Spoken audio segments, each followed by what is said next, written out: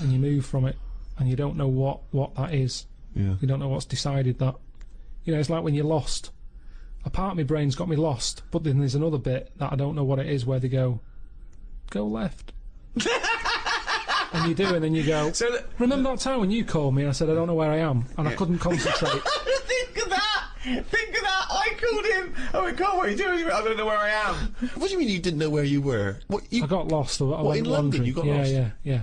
And I went wandering, and then, you know, I It's was when like, he first moved into his new place. He was walking back from his old place to his new place, and he didn't know where he was. He How tried can to you take a ever short. really get lost in London though? I'm just as a cabbie. well, yeah, I don't want to do that, because I feel bad pulling one over and then saying, where am I? Yeah, they don't appreciate that, do they? But I found my way back, didn't I? Yeah. But you told me 20 one minutes. time that you much prefer getting lost. You love wandering around and getting lost. You Yeah, said that's much better. Going Yeah, around it the was a cold cul-de-sac. day. It was a cold day. I just wanted to be at home. I had things to do. There's a time and place to be lost. Well, go on. Well, a place What's you the don't place? know. What's and the place to be lost? Somewhere you don't know. Right, good. Okay. And the specific. time? The time. Time when you're not in a rush. Right. But that time I was in a rush, and I was And- cold. So a typical argument in your head is what? I'm lost. I'll do one side of the brain, you do the other side of the brain, okay, in your head, okay? Karl, What? this isn't where we should be. You want to go home, didn't you? This isn't your house, because it's a field. You live in a house, don't you? Why are we standing in a field? This isn't your house. You're meant to go home, but you've walked into a field. No, but that wouldn't. I've never been that lost. When I'm walking across a field, at the edge of the field, I'd go, hang on a minute, this isn't right. I wouldn't get in the middle. I wouldn't go that far. I'd go, right, I definitely shouldn't be here. You did once. You were in the middle of a field, and your dad had to rescue you. Yeah, and carry that's you when I through was the a kid, because I was reading as I was walking. That's,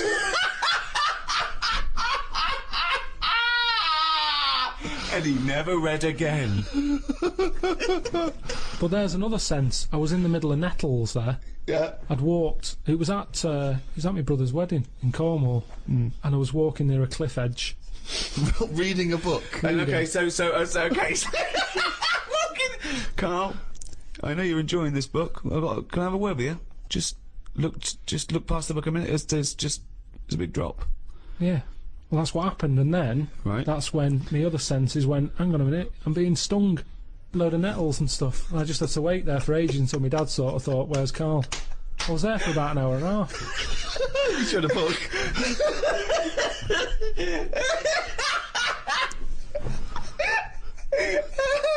Fuck me like a cartoon. But why are you wandering off reading a book when it's your brother's wedding? No, this was like, we were in, I think it was it's St Ives in Cornwall. Yeah. Yeah, it was in St Ives, and just, you know, it was a nice day and that. There was no telly in the place. It was a horrible house.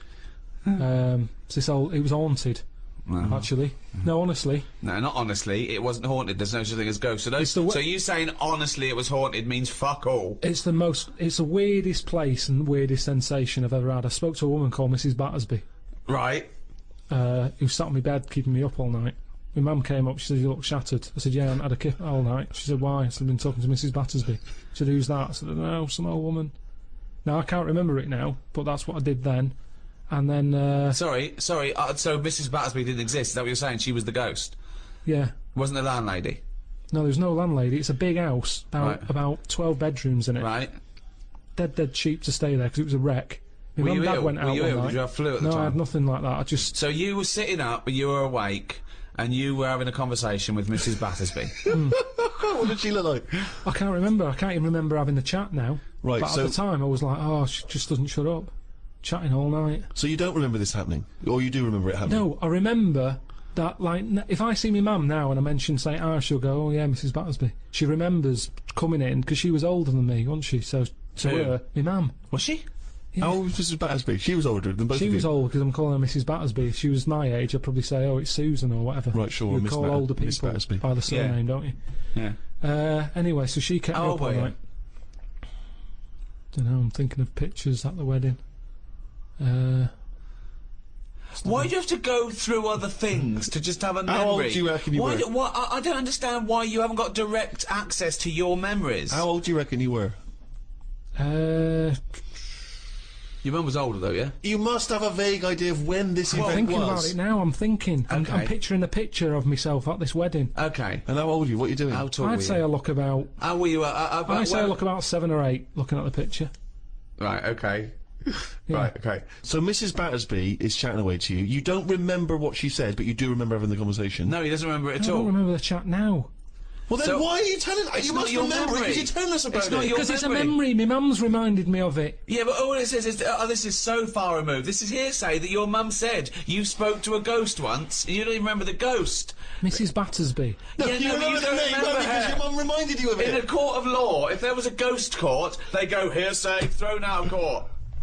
Right. You yeah. don't have a memory of Mrs. No, Battersby. look, I know that when I was a kid, Yeah. I ate a beetle. I ate a beetle because I thought it was licorice. Now, I can't remember that now. You can't remember that, but you know it happened because your mother told you it happened. Exactly. Right. But the fundamental thing is that we can believe we can believe you ate a beetle, well, because that is something that could happen in real life. But- what we're questioning is that you spoke to a ghost. I thought it was licorice. What sort of beetle was it? Just one of them standard beetles, just the black shiny one. Thing is, right, a couple of years ago, we were in the Ivy, and the food came, and there's a big blob of wasabi, right? It was like called an Oriental hors d'oeuvre, right? And I looked over at Karl, and he started going, drinking water. I said, what have you done? He said, I had that. I said, that was a blob of wasabi. He said, I thought it was one mushy pea. That's a classy restaurant. They're serving one mushy pea. Well, they do that, don't they? Wow. Small portions. It's all trendy, isn't it? I love the fact that it's exactly the same thing. They've swapped beetle for wasabi and licorice for pea. You see things, you see something. You It's a think, good job you remembered that anecdote, though, because he doesn't. exactly, yeah. In years to come, we'll be going, ate some wasabi once. Did you? Yeah. Well, according to Ricky, I did, yeah. I was in the Ivy. I thought it were mushy pea. So hang on, I just want to go back to Mrs. Battersby because What you other- confidently said it was haunted, it was the most haunted place. Yeah. But you've got no evidence for it because even you claim you had this encounter, you don't even remember it. Yeah, but you don't remember everything in life, But you do you? supposedly had a conversation with a ghost. I know, but I didn't know. When I was younger, I But you didn't think remember that the was a specifics ghost. of an ant walking around. Yeah, so you thought, so I see. If you'd have had the memory, it would just be a nice old lady on the end of your bed all night. Right. And then... Then when I mentioned it, my mum was saying, what do you mean, Mrs. Battersby? Who's Mrs. Battersby? right? When you're a kid, you're not terrified, are you? No. Nothing scares I mean, you. I'm beginning to think who the fuck is Mrs. Battersby, I must admit. But So, yeah, that was, but it was a weird place. I mean, there was no telly. All they had for sort of company was a calculator. Carl, you're the strangest little man that's ever extraordinary. lived. Company, had a company. No. There goes Carl with his friend. What's his friend? Oh, it's a little... It's a Sanyo 4197G. I love that. That's amazing. Oh, calculator, do that boobs thing again. My mum and dad used to go out. I stayed in there. Just shots of him with his calculator on the beach. Like that. It's Sunday. Maybe beautiful and the 4 air. plus 16, what will it be? My only friend was the calculator. Oh, God. Just imagine the shots of him in Vietnam just carrying Tommy. When the batteries died, they had to have a funeral for him. His barrels roll over the floor. Oh, fucking hell. The only company was a calculator. Before I used to knock around with a brick. Oh, fuck me. Carl, the human body is one of the things that you're actually genuinely fascinated in. This is one of the things that you admit is quite amazing. And I think we all agree with that. Here's some quite incredible stats and facts about the human body. What do you think of this? 50,000 of the cells in your body will die and be replaced with new cells, all while you're listening to this sentence. Go on. Well, that's it. What's the sentence? That was the sentence. What was the sentence again? Well, it doesn't matter. The sentence doesn't matter. 50,000 just dying and being replaced in that time. But what are they doing? Different cells do different things. Some are taste buds. Some carry hemoglobin and oxygen to other cells. Yeah. Some are skin. Some are liver. I've heard about skin. I've heard of that skin sort of. you What? know, What you heard? A rumour about skin. You heard of skin? What? It's just it Keeps just, all your stuff from falling on the fucking floor? well, it's the thing that makes you what you are as well, doesn't it? What do you mean? More than anything. Why? Well, without the skin, you're just a skeleton. You look all the same. No, you're not just a skeleton, no. Other than your lungs and your heart and your kidneys and stuff. What I'm saying is, I know, went to and all the that- flesh on top and all the blood vessels and all I the... went to that bodies exhibition. Yeah. No, you're right. This is it. He knows all about the human body and science because he went to the bodies exhibition. Do you know where the German fella cuts bodies up? Yes. Now, he had a load of people on show. Could have all been the same family. Because everyone, without the skin on their head, looks the same. Other Well- than height, Yeah. everybody looks exactly the same. And that's why racism is so stupid. Well, it's a good point. Good point, isn't it? Yeah. That's saying that, though, I did think most of them were Chinese. What made you draw that conclusion? It's just the eyes. They didn't have any eyelids! Honestly, if you've seen it, it looks, there's something that... and they're a bit mad, aren't they? They do all that endurance stuff, and I thought, this is the ultimate way to go, isn't it? I think that's Japanese, yeah. Just Is it? completely different race, culture, country, nation. Right, well, well, the Japanese, then, I reckon they've donated their body to it. You started off saying you cannot tell anything about where they come from because they haven't got any skin. It was just the eyes.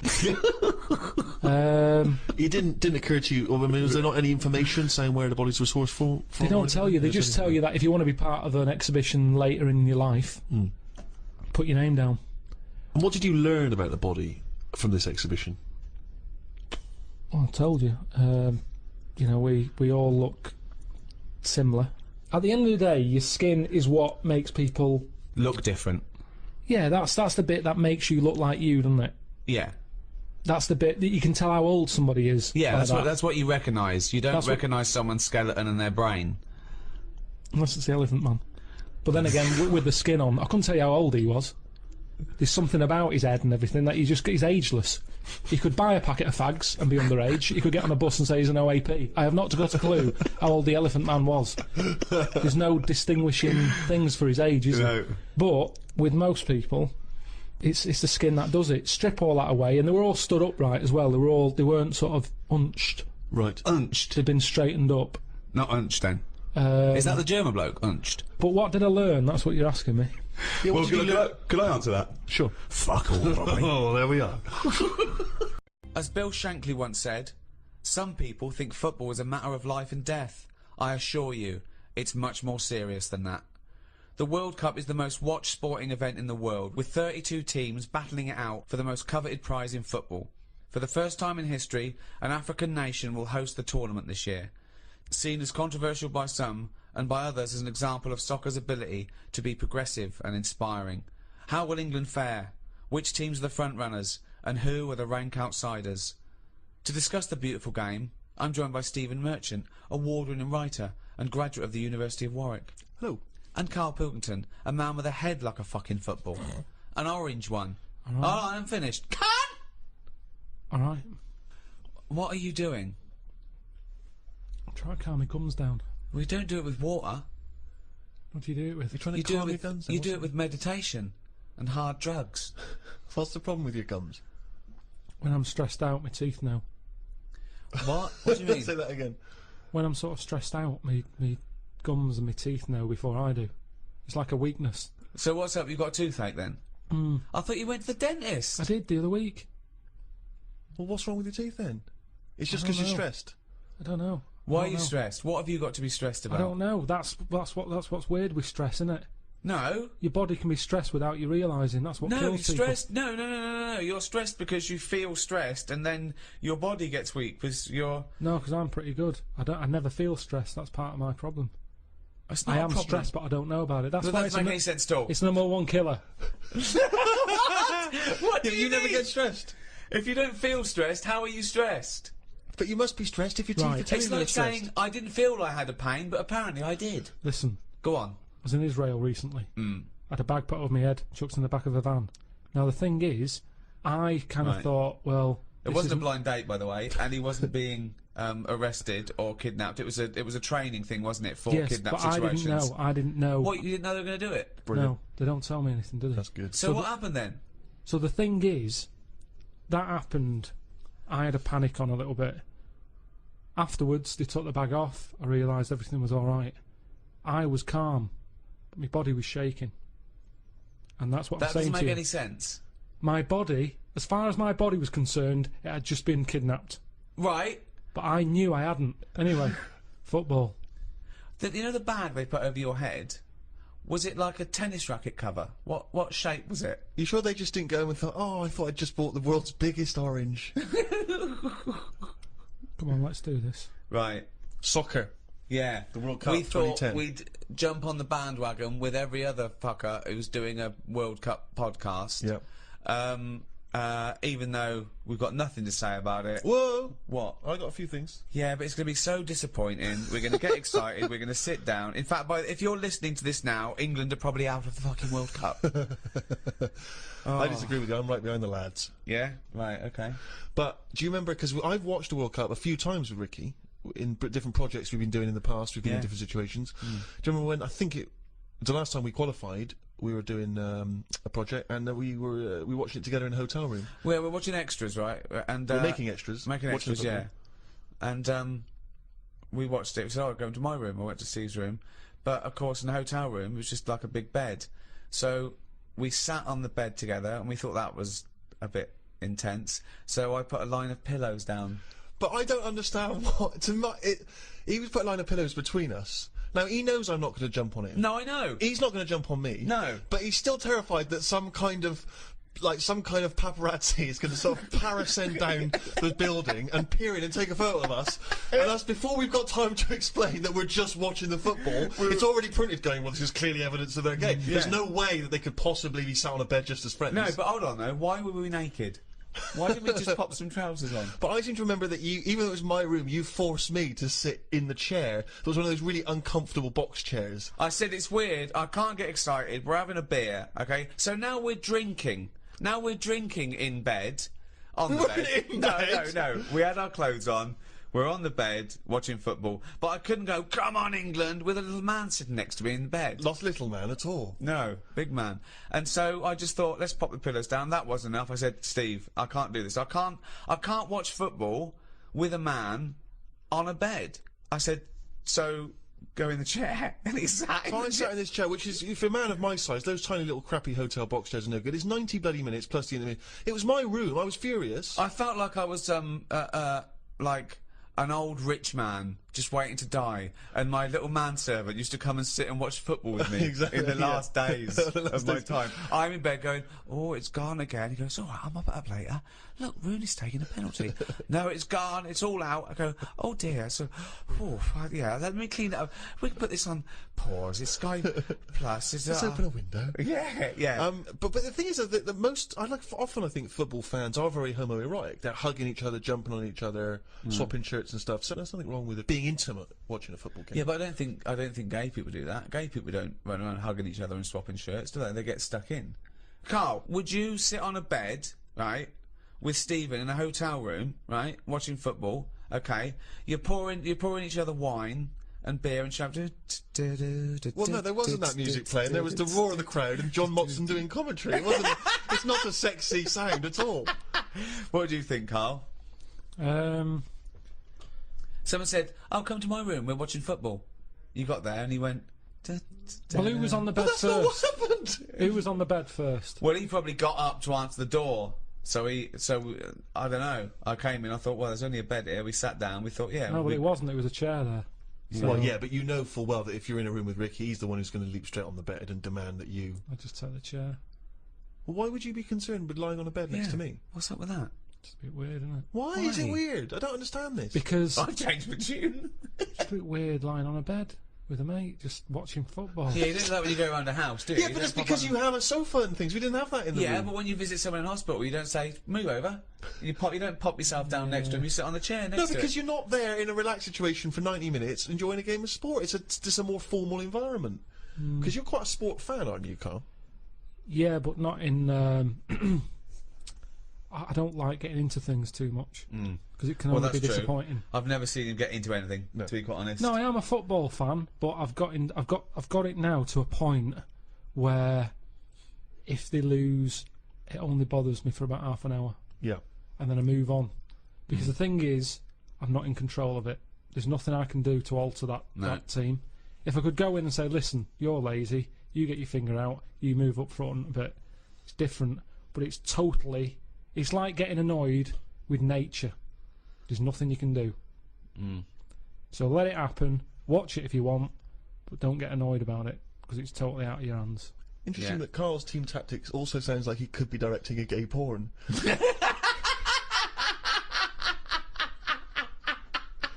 You get your finger out, you get up front. You're lazy. Oh, that's amazing. What do you think of these people, though? I love it that everyone's an expert. Everyone's a pundit. You see these fat people in pubs going, well, he's lost a few yards up front. Yeah, you fucking score a goal then, fatty. Wearing a football top. Yeah. I hate that. Exactly, yeah. They shouldn't make them for them. Shouldn't make them in that size. It should be one size only. If you're fit enough to play football, you can wear one. If you're a fatty, you're not. It looks ridiculous anyway. But what's that? That's what he was talking about. So you were a big fat slob with his belly out in an England shirt going, I could score from there. Go on then, let's have a go. Hey, listen, calm down. Don't be slagging off the fans, because that's what it's all about. Football's all about the supporters, isn't it? You know, let's not forget these people paid millions to entertain us. If we want to drink till we're fat and eat pork pies and then put on an England shirt, we'll do it. But That is what's the it all British way. about? That is the English way. That is what we won a war for. What difference does it make if we win or lose? That's what I always look at, the end result. How can you say you like football and then give us that argument? The only reason to watch football is the excitement of the challenge. Yeah, it's entertainment. No, It is and a entertainment. bit of skill. It's nice to see a bit of skill. And But go, that, that was yeah, clever. only because it's entertaining. Yeah. But what I'm saying is, enjoy the game for what it is, and then forget about it. If Fat Bob in the pub, he's got his football top on, Just. he gets all annoyed when England, lose. Yeah. What difference does it make? What difference does it make if they lose there or lose in the final? Well, What's the point? Well, I'll tell you what difference it makes. I knew a Fat Bob, okay? That wasn't his name, but I'm changing the name to protect the innocent. And him. And he's not innocent, right? Is it Fat Dave? It was a big fat bloke, right? And he worked on one of the crews that used to bring in equipment where I used to work at the Students' Union, okay? And he was massive, right? And I think it was 1990 or 1992, the Euro, right, when England got knocked out, and he went mental. And he was so angry, he went out and he wanted retribution, okay? Luckily, there were no German people around, but the closest he could find was a sausage van. Some poor bloke who delivered sausages, and he turned it over. He got the van and he turned it over, because it was selling sausages, so he thought, that's German enough. No, well, if he's fat, he's probably just annoyed that it wasn't open. As Aldous Huxley once said, man is an intelligence in servitude to his organs. Made from the same stuff as algae, the human body has evolved into the most complex organism in the universe. An animal with power of introspection, conceiving complex metaphysical notions of morality, beauty, and love, while at the same time battling time, illness, and even death with even more sophisticated scientific weaponry. While we may still marvel at its complexity, what do we know about the human body? What are its wonders and limitations? And with scientific and medical technology moving ever forward, how will the human body evolve over the centuries to come? To discuss these questions and more, I'm joined by Stephen Merchant, award-winning writer and graduate of the University of Warwick. Hello. And Karl Pilkington, a man without formal academic qualifications or any awards to speak of, but he's good at other things. Cleaning windows, for example, with his fucking tongue, Gump. It's a bit harsh, isn't it? Alright. All your cells die and are replaced many times over in your life, except the brain cells. You only lose them. You lose hundreds and millions and trillions, right? And you've still got plenty left, don't worry. Or most people have. So only a small percentage of the cells you're born with remain yours, the brain cells. So supposing you're 99% different, all the time you're changing.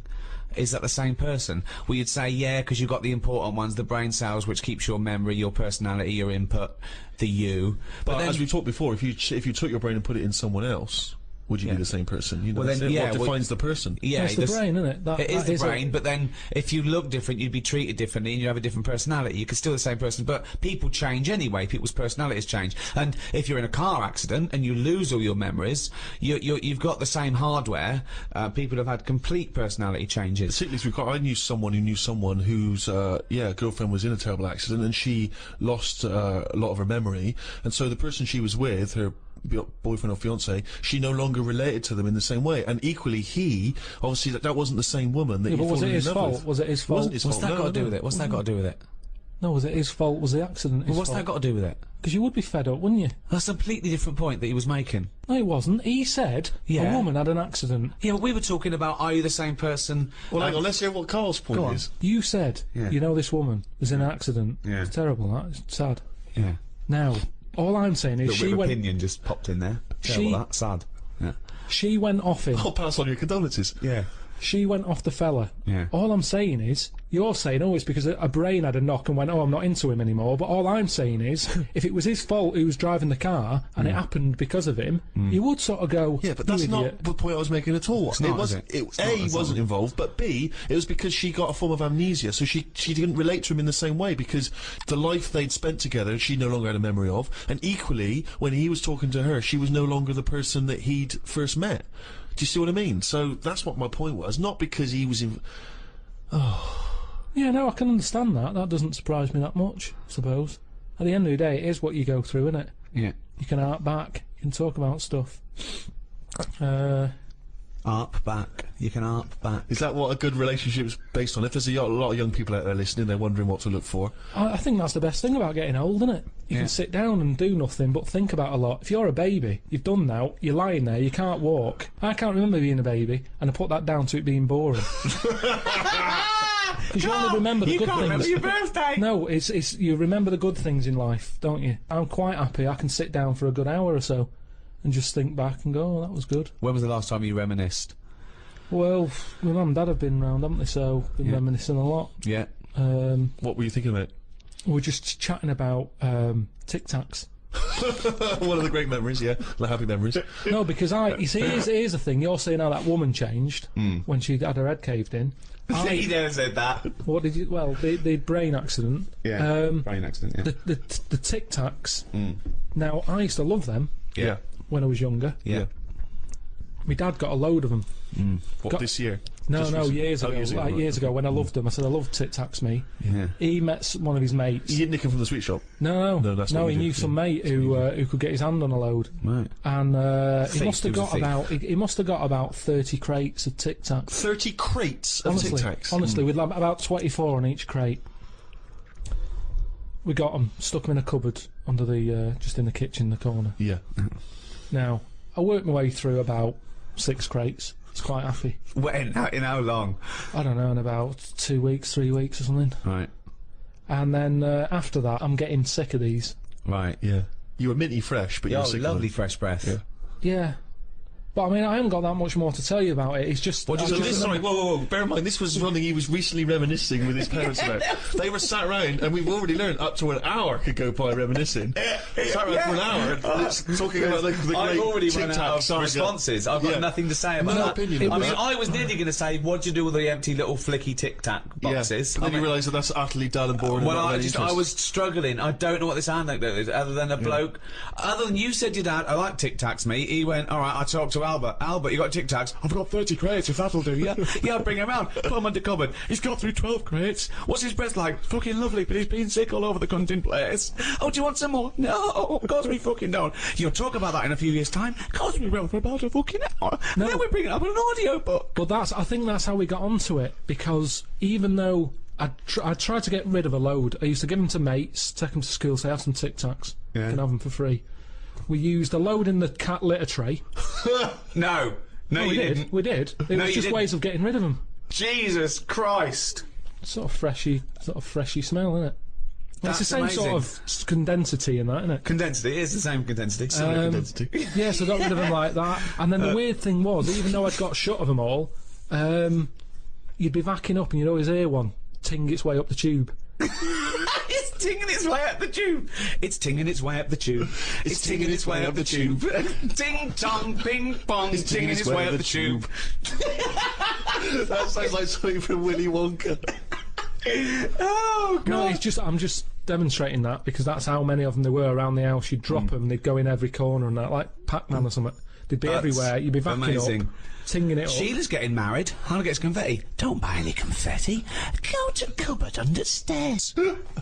So yeah, that's a little memory there, isn't it? It is a little memory. Now It's a really little memory. The strange Tic Tac house in Salford, where everything is made of Tic Tacs. Wow, that must have been a hell That's of a time you had with your parents there. The old Tic Tac No, but it's reminiscence. better. You see, you're saying, "Oh, what a boring story that is." But when I see your mum you've and dad, re-gravelled the drive. Yeah, smell it. Suck the drive if you want.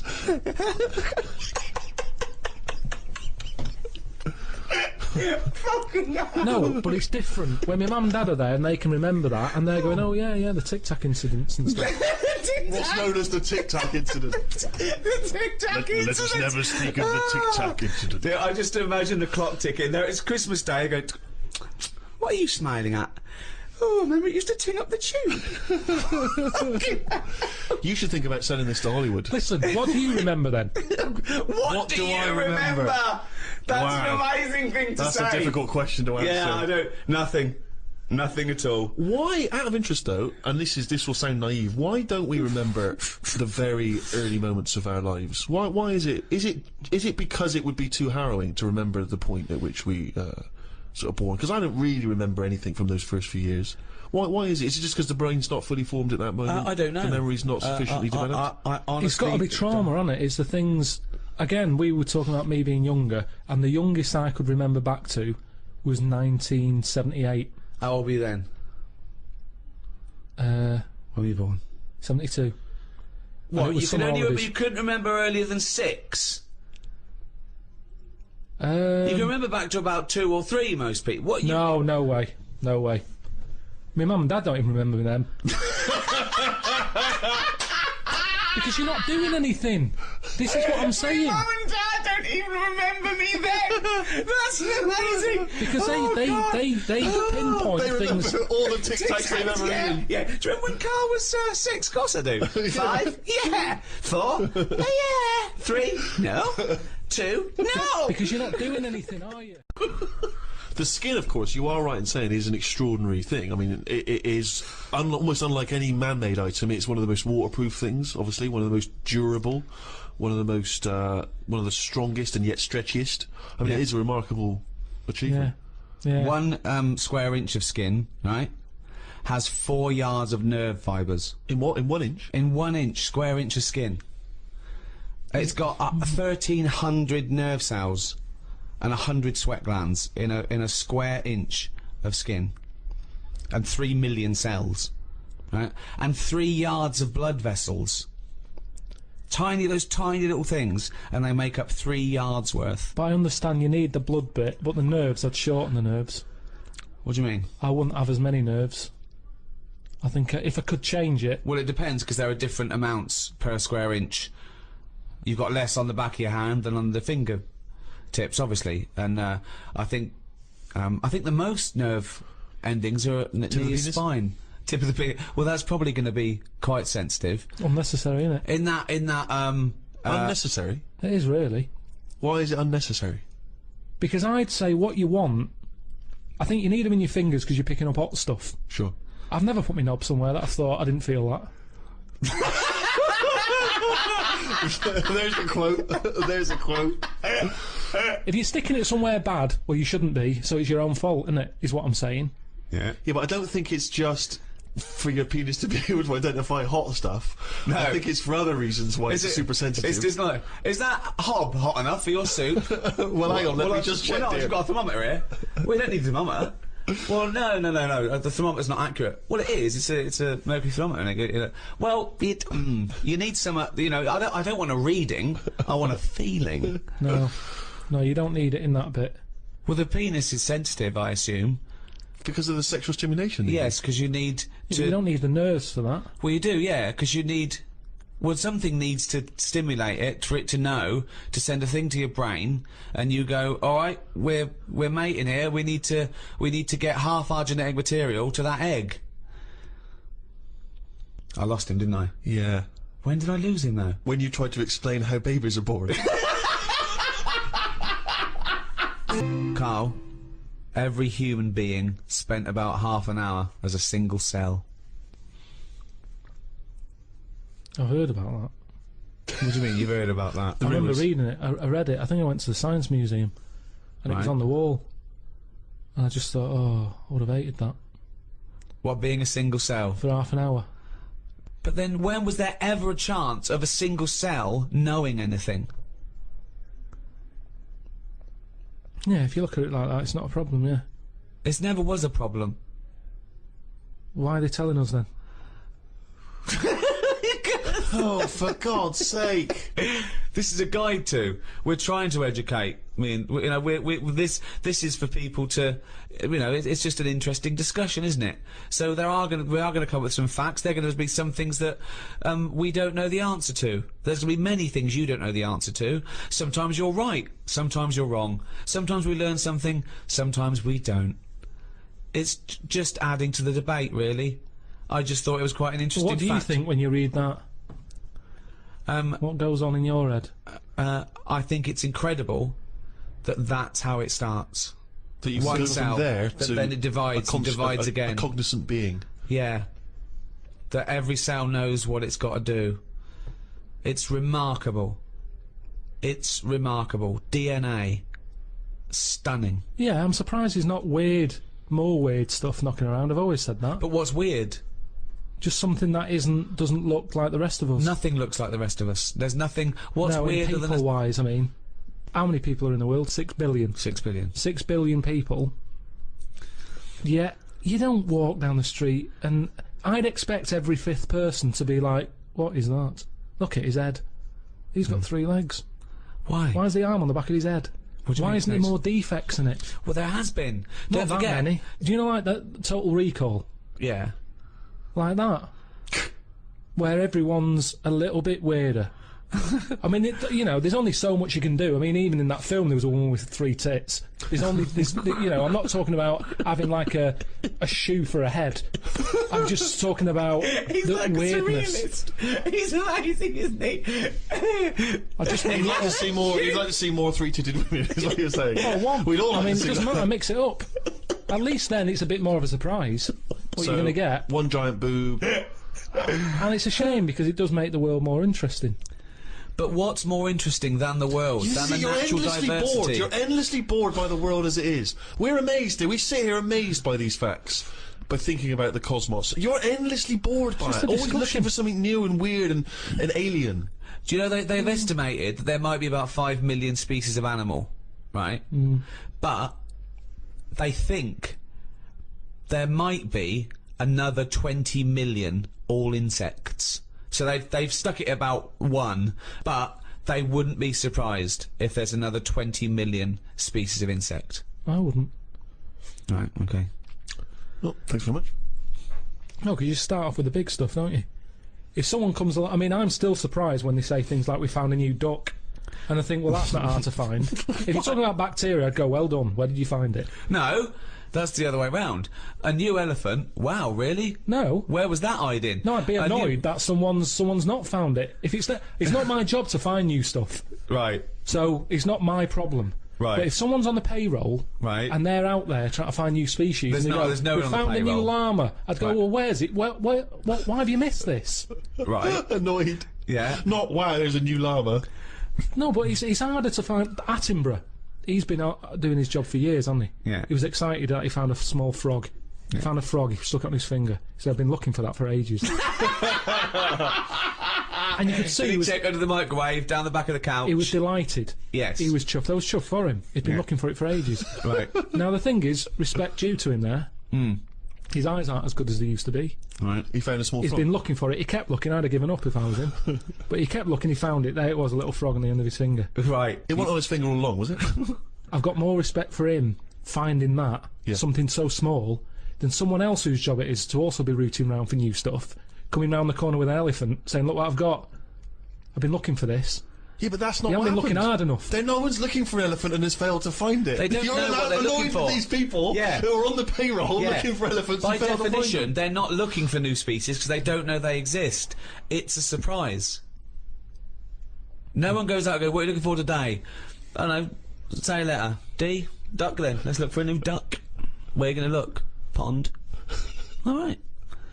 I know, but sometimes it's the slightest thing. I mean, we've done Yes, a lot it on is. insects. Yes, it is, But yeah. they go, I found a spider with like an orange leg, or a fish that swims upside down. It's like, put it the right way up. I mean, it's not worth noting. I'd say it's got to be a dramatic difference. Right. Right, You're how such a dramatic. bag of contradictions. You'd be annoyed with someone who found a new elephant. You'd think that was a sizable discovery, but no, that would piss you off because they should have found it before. They find a fish just swimming around upside down, put it out the right way. How isn't that- different does the elephant need to be? It comes around the corner, you go, that's just like another elephant. How does it have to be different, right? What to you has to be different? To the point that I don't know it's an elephant. That Well, I go, like our hippos related What to would a it whale. look like then? Well, we're all related, we're all related. no, we're not though. Yes, are we? we That's are, a yeah. daft thing to say that. No, we are all we're not related, all it's just a related. matter of degrees. Um, You understand what it means to be related to your brother, don't you? yeah. So you understand what it means to be related to your cousin. Yeah, it starts getting a little bit... Really? Already at cousin? Yeah, Already there's at cousin? cousins I don't It- talk to. I haven't seen cousins. Right, well, so let's forget chimp then. My dad said over Christmas that who do you think you are was on. He said, oh, why don't you do that? I said, because it's looking up dead people. There's cousins who I don't even talk to. Yeah, true. I've no idea. It who annoys these- me when they cry about their great-great-grandmother. They didn't even They're know. like, yeah, no, yeah. Didn't even know them. Don't even know them. And all it's going to do is dig up problems, innit? You're going Yeah. to find someone out who did something wrong and you're going to get the blame for it. I don't want to know. If my cousin was Einstein, very nice. Yeah. But at the end of the day, that's If going to your add cousin extra was pressure. Einstein, then you really are an underachiever. No, but do you know what? If he was, I'd know about it. I don't reckon you would know about it. I reckon I don't I would. reckon your family would be that impressed with Einstein. They He would have was- stayed in touch. He would was they? always the weird one with the scruffy hair and his tongue out. Yeah. No, I reckon the stuff we know is enough now, and all we tend to do is find problems.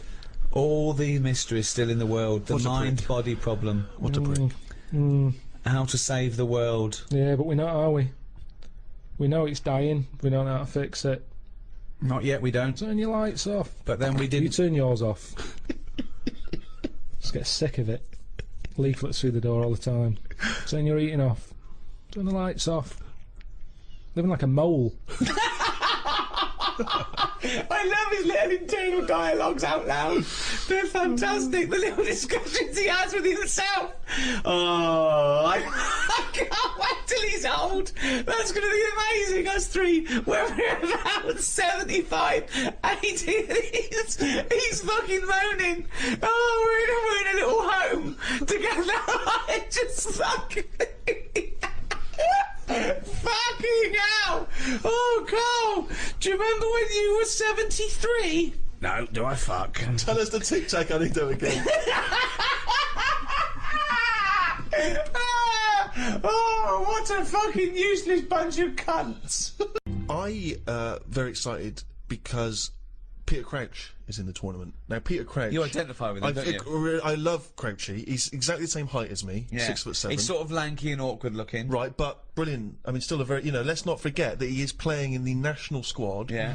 He is a striker. You know, he's got an excellent track record of scoring for England. Admittedly, maybe not in the super top important games, but nevertheless...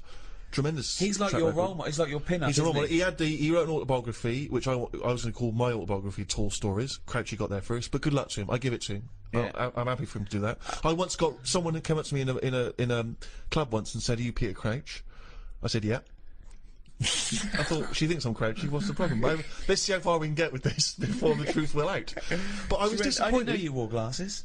No, exactly. I'm sort of off duty. You know what I mean? Yeah. I don't wear them on the field. But Do you think he'd have had a different career if he'd have worn glasses from the age of 5, like you? this is one of the reasons I've not been a great footballer. Have you ever seen me doing any form of athletics or sport? No. Because I like to think I look quite elegant. You know, I feel like I'm actually in control of it. But when I look back, if like someone's videoed it, I look like one of those giant costumes in It's a Knockout.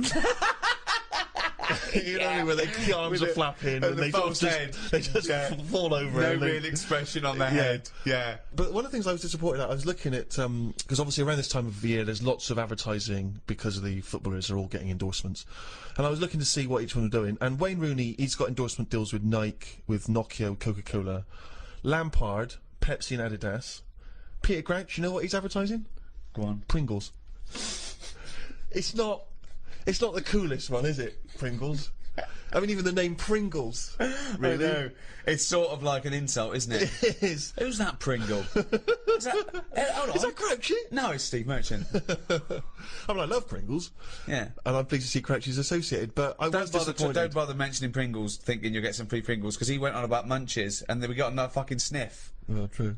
What do you think of that, Karl? But you, are you a fan of Crouchy? You must be, They're all much of a muchness. That's not Honestly, true, is it? That's nonsense. I didn't want to come in here and start talking about football. I'll watch it.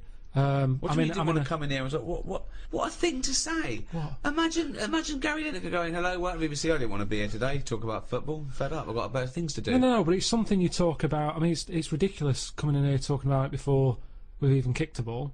Who knows what's going to happen? If there's one thing that's good about it, it's that, innit? Not knowing. Well, that's what I don't understand. I don't understand all this punditry, why we have a 3-hour build-up, then they talk about it half time, then they talk about it for half hour afterwards. I mean, for me, it's like, it's kick-off, who won? They did, 3-1. Alright, cheers, let's get on with work. But also, we like the whinging after. We are, this country loves a moan. They love it. Yeah. I love it. Love a good moan. I don't know how we'd be if we won. We'd go, alright, what was he talking about? Yeah. See, back in 1966, people weren't as miserable. No? Okay, well, hang on, I'd like to hear this theory extrapolated.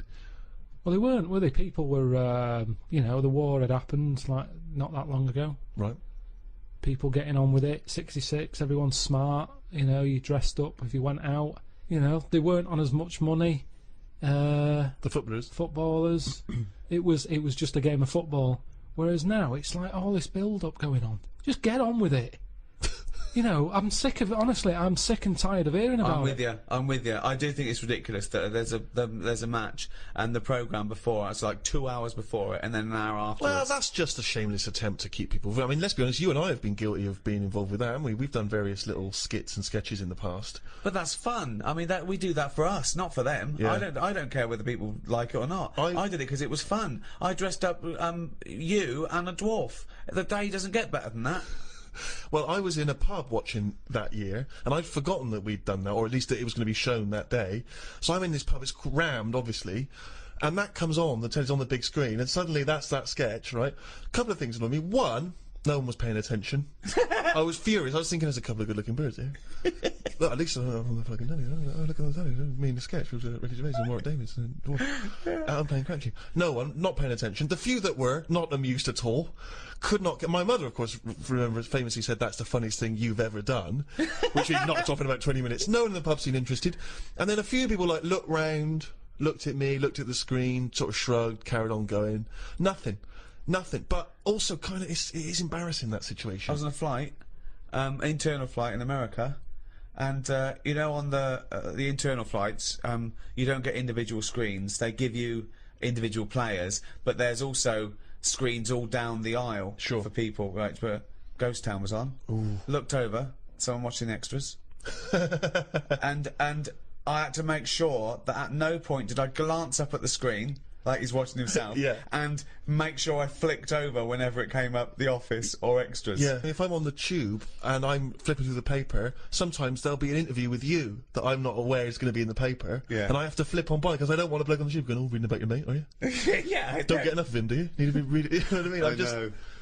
Karl, have you been recognised? Do you ever get recognised much? Yeah, now and again.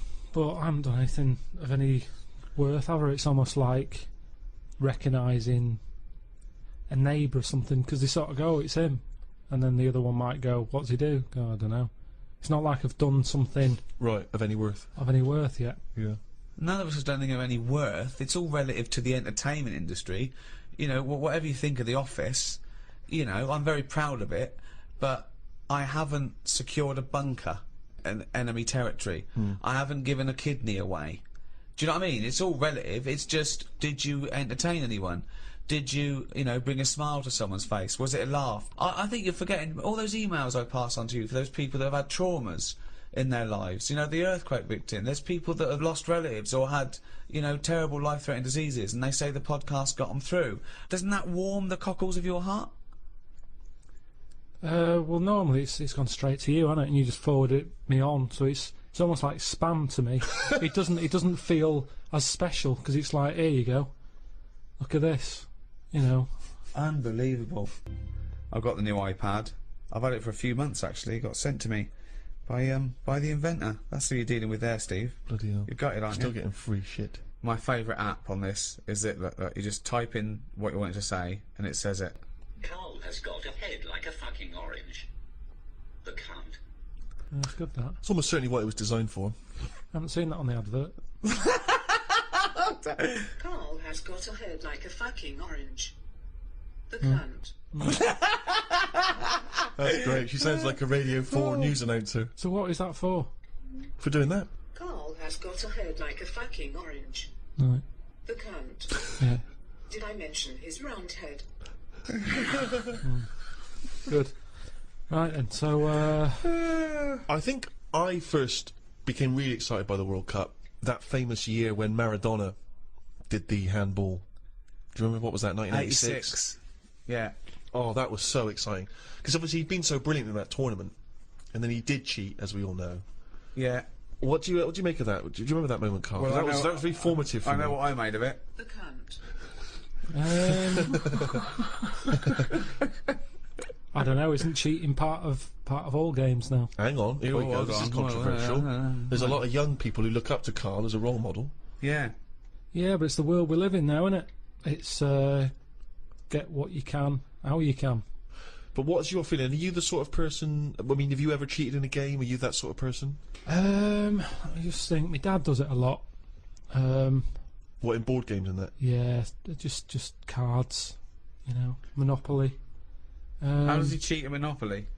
Just nicks a lot of the money. I'll just straightforward nix the money. I hadn't thought of that.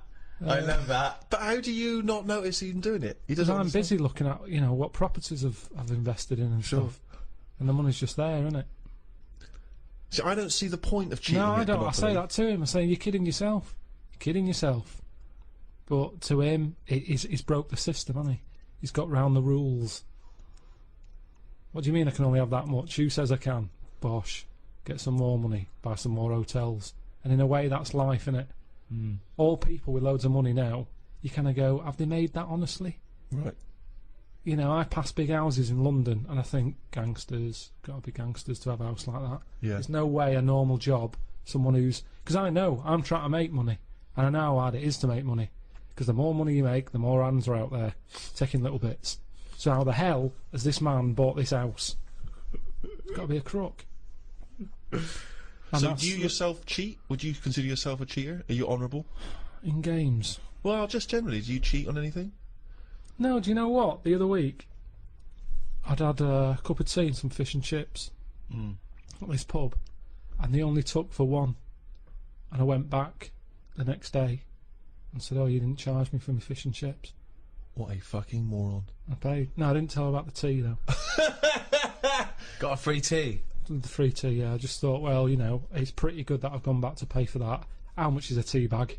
The water's free. Yeah. I'll have that for free. So that, again, that's just me. It's like the Mars bar and the paper round. It's me going, well, I've been good.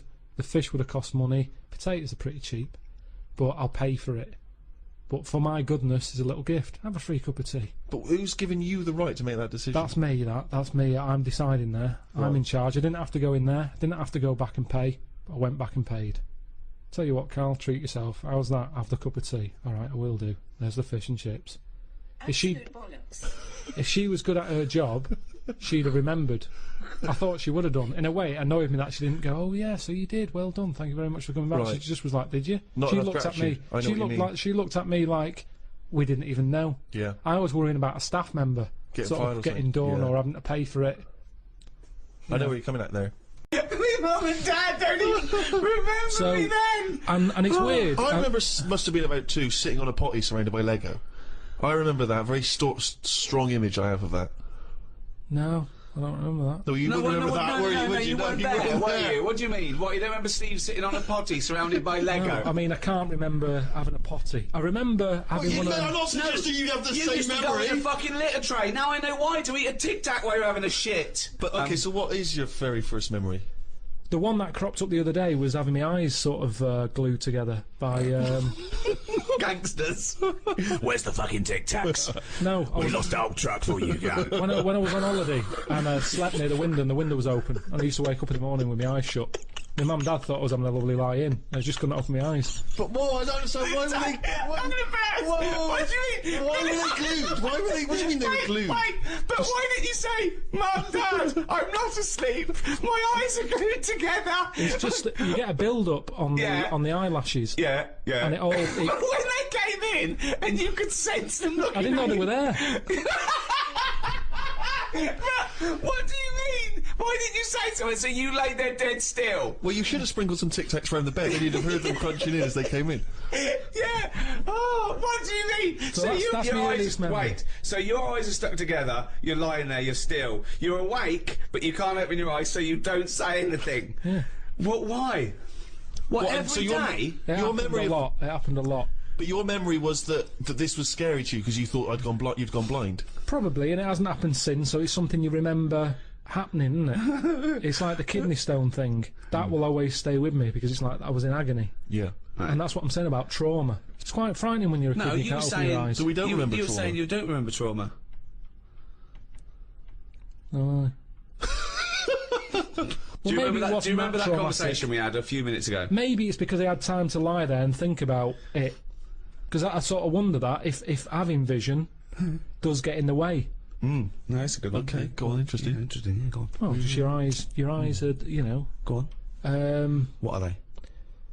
They're the thing that makes you do the things you want to do, aren't they? Your eyes What do you at the end mean? of the What do day. you mean? Interesting. Go on. Give you, Everything. You might want to. You might like drawing. Right. Your eyes. That's an example, though, isn't it? Because then you might like music, and you don't need your eyes for that, do you?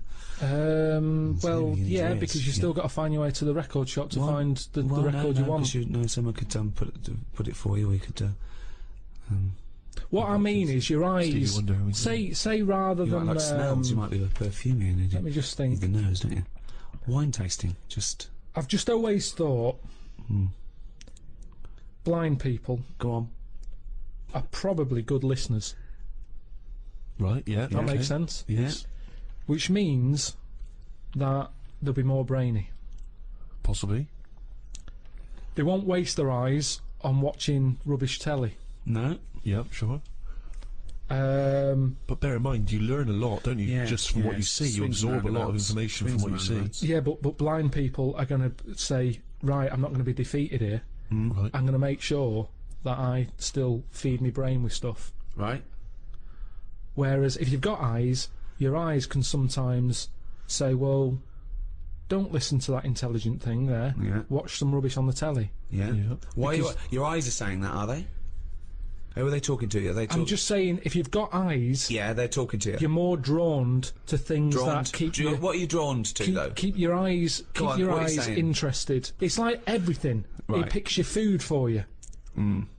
Does it? Yeah, No, it does. It doesn't. does. Of course, it does. That's why they advertise food in a way that look, those adverts on the telly. Look at So- this. This isn't an ordinary pasta. Yeah. It's So yeah, you'd eat a nice plastic apple, would you? It looked like an apple. Eat it. presentation is 90% of what goes on now in this world. Whether it's clothes, Is that a That's statistic that you because picked up from you somewhere? know what the thing you like looks like. So you recognise it. You go, oh, I like that. You don't go, oh, I like the look of that. I ate it last time and I like the look of it as I was eating it. You go, I know what that is. That's the thing that tasted good. not always. No? I think there's a lot of cakes out there, and I've been conned where my eyes have gone, that looks good. I'll go, can I have one of them? And I get it, and it's just like air with cream on it. But There's that's nothing. you, There's Are no you furious enjoyment. with your eyes at that point? but Well, you it's a just bit annoying. contradicted your own point.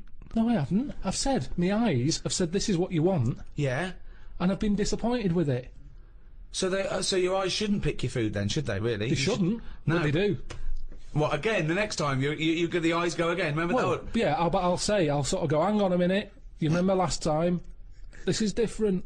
You are the strangest man There's not I've weird. ever met. There's nothing weird about You that. are the strangest person not. I've ever met. So are you mistrustful of your eyes? You You don't are. trust anything you see now. You query it. Here's a clearer way of describing it. Go on. Holiday brochure. Right? Your eyes, look at it. Look at this villa here. Look at that, it's got its own pool, close to all the amenities. Get there, my eyes. What have you picked? Because it's not as good. Who's arguing now? Who's angry with your eyes? Were your eyes angry then? No, I was angry. Okay, so your mouth and brain are angry with your eyes? Because, one, my nose has kicked in, I'm next to the bins. Right, okay. You couldn't see that in the brochure, the eyes couldn't see that. That's true. The bottle banks again, they're close by. My ears are going, what's the racket? Yeah. My eyes are going, sorry.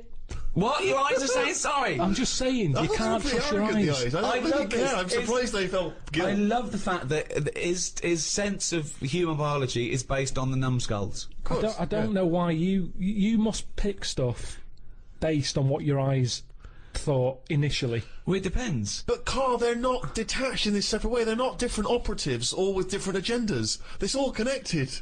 It should be. If I look at a picture in a brochure, a magazine, and I think, oh, that looks nice, my brain instantly says, be careful though, because that's a publicity tool in order to try and sell me this particular deal.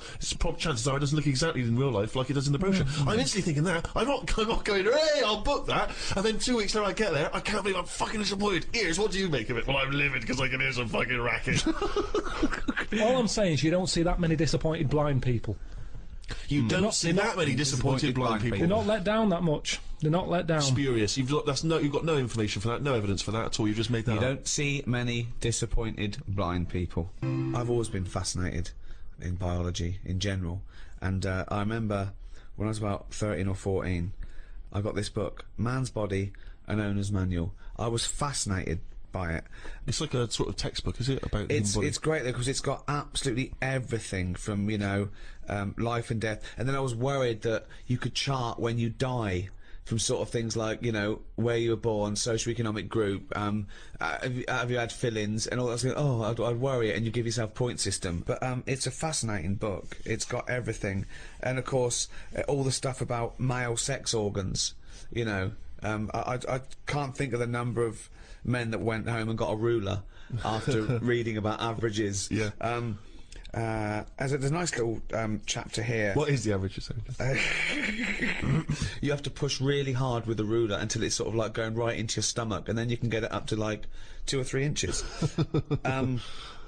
Lovely chapter here on sexuality. I want to read one. This is under the homosexual activities. It goes into what they like. Anal sex. It explains what that is. It's anal sex. This is inserting the penis into the partner's anus. Normally with the aid of an artificial lubricant, so it gives you all the details there. Now, in addition to anal intercourse, many homosexuals have practiced fisting, inserting a hand or fist or other objects into the anus as a form of sexual stimulation. Experience has shown, however, that this practice should be avoided, since it can cause gay bowel syndrome. No, I'd never heard of that. Wow. Yeah. Gay bowel syndrome. Gay bowel syndrome. Fissures, like lesions and stuff, and other damage to the walls of the rectum. So you'd go to the doctor and go, oh, I've got a problem. He goes, well, you've got gay bowel syndrome. Are you gay? Yes, I am. Yeah. All right. Well, have you been sticking another man's fist up your anus? Yeah. Yeah. We like that. Okay. Well, my advice to you is to stop that, because it's causing damage. Oh, thank you, doctor. I'm not going to stop it, by the way. I'm not going to stop it. I'm going to carry on doing that, and then just keep coming back here with a sore ass, if that's all right, and you can just fix it, can you?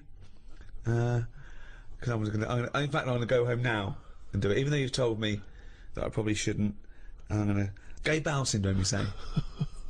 Karl, what do you think about that? Sticking a fist up your ass? Wasn't meant to be, was it? I mean, it's not, you know, it's going to do damage, isn't it? It's like you've got to know when to stop putting stuff in a carrier bag. And it's the same as that, isn't it? Because it rips. Yeah. Someone told me this recently at a party. Fascinating fact. See what you think of it, Karl. He told me that apparently, if you've got time on your hands, you can put your fist inside someone else's arse and then you can work your hand very slowly up through the person's body. Takes about 2 hours apparently, and eventually, it's what he told me. You can touch that person's heart. Right. Right, and it's like the most intimate thing you could ever do with Right. someone else. That's bollocks. That's what he said. That's what Well, our how bloke could you said. touch their heart? One, the alimentary canal is about 30 foot long, so you'd have to either have 30. You have to be Mr. Tickle, right? Or you'd have to be rolling up the alimentary canal as you go, like a stocking on a pole, right? And then when you get up there, how can you touch the heart? You'd have to rip through the esophagus, which would kill them. Okay, if the arm going all the way up their alimentary canal the wrong way didn't kill them. I like the idea of someone saying that to a loved one. All right, love. Love, little surprise for you. The kids are at your mother's. Yeah. I've put the phones off the hook. They're out for 2 hours. They actually, they better be out for 4 because I'm going to need to get it back out again. Yeah. Where's the Marge? It's like, imagine the doorbell goes. You got to sign for a package. Who told you that at a party? A psychopath. I don't know. And then he was convinced it was true because he went online to try and even when we were at a party, he found a computer and he started Also- typing in fist, heart stuff. And I said, you better delete that in case the Yeah. person whose computer I know, it is finds fist that. heart. Fist Yeah. heart. Also, if the aim is to touch the heart, right, go via the mouth, it's shorter. Let's pop it down the mouth. Yeah. Karl, thoughts? I mean, there's getting to know people. I mean, do you know how people say, oh, you shouldn't use a toilet with the door open and all that because it ruins What the like, mystique? knowing too much and everything? But that, for me, where do you go from there? Yeah. But you know me, I mean, I've got nothing against gays and that, but No. they puzzle me to this day. There's still things that happen when I go, what is all that about? Like what? I went to, what's the name? Harley Street. I went for a checkup. And like a medical. Posh, you know Harley Street, it's like it's the top doctors, isn't it? I've never been before. yeah. All posh buildings and that. Went up to the counter. I said, here, see the doctor. They said, name, yeah. Give us 10 minutes, go and wait in the waiting room. Dead posh waiting room. Dead fancy. Big leather furniture and that. Yep. Loads of magazines. I mean, like a newsagent's. Yeah. In the middle of the room on a table. Loads of them. So I'm looking through, and there's the top quality ones. Your Esquire, GQ, Classy, Yacht Weekly, all that, Country Life, Boys. Boys. There's one there, yeah, Boys. What's that? Right, lifted up like the one on top of it, and it's like Boys with a Z. Two fellas stood there, looking sort of Italian looking. Oh yeah. Right. Remember Brother Beyond? That sort of look. Right. Yeah. Sort of greasy hair. It's a going cracking back. reference there. Dungarees on. No shirt though. No shirt, just dungarees sort of unbuttoned, hanging down a little bit. Sure. So no one else is about. I'm never going to buy a magazine like that. You're going to tell us you looked through a You've Karl got to have a magazine? I had a little look just because I thought, like I say, it's one You're always chance. looking to learn, aren't you? You're always looking to learn. Yeah. Always open. There might have been something in there that I go, right, I get it now. I understand why they like doing that or whatever. Yeah. Right. So she said I was going to, 10-minute wait. I can have a quick flick through. Picked it up, had a look. Still none the wiser. Why? Well, what did you see when you opened it up? Just loads of. I mean, like I've said to you before about, I don't know why they like looking at knobs when they've got one of their own. Right. There's no right. surprises there. You're not going to go. Oh, yeah, Sure, that's yeah. nice. Lots of that. Yeah, but they can't get to it, can they? They can't get to their own. Who can't? Well, if they want a little chew, a little nosh, they can't get to their own, can they? They break their back. But they can't get to this, fellas, in the magazine. It's only a picture. They're just looking at it. They might as well look at their own. That's In what a I mean. minute, Yeah, just have a look at it. They just stood there. They're not up to anything. They were just sort of stood there. Some had like car oil on the face. There was one Why? sat on a, don't know, just like a mechanic type thing. Car oil on the face and like rubbed on the chest and that. Sure. Not about. Yeah. There was someone sat on like one of them square things of hay. Oh yeah. Sat there, like sort of sat on it, straddling it. Yeah. That must have been uncomfortable. Again, knob out. Yeah, just looking like it's normal. That's Sort of crazy. sat No there. farmer walks around like that. What was the other one? There was motorbike. They always like them. Yeah. No, I'm going through and then like the content is all puns. Right. It's all it's a couple of weeks ago. I should have wrote some down. Everything was to do with knob. Right. That's the only bit they're interested in the male body. Look at this bloke It's spreading not- this huge throbbing thing. The bike's not bad either. Yeah, all Yeah, that, yeah. loads of them. It was just cock, just 100%. Like let's just talk about the knob. That's a good name for a gay magazine. 100% cock. 100% cock. Did it not at any moment sort of maybe slightly unnerve you that the doctor might come in and see you reading boys? No, because I Or wasn't. what about if I walked through? Because I remember once when you were in hospital about to have a tube going down your knob and you were sitting in your pants with stockings on and I walked through and you were horrified. So what if I'd have walked in then and went, Yeah, God, I what are you would doing? have just said, look at this. Look at this, it's free. And I said, why did you bring that with you? No, I would have just said, look, does it look like I brought it with me? Look Yeah, at this. yes, it does. Well, Because I've never, what? So you because look I at- would never see, you would never see a gay magazine in a doctor's waiting room. So I think you bought that and pretended that it was That's there. the thing. I was amazed by that because there was no there was no Mayfair or anything. They just catered for if you wanted a bit of knob action. It was really. I mean, really, I could have complained. So if you're gonna have this, where's a bit of the other? Yeah. Yeah, you had a bit of this. Where's a bit of the other? I know one of the things that they had, and I thought they're really struggling with ideas. They had a Sukoko. As in Sudoku. Yeah. Sukoko. Surely Sadico is better. No, because it was like Sukoko. Yeah, but it's Dick as well. Subdico. Yeah. What? And it was still a Sudoku style puzzle, but it just had that name. Yeah. Yeah. It's just So everything. It is was all just Sudoku, but called Coco. That's amazing. That is amazing. Now, That- if I was gay, do you know, like Let's you have say, a game of Lubo. Let's have a game of Knobopoly. Noberation. Operation. Let's have a game of chess. Cock.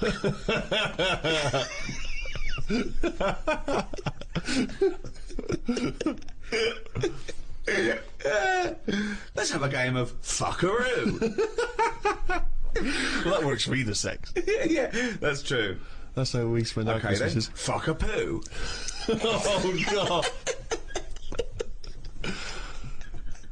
Oh, God. Human intimacy is a very strange thing because kissing is a bizarre thing, isn't it, really? I mean, I don't know what the evolutionary origin of kissing is. You know what I mean? It's quite a sort of strange... it's like anything, It's though, a isn't it? strange thing. It's because if you start reading about all the weird stuff that goes on, like people who have it away with dead bodies and that, it's because you've planted the seed in your head, and you start going, oh, I'll give that a go. Like food, you either want an olive or you don't. Some people will go, I'll try it. Some will go, they're not for me. Do you want an olive? No, but you can shove your hand up my arse so far to touch me up. You haven't got any olives. I have got some olives, but if you are fed up with olives, I've got an arse here going begging, and 30 foot along the animatrix now is a little heart I'd like you to Yeah, touch. but the thing is, if you give that a go and you enjoy it, then you want to do it again. Right, And you've do created not stuff. try and do that. Do not try and stick your hand so far at someone's arse you can touch their heart. There is no point to it. It is a myth that it could happen. You would end up murdering It's a someone. sorry state of affairs where you've got to put that message out there. yeah. But that's it, isn't it? That's the other thing, isn't it? That you don't hear of animal fetishes and animal phobias. You know, you don't get a lion who's a little bit nervous of antelope. I don't like antelope meat. And yet you have people here who are all those weird things of people who can only have sex with a pavement. Which is a good thing to, you'll never be lonely unless someone suddenly drops you on a desert island and you go, I'll never see a pavement again. What do you think of that? Those people that just think, Well, they're just idiots, aren't they? There are some weird... You know, you've got some clever ones, you've got a lot of divs. There's more divs on the world than better ones. Wow, that's a brave sentence to say. Yeah, he's right though. He's right. As gobbledygook as that was, he's absolutely right. I think Karl isn't a div. I think he's a better one, but doesn't know it. I think it's strange because I think that he's got all the other evolution of the human being, but he doesn't know which side his bread's buttered. He doesn't realise he's cleverer than he is. The number of times I find a theory that he said in gobbledygook, but it's true. I think that I think he's been dealt a bad hand in the brain department. Do you know what I mean? Yeah. Thoughts, Carl? Well, your brain's in two bits, isn't it? Yeah. And I wonder if one half is really good, the other half's messing it up. Yeah. That's how I Could be feel the case. That sometimes. could be the case. Yeah. Well, it is split into two. Yeah, and they are responsible for different things. Yeah. It's like these sort of families where there's a kind of really bright kid and then a sort of wayward child who just gets into drugs and stuff. Sort of like that up there Yeah. in your head. Because you have quite sort of out there nebulous thoughts, and you've got a lot of common sense, haven't you? And just having that that other sense of like, this is dodgy. What spider sense? Just that sense where you just go, I don't know why, but something's telling me we shouldn't be here. And you go, all right, let's go. I didn't think that. I knew he'd hate it, and that's why I did it. Couldn't stand it. There's no broadening of the mind going on. I don't know what you mean by that. What do you mean by that? What does that saying mean? What do you think it means? Well, just, I don't know, I was expecting a bit of mind broadening. I summed it up! I had an injection to sort of protect me from dirty chimps. Learn English, all pulled together. Anyway, what was my point? Pyramids. Whoa, hang on a minute. Let's just call them the pyramids. Let's have a look how great they are. Yeah! I mean, in a few words, your gut reaction. Yeah, gut gut reaction isn't wise, because it still hasn't settled since all these places. I don't think that's going to have a clue. Right. So they can build the Great Wall, they can do a massive big wall, but they can't be asked putting MDF doors on. Doesn't make sense. But again, that's just China for you. I saw this fat worm. He's like, why would he have made that? At what point? He did all this in 7 days, they say. When did he do? That's at the end. I reckon that's in the afternoon of the 7th day when he's going, I can't be arsed with this. Let's just make a little bit of a blob with a head on it. I mean, really weird looking stuff that you go, I don't know what it's doing in the world. In the end, they ate one. Oh, God! How old are you? Oh, well, I'm 72. Right, well, you I'm don't... 23.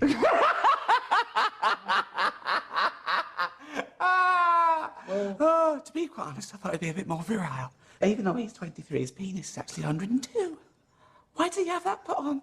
Why did he have it put on? Is this any use? I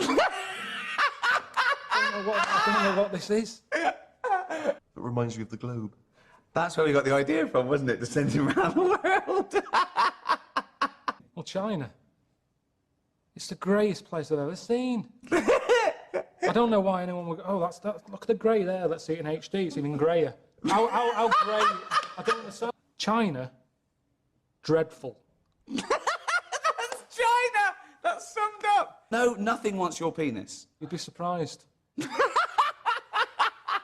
Honestly, there's some weird stuff out there. Do you know these fish in the Amazon that go up your knob? Now everyone's saying to me, you've seen the Amazon? That's amazing. Well, how come the stuff that lives in it doesn't want to live in it? They'd rather live in my knob than live in the river. So you're telling me that I'm meant to be lucky? That's what I'm saying. Nowhere's safe. I think his family will be there going, what's he brought last time? He brought some great presents and fags and some spuds. What's he got now? He'd go, there's nothing. I've got your fridge magnet.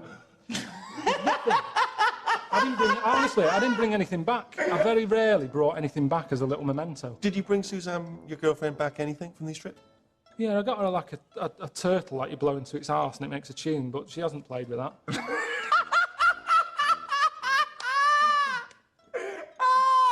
Oh, God! That's amazing! That's amazing! Oh, fuck me. You are the strangest man on the planet. You haven't been to China. Thank you. Good night. Chicken. Why is it orange in Chinatown? Just the slightest thing. The chicken is orange. They eat anything. You know what I mean? Octopus.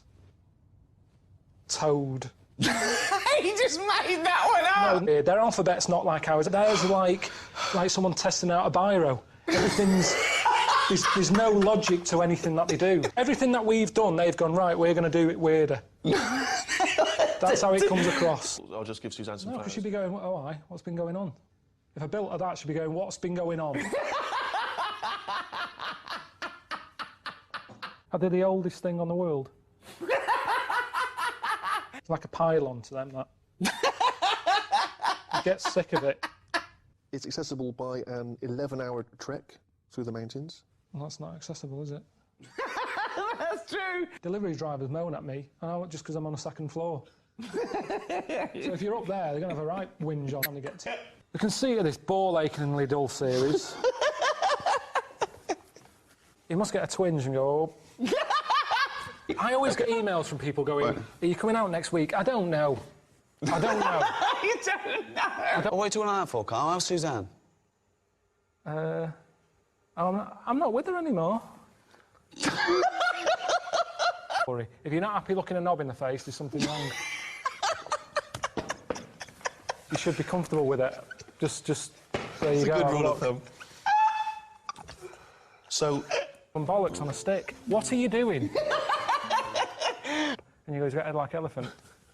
Elephant Baba, three down. So it's convenient. I learned that babies in China, a lot of them have square heads. Right, go on. We're going to kill this kid if you don't give us the 5 million. How We're can you call getting him a sick kid? of him. Why? What's he doing? He's just shouting Congress tart. Give him the money. Give us the money. Okay. I wouldn't have got him to call you, actually. There's no way. There's no way. It's an idea. I'm out. So to be a Hell's Angel, you've got to shit in your pants. Your mum giving you... So shit in your pants and keep them on for a week.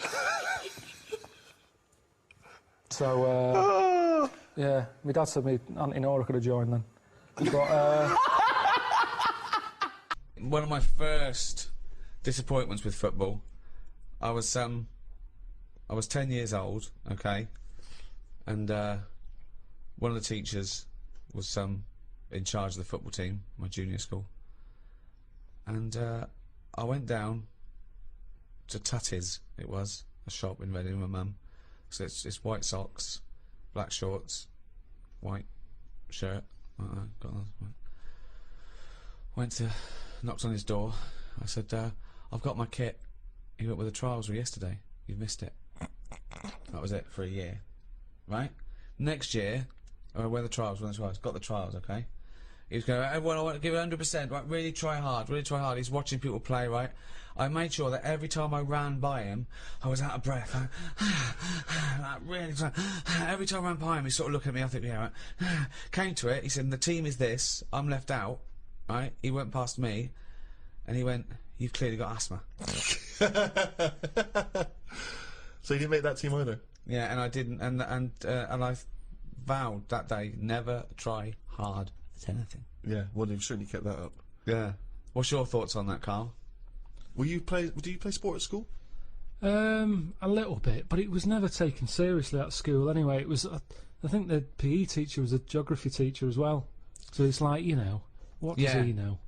It was all that. Basically, he put some tracksuit pants on that were always too tight for him. Could see everything. What were you looking at? Because you couldn't help it.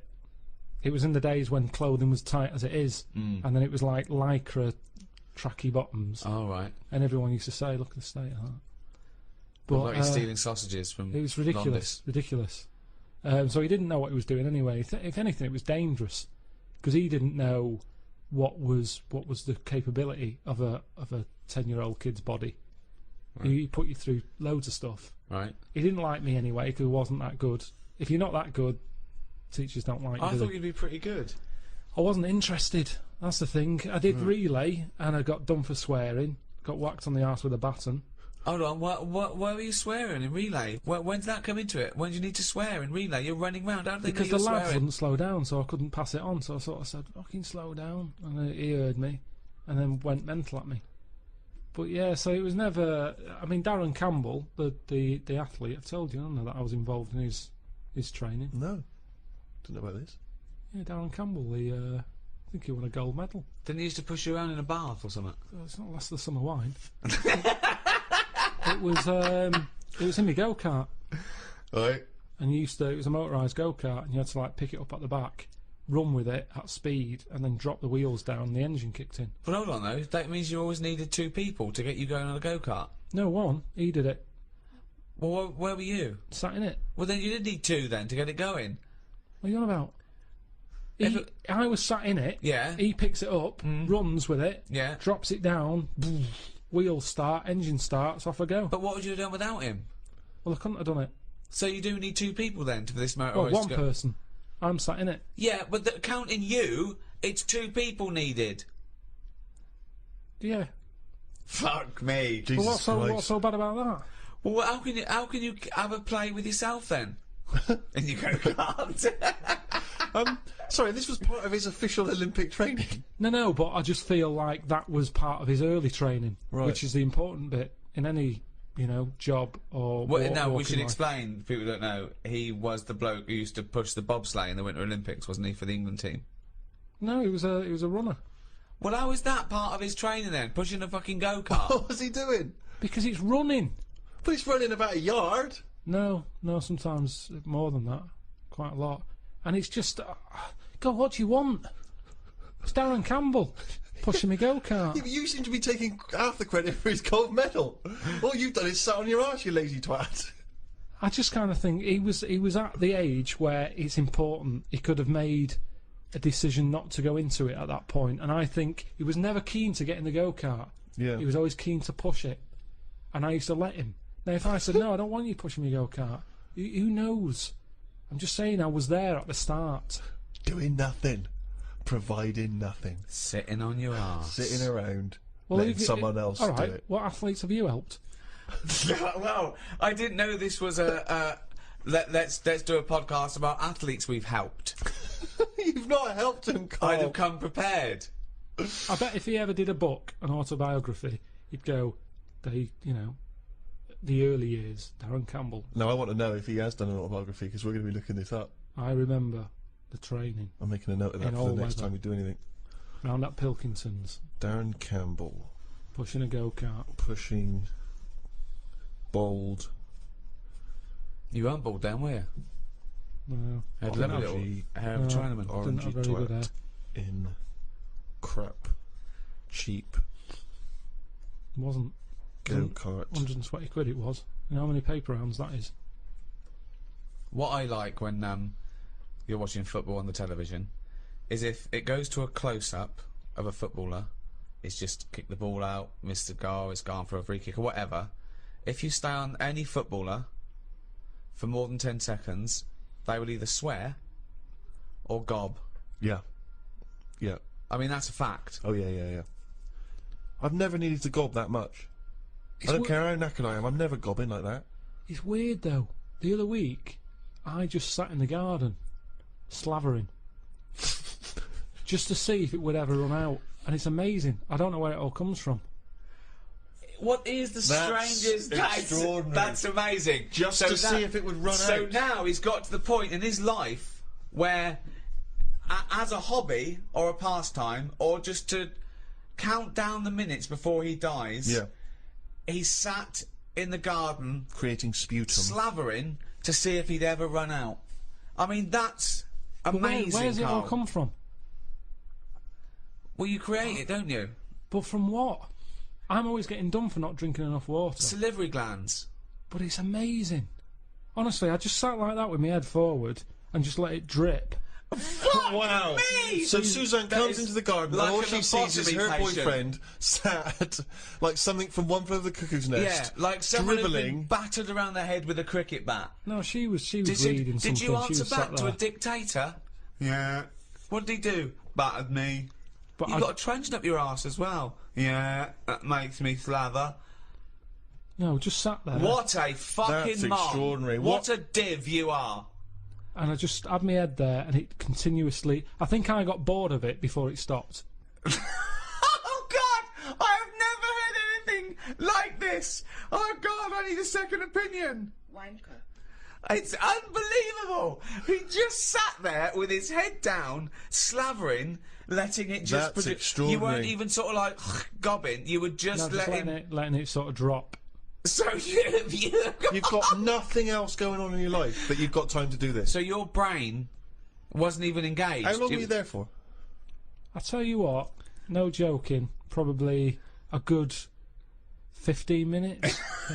Wow. 15 minutes of sitting with his head forward, Amazing. letting him salivate onto the grass. But do you reckon you could do that amount? I would Well, never we do never it. try. Never do never it. try. I'd not? never have that amount of time. I tell you now, you will never see either of us sat there for no reason in the garden with our head forward and our mouth open, seeing how long we can create saliva. Unless I've just come out of a coma.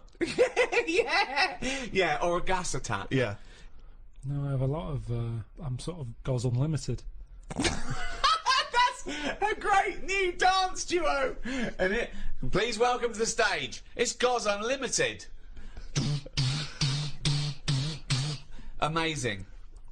Didn't you have a little bit of problem in China with them all gozzing? Goz Unlimited. Oh God, I tell you, they're just spitting all the time over there. I don't know what it's all about.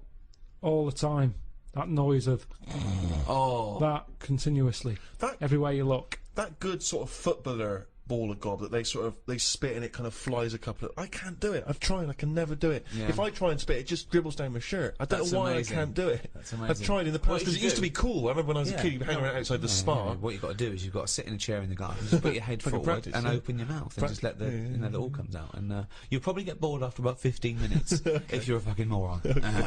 I like when you're watching the football on TV and it just goes quiet for a moment. There's like a lull in the action, and you just hear that sort of plaintive horn.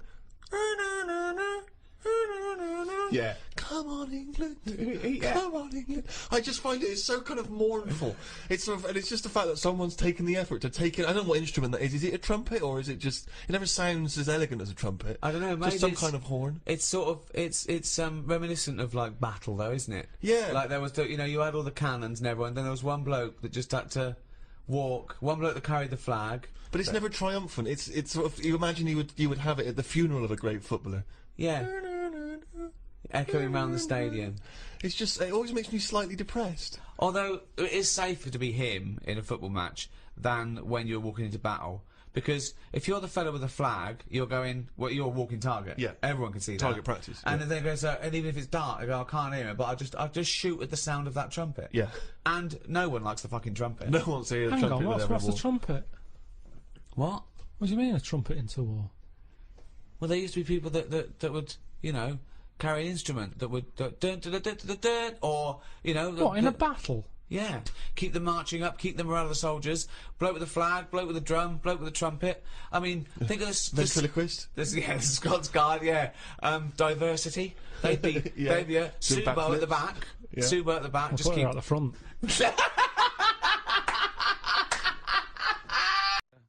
Right, this is Karl's method. He's not scared of the anaconda, the 30-foot-long, biggest, scariest snake. No, you were talking world. about stuff, weren't you, about in jungles and that, and animals. As we do. Yeah. Right.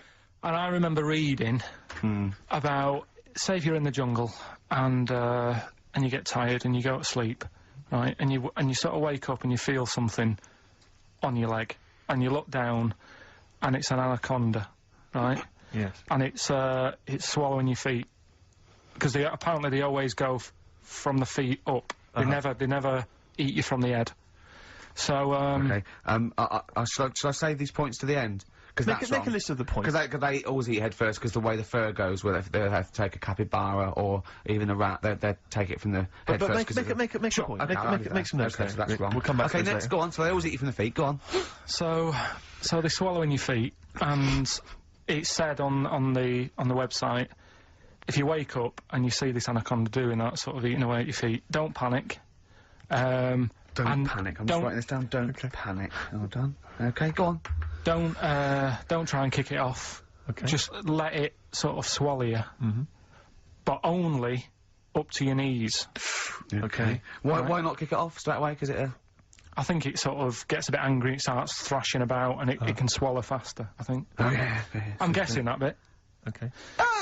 Just put a question mark by that. Okay, there, Rick. pop a question mark next So, to eat so, knees. yeah, so it's up- eat knees. So it's- eat it up to your knees. It's up to your knees, Yeah, and then yeah, what yeah. you do is you get a knife Yeah.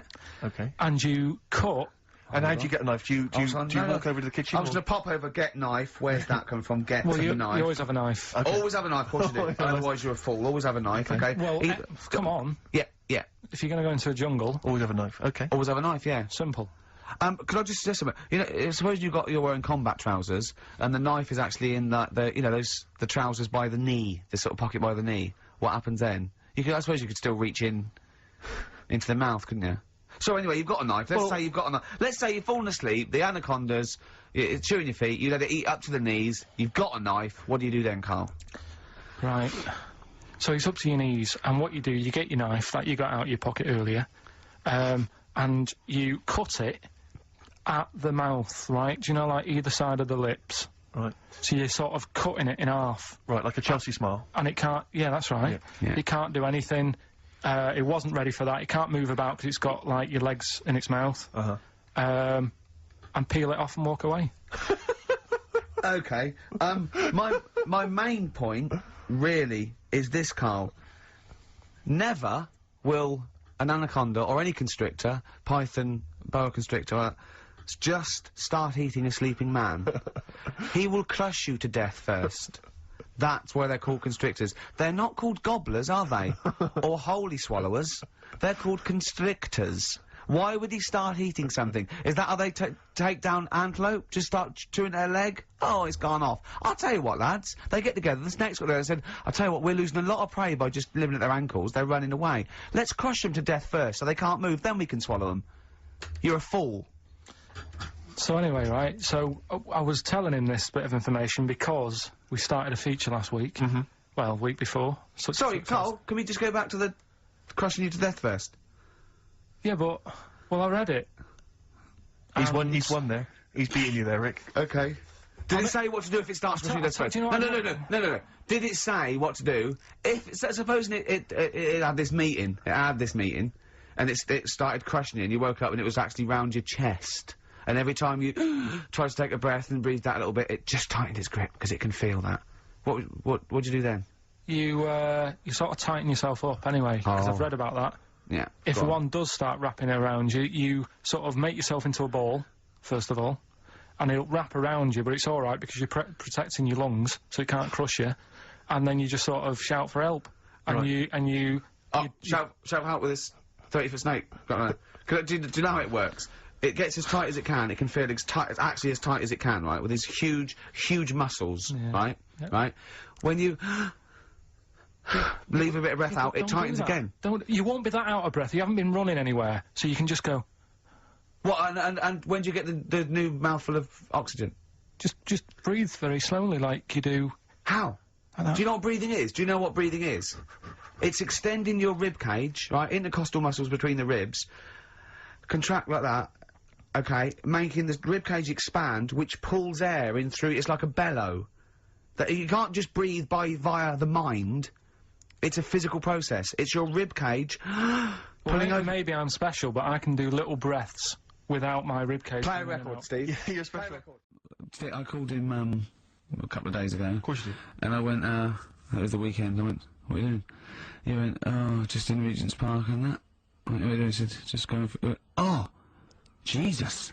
I went, what? He went, a caterpillar just fell out of the sky. I went, what? He went, a caterpillar just fell out of the sky. God, it's there, it's wriggling around. I went, sure a bird didn't just drop it? He looked up and went, oh yeah. There's a bird. Of course he did. Yeah. For a moment he thought caterpillars were raining from the sky. I thought I was in chicken licking. Yeah. Unbelievable. Why did you think a caterpillar had fallen out of the sky? I don't know, it just startled me a bit. I love Carl being startled. I like the idea of him straight on the phone to Trevor McDonald. Look, Trevor, there's caterpillars, insects falling out of the sky. They're falling out of the sky now. Put it on the news, quick. You sure there wasn't a bird? Oh, there was a bird. Yeah, sorry, Trev. Bye. But it was after, like, I hung up the phone and that from you. I sort of sat there for a bit watching it. I imagine him cross-legged, just in front of it. But do you know what? Because of his shape, the shape of his head, and his sort of IQ, I bet the caterpillar was thinking, Mama. Yeah. Do you know what I mean? Yeah. It's unbelievable. Go on. It was sort of running about all over the place, right, Steve? So the caterpillars have loads of feet and that, don't they? Wow! Well, they have 6 legs. They're actually larvae within 6. They have 6 legs, but they have little sucker things to hold on to the back of cabbages and that. No, they've got more than that. They've It's got. I'll loads. tell you, they have got 6 true legs. Trust me. Trust me, I'm a scientist. And you were thinking what, Carl? Well, But they've got little pods. They've got little pseudo pod legs and little suckers. Yeah. But it was running about like everywhere, right? Mental, but sort of running off to the left, and then it sort of went back to where it was. Then back, you know, went right and what have you. And I'm just thinking, whoever gave them the legs, right?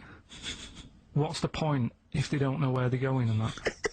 Do you know what I mean? If you can get Imagine about... that sentence. Did you hear that? Did you hear that sentence? Can we play that sentence back? No, I don't think we can. Imagine who gave him that legs. Whoever gave him them legs, what's the point if they don't know where they're going and that? And that. Always and that. And that, but maybe you just, to be fair to the caterpillar, with all its legs, okay, and you didn't know where it was going, it had just been plucked from its house by a bird, shot up into the sky, and then dropped from 80 feet, hitting the ground. Onto the head of a weird, bold-shaved monkey. It was probably concussed. Yeah, it's one of them things again, though. But it still knew more about the world than you. How does that make you feel? I just think it's a waste of time having all them feet. It's the same thing as the... Now it's got feet yeah. now! It has a the, nightmare buying shoes, doesn't it, Carl? all the, what was it you were saying about leeches and that? Because we were talking about insects. Well, they're not It's just all insects. these- They're not insects. What are they? Well, I think they're probably... class are probably platyhelminths. Probably a Yeah. sort of like a flatworm type thing. That's what you were thinking, wasn't it, Carl? Yeah, I'm not sure about that. I don't know what the phylum is, but there's no. They'd be, yeah. What was the leech? What was an interesting Well, leech? there's an experiment where you get a maze for a leech, and there's a bit of blood thing, and it eventually finds its way to the blood. Okay, and then it knows. Okay. And if you put it back to where it starts, it knows where it goes straight towards it because it's learnt it. If you liquidise that leech Right. and feed it to some leeches who have never done the maze, because of a thing called chemical memory, they find their way straight to the blood. That is extraordinary. It's extraordinary. Yeah. I mean, it's incredible. We should try that at Hampton Court one weekend. but maybe with some tourists.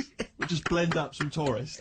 All the people on them, I'll tell you who would do it, those people who go on Celebrity Love Island. Any of them. They they'd will be do up for it. anything to get Yeah. out of it. They will be liquidised. People have enemas, they will do they wank off pigs, they will do anything to get on Yeah. telly. What about that? Be liquidised and fed to another, get one D-celebrity slapper, liquidise her and feed her to another slut. So we and blend see up if she Abby can Tibbers. find her way, and see if she can find her way to Channel 5. Yeah.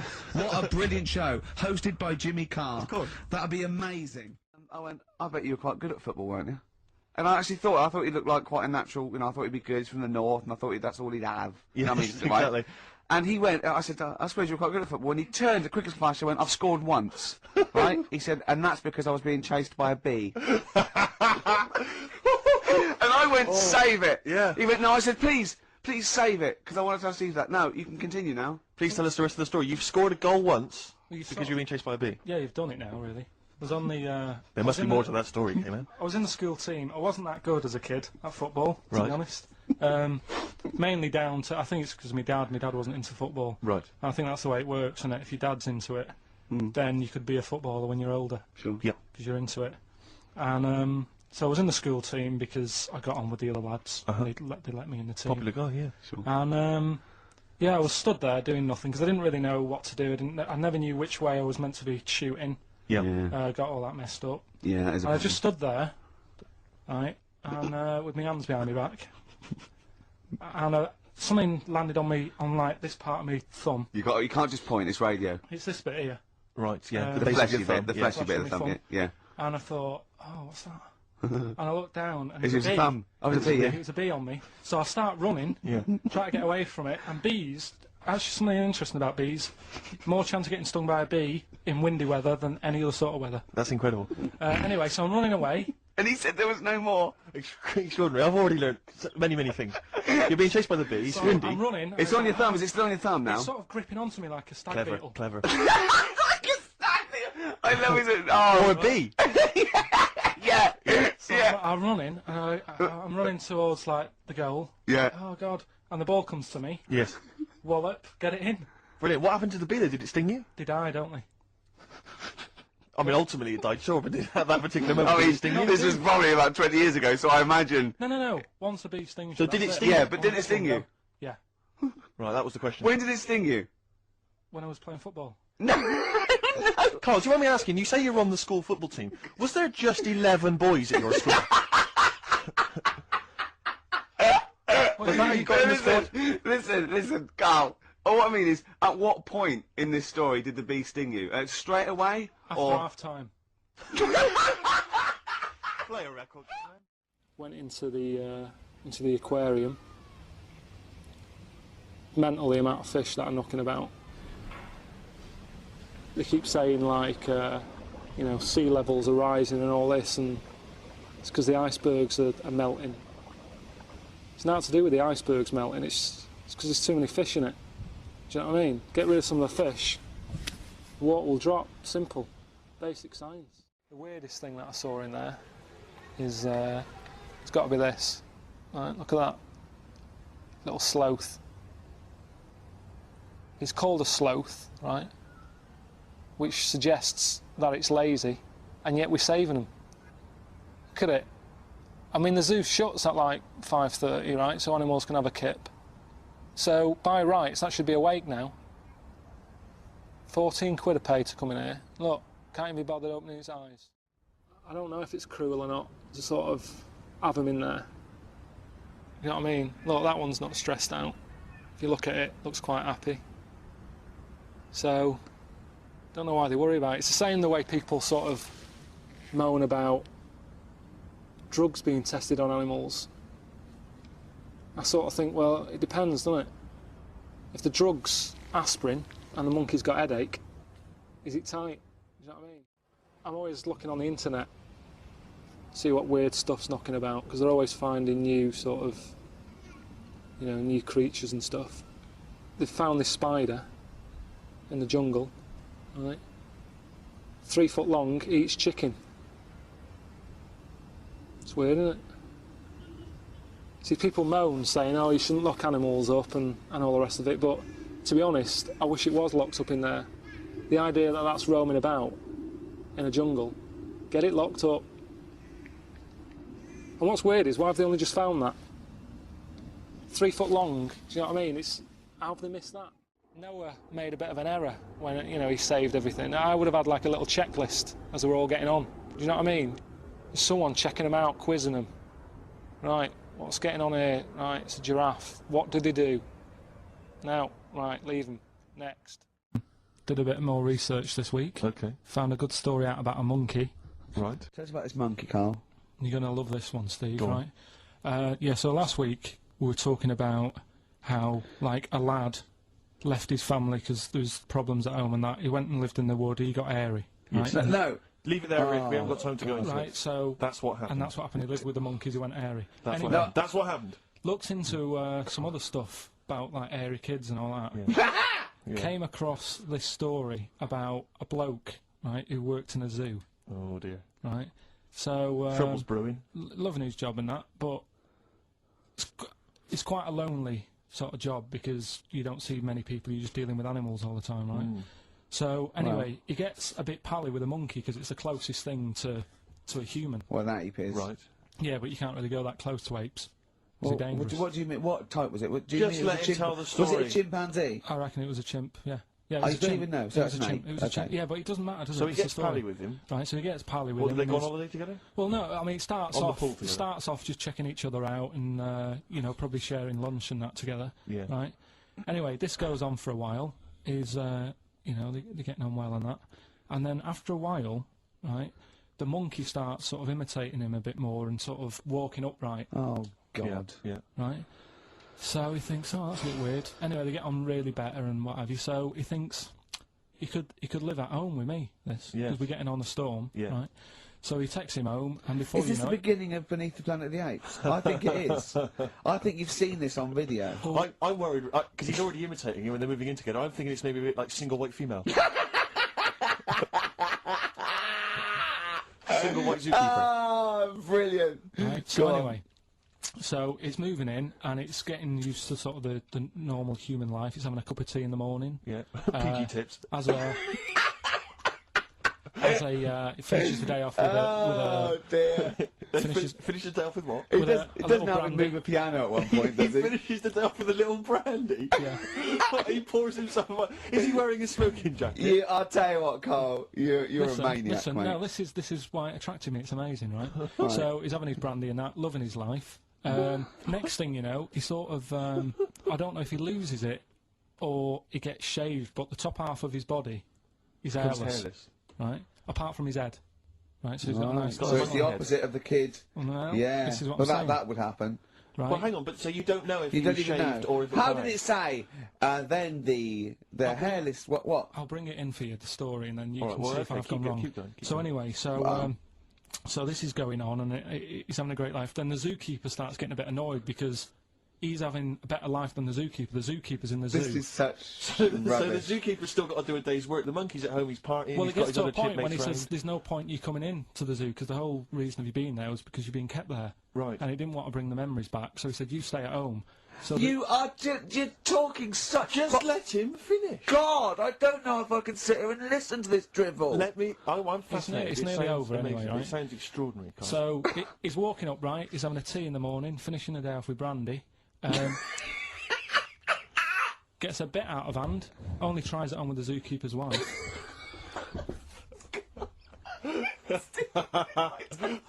Make him go away, Steve. How does he do that?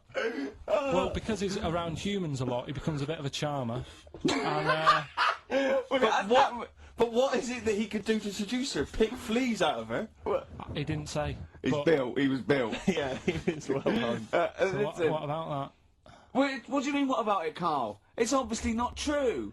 It's obviously not true. that? This wasn't on the internet. This was in a book. So it's not a quick joke and just put it on a website. This is in a book. I don't understand how. I love that he becomes a charmer. He's got better taste in brandy. Exactly. And he, that What is- was it that he was doing that seduced her? I don't know. Maybe because he was at home more than the zookeeper was. But what would he be doing, I love the Carl? fact that. He's not going to be talking with her. They're not going to be playing like Trivia Pursuit. Maybe she liked the silent type. He didn't go into that. He just said that's when the trouble started. I don't think there's a week gone where we haven't mentioned an airy kid. A hairy Right, child. yeah, you're right. yeah. And somewhat related to a monkey and that. And I thought you could do a regular thing where he's got to come up with a story about an ape or a monkey, and it's called Chimpanzee That. Should we do a jingle? Well, do a little jingle for us then. Oh, Chimpanzee That! Brilliant. That's great. Right. So I look forward to that every week. Yeah. And what's Go on, your this is interesting interesting chimp fact. fact? Right. It's about this monkey ages ago. Of course. Don't know where it happened. 17th century? I think it was a chimp. Right. Right. Got caught having a fag. Do you know it? What do you mean, do I know it? Oh, narrow it down. Those are chimps are caught with woodbines. Right. He it was got having caught having a fag. So it was sent to court, and Was it underage? it was And it got someone to go into the newsagent for him. Did he get a bigger gorilla Yeah, to he go got a into the bigger newsagent gorilla. to get 20 Rothmans? it ended up doing time because it was. Go smoking back a minute. sugar. Wait a minute. What I mean- Whoa. No, I don't know. That's as much as I know. So there's no point questioning. That is as much as you know, isn't it? Quite literally. Sorry, but why did he go to prison? It's against the law to have a monkey having a fag. Wherever it was. In a built-up area. What are you talking about? It's against the law for a monkey to have a fag. What if it got it himself? Even if it just... What about if it earned it himself, just like moving tyres round or mucking out the honestly, zebras? I don't know the full story. That's You don't know the full story, do you? But do you think? You never do, Because I do you? presume it was a monkey from a zoo, right? Yeah. Do you think it'd be fed up, though? Because in a way, it's home from home, isn't it? When I read it, I didn't think it was that bad because I just Carl, thought, well, they don't put monkeys in prison. They didn't put the monkey in a prison. They're overcrowded. They haven't got the space. Well, I'll find it and give you where I got it from, and you Chop Harris was furious because the monkey got the top bunk. Yeah. can I just? And he did. Okay, then. Oh, Chimpanzee That. Another one next week. I don't think so. What I've found is found out like a lot of monkeys' names. Like that's how I found out about Oliver. Yeah. What do you mean you found out a lot of monkeys' names? Well, there's a lot of monkeys out there, and you think they're just called Monkey and what have you, but they're all given names, right? So this one that I found about, bit of a weird name anyway, it's actually called Crap, its name, right? And... So, they're not born with those names. It's not like their parents give them those names, you know, they're just chimps. Yeah. Well, this one, right? And, It's called Crap. yeah, I know. Right, but do you know what it's famous for? What crap? Yeah. No. Go on. Is it involved with this show? It, the first monkey to have its name tattooed on its head. Yeah, again, I will say not by choice. There is no way that a chimp would go down to Camden Lock and go, are you a registered tattooist? I am, yes. Yeah, it's the cleanest, yeah. Go, okay, Can I have a look through your book? Can I have a look through your book? I'm looking for something quite gothic, but, I'd like, you know, what's your name? Crap. Oh, I'm not sure I can do that, because you're not drunk, are you? I haven't had a drink. I haven't had a drink. I've had some Mbongo, and that's all. But no. What are you talking about? The first monkey to have its name tattooed on its head? What are you talking about, There's got Karl? to be more information. Don't tell me you're leaving it there. There's got to be more information. That was it, and then I read it thinking, well, that's weird, because that means there's loads of monkeys with tattoos on their head, if that's the first one. No, it could be still the only one. First and only. Yeah, but would they report that? But you haven't What do you given mean, would they report it? This isn't the Washington Post you're reading. This is mentalists who do websites about themselves every day. What? There's got to be a third Why is act that to that news? story. Why is that news? How did you come across that? Well, you First nut monkey with tattoo head, I mean, what are you talking about? But why did it have its name tattooed on its head? No, it didn't say that. I mean, yeah, I know, it's mad. But it didn't say why. Was that enough for you, though? Did you feel satisfied having read that? Did you not have other I mean, questions? there's no way that is in the Guinness Book of Records. There's no way that is cited in the Guinness Book of I Records. just read it as like, what a weird name for a monkey. And then, ooh, you won't have that on your head. What would be a good name for a monkey? I don't know, anything but that, really. Yeah. Dave. Ted. But, what do you think of that, then? Well, I don't know what to think about it, because I don't know what you're telling me. I don't know that that's news, I don't know that it's true. I mean, I don't know where to start with that. Is that all you found? You found something about a monkey? I'll tell you, right, when I was searching for stuff on monkeys, right? Yeah. I was searching around, like I always do, finding information, right? Yeah. And, found out, are you aware of the Iceman? The Iceman? Yeah. Go on. Right, and to me the monkey thing was more... What's the Iceman? The man that was found in the ice. So you're aware A of him? Neanderthal man. Right, yeah. Ricky, do you know Not a about the monkey, Iceman? No, I know, but I just was looking at, like, info. Right. The 5,000-year-old fella who was preserved in a glacier. That one. Yeah. Right. Yeah. Do you find that more fascinating than the monkey? Well, I know that it's true. Yeah, it's true, but do you find it more fascinating? Well, simply because it's true, I find it more fascinating. I can't act on some... if someone... anything that's true is more fascinating. But, you see, what I get from the monkey thing, you Yeah. go, oh, I wonder if it was happy about that, and... But you accept it straight away. You accept that that is true and interesting, and I don't know what that is. I mean, to me, it sounds like a bit of cruelty towards Oh, animals. yeah. You know, Because it's right. I mean, if that's true, it's disgusting to tattoo a monkey's head. It's disgusting. Yeah. Do you know what I mean? Yeah. There's no way. That's what I'm saying. It doesn't do it. If a monkey, if they reported that a monkey went in and got a tattoo and chose it itself and then was riding a Harley Davidson down Camden, I'd go, that is incredible. But I'd really want to see it on the news, and it mustn't be anywhere near the 1st of April. You know what I mean? I think you've just blown next week's. Oh, chimpanzee that! Right, I don't know how recent this was, Oh, God. 17th century? but it happened in Hackney, right? If you're outside London, that's in a place in London. And it's this monkey that's going about Hackney, nicking DVDs. Even the monkey didn't go for videos. Even the monkey knew, well, there's no point in getting on VHS. Brad, you're on VHS. You're having a... Throw it back. Right, and there's a girl called Lisa who works in our office here, right? And I mentioned it to her because she lives in Hackney. I said, you familiar with this? And she said, oh, I remember something about it, which annoyed me. The fact that a monkey's running riot, but she didn't know the full story, and she lives there. What do you mean a monkey? Do you mean a chimpanzee or a monkey? I don't know. Is there a zoo in Hackney?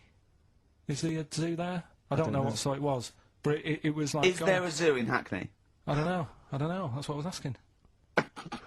So, Right, get on with the story. So anyway, yeah, it's been robbing stuff, and the other bit that really puzzled me, right, is the fact that.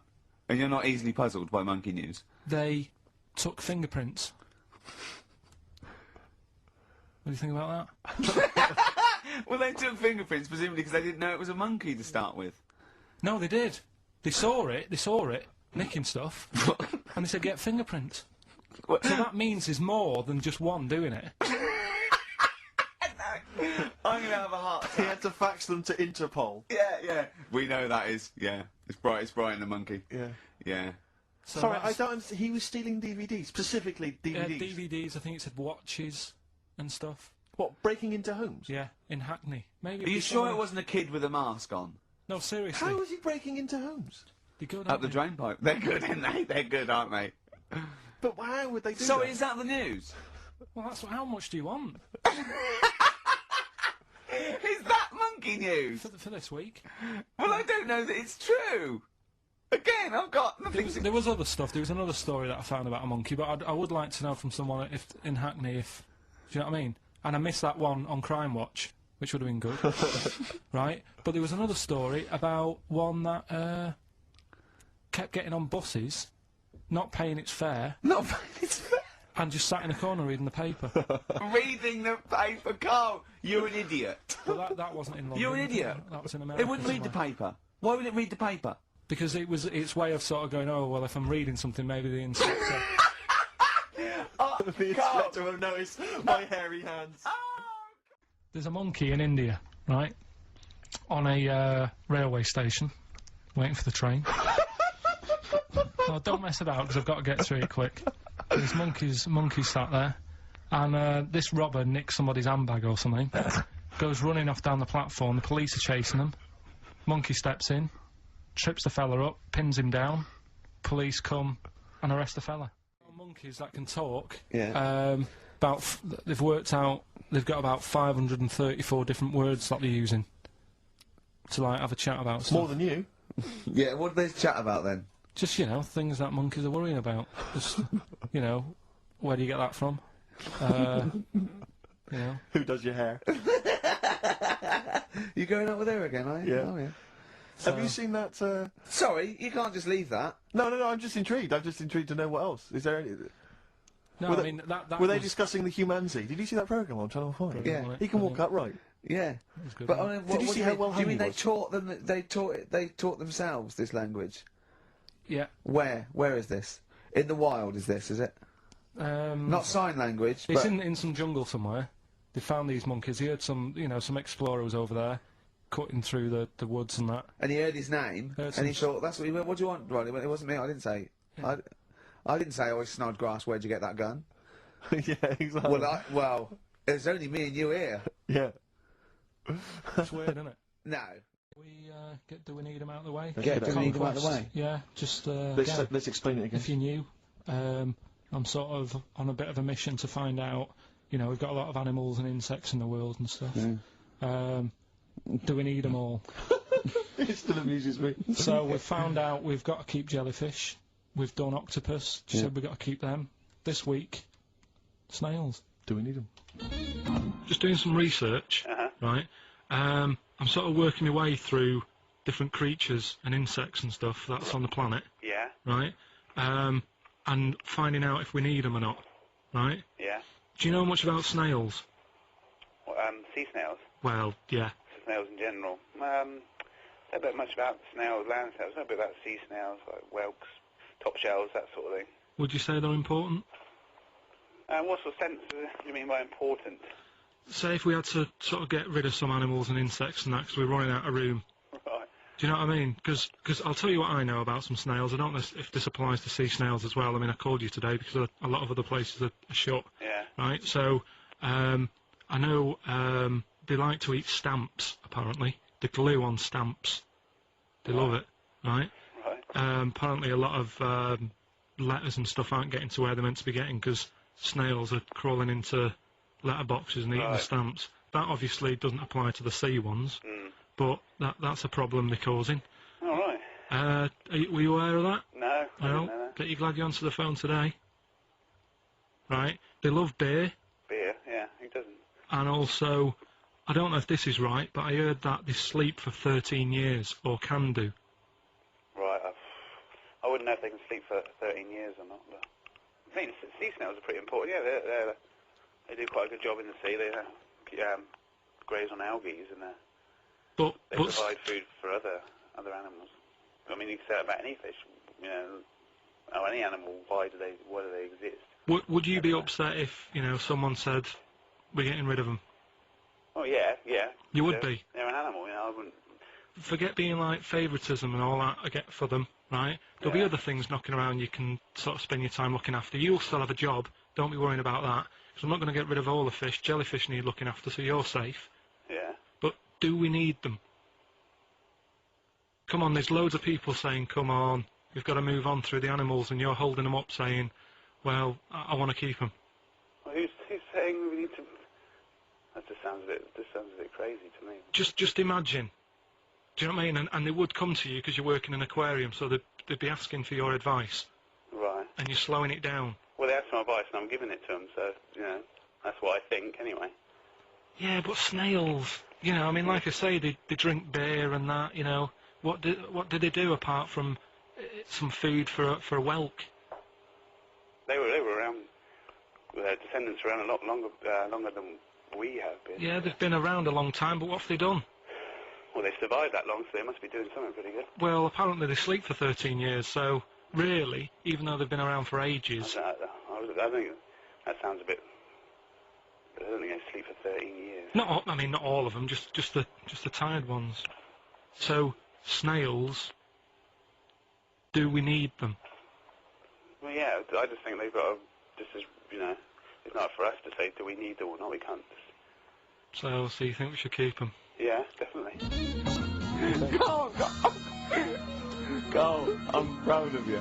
He was getting really quite annoyed. I know. What did he think he was doing? What?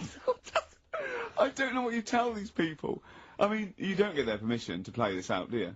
You just don't tell the them. thing is, right, I sort of told him what it was about, but we won't say who he is or where he works, because it doesn't matter. I just needed to speak to someone who knows. I know the fact that you were trying to get an answer out of him by suggesting that he would be safe, because he could look after jellyfish if he gave the okay to destroy snails. Right, so we're looking into animals that we get rid of. I've spoken to someone about snails, I've spoken to someone about jellyfish, and that, and looking at cockroaches today. Right, now who's the expert? It's a woman called Jessica Marshall. Right. Does she know that you're going to play this on the radio? Well, I called up, right, in the week and said, can I talk to someone about cockroaches? And she was like, is that Karl? She knows who you are. Yeah. Right, so she already knows maybe your angle, your approach. Yeah, she was up for it. She's an expert, she's just not just some random person. No, she works in a museum, a good museum. I said I'd give it a plug. It's the one near Knightsbridge. It's got dinosaurs and that in it. It's worth seeing. Well, Natural History Museum? Yeah. So, not sure. He's not sure. This is what happened. Now, what I'll do, I'll tell you as much as I know, and then you can fill me in if I'm right or wrong. And then at the end of it, we'll get to the bottom of whether we need them or not. Okay. All right. So first of all, the first thing that I found out is that they have 18 knees. That's not exactly possible. They're insects, so they have 6 legs. Yeah. And a knee is usually the junction between femur and tibia. That's sort of classic human knees and every other animal knee. So with 6 legs, you can only have 6 knees. Could somebody sort of got mistaken for seeing one that was a bit double jointed? I think you're grasping at straws or something. All right. Well, we might have to come back to that one then. Okay. They can hold the breath for 40 minutes. Well, they don't do that. because they don't breathe in the same way as us. They breathe through little spiracles, holes down the side of the body, so... no, they're not a very apt simile because the method of breathing is so different. What do you mean? Because insects have a totally different system. They don't have lungs in the way that we do, and just breathing through one part of the body. They're actually breathing through every segment of the body all of the time. So even though they've got their mouth shut, they might be able to The mouth slide. has nothing to do with breathing, So only just feeding. so you see, maybe that's where someone's gone wrong. Someone's got hold of one and sort of taped its mouth up or something, and Thought it was. got bored after 40 minutes and Again, said, "Well, we'll call it that's a right." pretty unkind thing to do to an insect, even to a cockroach. Yeah, but it's all. You can't do that. Yeah, but No. Pretty unkind thing to do anything, even a cockroach. something else I found out. Yeah. They can live for a week without an head. Well, that's true if they don't bleed to death in the process. But the weird thing is, when I told you that they had 18 knees, you seemed a bit sort of like, don't talk ridiculous. But Yeah. then we're talking about an animal that can live without an head. So there's a little bit of truth in that one, yeah? Yes. Why, when it was invented, has it got that facility? Say if someone said to humans, we could do that with humans, and, you know, if you lose your head in some accident, it gives you a bit of time to sort of go back to your family and maybe write them a note. You won't be able to have a chat, but write them a note saying, it was my own fault, and it was nice knowing you. Well, that would be a useful facility, I agree, but cockroaches are great survivors. I mean, they've been around for over 300 million years. They're one of the most primitive insects. All right. Well, I've also... is it true that they do a lot of resting? Apparently they can sort of rest for 75% of the time. Rest.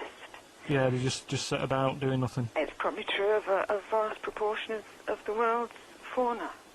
I mean, maybe the 25% that they are working, they're really giving it some, so it might they're make up. probably searching out food, and yeah, they can slow down considerably. You can chill insects in the fridge, and they'll become very, very quiet. You might think they're dead. Yeah, but I'm sure, you know, if we were sat in a fridge, you know, we'd go a bit quiet, wouldn't we? You know. Well, you might not know much about it, of course. Yeah, but... Not quite reading the right sources. Well, I've been using the internet. I'm sure there are many useful sources that you could find there, but some of those seem to have been a little misleading to you. So you don't agree with a lot of what I've told you there? No. So, cockroaches, can we get rid of them? No. So we're keeping them then? I would say so, yeah. I think we should get her on more often because she sounds like she'd be a bit of an ally, really. Because she knew immediately that you were talking nonsense. She even said, I think you should be more concerned about your sources, which I've been trying to tell you for a year, right? The fact, I mean 18 knees, where did you get that from? It's on the internet. They can hold their breath for 40 minutes. I mean, I don't know what you read and take on. Mad world, don't it? Listen, right, because I remember when we, you know, I was growing up on this estate. This is going to be good. Go on. No, it's not. It's just an example of how this doesn't work. Go on. So we don't need to worry, sort of thing. Sure. Right? Okay. So I'm growing up on this estate, and there was this woman about 4 houses down. Right, it was a bit rough. All right. Didn't fancy her. Oh God, no. Right, but she had a Why? baby. Well, tell me about her first. I'm interested in this woman. Why was she? It was a very... Was it like being a man in a I dress? mean, I didn't grow up in a posh house or anything, and I'm not saying that if you live in a bit of a rough house, you're a bad person. What does she look like? But anyone can Tattoos? clean up. Look like Tony Green with a fag on. They didn't clean up much, right? Oh. Which, even if you've not got a lot of money, you can still try and make a place look nice. Yeah. Right? But she didn't, and a kid used to take a horse into the house. Sorry. Whoa, Neddy. What do you mean a kid used to take a horse into the house? Where did he get a horse? Must have nicked it from somewhere. Must have done. So you've seen a horse in it? No. What, is that from outside the saloon round the corner? Yeah, was it just tied up with a bit of lettuce? Right? Oh, that's great. Big Jake, come looking for it. I'd been out. Oh. Right, sorry, let me get this. This was before the lynching stopped, or after. Where did he get a horse from? What do you mean he must have nicked it? His mum said, where'd you get that from? I bought it. All right, then. But keep it out of the kitchen. I don't want you going Catlin rustling. Where did he get a horse from, Carl? And how long did he have it for? Was he leading it or riding it? Mum, open the door! I can't stop! I can't stop it. Open the patio door as well. Looks like we got us a runaway. What do you mean? I don't know, but the thing is, they couldn't afford to buy one because they're not cheap. So I'm just guessing. Maybe that's wrong of me. But I think... He had a horse? Yeah, right. So that's why the family didn't have any money. They'd spend it on the horse. No, I don't think, that's what I'm saying. I don't think they would have bought it. So anyway... Yeah, it's wise to whisper, Carl, in case they're listening. Yeah, and they could be in the room next door. It's not buying it, it's keeping it as well. Oh, so I was like in the car with my dad coming into the avenue, and you used to have to drive down it to turn round. And, and you know, sort of go back to our house. You had the traditional method of transport, yeah. And the horse was in the lounge, reading a paper. Just like walking around. Oh God! What? And when I was doing, I tried to earn myself some money once by flogging little flowers in plastic cups. What? This is genius. It just keeps coming. What do you mean you're trying to flog little flowers? What do you mean? Wait. Let's play a record. Let's play a record and come back to this, because the story's going to just unravel and unravel. It's going to go for hours. Let's play a track, deeper Carl. and deeper. It's like an onion, isn't it? We've created a whole world here where there's a man living with a horse. Just walking around the lounge. I come from the West Country. I've never heard anything like that. I just think of a big sort of like orange carpet and a rediffusion telly and this horse going, I'm fed up in here. Exactly. This is really... I am not taking the rubbish out again. Yeah. Right, play a record. Let's have Velvet Underground. We've got that lined up. Oh, yeah, the classic from the first album. I'm waiting for the man. Let's come back to the horse in a second. Well, hang on, I just want to recap slightly. So there was a family, and who had the horse in the family? It was... Because you lived on an estate in Manchester. So the mother was a right pig, apparently. Well, I don't know why that's relevant. relevant. You don't need to go that far. But what I'm trying to do is, like, make a picture for you so you understand. What a picture like? Who did she look like? Bit of a... and no disrespect to her. Bit like Pauline Quirk. Quirky, yeah. Right? Okay. I knew you were going to say that. Yeah. I knew it was going to be Pauline. Did she have any tats? Did she have any tattoos? I've never got that close to her. Okay, alright. So who had the horse? Was this her son or her husband? No, her daughter. Her daughter had stolen a horse? Yeah, from, I don't know where, there was I think it was some stables down the road or something. And they kept the horse in the house with them? They kept it in the house. Did they didn't get have caught? it for long. No. So, and you said you were in the house one day and you saw the horse in there? No, what happened was, I was, they did this thing at school about raising money for charity, right? For some local charity. And they said you can do anything to raise money, and they came out with all these ideas, and I thought, that's good. What was the charity? But I don't know, I thought, forget the charity. Yeah, that's just a good money-making idea. So, you're a charity. So, so I asked my mum for some, because she used to have a lot of flowers around the house. Sure. I said, can I just take some snippings off them? And, I'll go and buy some plastic cups. And, got some soil out of the garden, planted the bits of plants in them. Yeah. Got a tray. Yeah. Had about 25 plants on it, selling them for 25 pence each. Excellent. Did you sell any? Yeah, sold loads. Did you just cut, you didn't just cut them and stick them in the soil? Yeah, they wouldn't have survived. Oh. But I think people sort of thought, well, good on him for trying. But anyway, so I went round to theirs, because I thought their house could do with a bit of colour and stuff. Yeah. Because it's a bit rough. So, as I went... The horse went, thank God for that breakfast. They've been feeding me kitty cat. So I got up to the door, and they opened the door, and it was one of them houses where no carpet. Yeah, a horse in the living room. You know. We've all been there. And the horse was walking around the living room. Oh. I looked quite happy and everything, because I always say that about animals. Black Beauty was on. Yeah. Well, think about it, right? If you were a horse, where would you rather be? In a little wooden hut with a load of hay? Or in, like, a house with a... central heating. 3-piece suite and a telly and that? Telly and that? No, but I was saying this the other day. And an Atari. Right? I was walking through London. Commodore 64, rubbish. Exactly. Walking through London with Suzanne, right? Yeah. And you know, like homeless people always have dogs. And she said, "Oh, I hope she looks after it." I said, that dog is happier than most dogs. Right. Because people always walk past and give it a pat on the head. Yeah. It's with its owner all the time. Yeah. It's out in the open. It's not locked up in a house. Yeah. It doesn't eat, but other than that. No, it does eat though. They're always all right. So that's what I was saying. I think this horse was doing all right for itself. Do you know? Well, not many horses have got their own house. Exactly. For a start, yeah. But anyway, that's what by the by. Yeah. So anyway, this family, who's a bit. What we were talking about, it was about cloning. Genetically modified kids and all that stuff. Yeah. Right. Now, what I'm saying is, you could say, you know, right, Steve, you could have a baby, right? And Ricky could see it and say, God, I want one that looks like that. Yeah. Right.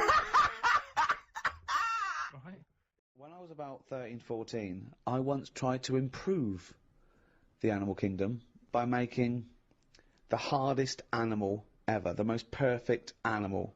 Now, just to clarify, you didn't, in sort of Frankenstein style, No. try and bolt various bits of animals together. It was a drawing that I sent to Blue Peter. There was no competition going on. You just thought they would be appreciative. I thought they'd look at that and they'd go, well, he's a genius. Yeah. This is like Da Vinci. Sure. And this is the animal. This is what I thought, the perfect animal. I mean, when I say perfect, I meant the hardest animal. This animal, it could take anything. It was just the strongest, hardest, fastest, right? Yeah. So, I started with the head of a lion. Of course, that makes Do you know what I mean? perfect sense. It looks good. Bite, right? Okay. I popped that on the body of a rhinoceros. Okay, so it's got the toughness, the armour, if you like. It's full strength. Head of a lion. Think of that. So you've got this picture. Head of a lion, body of a rhino. Perfect. Okay? Hold on, though.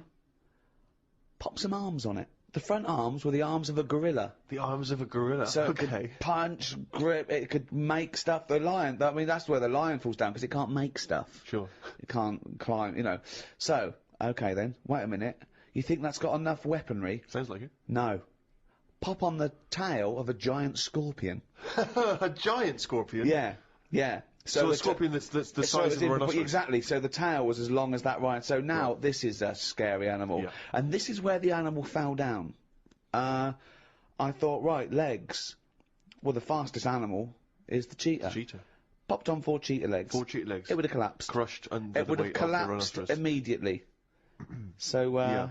yeah. And you drew this, did you? Drew it, yeah. Did you show it to anyone Yeah, other my than mates went, that's brilliant. Right. They said, that's brilliant. And then just sent straight to Blue Peter. Yeah. Any reply? No reply at all. Really? No reply at all. Surprised. What do you think of that, Karl? What would you, how would you, though, what would, if you wanted to make the ultimate fighting animal, what would you come up with? If you had the power, like that fella in Arabian Nights, size of a chimpanzee, you could change into anything, but you could change into, you know, like that. I don't think I'd go for strength and that. I'd go for survival. What would you do? Cockroach. No, I'd have like an armadillo's body. Right.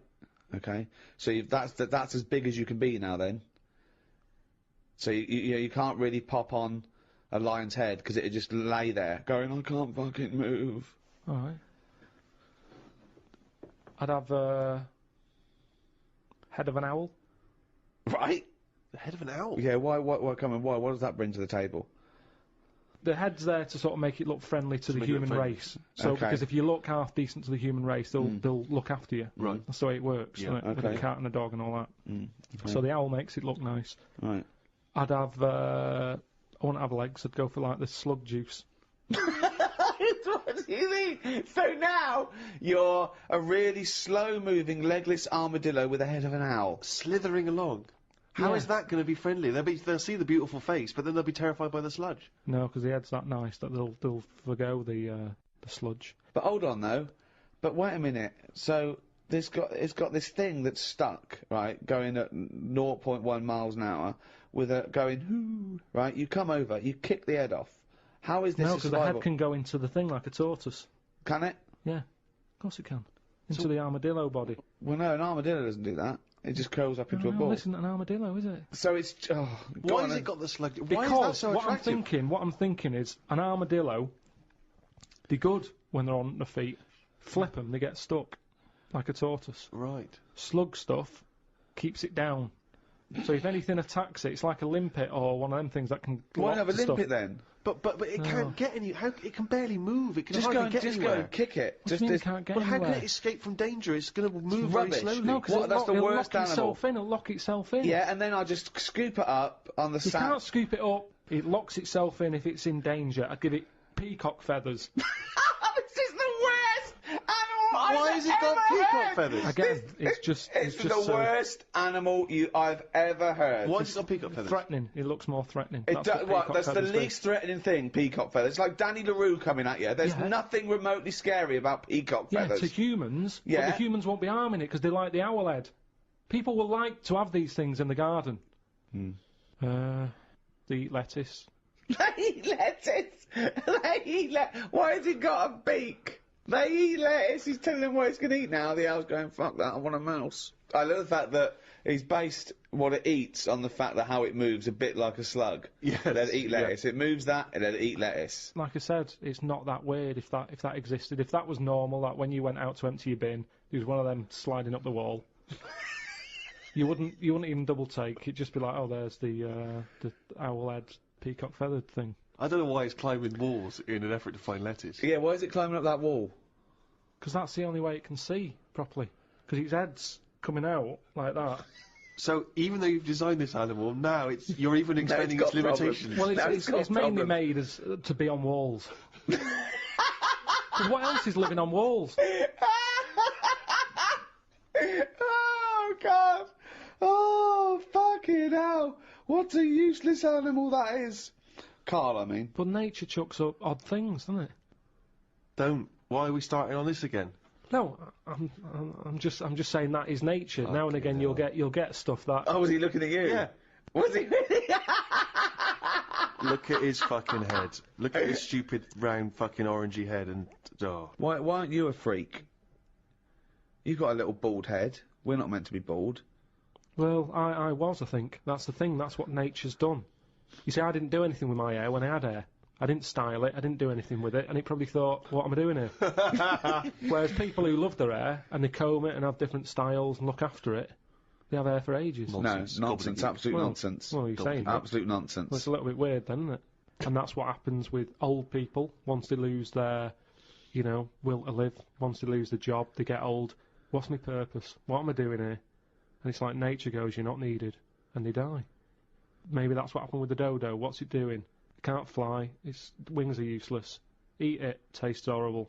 Kill it. No, they did eat it. I think they did eat it. Yeah, but it wasn't very nice, was it? I think they over-farmed it. I think that's why it was extinct. Because they did eat it. No, but they did eat it, but they didn't like it. Everybody, you never saw like a fully eaten carcass of a dodo. You're making this up again. All conjecture. No, but they didn't eat it all. Everybody would probably try it and go, it's not for me, that. But you don't know no this. idea, You don't you're just know making this. it up. What's this based on? That people... And also, why would that kid it out? Because, I'll tell you why. Because if it's not nice, people don't get another one in. And they die out. The reason we've got loads of chickens and loads of cows is because we eat them. If we ate polar bears, we wouldn't be short of them. Because you'd farm it, you'd take more care, but what's a polar bear doing? Sat on a block of ice floating about. It's no use to us, is it? It sounds harsh. Once again, got his information from a Glacier Mint advert. No, but it's no use to us. We know they're there, and it's all very sad when you see them on the news sort of struggling and all that. Yeah. But it's going to make them stronger. I asked Karl in the week, right, what animal would he never trust? Even if he got to know it and it was a pet and everything, what animal would he never trust? What was it? Was this a wasp? Yeah. Why wouldn't you trust a wasp, Karl? I just think that They're shifty. all other animals, if you get them at an early age, you can sort of make them like you. You can train them. A wasp, Nothing. never. Is there anything do you think there's anything you could do that would kind of win the favour and win the trust of a wasp? What would you have to do you think? What if you had it from a little grub? Yeah. And you fed it, he had its favourite marmalade. It doesn't affect it though, does it? A bee dies, doesn't it, if it does it, so it's not going to, like, use it willy-nilly. That's easy for you to say. But a wasp, you think they sting arbitrarily? They just sting for the fun of it? They're like sort of like delinquent insects? I think so, because last night, right, I mean, this is part of educating Ricky in a way, but something I learned last night was that tarantulas only bite you if you annoy it. Right. They don't, do you know how people say, oh, if you're in a sleeping bag living in a jungle, a spider will get in there and it'll bite you? Yeah, apparently not, you've got to really annoy it. The thing that it really hates is having its leg sort of twisted. It hates having its leg twisted. Right. Yeah, but that's more for... Is that what they said in the documentary? No, actually said almost certainly not, Steve. Almost certainly Were you watching not. a documentary? No, I was reading it. Oh, you're reading it. And, it was this guy... Was it scrawled on the wall in like a public toilet? No, I'll tell you. I'll tell you more about that later. Oh, It's right, part of the, Educating So Ricky. if you don't trust the evil wasp, what animal do you trust? What's your favourite? Well, I also, I said to him, right, supposing your mind, right, was your mind got put into any animal, right, and you've got to get from where you are now, right, to Glasgow, right, as an animal, right? But the authorities will be looking out for it. Okay. And it's shooting you, right? And, you went through loads, didn't you? I was thinking about it it must have took me about an hour. So your mind, sorry, your mind has been put into an animal. Animal, yeah, so it's you in this animal thinking yeah. you've got to get to somewhere. But the authorities know you're in the animal? Yeah, maybe your body is in Glasgow somewhere, and you've got to get this animal to get to you so it can transfer its mind back into your body. But the government knows that I'm... Oh, we've all had that conversation.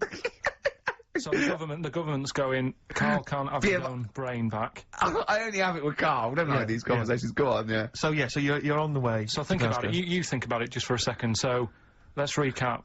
Your body's in Scotland. Right. He's the only one that takes my question seriously. Your brain is in London. Right? And there's like loads of security and stuff looking out in the sky for animals or looking on the field, seeing what's looking a bit suspicious. Trying to get to your body. And they're shooting them. Brain, and they're shooting everything and killing all the animals. What thing would you pick to get your brain to Scotland that wouldn't get caught? And I reckon I've got the answer. A wasp? No, because think about it, a lot of people get irritated if it sort of wanted to get a lift in a car going down the motorway. If someone's driving as a wasp in the car, it's a nightmare. Yeah, sure. Cause a right accident. Yeah. So think of something that people wouldn't, you know. And the clock's ticking as well. You're taking this really very seriously, yeah, haven't you, Karl? you've only got a couple You've given this a lot of thought, haven't you? You have. Yeah. So, something with speed. Yeah, it's something got that can travel quite speedily. Well, that's... Yeah. Well, and something that's also inconspicuous. Yeah. Yeah. Is that the sort of thing that's what you're going Yeah. And is it a creature that's native to this country? Yeah. Right. Yeah, it is. I've got no idea, Karl. What are you thinking? Tell him. A flea. A flea? Tell him why. Think about it. Right, this flea, it's got my brain. It's dead small, the flea. Thanks for clearing that up. Yeah. And so it goes, right, I've got to get to Scotland. So it jumps on someone who's going to Euston Station. Right. They don't know it's there. No. The government can't see it. Can't see it, Steve! Think of that statement! Think of you just tuned in. Yeah. Now... people get on the train, goes to Glasgow or Edinburgh, wherever in Scotland it is. It jumps off, it goes right, jumps on someone else who's going the way it needs to go, gets there, still no one's seen it, jumps on me, I get my brain back. Yeah. The government are like, phew. And you feel confident that your brain would fit in that of a flea's? Well, you said there was no problem with the size of it. You said you could... There certainly wouldn't be. So... No. I pretty much, you could download everything you know into a flea. Yeah. So that's genius. No, what? I was walking down the street and this pigeon, sparrow, whatever, did its thing, and it landed on my ear, and I was like, oh god. So I thought, well, I'm not going to wipe it off. Why not? Because I don't want to get it on my hands. Right? So I thought I'd leave it till I get home. So it's probably about... So you went to work. Oh, met some friends. Not about midnight. Went on the pool. So I was best man, so after the speeches. That is brilliant. No, it was on there for, I don't know, half an hour or something like that. Brilliant.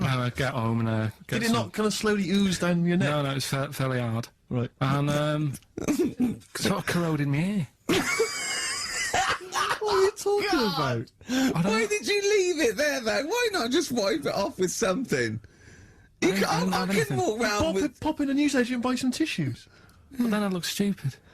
What? Where is the bird smoke on your ear? Brilliant. They're all wearing that now. But no, what is it they eat? It's alkaline. No, it's really strongly alkaline, isn't it? Or is it acidic? I don't know. Maybe someone knows. Is bird smoke acidic or alkaline? But it's corrosive, yeah. Oh, chimpanzee, that monkey news. Brilliant. All right. Right, before I went away, I told you about Alfred. He was the monkey where there was a robbery going on in a bank. And then he nicked the robber's loot and backed out with a gun. Yeah, he sort of stole, he robbed the robber, didn't he? Yeah. Did he take his gun as well? He took the weapons, he took all the weapons. There was like a couple of robbers. He managed, because they were so amazed that a monkey was coming in, it was like... Don't talk shite twice. Right. So anyway, got a follow-up to that. Okay, now what was that monkey's name? Alfred. That was Alfred. So anyway, because a lot of people wanted to know, well, you know, what did he do? Did he go off and have a holiday? Did he? No. Right, so the follow-up is, what happened is, the monkey had the guns, had the cash, which was $250,000. Sure. Right? It went back to the zoo, right? Right, Carl, you're talking shit. Ricky, I get angry with you when you won't let him finish his monkey news. Right. Can't we just get out the official Imagine thing? if people were interrupting Trevor McDonald. It wouldn't happen. I want to make sure I don't get anything wrong. No, of course not. So check the internet. So, the monkey goes back to the zoo, right, where all the zookeepers come out and go, get him. He's got the guns. Yeah. He hands out a couple of guns to his mates. What? His monkey mates? His monkey mates, so they've all got a couple of guns each. Oh, Carl, Steve, I can't, mate. I cannot Just stand it. Honestly, I want to scream. Please, I really get annoyed with you. They tried to do him a deal. They said, how about if... I'm going. Tell him that. I'm not going. No, I can't. Step out for a minute. Okay, we'll just do it. Look, don't listen. Step out, and I'll paraphrase what I hear for you when you come back in. Step out now, please. I need to hear the end of this. This is monkey news. This is important stuff. Right. Right. Ricky now has left the room. He cannot bear to hear, which is surprising to me. Right. So anyway, so yeah, they've got the money, and they say to the zookeepers, how about we give you some cash? Yes. And they go... Sorry, hang on. Sorry, the zookeeper said that to the monkeys? Yeah. Right. No, the monkeys who have got the £250,000... Right. ...say to the zookeepers, we'll sort you some money out if you let us go. Sorry, right? The monkeys say to the zookeepers, we'll give you some money? Yeah. You don't see any problem with that? Right, listen. Okay. It's nearly finished. Right, I'm listening out there. This is ridiculous. What do you mean the monkeys say? What do you mean the monkeys say to the zookeeper? They were probably holding the money out, like, kind of going, look, you know, we'll do your deal. Right, okay, come on. And what happened is, I think they were happy with that. I think they left, and that was that. They wanted to get out of the zoo because they didn't like it in there. There's the thing. Right, I don't... Just have a look. Right, Carl, think. Right, how did they get out in the first place, this one? Just let Steve have a... So why did he go... So he went and robbed... He thought... what, he knew there was going to be a robbery that day, did he? He might have been getting some money before they went to escape, and then that happened, and they had more money. They might have been withdrawing some stuff out. What do you mean? No. If he was planning on leaving the zoo, he's going to get his savings. What are you talking about? What have you read there, Steve? I've got a feeling this is a review of one of the Planet of the Apes films. I think it's Escape from the Planet of the Apes. I'm not certain. It could be Beneath the Planet of the Apes. Right. You ready? Yeah. Right. There's this monkey. Right? Oh, yeah. It's called Jack. Yeah. Right. I got pally with this bloke who worked in a railway station. How? Pen pals? I don't know. I didn't say all that. I'm just telling you. I'm shortening it. Chat rooms on the internet.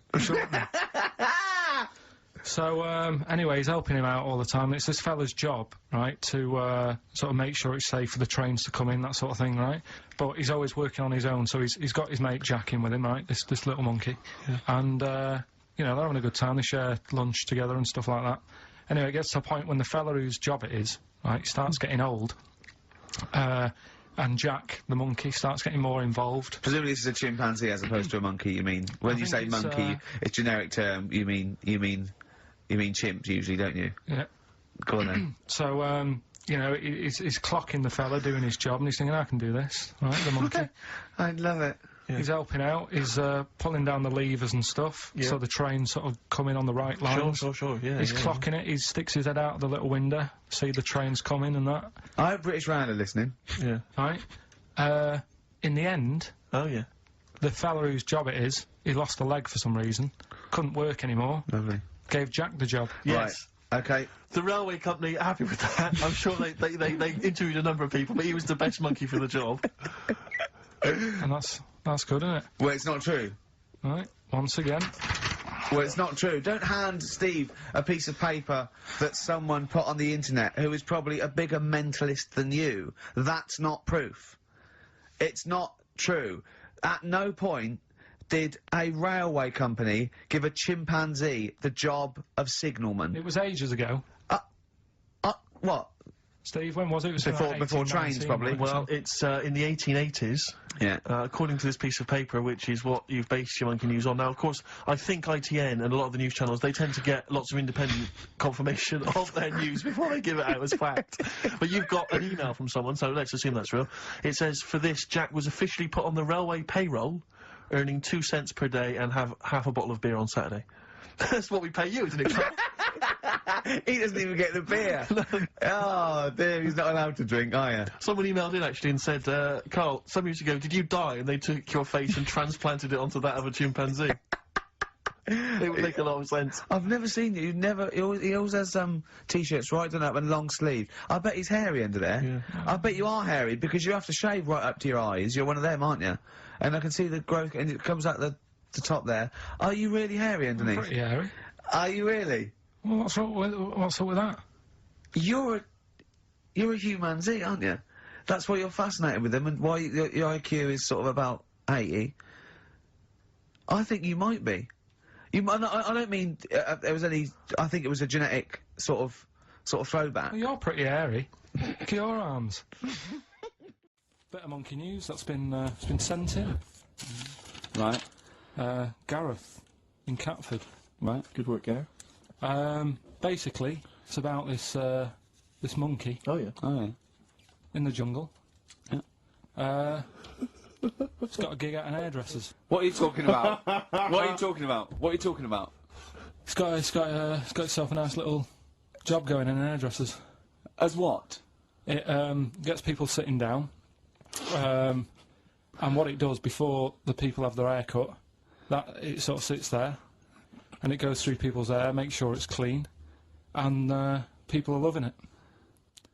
Right, backtrack So it's a pet monkey. It's nothing to do with it getting a gig in an hairdresser's. It's a pet monkey. It's not working at Monkey and Guy. Yeah. No, seriously, it's in there. I think it might have started off as a job, and then. So what does it say? It says junior £15, stylist £35, monkey £63. So Cut I and didn't blow quite dry. follow. It's in the jungle. It was wandering about. Right. Maybe it did But start it looks off. good, its hair looks good. Someone thought, hang Yeah, on. but never ever. You see, people make that mistake with hairdressers anyway. I always say, well, if the hairdresser's got a good haircut, go to where he's going. Right. Right? Because that's what I thought when I read it about having a good haircut. How often right? do you go to the hairdressers? Well, not that much anymore, Sure. but I used to always think that. Yeah. You used to go to a bloke who told me had his shack on a railway bridge that used to shake when a train went over. Yeah. Because it was £2. Yeah, but before that, I've never had that much luck with hairdressers. Before that was another place, and it was run by sort of, you know, these sort of wannabe gangster type people. Oh yeah. But they'd, you know, you'd go in What for do a you mean by haircut. wannabe gangsters? Well, sort of just petty crime stuff. You'd go in for a haircut and then you'd walk out with a video recorder. Do you know what I mean? You You'd don't say- have to take it. No, no, but they'd sort of spend ages flogging you that whilst cutting your hair. It was their thing. It's like, right, sit down, you alright? Yeah. Oh, you So know. for the weekend, what are you thinking of? Maybe a Sony. Yeah. So that's when I stopped going there because it was like, just want a haircut. I don't want to be hassled. by Which some- one said that you had the hair of a Chinaman? It's the fella who works in a railway station haircut. Well, he should saloon. know. I mean, he's been around a bit, clearly, if he runs a shack next to a railway station. So, Can we just go back to Monkey News for yeah, a second? so anyway, that's all, yeah. I didn't quite follow why he's still his salon is in the jungle, or where is it? No, he was doing what he does in the jungle, right? Right. He's walking about. He wanders into the hairdressers. Yeah. Maybe they didn't have him on like as a job straight away. He was just there. He was People said, training, this is yeah. nice. He's sat there picking the knits and what have you. Oh, Carl, I don't know where to start. Then- it's just it's the embellishment. You don't walk in. He walked from a jungle to an hairdresser's. I mean, you're an idiot. You really are. An idiot. I'd love to see you try and get a job in an hairdresser if there was another monkey up for it. You'd never get a job. So he was good at that. People said this is relaxing. Apparently, he had really nice hands, soothing, Yes. right on people's heads. They said, let's put him on the payroll. So Let's put him on the payroll. What do you mean? No, I'll give you that. Okay, this is the news item, is it? Customers are queuing up to have their hair done at a salon in the jungle There you go. by a monkey. Judy, a pig-tailed macaque, has a reputation as the best exterminator of head lice in Con Cane. She is so good, some customers fall asleep under her gentle touch. Regular Amporon Shekema said, Judy's hands are so soft and gentle, I really feel I can relax. But you know that it's doing what it does naturally. It's looking for, like, salt and stuff in the hair. Yeah. And nits. It's not on the payroll. It doesn't complain about when it gets deducted at national insurance. It's not part of the union. Yeah. Right, we've got to be quick. Go on, But, this is something that was sent in to me ages ago, and I don't know why I haven't done it yet, because it's brilliant. We were talking about monkeys typing, the Shakespeare theory and all that. Well, this is about a little monkey called Marty, right? Basically, it's in some science lab, right? It's in there. It was wandering about out of its cage, right? The lab fella was busy on the phone or something, right? And typical. it's wandering about. It goes up to a PC that's in the corner, a little computer. Types down, "My name is Marty." Right? So the fella got off the phone, saw this on the screen with the monkey sat there. Says to his mate, "Have you done this?" Right, hold on, Carl. Let him finish. Before you question, always let him finish. I don't know what to do. Time's against us, come on. He said, "Have you done this?" He says, "Done what?" He said, "This on the screen here saying, 'My name's Marty.'" Right? He goes, "What are you talking about?" As he's having an argument with his mate saying, "You're lying, you did it," monkey's sat there, typing, "This isn't a practical joke, my name is Marty." Right, and that's the end of the story? I'm not coming in next week. I think we need a week off. I actually think we need a week off. It's doing a web chat or something. You can go online and have a chat with it. The monkey's doing a web chat? I don't know. Has he got his own website yet? His favourite Buffy the Vampire Slayer? Have a look at that. Right. Do you believe that, Karl? It's all there. No, but do you believe it? Do you believe that monkey could type that and then say this is not a practical joke when he's still arguing? Weird, isn't it? So, is that this little monkey? Oh, yeah. Who lives in Morocco. Right, I'll just warn you now, you're on thin ice from last time, okay? So, make sure, is this real? It's been Don't say anything stupid, think about it. As you're saying it, think to yourself, oh, is that true? Do monkeys do that? Do they think like that? So, go on then. So anyway, yeah, so there's this magician in Morocco, right? He's got a little monkey working with him, right? The way it used to work, magician used to do his thing on stage, do a little bit of magic, people loved it. Then the monkey came out, had a little cap, walked around the crowd and stuff, got the money, had a good little team thing going on, right? Yeah. So anyway, the monkey's name was 86. Right. Because back then there was so many monkeys, it was like, oh, what names, do you know what I mean, what names do you use, what do you do? So they just named them, right? So this little monkey... What, he had 86 other monkeys? What? No, it's just that because a lot of monkeys were sort of working back then, helping magicians out, you know, doing bits and pieces, busking, what have you. Well, Rick, you know how there's so many... Why would there be a confusion with that? If he only had one monkey, where's the confusion? People would go, I'm not going to go and see that, I want to see 86, he's the better monkey. Do you know what I mean? What does it matter? I don't know what you mean. Well, why do they need... where was the confusion? With people going to the circus and going, what monkey are you going to go see tonight? I don't know. It wasn't a billing, was it, with a monkey? But, Rick, it's just the same with humans. You know, there's so many humans now that we can't give them names anymore. Yeah, they all have to have numbers. Exactly, yeah. There's so many humans, you know, with 5 billion people. We can't give them names. It's impossible. But, you know, with a few monkeys anyway, number working... 22, go on. So, anyway, there he is. 86. 86. With his hat. With his hat, walking around getting the money. Yeah. Anyway, the magician sort of, you know, thinking about moving on. Because in Morocco, he'd sort of done all the tourist traps. Sure. So he had a word with the monkey, said, how about we... See? No, let him continue. Think. Let him continue. He didn't have a word with the monkey. Let him continue. So what do you think about going over to Spain? Yes. Sure. So, the monkey was in agreement? So he said, all right, go on then. Right, so they get in the car, and, like, the magician knew he'd have a bit of a problem on his hands, because you're not meant to take monkeys out of the country. Yeah. Right? So he thought, right, what I'll do, I'll get a car, right? Right. Stick the monkey in a boot, right? get on the boat and hopefully sort of, you know, stick it in some luggage and what have you. Yeah. We'll be over there, we'll be earning big money, everything's going to be great. So the monkey was like, brilliant.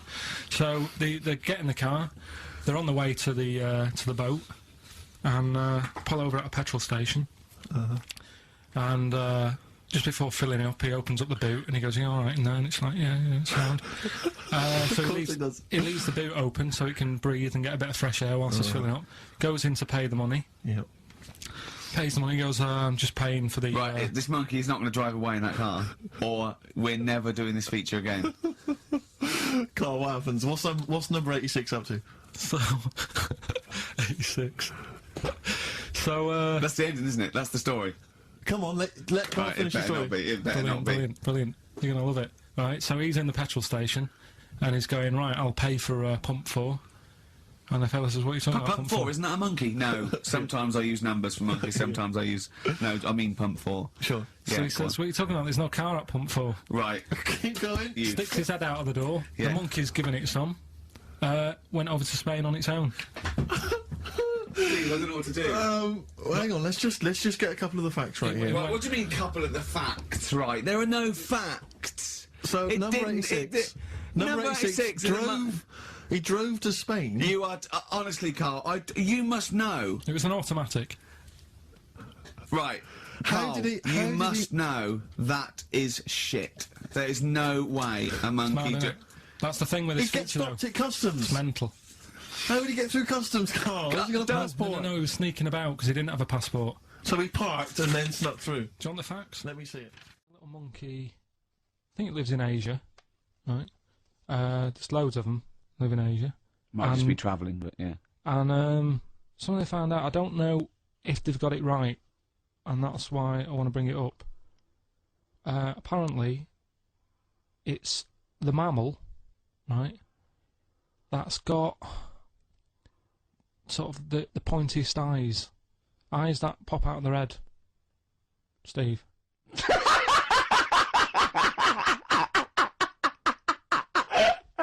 Now,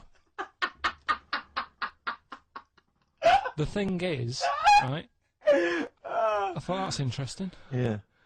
Apparently it's the biggest with the sort of goggle eye type thing. Right, yeah, go on. Apparently they come out of their head 1.6 centimetres. 1.6 centimetres? What, you mean they protrude? Yeah. They protrude from the head at 1.6. Okay. What? How long? Have you got a ruler, Rick? 1.6. He's having a go. I'd say I'd be a little bit annoyed if the monkeys beat me.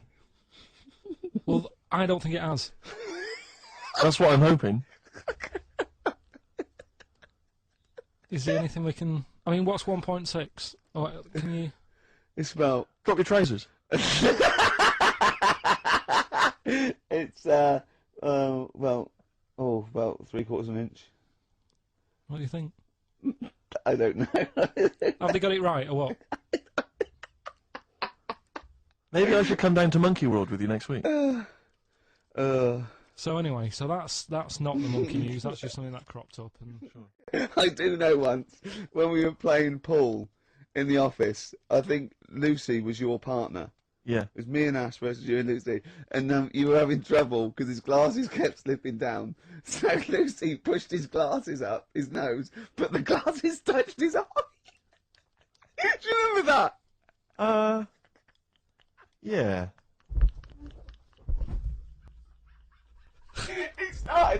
He started it. Well, you're the one who joined in. No, I know, and I feel bad now. Yeah. He makes me nervous when he goes, yeah. It's like, play a record. No, I'm just trying to think about which part of your fat, middle-aged physique I can pick on. The tits would be a good Yeah, start. yeah. Oh, the belly. Sure. Oh, what do you think of that? Oh, that's... What is that? Play a record. is that monkey news for this week? Have we not got any other monkey news? Well, it's just, it hasn't been that good. I mean, the one that I found out here, because we've covered so much in the monkey world, right? The fact that we've done a monkey that was a sort of half man, we've done a monkey that got a decent job in a train station, you Can you think of any of the other? Well, that's just some of the great monkey news from the past. That's what I mean. So that's what you got to compete with. So even though this is quite amazing, just tell us. Another monkey's got married. Oh, not another monkey getting married. What do you mean? It's got another one. You know, it was knocking about with some woman monkey for a bit. A woman monkey. They decided to, you know, get married. Yeah. They did. What do you mean they decided to get married? Was it pressure from her parents? They had a good do, and good do. I love the spread. I love that peanut vol au vents. Yeah. Celebrated in a pub, and then they both went off to the cage that night. That's what I mean. Even though that is quite impressive, because it's not true, or it's a joke. It's nothing. It's not. On an over website, official sort of news website. 2 monkeys have married in Romania after a whirlwind romance. Well, that's after a whirlwind romance. God, yeah, a quick one hanging onto the rope. Yeah. She was in the tyre. Yeah. He saw it. Yeah. He went, "I'll have a go at that." They go, "We got to marry her now." Yeah. Her parents came and said, "Did you just? He was in a zoo knocking one off. She went, "I can do that for you." Yeah. Yeah. Guests say the monkey bridegroom was scared by the number of people attending the wedding and refused to get out of his cage. But his bride was, not bloody Hello Magazine again. No, it wasn't. No, I think it was like last-minute nerves. Right. Like right, you know, legit, I'm single now. It's like you know, it's the big step. Yeah. But his bride enjoyed every minute of it. She was loving it. Yeah, she sure, looked lovely, by sure. the way. She looked lovely. Yeah. Did she look good? Reports she only appeared to have problems with her veil and dress. Do you see? You know, this is. The guests I hope they didn't ruin it like Anthea Turner and maybe get sort of sponsorship PG tips or something. Totally, with strong plum brandy, so they got them drunk as well. So they carried on the celebrations at the pub, and the bride was taken to her new husband's cage at night. I really. Yeah, so today's isn't that happy really. It's about some monkey. I think it was a chimp. Who's an ape? Go on. It tried to. I mean, the story sets off at a sort of a weird thing. Yeah. It's something about he went to Russia to do some business. What are you talking about, Carl? It jumped past that bit though. It didn't start there. What? Do you know what I mean? It didn't tell you what he was doing. It just said, "There's this monkey went to Russia to do some business, do some stuff, I don't know. bit of monkey business." And anyway, didn't work out. So, they were furious. We wanted a surgeon. You send us a monkey. Anyway, ended up being homeless. Oh no, So it's taken a turn for the worst. What? Couldn't even get into like a tree hostel or anything like that. That's the problem. And God. ended up homeless. Got in with some tramps. I don't know where to start. Come on. Yeah, so he's knocking about with some tramps and stuff. You know, sharing drink and what have you around a little fire. They broke into some home, not sort of squatted. Right, so in I'm some not flat. homeless anymore.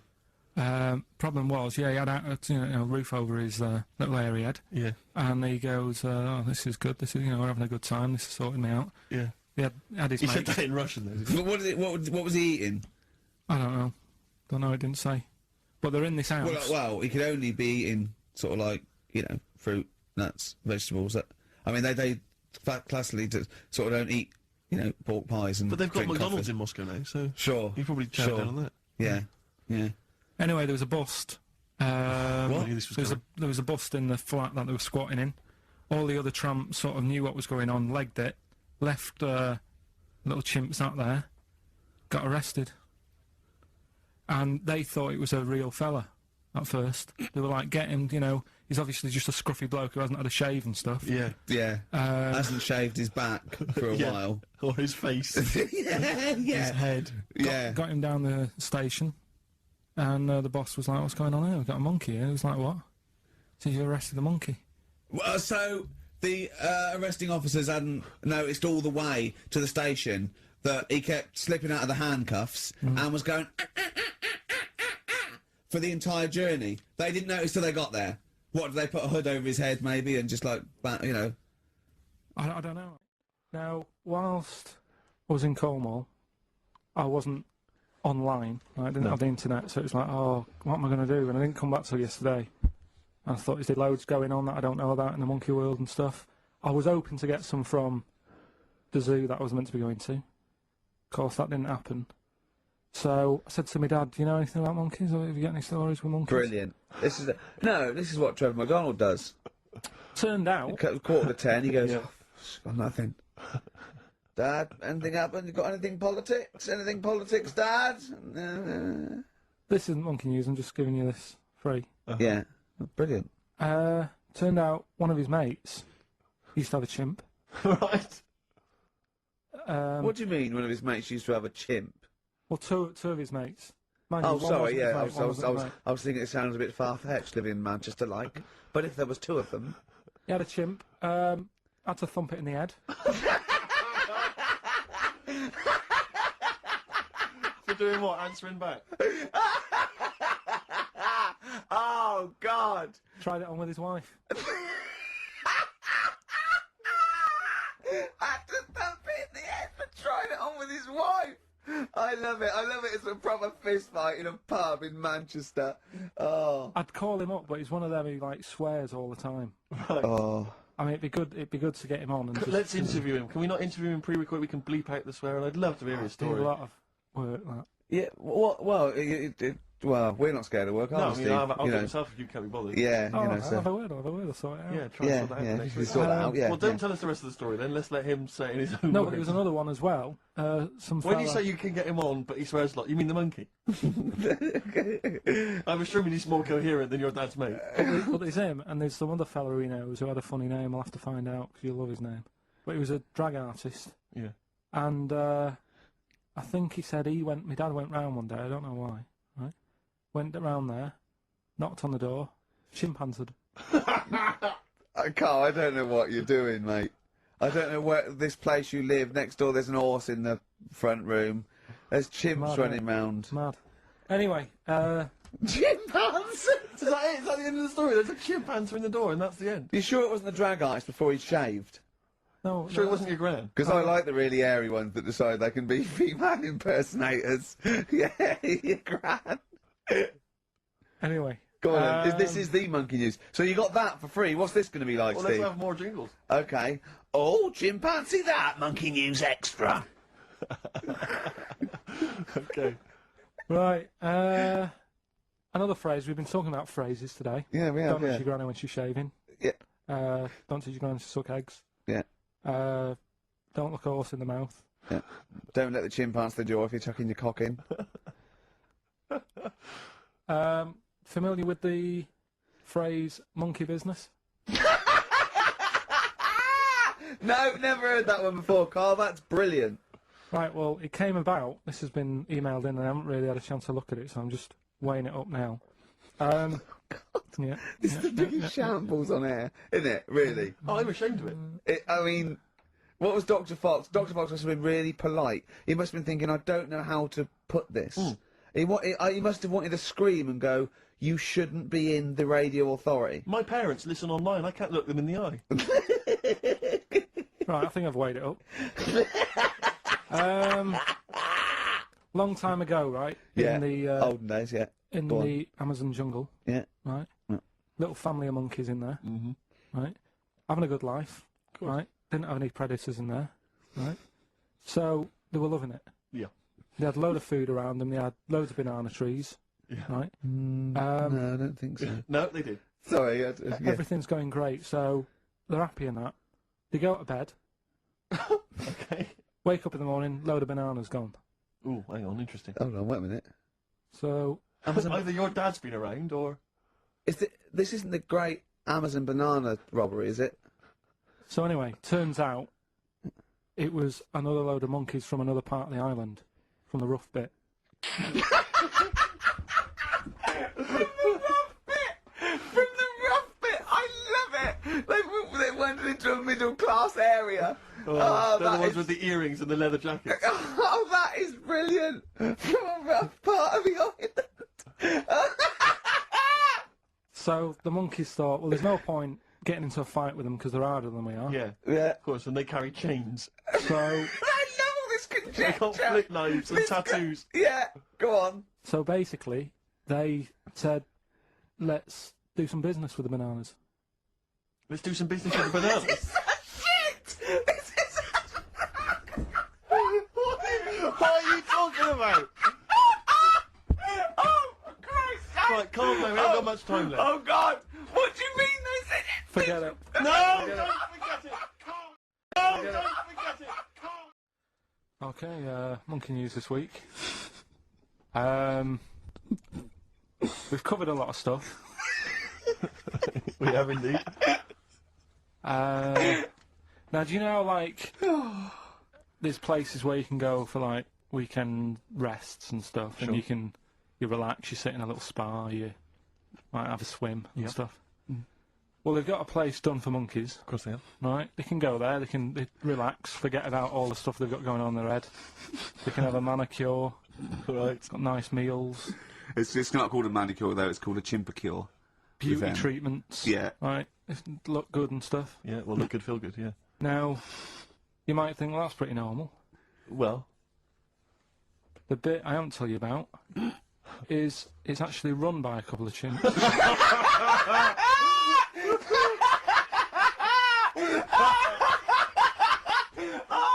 Oh, God! Oh, God! Oh, God, you're a maniac! Right. Oh, for Christ! Oh. Let's just... That's like coming a chip! Let's just... Of course it's not! No, it is, because think about it, right? No, not think about it. What do you mean, yes, it is? Of course it's not run by a couple of chimps. What do they do, get a loan? Right, if a chimp wants to have a rest, Yeah. where would you go to? A place that's run by humans that don't know what chimps' needs are? No! My point is this, how did they get it together? How did the two chimps, Mr. and Mrs. Chimp, went for a loan and said, I'll tell you what we need, a spa. I think it started off quite simple, right? Just you know, basic stuff. But they've expanded over time because it's become so popular. It's gone mental down there. Sure. Go! I They've all don't heard know. about it. Now, the thing is, the problem is this, right? That isn't even the top and bottom of it, right? Christ. The problem is, it's been going on and on and on, right? It's been earning a lot of money and stuff. The monkeys are happy. The monkeys that go there are loving it. They're telling friends and stuff. They're all coming to it. Now, the problem is, it's this little monkey, little man monkey and a little woman monkey, right? Yeah. They were sort of girlfriend and boyfriend. Sort of. It's an open relationship, they can play around if they want. Well, the problem is they're not married, right? Now, trouble brewing. the lad monkey, fella monkey, he's getting quite old. Mm. And the problem is, because it's his name that's down on all the stuff. Carl, all the forms. Let him finish. I'm getting scared now. Let him finish. It's his name on the business, and the problem is his missus is kind of like, what's going to happen? Sure. What If are he you getting passes this? Where are away- you getting this from? What? Internet. Carl, I don't know where to start. Now, This is the. Can This we is just, the. can we this just is hear the- the end? This is ridiculous. so the problem is, the Female girl- monkey is worried that the male monkey she's worried. is going What's to going to die. happen? What's going to and happen with the what's gonna business? What's going to happen? Of course. Right now, What do you mean the business? the health There is no spa- business. It's a joke. Health Rick, spa. you're not listening. His name's on the form. The male monkey's name, it's in his name. Now the problem is, Oh, the woman monkey has got some kids, but because they're not blood relatives, it's not going to be handed down to them. And the What, courts, they're kids from a previous monkey marriage? yeah, Right. so that they're not going to get it. Let me just check this out. Yeah, otherwise you don't want to check the facts, otherwise Yeah. you could look like a twat spouting shit on the radio. Please check the facts for scientific And security. they're just a bit worried because they're saying that the people in Ohio, which is where they've got the little health thing going on. So that makes it more believable that it's Ohio. I thought you meant it was Berkshire, in which case it would be rubbish. It looks like the local people are trying to get in there. They've seen the success of it, Sure. and they're They want a trying piece to of go the in and action. take it over and stuff. Yeah. So Give me the piece of paper. Throw it away. Play a record. That's the worst. That's the worst one I've ever heard. And you are. There's something wrong with you. You're educationally subnormal. what a monkey's good at? What a monkey's good at? Yeah. Well, running small businesses, cutting people's hair they're and very driving good. cars. Yeah, they love Spain. Oh, and foiling bank robberies. Yeah, they're great. Well, something else they're good at, right, is like weighing up the situation.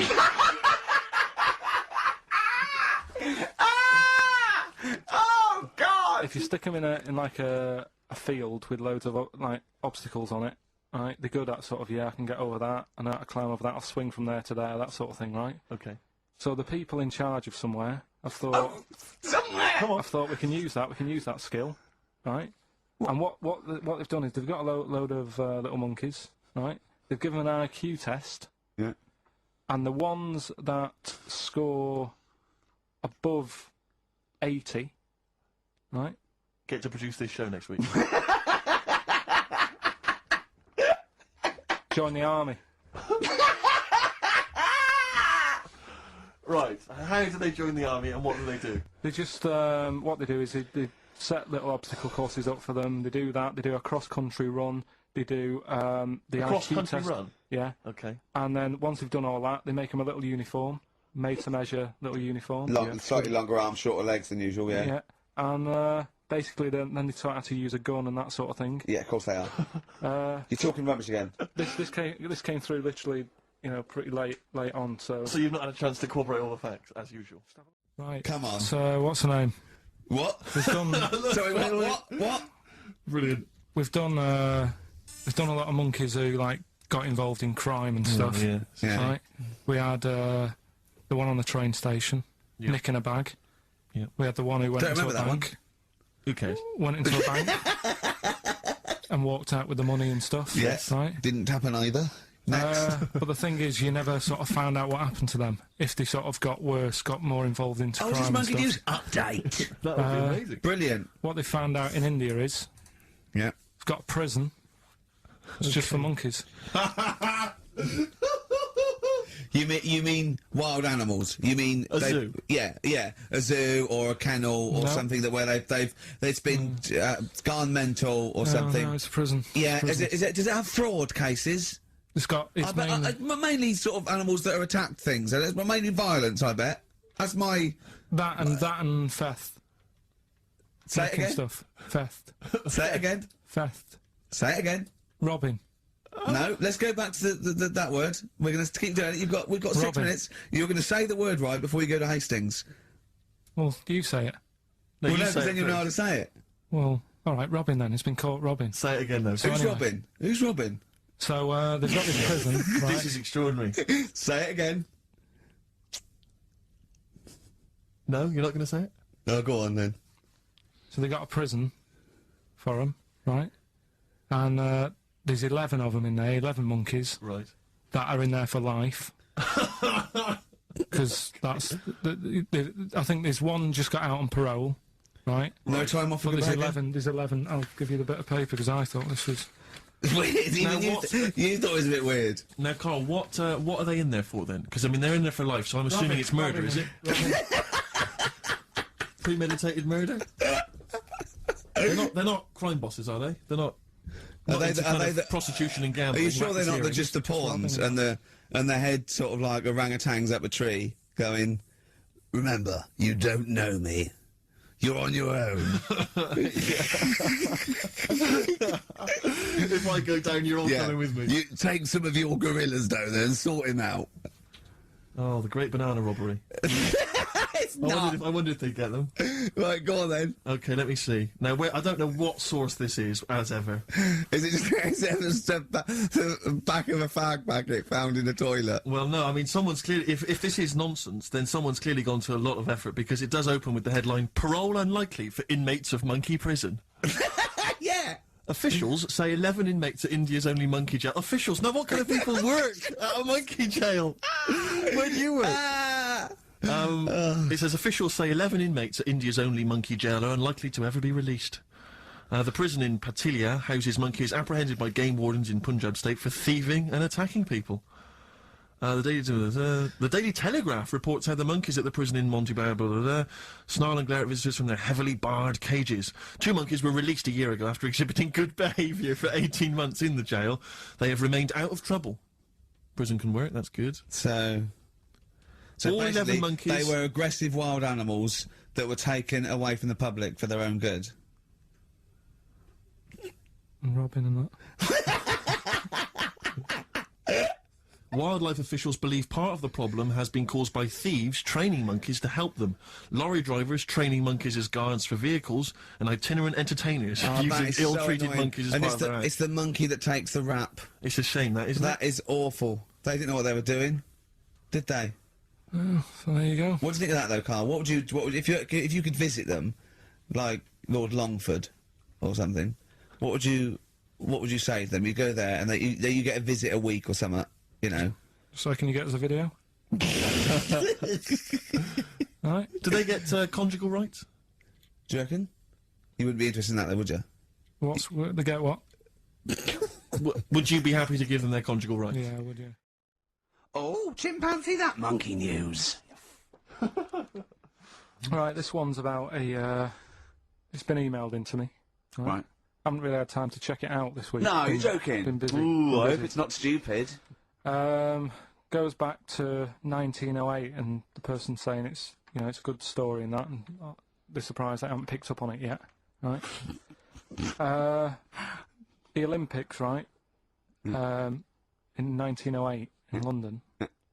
Apparently, it was meant to happen in Italy, but it was cancelled. Don't know why, right? And it happened in London. Anyway, 400 metres. Right, it was meant to. There was a fella who was going to do the run, right, and the favourite to win it was this Bulgarian guy, right? It was like a newcomer. Okay, these are a few things it cannot be. One, he injures himself, so a monkey steps in and wins. Two, he does a drugs test. It turns out that he is a monkey. So if it's either of those, right, I'm going to go mad. So anyway, so the fella, right, this favourite, everyone's putting the money on him, thinking, yeah, he's going to do it. Going to. Is he hairy? Is this bloke hairy? So anyway, so the race happens. Yeah. And everybody's lined up, ready to run. And, you know, everyone's saying, yeah, he's going to win, he's going to win. And suddenly, a bit of murmuring going on, people going, oh, what's going on here? Right. He's eating a bananas. And there's a fella in the lane next to him, Yeah. right, he's going up. Who's that? He doesn't look familiar. Oh, Christ, Carl. Keep going. Right, doesn't look familiar. Who's he? You know, Weird, what's weird, going on? isn't it? What's going on? What's Yeah. going on? Yeah, what is it? What is it? Or who is it? I mean, not what is it? So they go in. So they say, well, he might not be that any good. Do you know what I mean? He might not be good. He might. It's just A bit short, and Doesn't matter, he's doesn't only 3'6", and he's hunched over on his knuckles. So I didn't realise it was fancy dress. so, but I anyway, don't think he's going to be any good. so the race Oh, starts. he's put his finger up his arse. That's weird for runners to do that before a race. It's weird, isn't it? Yeah. Race starts. Yeah. The fella that no one recognises wins it. People go, what's gone on here? Yeah, sure. Do you know what I mean? We had our money on the favourite. What's gone on? Who is this guy? Yeah. Anyway, he stood up there, right? He's looking well happy. Yeah. He's lifting the trophy and everything. Right. Long arms. That trophy's higher than... So anyway, He's only 3 foot, but the trophy's 9 foot in the air with those long arms. I'm suspicious. Go on. they had the picture in the paper the next day, Sure. and everyone's going, yeah, he was fast and everything, but quite hairy for a runner. Oh, I'll tell you Come what, on, Carl. come on. Quite It's hairy for a runner, because ridiculous. normally they shave themselves, don't they, to make them faster. And No. that. Going, how did he manage it? It's really hairy and that. So anyway, he wins the stuff. He walks away with a cup. The people who are in charge of the running, or like the Olympic Committee, look further into it. Turns out it was a chimp. Right, keep talking. No, Right. don't keep talking. Why Shut up, encourage him? shut up. This is monkey news. If you can't handle the news... It's news from 1909, and I haven't heard about a chimp winning the Olympics. Be quiet. What happened there, then? 400 metres, right? Now Don't the thing is, talk shit. the annoying Please, thing was, Ricky. it took so long for the Olympic Committee, right, to find out that it was a monkey. It was going going manic. It went into loads of races. It was picking up loads of like. Oh, shut up! It Right? became a celebrity. It was doing endorsements on TV. Don't talk shit. It said he managed to win the Right. same race 4 years later in Athens because How did it get to But Athens? it's a joke. They're winding you up, Carl. weird. It's not weird. Weird, It's isn't right. I do. Right. Let's have a look. This one's from some woman, right? Yeah. And she was taking part in the London to Brighton bike ride, right? Lovely day, weather's good and everything. What year? She's just a couple of months ago. She's done all the training, right? Done all the training and stuff. Got a brand new bike for it. Got a little puncher outfit and stuff, all set for the day, right? It's a nice day. She sets off. They all start pedalling and that on the way to Brighton, right? So she knows the route and that. Got her little headphones on, cycling along. suddenly, Right, okay, I'm stopping now. If a cyclist overtakes her and it's going really fast and it's sort of hunched over, but it's got like lots of cycling gear on and a helmet and goggles, and they can't tell what it is, but they just know it's like a little hairy fella who hasn't bothered shaving his legs, which is weird, isn't it? Because cyclists usually shave their legs, and this bloke had really hairy legs. But and it won. They gave it the medal. It won 3 years running. They gave it the key to the city. It had its own game show. And then someone said, "Hold on, though. This fella's sort of hunched over, and he's only 3'5", and his arms are longer than his body. It's a chimp. If it goes anywhere near that, we're never doing it again." more monkey news next week. She's cycling So along. anyway, she's cycling along, right? And this tricycle. I couldn't predict that. There's always one element you can never anticipate. Yeah. Got a kiddie's tricycle with a little kid on it, little hairy kid with a helmet. Okay, just go on then. Well, a tricycle comes Whizzing past, yeah. him. Strong legs, don't they, chimps? So she's thinking that's, but didn't get a chance to see the face. Oh, yeah, couldn't quite see the cyclist. Oh, God! You bald mank git. Go on. Yeah, research scientist Karl Pilkington. So anyway, she gets to the end line, right? And they got talking. That said it was a nice day, nice race, and all that. So did you see a little thing on a tricycle? Thing? Well, what person? Surely, just a human. Did you see that? No. Did you see that bloke on the tricycle? So anyway, turns out. Tricycle. Yeah. Well, what did you say? Thing? Was there no suspicious? I mean, what did you say? Did you see that fellow on a tricycle? Anyway, so it turns out Go on.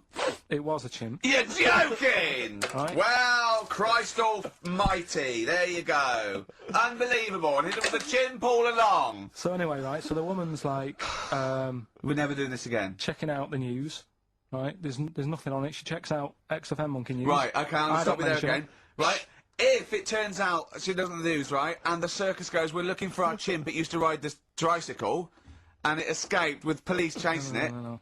So she listened to XFM, see if I'd picked up on the story. Yeah, sure. I didn't have it and stuff. So she got in touch with the organisers of the London to Brighton bike ride, said, look, saw a little hairy fella. Why did she care? Because she wanted to know, she thought it was a bit odd. Well, Turns why- out it was a chimp. They weren't happy about it. Of course not. Because now the owner of the chimp wants to enter it into the Tour de France.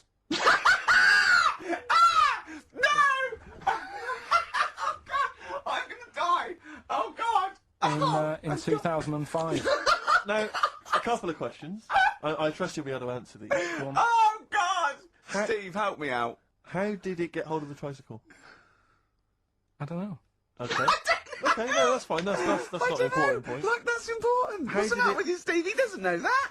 How did it know to... well, firstly, how did it know which way to cycle? But more importantly, how did it know there was a major bike ride? On that? Just following the crowd, No, Steve. no. What's the matter with you? The owner of it had trained it and stuff. No, he hadn't! It had already done the run beforehand, before the big day. No, it hadn't. Like I say, it wants to do the Tour de France in 2005. No, it doesn't. But there's something about animal rights. If they don't let it enter, they can kick up a bit of a fuss. The animal rights is that it's cruel to make a chimp ride a bicycle. Not if it that wants it's to. prejudice that it'll go, is it because I is hairy? You idiot! Right? So, Wow, that is the worst. That is the worst one yet. Absolute twaddle.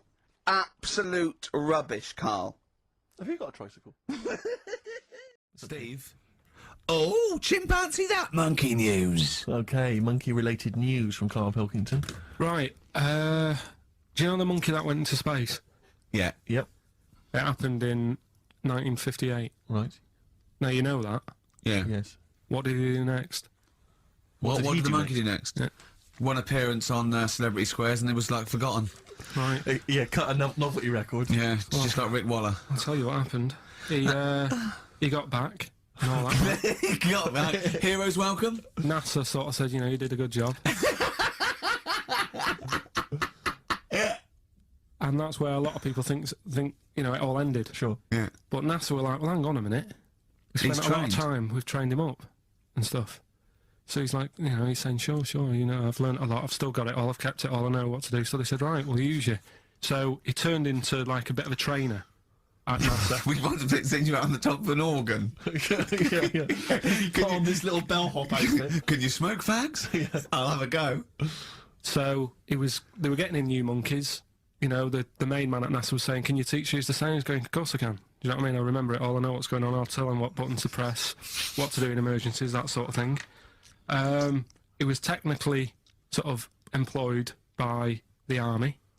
Right, can I just fit in here? I don't know the story, Carl, and I might embarrass myself here. You've got an army of people out there that will probably send me an equally deranged email from a different website, but I'm pretty sure when they sent the monkey into space, it was to monitor his physiology. He didn't press any buttons or learn to dock or take off. It was just the effects of weightlessness and space on basically a primate. I'm pretty sure he was tied in with electrodes to his head. So, well, yeah, I'm pretty sure. I could be proved. But even if that were the case, and he had learned to press 1 or 2 very basic buttons... Definitely not. Definitely not. Even if it were the case, I'm pretty certain they wouldn't have brought him back to train up Neil Armstrong. Right, definitely. Go on. Him going, Neil, what are you going to say when you come out there? Yeah. I was thinking of just saying, hello, I'm on the moon. Hello, it's made of cheese. Don't say that. What about... I've noticed that you got little legs, right? But mankind stepped forward. Well, how could I put that? I was just going to say, hello, I'm on the moon. It's great to be here. I wish you were here. I've got to think so better than that. Yeah, go on. Anyway, basically he got back. They sorted him out with a nice pension. He was happy. Because of, like, the rank that he got, he was like, you know, he had loads of medals and stuff. He said, right, we'll make him a colonel. He got that. Like I say, he got a pension. How does it end? He died in 1969. He was buried with his wife. He passed away. His wife? Oh, chimpanzee that. Monkey news. Right.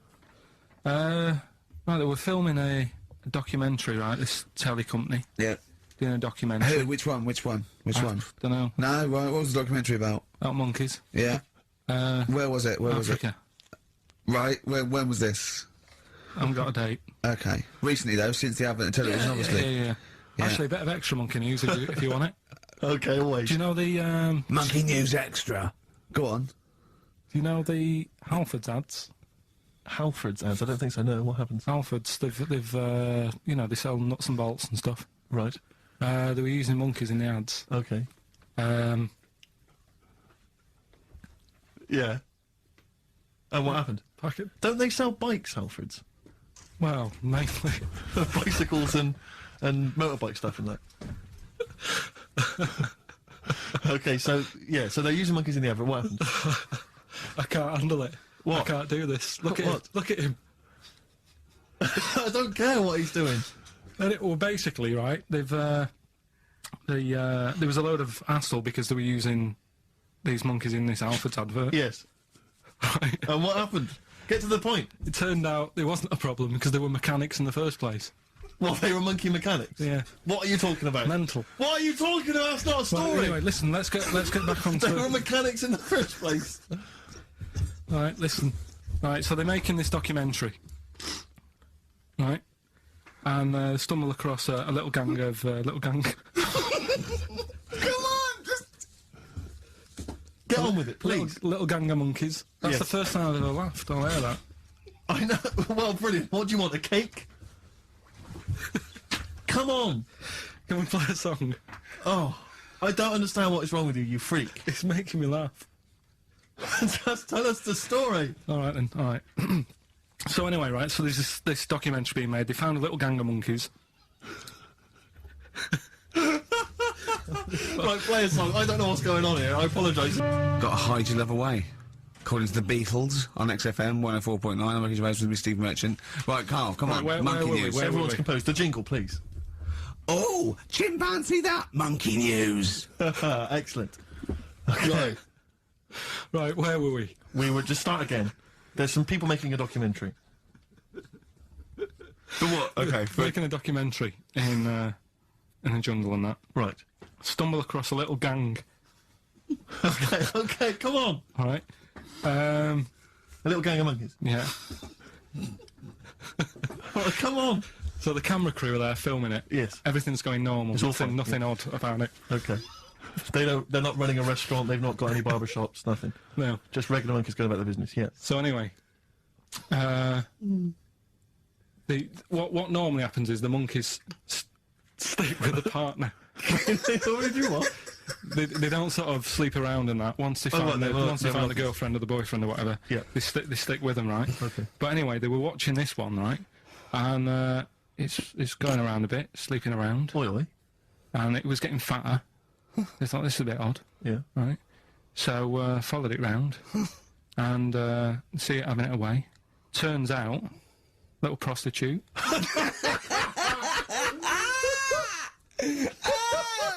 Oh, God! It's a little monkey prostitute. And it was getting fatter because it was charging them bananas. What a load of old rubbish. Oh, chimpanzee that monkey news. Right, are you familiar with 100th monkey? Keep talking. 100th monkey? 100th. Yeah, like as in like one more than 99. 100th. Yeah. The 100th monkey. Yeah, are you familiar with that? No. No. Anyway, thanks. That was Well, monkey we'll news. leave that Next then. week, Adam and Jet. What do you mean you're going to leave that? Well, I thought it was a popular phrase or something. What, 100th monkey? Yeah. What do you mean a popular phrase? What, why? What? Because you're going to do songs and phrases with it next week. We've said it once before, 100th monkey. No, it's just it says the expression 100th monkey. Well, And do it's it over anyway. where it What's the comes from. story?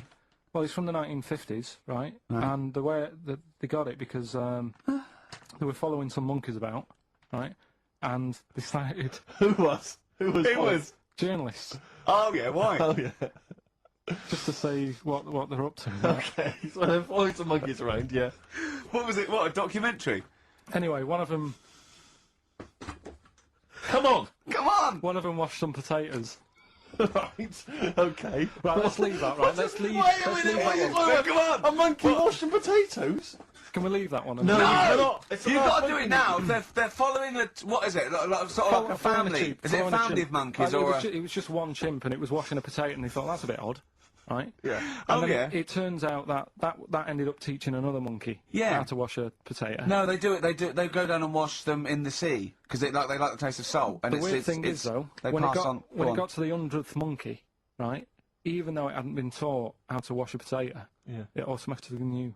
It knew what to do. What do you don't know what mean? you're talking What do you about. mean? It was in them. It was in them that they knew that when they get a potato, they had to wash it. That isn't the monkey news. I'm just saying that's where the expression comes from. But you haven't even heard of that. So Well, there's a couple of things there. That it could be another upshot, and you know, an instinct is part of your genetics as anything else. Washing a potato. But you can't pass on acquired characteristics. So that's nonsense. If you mean that someone was taught they had a child and it knew it, there's no chemical memory as such. In That's what's some of weird that the- about wasn't it, even that's what's monkey weird. No, the monkey news. You know, we've covered a lot of stuff. There was sad stuff, wasn't there? Yeah. There's some funny stuff in there. You know. Yeah. Do Do monkey Playing news. robbers and that. Football team. A monkey football team? Yeah, in Costa Rica. Oh, yeah. Got all the team members there, right? Right. All the different things. Little goalkeeper. Apparently he's on transfer from some other club. But the bit that got my attention is, apparently he's a holder of PhD of physics. Do you want to have a look at that? What, the Steve? goalkeeper? Yeah, just the goalkeeper. The others haven't done that much. The others haven't done that much. Well, I believe that he's got better exam results than you, Carl, but I don't believe he's got a PhD in physics. Obviously. Do you know what the name of the team is? Coconuts. Where's the monkey news? It's been a bit quiet, hasn't it? I've been. What, in the keeping an last eye out. 3 months? Look, there was something that I found last week about one that was in an old people's home. It escaped from some zoo. It was wandering about. It was enjoying itself, and then when it got to the night time, it was like, oh, what am I going to do? And the first place it came across was like this old people's home. Went in there. I think it was there for about a week and a half without anyone realising. No, no. No, it did. No, so the helpers and the nurses and the social workers and the matrons and all that, they thought, well, Mr. Sanders looks a bit hairy. But I mean, that happens, you know, it comes out your ear and your nose when you get to about 70. And he stooped over, yeah, of course he has, he got bow legs, yeah. And he eats more fruit. Of course he does. Well, that's when they realised. Why? Because someone in the kitchen said, "Hang on a minute, getting through more bananas than we normally do." Oh, chimpanzee that monkey news, you Right. I haven't read this through properly. Oh, So I'm just assumed that. Right. What do you mean you haven't read it through well, properly? basically, right, it's about problems with chat rooms and that, right? A lot of people, it's like the new way of meeting people and that, in it now, chat rooms. You get on there, you can Right, have a chat. if you say someone was having a meeting with someone, they Please wanted to don't meet. preempt it. Right, okay. Please don't preempt it. Right, there is not an animal in the world that Right, can it doesn't operate matter. and Do you want understand. to know the story? You said that Did they monkeys... get married? It was 3 months later. She realised, oh, there's a lot of bananas gone from my fridge. See, what annoys I me want is, a though, divorce. This is what annoys Bobo. me. You say that monkeys can do Shakespeare if they're given the time. No, that's not it. Let's not get into the It's whole a Shakespeare and philosophical monkeys. conundrum. Please, let's not get into that debate again. We'll be It's here all about night. It's about Yeah. Right, so infinity. this one then. Oh. So this chat room, right? And the thing is, with chat rooms, you have like a big boss who's looking over it and making sure nothing dodgy's going on. Right. Right, so certain keywords come up and Who's that, Dr. sort of thing. Zayas? Right. So anyway, they were looking over it, trying to look for dodgy stuff, but they kept coming over like really strange things. Like instead of saying, "Do you want to meet in a restaurant or bar?" Right, it'd be like, Do you want me in a tree? "What tree do you want to meet?" Right, okay. Are you shooting That's off? the end, yeah. I'll see you later, Seriously, mate. 'cause that's gone I'm just going to listen to the end of it anyway. You're an idiot. You're an idiot if you believe that shit, honestly. No, I'm just telling you what's online. Let's hear the rest of it. How you're nearly you're ill. You're nearly okay. Right. Well, I don't know the PC term for this, so I really apologise. You're nearly retarded in some aspects. Instead of sort of saying wear something sexy, they'd say make sure you bring plenty of bananas. and Right, stuff you're like that. talking absolute. Okay. Are you making up the monkey news now because you can't find it anymore? And instead of saying should we get married, they're saying how swollen and red is your arse? Do you You know what? stupid fool. No, that was what? me. Tell you what is annoying. What? Steve's told me about a film that is about a monkey going off with a woman. The Charlotte Rampling thing where she. It's a film called Max Mon Amour. Yeah, she has an affair with a monkey. Go on. Yeah. And what happened? You wouldn't like it. We can't go into You it. We wouldn't need like it. monkeys. You wouldn't like it. It's not like it's weird and you wouldn't, Carl. It's not like a nature program where he wears a bowler hat and can talk. Okay. The nature programs that you seem to see. Yes, I'm trying to think. I haven't seen that one. No. Yeah. Come on. Do monkey news. Well, monkey news this week. Play the jingle. Oh, chimpanzee that monkey news, you. Right, it's about this monkey that was knocking about in the 1950s. Right. It was known in the sort of LA area, right? And apparently, again, I haven't really checked all this out. I've just picked up bits that look interesting. Yeah. Wore a golden mask and like a cape and a leopard skin belt and stuff, right? So people didn't know he was a monkey. Of course they didn't know, yeah. They thought it was this bloke who's going around. He was helping out crime situations and stuff. Right, you're an idiot. So this disguise that you see a 3'6" bloke with arms the length of his body. No, but that's the funny thing, right? They sort of thought it's a bit odd, you know. He's stocky yet extremely flexible Yeah, and hairy because he only wore a white mask and a belt. and a distinctive jawline and stuff. And then Right. apparently, like he used to sort of get to his. Nothing we say gets through, does it? You've decided you can Just picture telling this you, just monkey telling going you around what's going solving on. crimes, and Just it's telling you. Let him finish the story. Time's running out. So it sort of get to its crime by like swinging from the trees and Of course stuff. it would, right? yeah. Well, people just thought it's a normal fella. of course. Then what happened was he This is the bit that's going to annoy me, isn't it? he helped some fellas out, like, you know, and for a reward, they were like, "Do you want some money? You know, you've helped save our lives during a crime and stuff. Do you want some money in that?" And he just went straight for the shopping bags, got a couple of bananas and apples, right? And as he was bent down, looking into the bag, getting the bananas and apples, they pulled his mask off. Little monkey. So he wasn't allowed to work for the police anymore. It ended there. Sure. Weird, isn't it? Well, my mum sent me some. Right. I got a little letter from her doing the usual sort of stuff, telling me what she's been up to and that. It was a little thing about somewhere in Lincolnshire or something. Right, to good. do a bit of monkey throwing. What do you mean? Because some fella got attacked by one once, and sort of to remember him, on this certain day they go, "Oh, It was today, wasn't it? And that fella got attacked by a little monkey and that. And the, something about chucking monkeys about. That's horrible. I don't know if they're real, I think it's just like to remember. Alright. But that's the only sort of stuff that's knocking about out there. But it's not, that's not I've got my monkey mum and news. dad on it, looking all the time. Yeah, there must be more monkey news than that. There isn't nothing. I mean, there's bits and pieces. There was a bit about Donna Air, how when she has a kid, she's going to let a gorilla look after it for a week or something. But apart from that, it's dead out there. True. Well, I don't know what that means. She's well, that's it. Well, it's Apparently, not true. She's not going to let a gorilla look after a No, child. it is. Apparently, a fella works with them or something, and This is rubbish! it's not rubbish. How can she let a gorilla look after a baby for a week? Well, forget it. Sorry, have you ever heard her speak? Oh, chimpanzee that monkey news, you Right now, it was back in the 1980s. Right. So it is quite topical then. Right, okay. When did this happen then? 1980s? Yeah. Yeah. It's about a Colombian F1 sort of, Formula One driver. Yeah. Apparently these races were going on, right? And someone kept winning them. Right, okay, forget it. Forget it. No, don't do it. Because it's rubbish. Because it's rubbish. Right, so someone kept winning the races. So this human that kept winning the race. So this human being that kept winning the races, Karl, what was his name? His name it's Jimmy something. Yeah. How tall was he? Just out of interest. No, Let's hear the story. Let's hear the story. Was he about 4 foot? foot You eight? might find out if I tell you the story. Yeah. Right. Go on. So anyway, he kept winning, and everyone was like, "Oh, he's brilliant. This guy, who is he?" and all that. Yeah. But his gimmick, right? Was never showing his body or face? That's right. Never You're took his joking. helmet off. You're an idiot. Never took his helmet off, right? You know the short trousers he used to wear? You know his trousers were about a foot long, but his shirts, the sleeves were really long.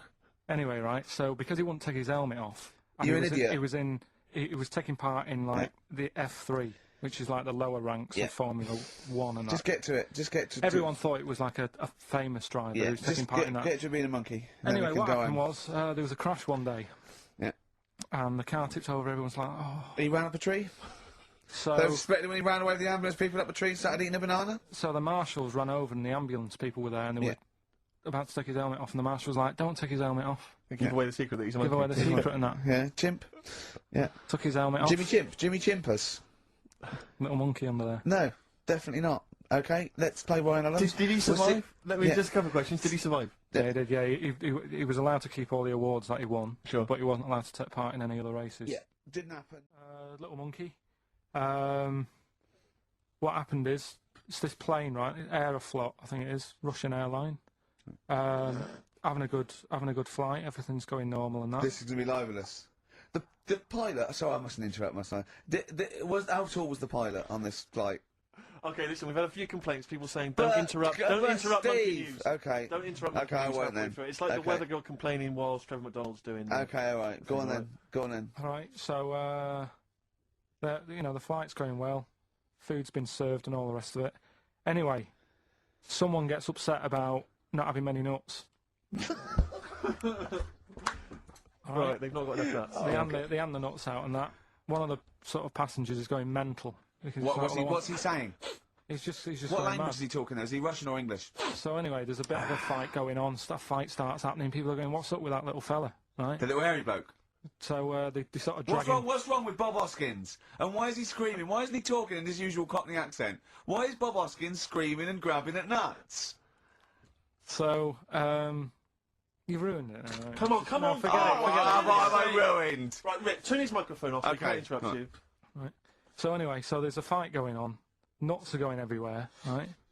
So anyway, so they manage to tie him down. They get him on the floor, tie his legs up and that, right? His little legs. Get him to the. Get him. Come See you later. Have a good Christmas. No! Carl, how dare you! Finish the story. All that happened is they got back. It turned out that he shouldn't have been on the plane anyway. Why? His passport wasn't valid. Right. And you can't cause problems on planes and that. So he got put in a cell for a bit. Turned out it was a little monkey. Alright? Quick question, how did he complain about the shortage of nuts? Yeah. He just was going mental. Right, he didn't actually call over a stewardess, he just... Well, how wanted did to- he get on the plane in the first place? What ticket did he have? Have a good Christmas and that. But you yeah? know it's rubbish. You See must you know later. that's rubbish. You must know that's rubbish. All the best. You must know that's rubbish. About this woman monkey who was born in 1834, right? Half monkey, half woman. No, not true. It happened. Apparently, Impossible. it was in the Daily Mail. Right? Okay. The Victorian ape woman was her name. Yeah, I christen this thing Victorian Ape Woman. Well, we thought Sandra. No, I'm calling it Victorian Ape Woman. She was about 4 foot. No, didn't happen. She had lovely, thick black hair on her head and on the back of her legs and on her arms. Yeah. All right. So stockings. Let's have a look. And she didn't need a bustle because of a huge ape-like arse sticking out the back of her dress. She was good at reading and sewing. Well, good, because they didn't have opposable thumbs, so, she could speak 3 languages. Yes. She was Human, monkey, and monkey-human. 20 offers of marriage. Does that annoy you, Steve? Oh, chimpanzee that monkey news. Right, there's this monkey, right? Oh, yeah. I think his name was number 6 or number 7 or something, right? In this lab, right? Yeah. And anyway, it's in there with like the rabbits and little mice and stuff like that. And The rabbit smoking. the nurse, right? The nurse, not the nurse, the woman who works in the lab. What would you call her? A nurse? Depends what turns out her job was. If she was a lab assistant, you call her a lab assistant. All right. I mean, they probably call her by her name. All right, lab assistant, right? Kirsty. So I she's think it's probably Kirsty. Right, Kirsty Morris. well, she's in there, right? Yeah. And she don't work with many people and that. She's mainly on her own with, just putting lipstick on rabbits and stuff like that, right? Chimpanzee it? So, Chimpanzee. She's putting on lipstick chimpanzee. She's got hairy legs. He gets pally, right, with this woman because it gets to a point when she sees him every day. The way he tries to string out like it's a narrative love story. Did the chimp put his hand out and grabbed her, and then you thinking that he made a move on her? So Right, come on, he's let him allowed tell out. the He's allowed out. Oh, the it's not a cage. story, is it? He's allowed out the cage and whatever. Yeah. Anyway, so he's wandering about, and as time goes on, he's watching what she's doing more and more. Right. So he notices like the code on the door, right? Whatever 247 or whatever. Yeah. He goes, right, I've clocked that. I've got that. I'll remember that. Right. And then he goes, right, there's a lot of lipstick and that knocking about, a lot of makeup. Right, okay. No, there's no way. No, because Steve, you know what's going to happen. I know what's going to happen. So he's there. It's ridiculous. And he's going, well, if it's there, you know what I mean? So while she's messing about with the rabbit, he gets there, he's in front of the mirror, putting a little bit of lippy on. Right? No! I know! It's gone too far! Little bit of, No, it's gone too far, Steve. Your mic's off, Rick. He's finishing the story. So- Show mine off as well. and it's looking pretty good. You mentioned the mascara! It's looking all right, right? So it knows the code on the door, 247, right? So when she's sort of messing about with the rabbit, right, he goes, right, here's my chance. He's looking good, 247, out the door, reception man's there, he's like, all right, Kirsty, right? Talk shit! Oh, chimpanzee, that monkey news, you Right, well, this monkey news story, right, it's about this fella, a couple of fellas in Texas, sort of running a farm, right? Just they definitely fellas. Well, how tall are they? Can we just let him tell Okay, us they what- aren't human beings. These two are human beings. Time's against us. They're Rick. running this farm and that, and anyway, so they're outside getting the cattle, and he turns round, right? It's just that cow's. Couple of monkeys walking about, so he knows what's going on, right? So anyway, so it's in Texas. They don't know what to do with the monkeys. There isn't a zoo. It's fairly barren there, isn't it? You know what I mean? Not much going about. So the other fella who runs the farm with him says, "Look, we need a bit of an hand." Right? So, said, let's teach them some stuff, and the monkeys were happy with that, because they were lost anyway, right? So they had They had nothing to do.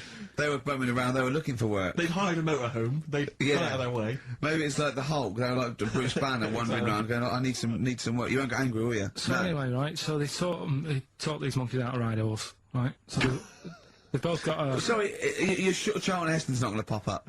You're sure you weren't watching a video last night and thought it was a documentary? They've both got a horse each, right? They've been given, like, a little lasso and all that business. Oh, don't talk Right. shit, Carl. So, anyway, it's going well, and it carried on for about 2 years, this, right? It's like, rounding up the cattle every night and all that. Yeah. So, the two fellas are chatting, going, "It's worked out well, hasn't it?" And that. Right, if there's a hostile takeover and they sort of like buy up 51% of the shares So or they something. said, for this to continue, the monkeys are getting old a bit now. We need a little woman monkey in here to sort of get some kids going for like the future farm people. Forward right? planning, yeah. So they get a little woman monkey. They in. decided to only hire monkeys from Why out not? then. Why not? It's working. Why mess with something when it's not broke, right? So they get the little woman monkey in. They have kids and all that business, right? But the problem was, right, when they first got the woman monkey in, it was like, well, which one's going to have the woman? Right. So they started sort of fighting a bit and what have you. But because they'd seen the owners of the farm with like Don't guns tell and me the stuff, baby monkeys didn't want to go into the family business, went off to be a lawyer. they had a bit of a shoot-off. Shut up! They got two monkeys, right? And Don't stop! because they'd seen the owners with guns and what have you. Yeah, no, that sounds So they had a bit of a shoot-off. Yeah. That's how they sorted it out. And who won? I think it was George. The one called George. Right. So I think they had 17 kids. The farm's still running. Oh, chimpanzee, that monkey news, yeah. Well, there isn't. I've been away, haven't I? Oh, there's been no monkey news. You can't get. No, but I haven't had a proper chance to sort of, Carl, your monkey news is of spurious tales from the 17th century sometimes. So let's have one of those. No, Let's have a monkey who dressed as Zorro and they thought he was a woodsman, but when they took his head off, he was a 4-foot hairy chimp. Let's have one of those ridiculous stories. Well, we've done that though. But do you want to go back on some of the ones? Oh, to sort of just recap? what is the No, monkey news? There must have been some monkey news this Right. week. The only thing that sort of stood out, do you know, like they're having problems. You're just making this up.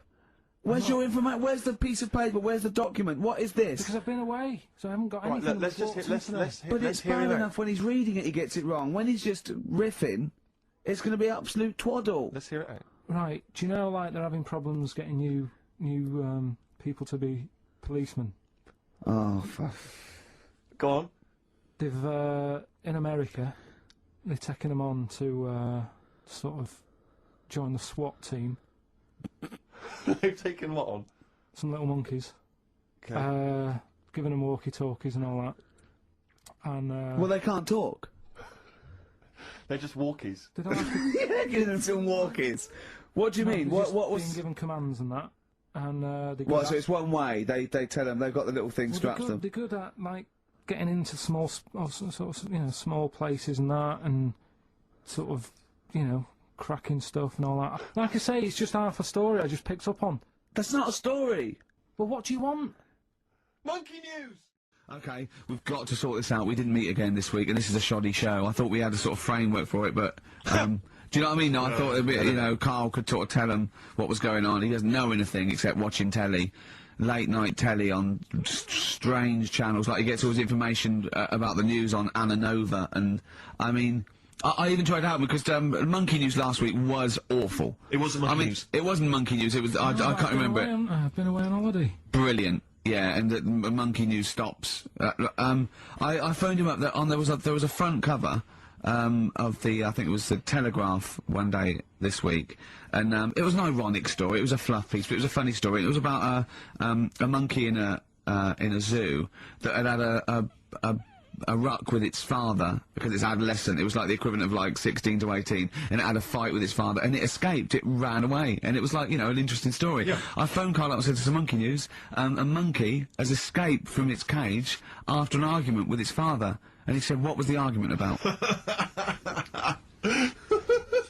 I mean, he thinks like Homer Simpson. Yeah. What was the argument about? Like, the zookeepers are going, oh, look, oh no, he's brought up his untidy room again. The father, oh, look, he's caught him smoking again. I mean, what do you mean, what was the argument about? They have fights. They have fights and then it ran away. His dad wanted him to go to college, but he just wants to quit and get a job. Yeah, and he fancied a monkey in the other cage, and the father was saying, she's not good enough for you. Oh. So what we've got was some it monkey about? news today? Yeah, I got a little bit of monkey You got a news little bit of there. monkey news, right? You've redeemed yourself alright. then this week. We've got some stuff there and that. Josh Rouse, it's the night time on XFM 104.9. Steve Merchant, Ricky Gervais, Karl Pilkington, and what is it time? I think so. Yeah. Oh, chimpanzee, that monkey news. Right then, so there's this monkey, right, Right. in Canada. It's in a zoo in Toronto, I think it is. His name's Pascal, right? And what happened was all the people in the zoo sort of said, you know, what can we do? Sort of spice the day up a bit, right? Yeah. So they left. Embellishing. No way this is a news Let him story. do the news. Let him do the news. Okay. So they Any left. dates? Just let him read the news. All right? You wouldn't interrupt Moira It Stewart. was about 2 weeks ago. No, because she always says today, so you know it's news. She doesn't say, right, there was a monkey, right? Right. Well, in Canada, Come on, right? mate, just finish the Okay. okay. Be all night. A couple of weeks ago in this zoo in Canada. Right, They got a camcorder right. and they said let's leave it for the monkey to have a play with, right? So anyway, they passed it around, Won a BAFTA. and a couple of chimps and that were rubbish at it. They were like filming the floor and all that, and the fingers were always in shot and stuff like that, right? But anyway, there was this one chimp called Pascal, right, who Annoys me that he calls them monkeys, though. They're was- not monkeys, they're apes. he Go was on. he was a dab hand at it, right? He was like filming stuff, really good shots, you know, sort of nice nude and that. He used the lighting properly and all the rest of it. No, he didn't. Just let. This is the news. What are you talking about? This is the news. God, So Steve, anyway. it's so annoying. You know it annoys me so much. Things like that. He was a dab under. He was doing really good shots. It really annoys me. Let's hear the news. Anyway, right, so he started, at night, like when the zookeepers went home, he started filming, like, other monkeys on the go, like, whilst they were at it, right? And he was filming them and what have you. The Ron Jeremy of I the love zoo. it. You know it's going to end up on the web. So anyway, the zookeepers came in the next day and it's like, let's see what shots he's got. Anyway, he's got all this, like, you know, all these monkeys at it and what have you. So, Oh, yeah, this is, honestly, you don't know what this is doing to me, Steve. Can I stop him now? So they thought, like, actually there's a few monkeys who aren't at it enough. Do you know what I mean? They have problems and what have you, so let's give them the videos. That is so untrue. This is so untrue. So- It's so untrue that it was filmed by a monkey. So It's what so happened then, untrue. right? Rick, I don't know who to believe. Oh, God, you're talking so much shit again. You must know that's not true. There's no way. There's a load of tapes out. Look at me. Look at me. Don't keep talking. Look at me. You must know that's not true. Can we just hear the end of this It's all news? here. You had a go at me last week because I didn't have the full story. I've got the full story. You're still not happy. There is no way that by chance, what should we do? Let's give him a camcorder. That could happen. He then films him at it. That might happen. It might happen, but I don't think he'd keep the camera still. Two, they go, hold on, no, this is good stuff. This is good shit. This porn's good shit. Anyway, Look at so that. He's got us a lovely shot. Yeah. So This they've is got- they've- they've got ridiculous. all- Let me just recap because I lost my way there. So the monkey has filmed the monkey porn, Yeah. and now they're showing it to the other monkeys. Is he It's like- directing? Can you hear him just- saying it's stuff? Can like you go? It's just like, you know, Chimp Pimp 1, 2 and 3 and all the rest of it, right? But anyway, so they've got all these other tapes, because what happened was, they said he's quite good at this. Oh, And the animals, God! and the animals are happy having him around because he's not a human. He's just one of the gang. Do you know what I mean? So they started putting him in with other things like, you know, ostriches. Right. And Shit. there was so, and you know they have a problem with pandas in Japan. So they've sent him out there, filming a bit of. Where are you going? Honestly, you really annoy me. There's Come on, no please, way this like- is happening. can we It's just hear the end? absolute. Why can't he just find a real story about a monkey? Let's hear I mean, the end. the end is He's in really China. that he's going to China. He's filming the pandas and what. No, he's not. They wouldn't send a monkey director. They would not send a monkey director. Right. So anyway, right. I think it's in LA. This happened. Right. I think. Why does he think? So these people are in a restaurant having a lovely meal. There's one of them short and hairy, but it goes totally covers from top to bottom in a spacesuit, so he didn't know it was a monkey. It's not one of the customers, one of the waiters. So they're having a lovely dinner, probably one of the best sort of dinners they've had, right? So the waiter comes over and it's like, you know, can we just say I've had a lovely meal and that. Right, it's the chef. Because it is. Can we see the chef? Yeah. So can we just, you know, see the guy who cooked it? Of course. Yeah. Short fella, hairy. So the Wearing waiter said, to be balaclava? honest, Not so much. the waiter said, look, he's busy, you know, he's got meals to cook and what have you. He hasn't really got time. He said, it'll only take a minute. He said, no, I prefer, you know. So this is a restaurant in LA that serves brilliant food. I'll pass your message on and what have you, right? So So he sends for Monkey Pierre so White. it's a bit odd. Anyway. So they go out, right? They go out to the car and they notice the the kitchen door's open. Yeah. Yeah, of course they do, because they're going to discover something that I don't know. So They're going to hold on, this just out of interest, this where does this chef train before we see him or reveal, you know, what he might look like or like to eat? So well- anyway, so they pop their head in and think we'll just nip in and go, you know, love fruit salad or whatever. Yeah. So they stick their See head the in. human. We better see the human chef. You never guess what? Go on. Monkey stood on a chair, right, cooking veg.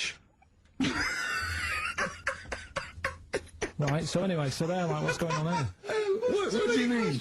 What do you mean he's cooking veg? What is he doing with it? Well, he's stood on a chair by the cooker and he's chopping stuff. Oh, he's up, chopping it, as well now. It's and all like veg, that. isn't it? Yeah. It's got a little, you know, he's got the bosses in there. They're like a bit shocked.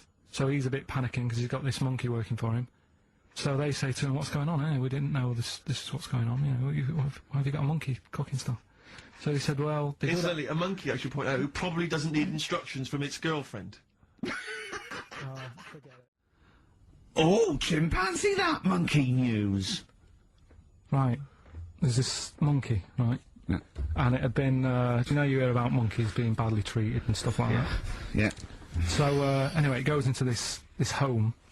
It's 14, this monkey. It's called, Matty, right?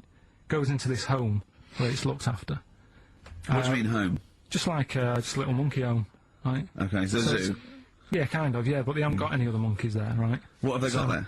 They've got just other animals and that, but not that many monkeys. But anyway, because he's there on his own, again, you know... When you say monkey, do you mean a chimpanzee, by the way? Because you usually do. Yeah. I can't believe that journalist thought this was scripted. Amazing. So anyway, yeah, so it gets sort of pally with the people working there and that, and it's smoking fags, it's having a drink at night and all this, right? What do you mean it's having a drink at night? How? It's all here, Steve. I mean, we haven't really got time, but... Well, no, let's say it's all here, like it's proof. You've got another stupid story that someone has put onto the internet. Someone sitting at home in their bedroom has put onto the internet. So it's having a fag, it's drinking a lovely glass of Bangrock Station. Yeah, the wine that's perfect for a barbecue. Yeah. Anyway, it's loving life, it's forgetting about its past and everything, right? When this other monkey comes along, Oh, Oh, no. Karl's brewing. Go on. right? That comes in, something's said. Right, forget it then. Monkey news. Right, this happened in Pittsburgh, right? There was a rock band, and they've got this studio in Pittsburgh and what have you, and they're laying down tracks and stuff like that. And in the studio that they use, right, there's this monkey works there. Right, I love the way he throws that in. Like he throws that in. This monkey works there. no, it's just got a little gig there. He sort of it carries the equipment in, guitars, stuff like that. He doesn't. He does. No, he doesn't. He just sort of cleans up after the bands. No, he doesn't. Emptying the ashtrays. Doesn't that sort of happen. stuff. It Doesn't does, happen. That's the gig it's got. Anyway, right? Gets women out of the crowd that they want to go visit with. With one arm. Drag her back. So anyway, right? So the band's in the studio, right? And one of the band members brings some A&R fella to the studio to have a listen to the latest track. Right? Yeah. So they hit play, and they're all there going, "Yeah, brilliant, this is good." Oh no. Anyway, so the fella says, "Yeah, I like the track. I especially like the bass on it." Right? Right, it's 'cause this is bullshit. So This is rubbish. So And they hadn't laid down a bass track? so this is. Have you heard it? So Carl, the weird please thing don't is, do this right, to so me. the A&R fella goes, and Yeah. it's like, the band members are stood about, and they're going, "That's good that you liked it." And I'm saying, "Yeah, but what's he on about with the bass?" So they played it No, back. this is rubbish. This is absolute rubbish. Where did you get this from? Please, because we never get Where to the did end. you Let's get hear this? it. Is absolute nonsense. So they played it back. Yeah, right? and it's the chimp playing bass. Definitely not. So they were like, "That's weird, we haven't got a bassist." Anyway, so they go, "Well, whatever, right?" So We they haven't leave. got a bassist. So They go, whatever, let's go home. Ah, forget it.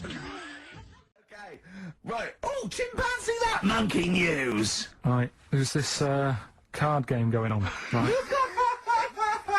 in the that big hotel in Vegas, Right. The Luxor Hotel in Vegas. Yeah. There's a major card game. All the big players and that Sure. were involved. Right, they're all invited. Anyway, so they all meet up in this dark room at the back of the. Oh, there we go, dark room. But hairy fella. So it was brilliant at poker. Like I say, it's a big game, and that everyone's been waiting for it. So it's played in the back room, not in the main entrance bit, right? So anyway, like I say, it's dark in there and what have you, and the players went in. There was already someone sat in there, right? Right. But they couldn't quite see Was him. it a short, hairy bloke with slightly longer arms than legs? Couldn't see him. Where because are his arms slightly longer than his legs, couldn't see strangely him with it enough? being dark. Was he and what have you. holding his hand of cards with his feet? Anyway. So the cards were dealt, right? Cards were dealt, game's going on. His cards with his feet! Game went on for hours, right? No one's listening. The terrible thing is that not even we're listening to Karl now. Literally no one is listening to Karl. There was a lot of smoking going on. It's right? going on. A lot of eating and nuts going on. That was a bit weird because they don't normally get through as many, but for this night. So, come on, let's just play, Bruce. Oh, chimpanzee that monkey news. Right, well, I thought we'd go for sort of a Christmas feel, right? So, this one, it happened in Stockholm, right? A couple of years ago, around the Christmas time. There's this little grotto, right? Everything he says is funny, isn't it? A little grotto was set up and stuff, right? And, it was getting busier and busier, right? This little grotto. There was only one in Stockholm, right? Queue was massive and stuff. That's not true. And this, That's not true. There's No, but fine, just listen. But that's not true. A couple of years ago, if you'd have said 1,000 years ago. Yeah, it was busy in that. And there was this bloke who had a kid, and the kid was saying, Dad, you know, can I go and see, you know, Father Christmas in the grotto? Yeah. And he was like, oh, I don't want to join that queue, it's too big, right? And loads of the Father Christmases who was in the booth, they kept jacking it in because the queue was that big. What do you mean loads of stressful. Father Christmas in the booth? What Because booth? they got through loads in the grotto, the Father Christmas and that, right? They couldn't act the pressure of the queues. The queues were massive for this grotto. This is rubbish. Right, So they come on, kept, come so on, they yeah. getting through like loads of Father Christmases. They just right? kept walking Different on. people, they kept saying, I can't handle this, you'll have to get a new one in, right? Right, okay. Anyway, so this fella, right, the kid kept asking every day, can we go in there? He said, no, look, the queue's big. Anyway, one day, the queue was suddenly a lot shorter, right? Because they got a new little Father Christmas fella. Right. In the Right, grotto. Karl, if this Father Christmas turns out to be about So- 3'6" and hairy... So anyway, right, so he's going, come on then, we'll join the queue, right? So he joins the queue, and he's you know, the queue's going down really fast, people are going in and out really quick. And he's going, how are they managing to do this, right? And he sort of looks through the curtain, he can just see a little slight thing, and he can see the bloke who's, like, dressed up as Father Christmas. He's handing him out with his hands and his feet and that, right? So they're going, no, look, if you don't... I'm going to die! Anyway, so... Please don't interrupt the news, Rick. I want to hear the news. No, just... So he's queuing up, right, and he's going, oh, he's good on him, you know, he's got a new method of handing out the presents and that. Whilst he's queuing there, there's a little fella selling chestnuts, so he thinks, oh, I'll buy some of them, and, you know, something to munch on whilst I'm in the queue and stuff. Yeah. And, so anyway, he's queuing up, he's eating the chestnuts, comes to his turn, right? It's he absolute goes, rubbish. What are you on about? It's absolute rubbish. So cut a long story short, you reckon that they hired a chimp to hand out presents for Father Christmas? and so you brought the chestnuts in, and the monkey attacked him. Well, and ate the nuts. he went off, right? And he's going, why is it all going mad? And You're there's a little absolutely fella, talking There's rubbish. a little fella that sat there with like a little beard on and that. Yeah, you're And, talking rubbish. You're talking rubbish. Well, no, it's not rubbish. worth me carrying on then. No, it's not worth you carrying on, because again... Yeah. Oh, chimpanzee that monkey news. Right, this is something that I do know about, alright? If monkeys have been up to anything in the world, this is what I'm on. Do you know what I mean? This is Yeah, what you're I'm on this. top of this. This one, it's pretty recent. Monkey was knocking about New York. Oh, yeah. He got locked up for like nicking stuff and all the rest of it, right? Anyway, that's the I past. don't know where it's pointless. Well, hang on, Steve, does that But you look know like what I a mean? If proper- that's the opening gambit, if I don't come in there, when do I come in? Do you know what I mean? listen. If I don't pick him up on that, when do I come in? Steve, I can show you the original. Nicking stuff. Anyway, so he worked on a plan to escape, Oh, shut up. right? And he'd worked it all out. He saw the bloke with the keys and that. How do we right? know this? How do we know this? This isn't even the main bit of the story. I wouldn't even worry about it. Because Rick, please. no, because he's embellished and it's. So anyway, I've said this before, I'm going to say it now. You do not interrupt the news. It's the news. So anyway, right, so the monkey gets out, he's roaming about free, word gets out that he's escaped and that, right? the copper, I think his name's PC Wilcox of NYPD, right? Police Constable Wilcox of the New York Police Constable Wilcox. Leave it. Leave yeah, it. yeah. We've only got a few minutes left, please. Dixon of Queens. So he got a call to sort of assist, you know, this monkey roaming about. PC Wilcox of the New York PD. Ricky! Because they were having problems catching it. Right? So he was called in. So he was out on his motorbike looking what's going on. Anyway, cut a long story short, he manages to catch up with the monkey. Right? Why did the monkey have a car? He got it in like a little Why did alleyway. the monkey steal a car, Carl? Anyway, so he had him. He gave him the rights and everything. You know, everything he used to say and all that business. He said, Whoa, Steve. Monkeys don't talk. So Carl, Steve. Carl, monkey, he didn't need to say anything you say, he may be taken down. So anyway, Carl, look Steve, at me right? as well. No, Carl, I'm just telling Steve because he's listening. But Carl, think It's what easy you're to saying. put stuff down. So anyway, cop, you know, the monkey's like fair cop, right? He's on the back of the motorbike being taken back to the station. Yeah. Oh, God! Anyway, Wilcox gets a call on PC Wilcox, on the radio, Sure. saying, you know, listen, there's been another problem, Oh, no. right? Will you? There was a diversion, there was a gang. There was a gang. Right? Oh. So he said, can you go and sort it out? And he's like, well, I've got a monkey on my back. He said, well, take it with you. Was he on right? drugs? So anyway, Isn't that what junkies say? so he goes down to the scene where it's all kicking off. Monkey's just sat on the motorbike thinking, I'm not going to try and get away. It'll just make the matter worse, right? He's sat there. The gang. Hold on, was he wearing a crash helmet? The gang, sort of, you know, he saw all that going off. Copper goes up. Sorry, was this a gang of humans? So anyway, it's kicking off, right? There's a gang, and they're all having a fight and what have you. Anyway, it gets out of hand because Wilcox, even though he sort of helps out the person who was being beaten up, he walks off, the gang starts picking on the copper. Oh, no. So, the monkey thinks, best help out here. Oh!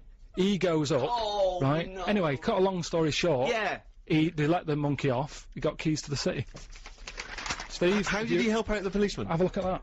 Have a look, there's the facts. It's not facts. It never happened. That's the facts. I mean, everything about it's wrong. Everything about it is nonsense. Steve? Well, all I say is there's a picture here of a monkey brandishing a gun. If that's not truth, if that's not fact, Have a look. then there it is right there. The controversial cheeky freak of the week, where Karl finds a human being with some sort of congenital or you know, imposed deformity, or you know. So and we talk about that in a wry way. Do you think that's big and clever? No, but that's just it. It's never about taking the mickey out of someone, right? It's to make you think. I'll tell you what isn't big and clever. How lucky you are A on dwarf with learning difficulties. Nice. Yeah. Well, We'll explain it to you. Nick Cave and the Bad Seeds, He Wants You. Brilliant. Comics FM. Yeah. So, Karl, off you go. well, we're not going to do Freak of the Week here, Okay. right? Because we've done quite a bit of that in the last 20 minutes, right? We've So OD'd we'll move on that. freaks, you think? Yeah. Sure. We'll just shift it a little bit. Okay. And I don't, like I keep saying, don't want people to be thinking we're sort of taking the mick out of anyone, No. right? Because we're not about that. I feel that, like, I can do a little bit of it because I work with you, Steve. Yeah. Right? Sure.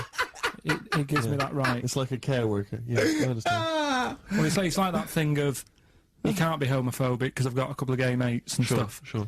I think it sort of gives me that edge, Yeah. right? So you're not freakophobic because you work with Steve. No, that's right. Yeah. So yeah. Okay. Well, I think- by that token, I should be able to sort of slag off, you know, the mentally ill. What's Or your name? at least mentally handicapped. Now there's a term you don't hear very often.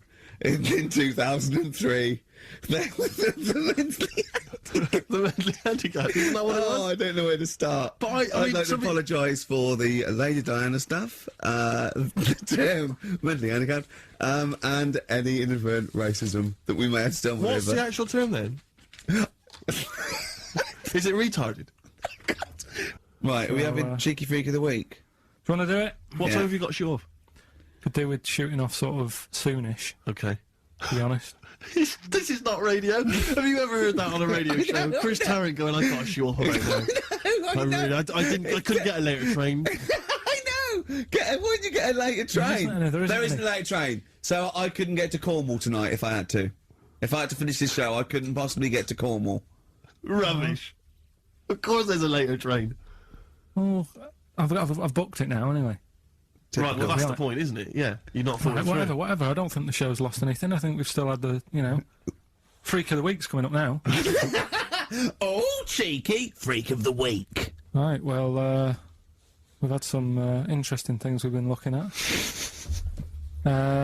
This week, it's about the strangest couple that ever got married.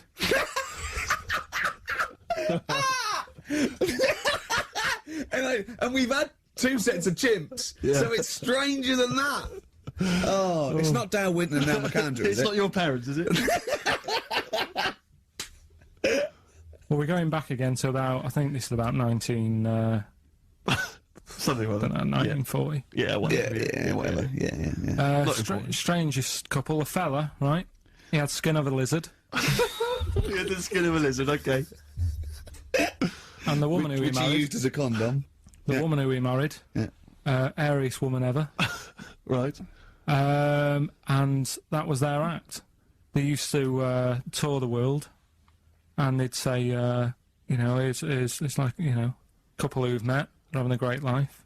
Let's get them out on stage, here they are. And they'd What do you mean out. he had a skin of a lizard, first of all? That's what it said. He had some sort of some illness. So he was called Lizard Man, and you like that because it was good description. I thought that's good. I'm Let here. me know. Hello. We've booked a table for 2. Who are you meeting? I'm meeting Lizard Man. Oh, he's over there.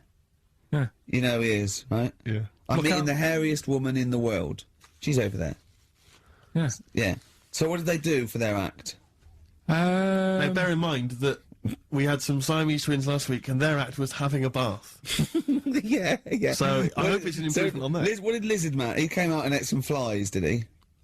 I don't really know. I just think they stood there on that. Yeah, when you read this and it goes the most interesting fact ever, Lizard Man, and you go, that's enough. That's enough. I can extrapolate from that. But straight away I start thinking. I'm thinking, right. I wonder if they got the wedding photos. Right? And then, like it said, that they had a kid. Oh, what would that be like? Half Exactly, lizard, half. that's It'd be what I like was an thinking. ostrich, wouldn't it? It would sort of like. That's what I was thinking. What did you think it would come out like, the baby? I didn't think what that looked like. I just was thinking, oh, parents' evening. Do you know what I mean? You wouldn't want them coming up to the school, would you? That's the little problem. Johnny, who starts off relatively normal, he's quite good at, he's good at nature, isn't he? And his mum and dad come into the room and they'd be looking round, wouldn't they? Well, it's always like that thing at school when, like, you find out your mate's mum and dad are really old. Right, Have you ever seen that? Yeah. When you go, your gran and granddad bought you? Yeah. Your mum and dad. Yeah. And you go, oh. It is weird. What's that we're talking about? He calls him mum. What was that? Oh, sorry. Do you know what I mean? Yeah, And no, like- that's always strange. But if you had Godzilla and King Kong as your parents, and it was they're like you always say, fighting. they're always fighting, and like you say, you're in a school play or something, you wouldn't tell them, would you? You wouldn't want them coming up with a video camera. He didn't tell his parents he was in the... When we were, Well, exactly. You did Little Donkey, you didn't tell your dad, did you? And he came along and videoed it. Yeah. Was kept that... it quiet, don't want them to know anything. But you didn't... What was it was meant to be playing? You had a little drum, didn't you? Yeah, I was doing, I had a little drum. I think I was meant to be playing We Three Kings. Yeah. But he started doing Little Donkey, and I thought I can add a touch to this. Sure, you improvised. Started playing along. It was like the with first remix, wasn't it? It went down well. But yeah, that's all I was thinking with the Freak of the Week this week. That's what I'm saying about Freak of the Week. It's to get people thinking, right? Thinking how lucky they are that they don't have to comb their face. What are you talking about? What do you mean? Freak of the Week is to let people know how lucky they are. Just. What about the little freak you're talking about? What are they thinking? They're going, oh, he's talking about me. I'm a little hairy lizard man on a stick. Pop in, give us a call. That's what I'd like to do on a TV programme. That's what I want to do. I want to go and meet these people and say, right, let's just go shopping. We'll film what your normal day's like. Yeah. Let's pop out. Nip into Sainsbury's or whatever. Yeah. Buy a comb. Park right up close to it. You know what I mean? Yeah. So what you're saying is you just want to get a little message out there, which is that there's always someone worse off than you. Well, there's proof of that in this room. You know what I mean? I just think it's a shambles. I've asked for Cheeky Freak of the Week, and it appears that Karl's not ready. He's not prepared. No, I can sort of remember it. It's just that I like to have all the information. Contempt for But the you've just listener. had about you just had a whole bunch of adverts and placebo in No, order to get it ready. we're chatting, we're having a chat and that. Right. Do you want to sort yourself out in future? Yeah. Someone. That's what we were chatting about. Someone emailed in about they watched the £200 tumour thing, and when it was removed, it was carried away in a wheelbarrow. Right. Karl said, "What? Even when she had it removed, she still carried it round in a wheelbarrow." And he went, "I thought it's sort of like she'd become attached to it." I mean, you definitely are my favourite thing in the world. It's great. Look at the way he's looking back. But I think they're all the same. The people. I mean, I have had more emails about people saying I watched the £200 tumour And I documentary shaved me arse. than anything else. I know. When we ask questions come about up with science, science, we talk, yeah. Nothing, nothing, High silence. concept, we talk about political issues. One person emailed in, they said, I tuned into the £200 tumour documentary. It looked disgusting, I couldn't watch for long. What were you expecting? Yeah. That it might sing and dance? Do a little show for you? I mean... Oh, Anyway, so what's the these are situa- really your listeners, Karl, now. I think you know what I mean? You sort of, you find your niche, you attract your... I think me and Steve are pretty much just here. I think the people that we had in the early days, Rick, they've long since abandoned us. They jumped ship. They've got proper jobs. fans. Yeah. They've got jobs. They're out now. They've been released. Exactly. Yeah, they're getting their life back together. Carl, Come so on then, what's the Karl. situation with Cheeky Freak? I've got like a couple of bits. Like I say, I haven't got the in-depth stuff that I know. Oh no, because usually it's it's Heavily pretty researched. scientific. Exactly. Yeah. Do the jingle. We've come up with a new one, haven't we? The Freak! Say chic! Cheeky Freak of the Week. Right. Well, couple of bits. I don't know which one to use as the main feature for this week. It's that good, is it? Well, there's been another one born. What? Little kid. You go on. 4 eyes. Insult? Just a guy who wears glasses, come on. 4 eyes, 2 noses, 2 mouths. That's weird, isn't it? This bloke, did he also have 2 heads, 2 bodies? Sort of born sort of slightly separately? He wasn't stood next to a mirror. No, it's weird, that, isn't it? That's all you've got, is it? I love that. That's weird. That. Imagine the doctor said that. Well, Mrs. Parks, kid's got 4 eyes and 2 noses. Weird, isn't it? Any clues? Any clues? So that's it. That's it. That's all the one. information Well, I'll you've tell you got. what, No, but that again- shouldn't be the main one. Okay, No, I've answered but the like I question. say, what's the idea of this feature? What do I say all the time? Don't know. I always say, think about it. Think about what that would be like. Okay. What? Giving birth to him? No. Being, I think it's a girl. Being like her. 2 mouths. 4 eyes. What would that be like? Mad, innit? I don't know what this feature is. I don't know. Do I? Is there another one? Is that you said? I mean, I hope everyone took the opportunity there during that silence to just think about what it would be like. I know I was. Could she talk with a mouthful? What? Is that allowed? Because she's got 2 mouths. Yeah. Yeah. Would that be alright in her house? She'd be eating. Yeah, one, she could talk with one mouth and eat with the other. I Right, well, suppose. listen, the main one, right? You've thought about that. That's good. The main Cheeky Freak of the week. I haven't got all the details. Smallest person ever. Right? How big would you say that is? Karl is now sort of like holding his hands up like a fisherman, long ways. That's about 1 foot. Right. Smallest man in the world. I printed the thing off and I can't find it. There's a little picture of him. Right? The odd thing was... But why have you asked me? How did it say, or was it a picture of him? I didn't really read it. Of course you Oh, didn't. Of course you didn't. Jesus! I just saw it and thought, oh, that's... What? You that's straight that away sorted. assumed it was natural size. Is that big? But what do you mean it was that big? Little fella, like that. But why are you doing that? What? It was a page with a little fella. How do you know that was natural size? No, it was, because it said it's world's smallest man. And the funny thing is, I've read the first line. I always read the first line. It said world's Well smallest done. man. Well done. The weird thing is, he got an head like a light bulb. The shape of it, apparently. I don't know if that's got anything to do with his shape and size. Oh God! That big. His name's Mr. Watts.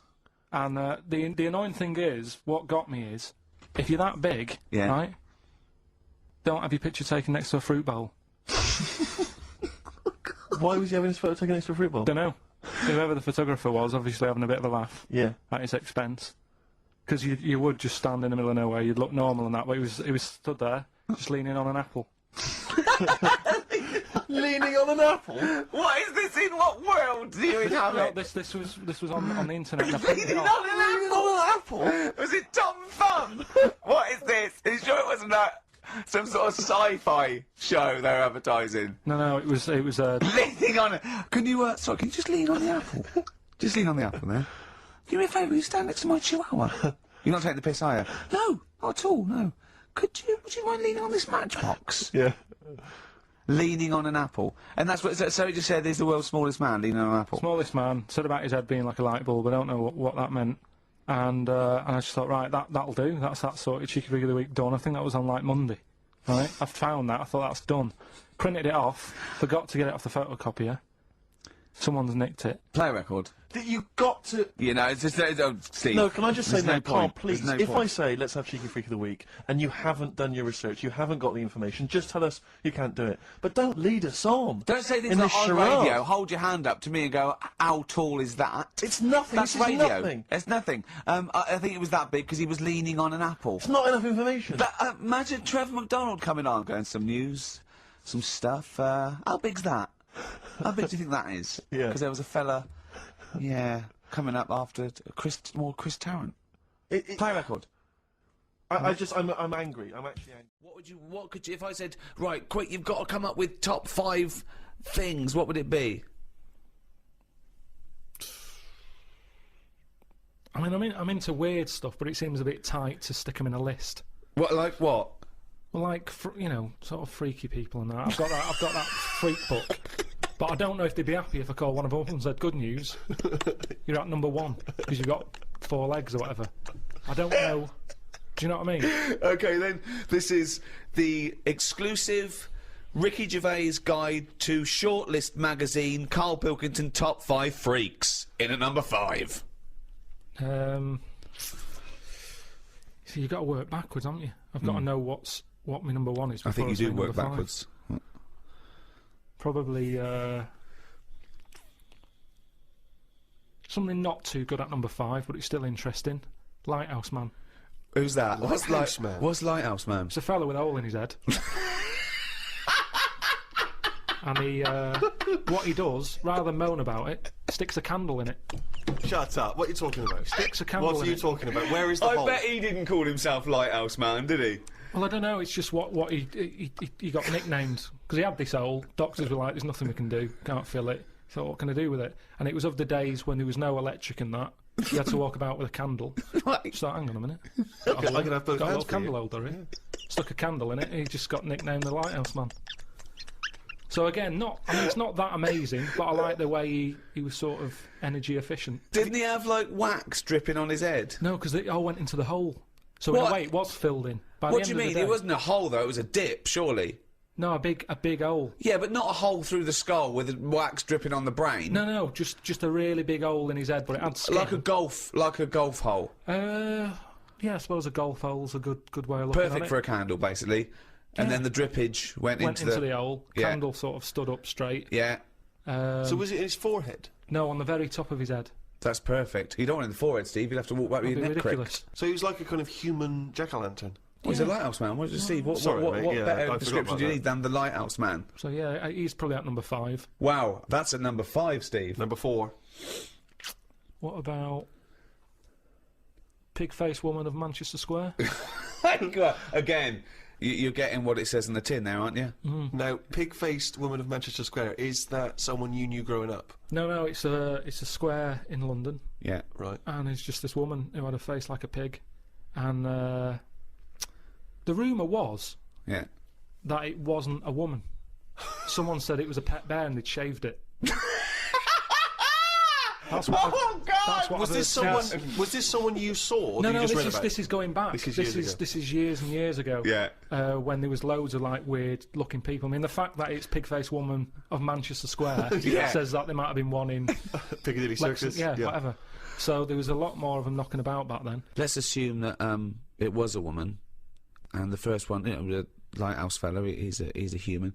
Do you think people would object because of their disfigurement, deformity, like being called freaks? Do you think? Well, it gave them a purpose back then. See, if you were a freak years ago, there was work for you. You'd have these circus things. Now, if you've got a funny head, you're on the dole. They don't do these Or side working shows. with Ricky Gervais and Stephen Merchant on the world's #1 audiobook. Great. Number 3? What about Elephant Man? Right. Stick him at number 3. He's Number 3. He's surely the most famous freak ever to have lived, isn't he? He's the one who got me into it. Right, yeah, sure, he's a sort of entry-level freak. Yeah. A gateway freak. Everyone is aware of him. If the Elephant Man still existed, right, and you got the opportunity to meet him, and you walked in, a couple of questions. 1, what would your first reaction be? And 2, what would you say to him? What would your first question be? How would I react? Well, I've sort of seen him enough now that it wouldn't shock me. So I don't even think I'd flinch. Okay. I mean, like I said when I first saw you, that was a bit weird. But now look, I can look at you. I don't double take or anything. What would I say to him though? What? I'd probably say, where do you get that at to fit you? He always had that on. Where do you get that from?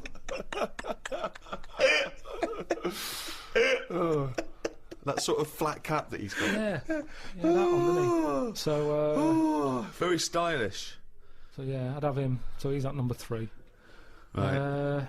Elephant Man number 3. I can't wait for 2 and 1. Right. Okay. Number 2. Well, I know what my number 1 is. It's just number 2 now. I don't know his name, but there's a fella knocking about. Well, I don't think he's around anymore. But he had like a normal body. Looking at him, you'd go, "What's up with him? He's not a freak." Takes his undies off. Got 2 knobs. Right. Wow. Yeah. Okay. I mean, there's nowhere to start. Do you don't think know. he uses them alternately, like have a wee out of this one, have a wee out of that one, or does he just like spread the load so he's weeing out of both? I don't think he knows. What do you I mean think he it's doesn't sort of know? like a lucky dip. When he goes to a urinal, Yeah. he can have a little bet with himself. He's just like, I don't know what's going to happen here. So do you reckon he holds them Holds both them out? definitely. So he takes his trousers down because I mean, you know. Yeah, he can't use a Y front. Right. It'd be, Need more like a W front. Yeah. So he pops his cakes down there. I don't think it's that much of a problem. It's not like. Well, I don't know. I'd prefer that than Elephant Man's head. Well, of course you would. Well, that's what I'm saying. What if you had Elephant Man's knob? Yeah, but it didn't work like that, did it? That's the thing. They said he had the body of an elephant, but that's the only thing that wasn't of an elephant standard. His knob was normal. Whereas with this fella, it's the other way round. Everything normal. Take the pants off. Oh, well, what's going on here? But why would you ever take his pants off? No, I wouldn't. I'm just saying if... But why? I don't know why you'd be in a situation with this man with 2 knobs standing there with his pants on, and you go pop your pants off. You're not a doctor. No, say if I'm waiting in a cubicle and he's there. For what? Sure, you're waiting in the cubicle and he I'm comes in. waiting to have a wee at a cubicle. He's Oh, in the taking 2 toilet. urinals up and going, Right. hang on, you don't need them both, do you? He goes, well, actually, Oh, and then have a look at this. right. He's got 2 knobs. See, I didn't see him at 2 urinals. I saw him at 1, maybe them pointing inwards. If you had that, and say the first time that you met Suzanne, would you mention that straight up? Would you say, right, before this goes any further, I've got something to show you? Well, let's see. Tell me exactly what you would say. All right, Karl, I can't wait to go back to your place. Or maybe we should end up sort of like a boyfriend and girlfriend and live together for the rest of our lives. You had normal head then, didn't you? I had the same head, yeah. Yeah, but it had like hair coming out of it, didn't it? And sort Yeah, of like, yeah, but she also had a smaller arse back then as well, so I think we've both been dumb. If you want to hear more of this kind of intellectual discussion, then download our audios. Anyway, we need to get to number 1. Yeah, number 1. okay, it is. It's Pillow Man. Oh, yeah. Pillow Man. Okay, now explain for those that don't know who he was. He's a fella with no arms and legs, just a head and a little body. Nickname Pillow Man. What else do you need to know? Well, why is he your favourite? Just because he's amazing. Just the way he just got on with his life. He used to light a cig, just using his lips and his tongue and that. Oh, I've And seen not this. fully lit. He'd buy like Roll Your Own. Yeah, it's in the film Freaks, isn't it? Yeah. And he He had a rolls shave it. as well. Yeah, that's right. Yeah. How did he have Do a you think shave? he used to do it? He used to get it in his mouth, and I don't know. Jesus. It's amazing. Did he have a knob? I think he did because he had some kids. What? Yeah, he had kids. He was an all right looking fella. He wasn't odd looking. It's just that Sorry? He No, his head, he looked like Samuel L. Jackson. Imagine him with no arms and legs. Right, that's odd though, isn't it? Really? It's weird, but you've got to give it to him, you know. I mean, he's there rolling his own, he's pretty cool looking. I just want to say to people, it's not, you say it looks cool, to, you know, with no arms and no legs to smoke, but don't forget that smoking can stunt your growth. Yeah. But, yeah, remember, he was on, like, this circus freak show thing with, like, a bearded woman. Yeah. Right? Which isn't really a freak, is it? She's going to have a shave. Have a shave, you're not a freak anymore. Yeah. A bearded woman. Compared to a fella who's got no arms and legs, a bearded woman, get out! But there was like a fella with no bottom half to his body, called Johnny Eck, was his name. So, you know, when you're knocking about with that crowd, you're going to get a bit. You're going to get a bit. So, yeah, he had kids, and they were all normal kids. They had all the limbs. Did his wife had arms and legs? Never saw his wife. Never saw his wife. I think He was probably ashamed of her. She was a bit of a freak. For someone like him, you'd think he'd just give up, wouldn't you? You think, forget it. What sort of life is it? Yeah. I'm like a Mexican jumping bean. It's not worth living. But he just got on with it. I mean, to have a shave, I don't even bother having a shave some days. No. Nor did the bearded lady. Lazy fucking bitch. So that's why I've put him at my #1 position. It's just amazing, isn't it? The human, you know, how you know, whatever you dealt, some people just get on with it. Yeah. So yeah, the pillow man, or draft excluder, as I prefer to call him. There you go. I never go to the doctors unless it's really That is sensible. bad. That is very good advice. No. That's brilliant advice Well, for it is, anyone though. listening. Never go to the doctors. Unless it's really bad. But that's why a lot of people, you know, die because they don't want to bother the doctor, or they're mildly embarrassed, or they don't know symptoms, bad symptoms. Go to the doctor if you're not sure about something. Like you were terrified to go and have your prostate. Still not doing it. Why not? I wish I wouldn't talk about it, because now Suzanne will listen to this and she'll go, oh yeah, you haven't been, and start dragging it up again.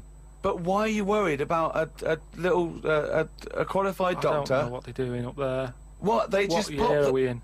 They. What are you talking about? They pop their finger up. That's what I mean, though. Why? Why are they still using the index finger? What, would you prefer the forefinger or the thumb, would you? No, what I mean is, we've got... Or a thumb on a stick, some kind of thumb on a stick. Yeah, would you prefer it to a be... mechanical thumb, a robot thumb? Why isn't it just a little camera? Well, they put the camera up if they initially discover something. But just put the camera up straight away. If No, I'm paying they for don't the need visit. to. They pop the finger up, feel that the prostate isn't swollen, wiggle it around a little bit up your back passage. What are you worried about? I don't think they need to do Are that. you in this day embarrassed? and Are you age. embarrassed about being in a room with your trousers around your ankles and little fella popping A his... little bit, yeah. Why? And the other thing is, it's not just that, is it? So you go in there, they check your heart out and that, which to me is the most important thing, because that's what keeps you going, isn't it? Yeah. Right? You've got to go there. You Yeah. sat on the bus stressing out, thinking, oh, in less than half an hour I'm going to have a finger up the arse, right? What is the problem? And they go in, they check your heart, they probably check your testicles and that. What's up with that? They take your testicles, yeah. Yeah, That's... but it's all building, and you sat there going, oh, soon that'll be happening. Yeah. And that's what puts me off. So if they just came round when you were asleep, Suzanne just let them in and goes, he's over there, right? Yeah. And they crept up and went, bang. You go, what are you doing? I just don't understand why they don't teach you how to do it yourself. How can they? Wow! How can they imagine you squatting in a corner with one hand on your bollocks and the other finger up the arse going, it seems to be all right. Carl, you don't understand the phrase "a stitch in time saves nine." I don't think you should be doing any kind of invasive medical research in your own human body. But then... Who knows what trouble you're going to cause? No, but then at least... You would get stuck. Yeah. You would get stuck. Suzanne would come out, your fist would be up your own arse. Woke up at 9:55 a.m. Soon as I woke up, I looked at Suzanne and she looked at me. I said, "Did I tell you about..." I just think of him opening his eyes and looking at him. Okay, all right. Okay, so he opens his eyes. He looks at Suzanne. She looks at him. What question, Rick, do you think he immediately asks his girlfriend? Go on. What question do you think? Have a quick guess. Am I dreaming? I woke up. I said to my girlfriend, "Did I tell you about..." I woke up. I looked at Suzanne. She looked at me. I said, "Did I tell you about the immune system?"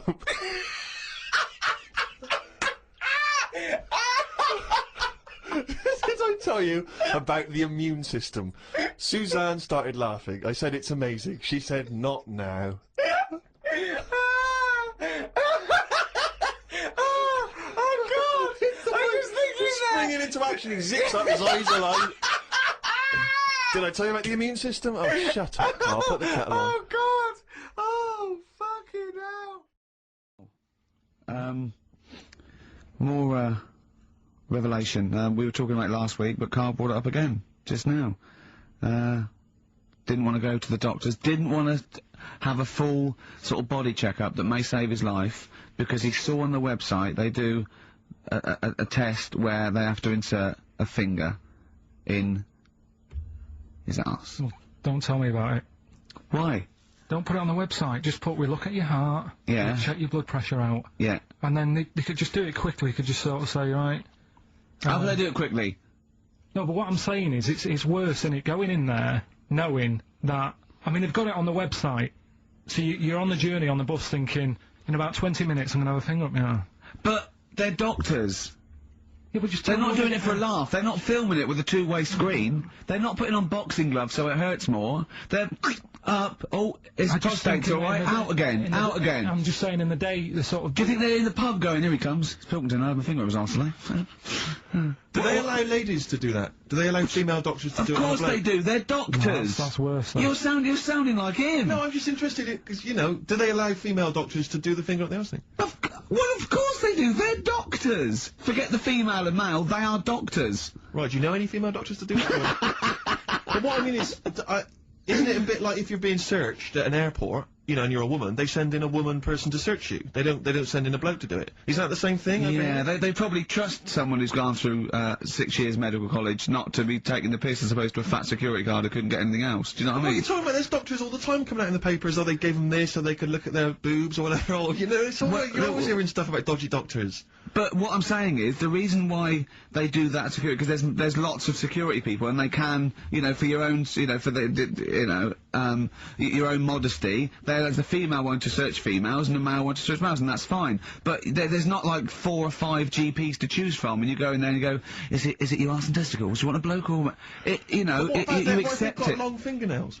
They don't have long fingers. What do you think this female GP looks like? She's sitting behind the desk like Cruella de Vil with cleavage and long red false nails going, hello love, bend over. This may hurt a little bit. There's gloves and Vaseline. I don't believe there's 2 of you now in the room. Karl, they're doctors. They have to, what would you rather do than put the hand down your throat and round your alimentary canal to feel your arse? It's a quicker way in. You seem to know a lot about these doctors who stick fingers up people's asses. You're a very well-informed gentleman about this sort of thing. Well, say if they did find something. Yeah. Would you then have to get, like, a second opinion, so someone else's finger? Well, no. They test it to see if there's anything suspicious. That it's usually a swollen prostate, which can be anything. So they, you know, they catch it early, and that's it. They feel up there. But if you want a second opinion, then the same doctor will just stick a thumb up and have a feel around then. So it always works in the same way. Yeah. Well, if there's a doctor who can, I don't know, put me at ease. I mean, surely there's another way around it. I don't believe that. I mean, what is this? 60 million people or something in the world, isn't there? 60 billion or something? Well, 6 billion, something? Yes, you got it. Right. You hit it. Well done. That's good work. Right, so yeah, there's 6 billion, did I say? Yeah, what's 6 billion then? Loads, isn't it? Yeah, but... So if you want a doctor to phone up to assure you that the finger at the bum thing's not painful and that it's necessary, and Just that that it's it's not just someone necessary, trying to really. get Just that it's not an easy way round. Alright, what's the phone number here? It's, changed that, haven't they? Oh, You're the producer! Hang on, here it is. 0871 222 1049, and I think you select option 1. It tells you anyway what to do. Please, if you're a GP, or if, you know, even if you've completed medical, I mean, we want a qualified doctor, really. Anything else is not good enough for Karl Pilkington. Just we'd love to, you can ask him all the other questions, because you know, Karl, as I said last week, he doesn't, feel his own testicles, because he doesn't like the feel. Yeah. So, you know, I'd like a doctor to explain to him how necessary that is. And this is truthful as well, I've got very slight pain around the genital area at the moment, and I think it might be some kind of groin strain, but I'm a little bit anxious, not entirely sure. Yeah, what it is, you've been with me twice when I've gone along to get them checked. Yeah. And I go, oh, what's that? Yeah. It's terrible. I mean, but, you know, it's usually... I think you're in a pretty low risk, aren't you? I'd hope so. You're coming out of the 20s. I think testicular sort of... I shouldn't be doing this, I'm not qualified. All they said was to me sort of like his 20s and 50s. We're into it. Mine sort of felt like they dropped a bit the other week when I was on holiday. I don't know if that's like when you're relaxing or I was wearing shorts a lot. How far? If it's 2 foot, it's too far. I was having problems walking. What do you mean? Why? It was just a bit, I had shorts on all day, I'm happy and walking about on the beach, what have you. And then, at the night, when I put some long trousers on, I was sort of walking like a rickets. They probably, like, stretch a little bit. Sometimes, I told you, when I was about 18, I was scared. I went to, the doctor, I felt a pain, right? And, because I was doing biology, I thought I'd show off this doctor. I said, I've got a pain, I think it feels like it starts in the epididymis and goes up through the urethra, either. And, he went... Finger up the arse? He said, your jeans are too tight, they're squashing your balls. One of the most striking art exhibitions that I ever attended, Karl, was an exhibition of outsider art. Something I'm sure you're very familiar with.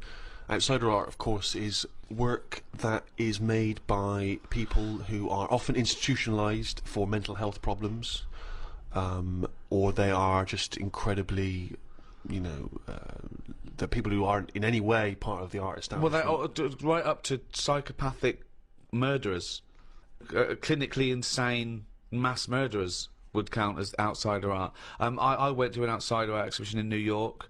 It was incredible, and I bought a painting of this guy. He's a chronic schizophrenic, and he paints in tar, like road tar, that he gets from roads, and he paints in that on wood he finds in sort of skips, and it's incredible because it's sort of like scratched in. And it's amazing, and there's this thing of Jesus being helped down off the cross, and you have to study it, but it's there, and it's quite incredible that it's just scratched in this wood by tar. And there's loads of things that I was walking around. Admittedly, I was walking around there going, "This is fucking mental," and James was going, "You've got to stop saying that," because of course some of the people are mental.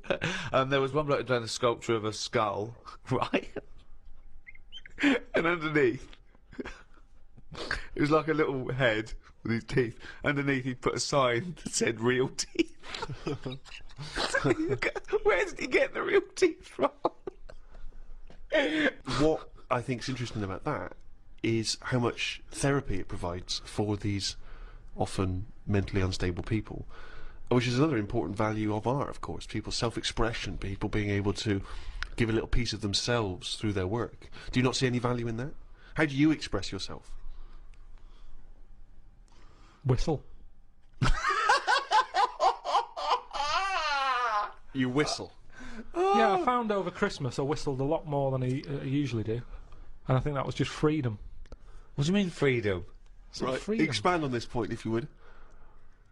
Well, that's what art is, isn't it? It's you being free of all the world's heaviness on your shoulders. See, that's a great quote, that. That's great, that. For art is freedom. I love that, because I think you've really hit on something there. Would you include the free of all the world's heaviness?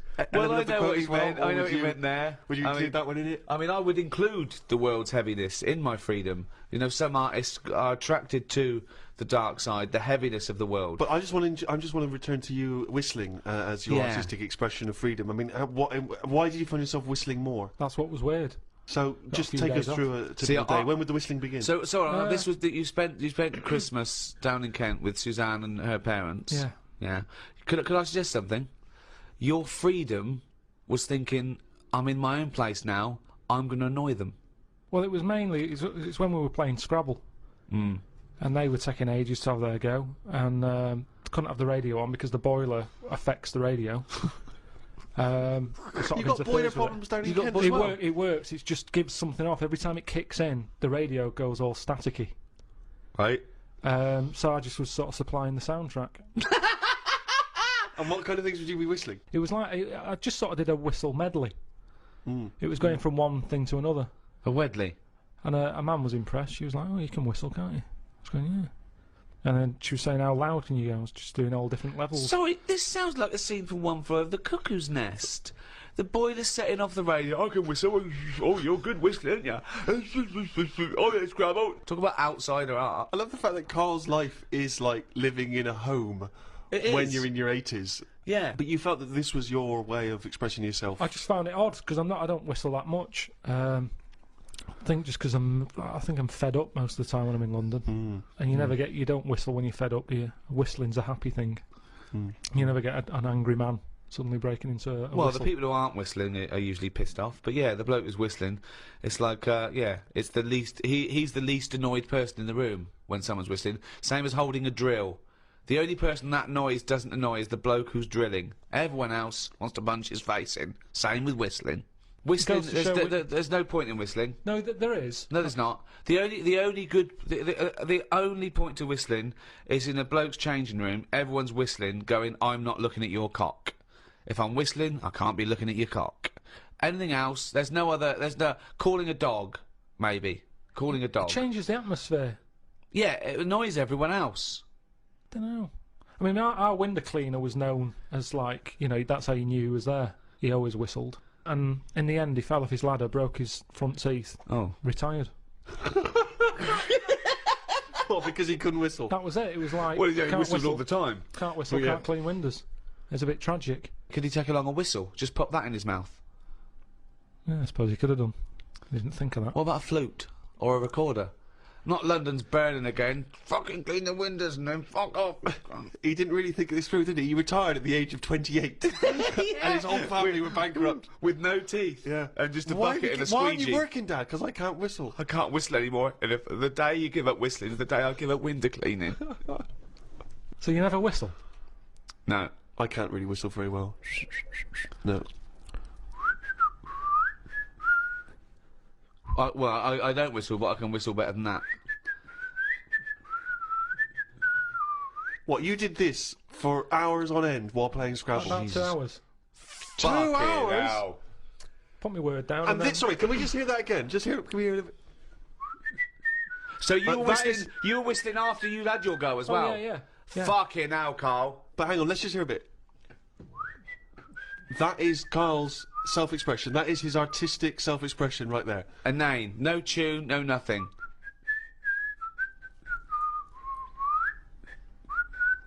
There's mental patients who have smeared canvases with shit who have expressed more than you have in that. Yeah, but it's not about other people. I'm not there to please other people. You're there to annoy him. What was the best word you came up with in Scrabble? Don't knock me at Scrabble, because I do alright. What's weird is, when I play Scrabble, my brain can come up with words that I don't normally say. Okay, this isn't... No, I'm intrigued here. Your brain can come up with words you wouldn't normally say. Just words that I'd never drop into a sentence. Tree, cat. Go on. Squirm. That's using a Q. It's worth 10, that. It's not bad, is it? Now, I'd never say that. I've never heard you... I don't think I've ever heard you say squirm, no. I don't think you're right, Carl. I've never heard you say squirm. Weird, isn't it? Yeah, it is weird. And yet your brain popped that one out? And then, yeah, when it wasn't my go, just... Anyway, so that's sort of doing art for yourself as opposed for other people. I don't think you can count what you just did then as art. Hobby maybe, craft, pastime. I don't think you can count that as art. I'm not being funny. I'm being a bit snobby here. But I think there's a difference between Beethoven and... Squirm. There's a cue in that. No, no. Classical music. I wish I was more educated on classical music. That which I've heard, I've adored. I genuinely find it challenging because it is so spectacular. It is so of another place. Where do you sit with classical music? It's good. It's good for background, I think. Right. See, you know me. I like a song with a story, and there's nothing going on in them. That's Now the problem with that is, how many times can you hear the same story? quite a lot. How many times can you watch the same film? Same thing, except it's shorter than watching a film. Yeah, but the film goes into the story with more depth than a 3-minute song. Yeah, but there's also... Do you know, like, when you watch... what's an example? Say, I can't think of a film. Yeah, there's not many. No, but a moment in a film that it doesn't matter how many times you watch it, you go, I enjoyed that bit. Godfather springs to Well, mind. say no. Over Christmas on the buses was on the movie. Oh, Jesus. You went with The Godfather, you went with On the Buses. I mean, Brando, Varney, I don't know which is better. It was the bit where like the toilet blows up after chucking a fag in. That's had paint in it. Right, sorry, that's in On the Buses, that's not in The Godfather. I can't remember that. Maybe that's Godfather 2. Well, the thing is, I enjoyed that bit, and I knew it was coming. It's like, oh, I'll just watch this before I nip out and put the kettle on. Let's just see this. How many bit. times have you seen the On the Buses film? Probably about 4 or 5 times. Sure, why not? But all I'm saying is, music is there to sing over. No, it's not! Music is there to sing over. That's a ridiculous thing to say. Music does something to me. I don't know what it is. I don't know why a chord can say something to you. I don't know, mate. Gives you that feeling. I'm in awe of it. I'm in awe of musicians. Yeah. My favourite piece of music is a thing by Vaughan Williams. It's 5 variants of Dives and Lazarus, right? And there's a bit there where it hits this chord, and I can't listen to it when I'm away from home because I well up. It reminds me of everything. England, just it does something to me, and it does it on a level that I can't sort of quite understand. It's just immaculate. I just don't think you can beat a decent vocal on top of that. Oh, that's amazing! My mum's got a CD of Roger Whittaker, right? Right, whistling again. Now, he whistles Jealous Guy. Now, the thing is, I can't listen to that and whistle along. I end up singing Jealous Guy on top of it. So, singing trumps whistling? Yeah, when someone else is doing the whistling. Okay. I like whistling, but if someone else has did that first... So if Roger was singing Jealous Guy, you'd be I'd whistling. probably whistling it. To make the classics live on, I'm surprised someone hasn't gone, I can add to this, and dub on a bit of vocal. So you would have classical music with lyrics? Just for people Beethoven's who want Fifth, Beethoven's Fifth. That would be better to you, that would... But what are you meant to do with it? What do you do when you've got that on? Then do you whistle along? Or No, do I you don't whistle along. Hum? I let it. Oh, Do you Karl, whistle along? I just don't know what to say. Why are you obliged to whistle? That's the only way you can enjoy music, if you can whistle along. Well, that's the same with anything. A good song, you join in, don't you? It's like, oh, I like this one. Yeah. No. So by that token, YMCA is one of the greatest of all tunes. I mean, it's not one of my favourites, but you can't knock it. It certainly gets the crowd up. I did DJing, and Why do you care about was the more crowd? popular. Who are this crowd? Well, I'm just saying. Who are this crowd that you have to live in your head with? Fuck the crowd. Most of them are idiots. Although, admittedly, if I was doing a wedding DJing set, I probably would do YMCA over Vaughan Williams. And why is that? Because it's happier, go lucky. It's done in 3 minutes. Classical music goes on for ages. Mm. It No, that's a fades good out, point. Who's got fades time? out, it comes back in again. Well, It's a good point. it's all over the shop. Are Yeah. you going or are you staying? It's over time, and I'm not saying we should get rid of it, and I might grow into it, because I think that's music for older people. Well, I don't know. I think Mozart would disagree. I think he did his first symphony when he was 5 or 6. Probably playing piano and writing music before you could read. When did the piano come out when he was a kid? What do you mean? If it was trendy to have a piano when he was a kid, it's like how kids now, they're messing about on Google at the age of 2 because the laptop is new. It's new to us. To them, it's like, oh, no, it's Google, isn't it? What's your point? Because he was born at the right time. Beethoven. Yeah, he was No, born. Mozart. So you're saying Mozart. that all 3-year-olds around the time of Mozart were brilliant? There would have been quite a lot of them. Mozart, Beethoven, all that. They're all Handel. They're all around the same time, aren't they? Just guessing. Wild stabs in the dark. Just names he's heard. Just names he's heard.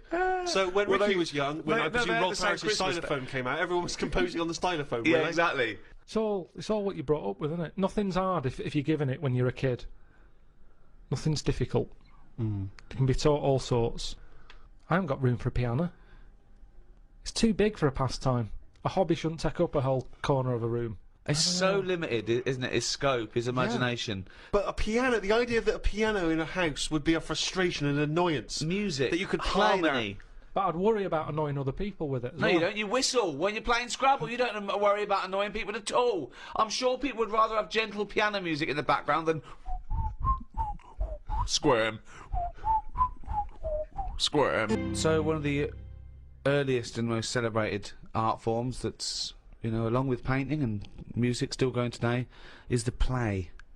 And of course, the most famous and celebrated exponent of that is our very own William Shakespeare. Some say maybe the greatest literary genius in history. Mm-hmm. I'm not a fan. Right. And I'll tell you why I'm not a fan. One reason and one reason only. Sure. Nothing to do with the structure, his themes, fantastic. The pun. Right. Oh, I can't stand the pun. Yeah, but I mean, although Shakespeare did include a few puns in his work, I don't think you could... No, I suppose it's the people that have It's not gonna taken bring on you the down. pun. It just reminds me of a bloke in a beard and a pipe at a party doing puns, you know. And it's things like Shakespeare, things like, oh, take their maidenheads. And you have to look at your Brody's notes to go, okay, cut off their heads and take their virginity. Oh, brilliant. You know, you can't, it's like you can't explain a joke in retrospect. You don't laugh if you then explain to you. I'm going to have to take issue with the idea that Shakespeare was not a truly great master of our language. I think he was. If you listen, if he you added listen to the language. He invented words, or at least he stole words and changed them a bit. He took them from, you know, other languages, which is totally valid. And he made up loads of sayings that are still around today. And there's a poetry in that, inventing new. Actually, Karl, you like sayings, don't you? I've got a list here of some of the sayings and phrases that Shakespeare made up. Really, in a pickle was his. Yeah. And we know what in a pickle Yeah, means. we know what it means. It's a saying I'd never use. Because when you're in a pickle, it's not something that you would say. No, if you're being if you're captured and you're being tortured for information, Yeah. you wouldn't, and you get access to a phone, you wouldn't go, MI5, I'm in a pickle. Mm. You'd be screaming, going, he's taking my teeth out. Much as I love Shakespeare, is when that play was first staged and someone said during the play, ooh, I'm in a pickle, did the audience understand, or were they baffled? Or was it like watching Ken Dodd when he goes, young bunctious? Exactly. Oh, totally hilarious. Yeah. So Shakespeare is about as good as Ken Dodd. That's what we appear to have established. While you've been talking about that, I just was looking on the computer at the Pun of the Day website, because I feel I take much of what you say about puns and agree with it. Here's a couple that you might like. There was a sign on the lawn at a drug rehab centre that said, keep off the grass. Okay, now if the pun is the lowest form of wit, and let's face it, sarcasm isn't, sarcasm is up there compared to the pun, then the drug pun, I think, is one of the lowest of the low.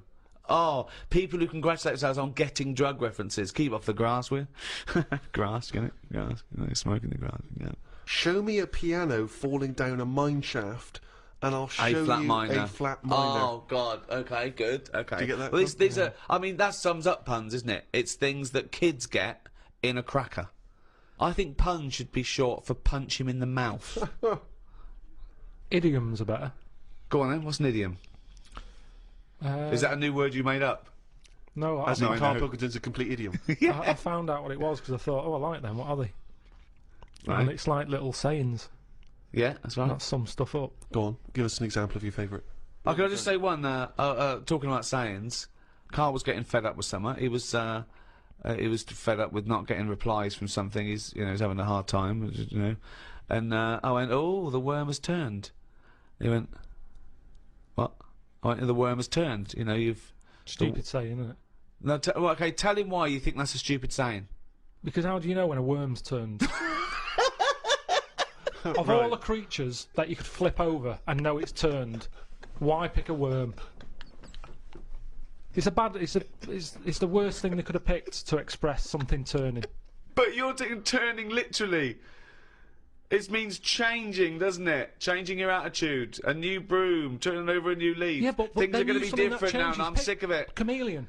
No, but Chameleon is a brilliant thing to use for something to change. Chuck that in the sentence. There's nothing that you can link a worm to human life to. You're talking about something that's... It's blind, isn't it? It's blind, it's deaf. Gay. It's got no features. Why is he having such a go at a worm? Just because it's a weird thing to use. Something that... Its arse is more... It does more than its head.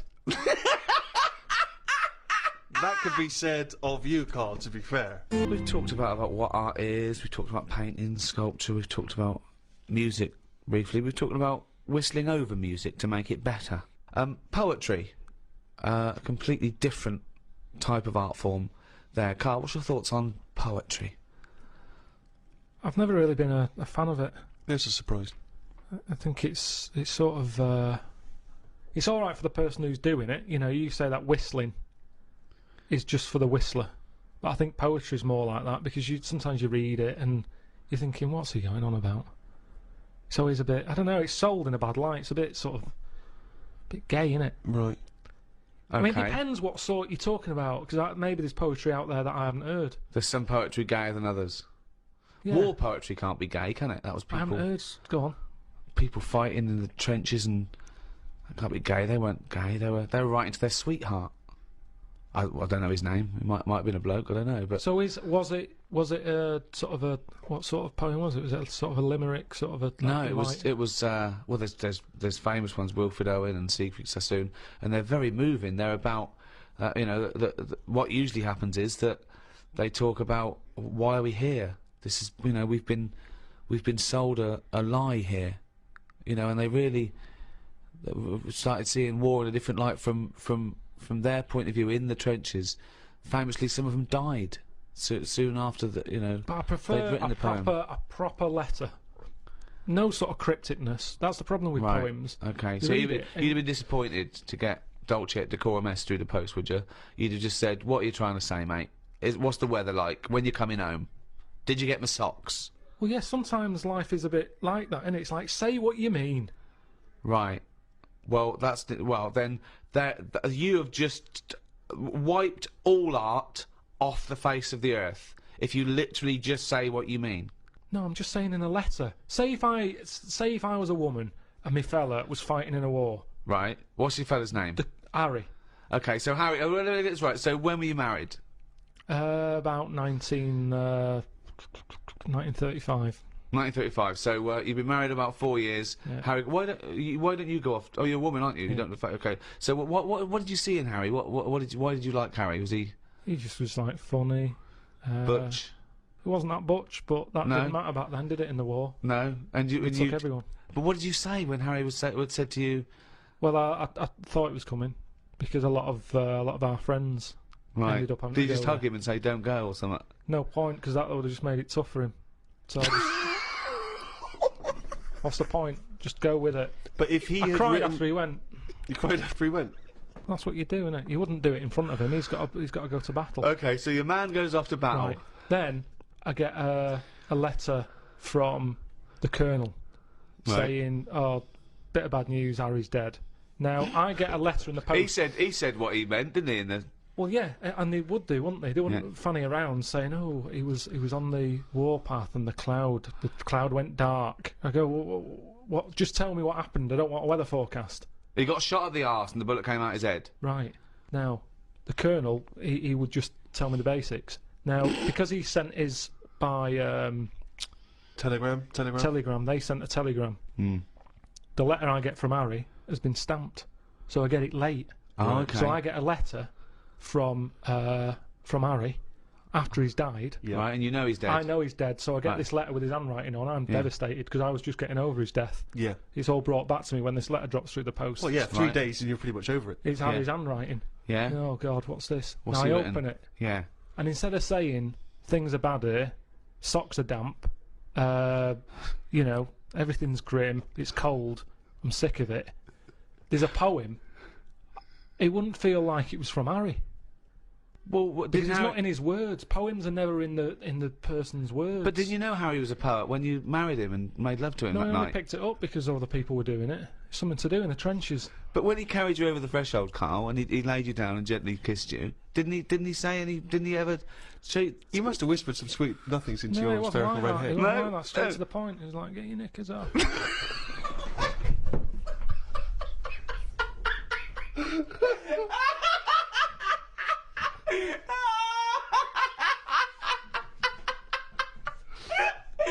That's one of the weirdest fucking scenarios I've ever heard.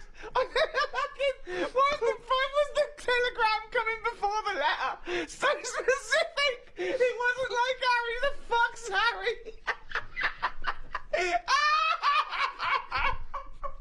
Oh God! Oh God! Oh God! There are a few things gayer than poetry, though. I want to throw one into the pot. The continental breakfast. Oh. The continental breakfast. That annoys me when I see it. Who orders that? If you've got the choice of eggs, beans, burger, chips, sausages, Bacon. all that, you've paid for it already. If I was a waiter and someone said, what do you want for breakfast, mate? And the bloke went, oh, I'll just have a little bit of grapefruit juice and a croissant. I go, do you? Do you want some cum on that? Or you can go back to the hotel room and suck a cock? Yeah. So, No, I'm with you there. What else is gayer than poetry? I remember when I was at school once, right? The worst thing you could be growing up was gay. Yeah. In school, it was the worst thing. It was and I remember I was about 14, 15. I was talking to this bloke. I talk about him on my stand-up. David Beasley. He's the one that said if you get captured by cannibals, they show you pornographic pictures when you're in the pot, so you get an erection. And there's more meat to go around. So he was an idiot. He made Karl look smart. Wow. Really. Wow. He said, you know that thing that kids always do, what would you rather be, blind or deaf? Yeah. We did that, and we discussed that for a while, and he went, what would you rather be, blind or queer? Mm. And I went, well, I'd rather be gay, because... Still got all your sights, yeah. And he went, oh, would you? I went, well, yeah. Well, rather than be blind. I said, yeah. I said, also, if you were gay... you'd like being gay. He went, I wouldn't. I went, no, you would. I said, if you were gay, you would like being gay. He went, I wouldn't, Gervais. Sounds like you would. I went, well, if I was gay, I would like being gay. He went, well, I wouldn't. And he looked at me accusingly, and I went, no, nor would I, but gays would. Which made no sense at all. Right, yeah. Just the idea. But this is just like such a stonewall that I'd rather be anything than gay. Yeah. Karl, thoughts? Blind or gay? This is about art, is it? Hello, I'm Ricky Gervais. Philosophy is the science which considers truth. So said Aristotle, one of the great forefathers of Western philosophy. In its attempt to seek out the truths and principles of human existence, philosophy must answer questions of beauty, of justice, of language, indeed, of the mind itself. To help me consider some of the core concepts and presumptions of philosophical inquiry, I'm joined by Stephen Merchant, graduate of the University of Warwick, an award-winning writer. It's a pleasure to be here. And Karl Pilkington, a man with no education, didn't really go to school, no awards, head like a fucking orange, you know the twat. All right. To me, philosophy might be the greatest subject of all academic subjects, the mother of science, asking the big questions, why are we here, how do we live? But it's been sort of mugged and kidnapped by those people who put rubbish under the umbrella of philosophy. Right. Cod philosophy. I went into a library once, I looked in the philosophy section, and there was a book by Doris Stokes. Doris Stokes being, for those that don't know... A medium who said she was talking to the dead. There's crystals, feng shui. Feng shui, yeah. Oh, God. The interesting thing about feng shui is how, I remember someone came into an office I was working in once and she said, you're going to need crystal here above the lavatory to get all the negative chi out of the cistern, and she said, this crystal is £25, and the guy went, we're not going to spend that, and she went, okay, I got one here for £5. Brilliant. It was surprisingly convenient that she had a number of different crystals that apparently did the same job. We're also going to need a brush to get the shit out of the toilet. What have you got for that? Yeah, there's a lot of that, that twaddle. There was a woman I remember once, I used to do a radio show on the BBC World Service, and she came in and she could tell from the coloured liquids that you chose, from a big selection of coloured liquids, she could tell a lot about your personality from that. So I picked up about 3 or 4, and she looked at them and I chose like a blue one, just arbitrary, and she looked at me and she said, okay, I get the sense that you like to communicate with people, but on a global level. You were working for the World Service. As we spoke, we were broadcasting on the World Service. I don't know where, I mean, she just read it from the liquids. As a novice, one of the key catchphrases, if you like, of philosophy, and one that's always intrigued and confused me a little, is the famous René Descartes quote, I think, therefore I am. A lot of people think of that as the epitome, in a way, of a philosophical statement. First thing we ever did, I think, at degree level, and it's the one thing I'd already heard of. It's one of those things that sort of filters down, cogito ergo sum, as you say, I think, therefore I am, when Descartes was pondering his existence. just before we get to his conclusion, Karl, how do you know this isn't a dream?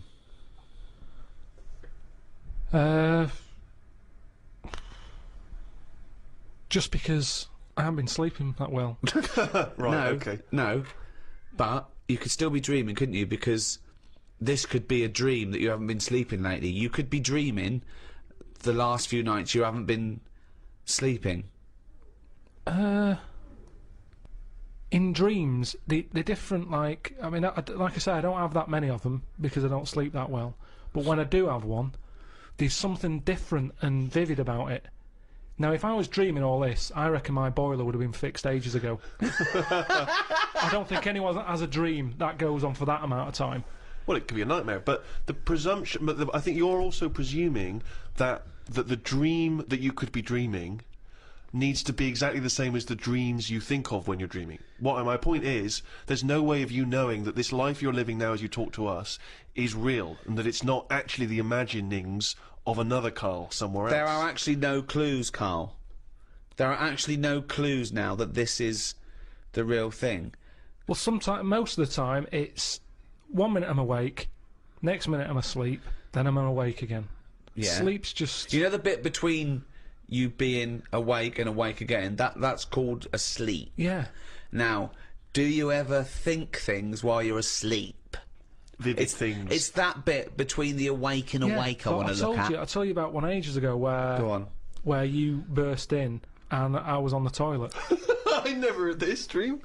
The one that it was like everyone was German and it was at some gig or something, and you opened the door and everyone was looking and laughing at me, and I'm sat on the toilet, and you sort of said, "Oh, that's probably because you're uncomfortable with fame being put on the limelight." Yeah, that you might be. Yeah, possibly. Yeah. But that's one dream that could be true. But exactly. Or there is a likelihood that you think, "I bet he's going to burst in."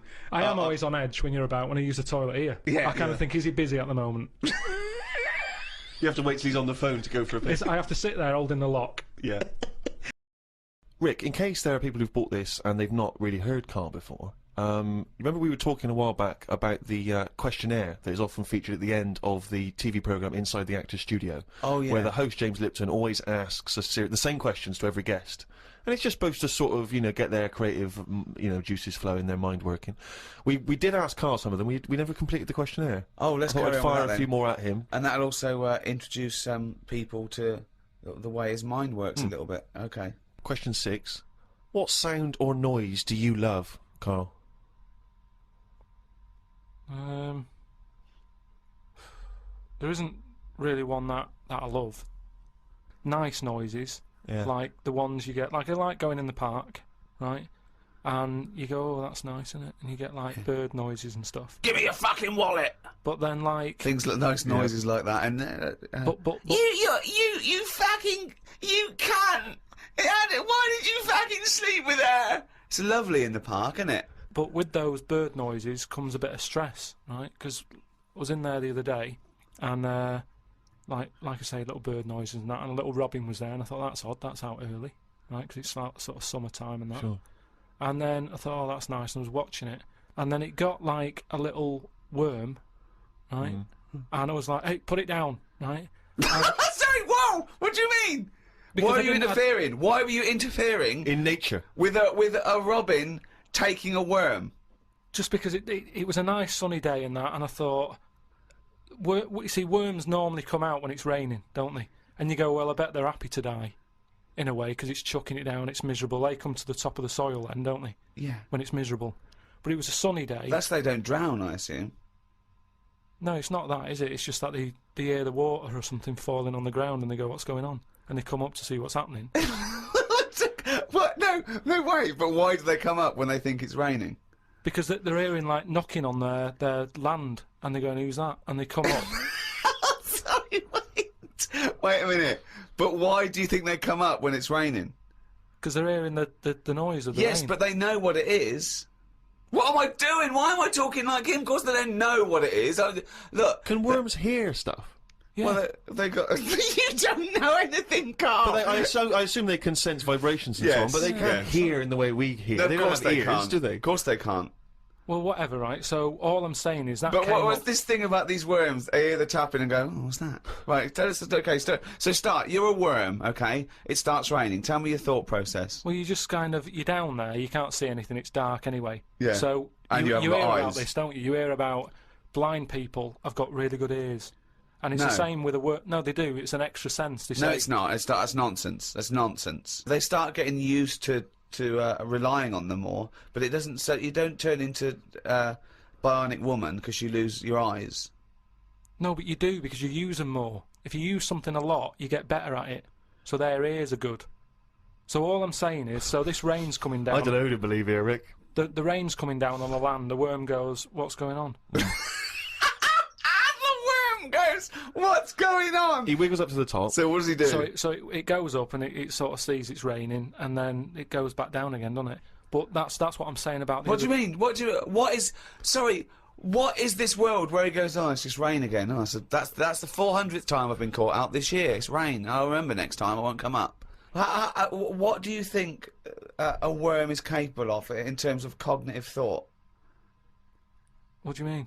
Well, a worm can basically tell certain chemicals and certain light patterns. That's all it is, really.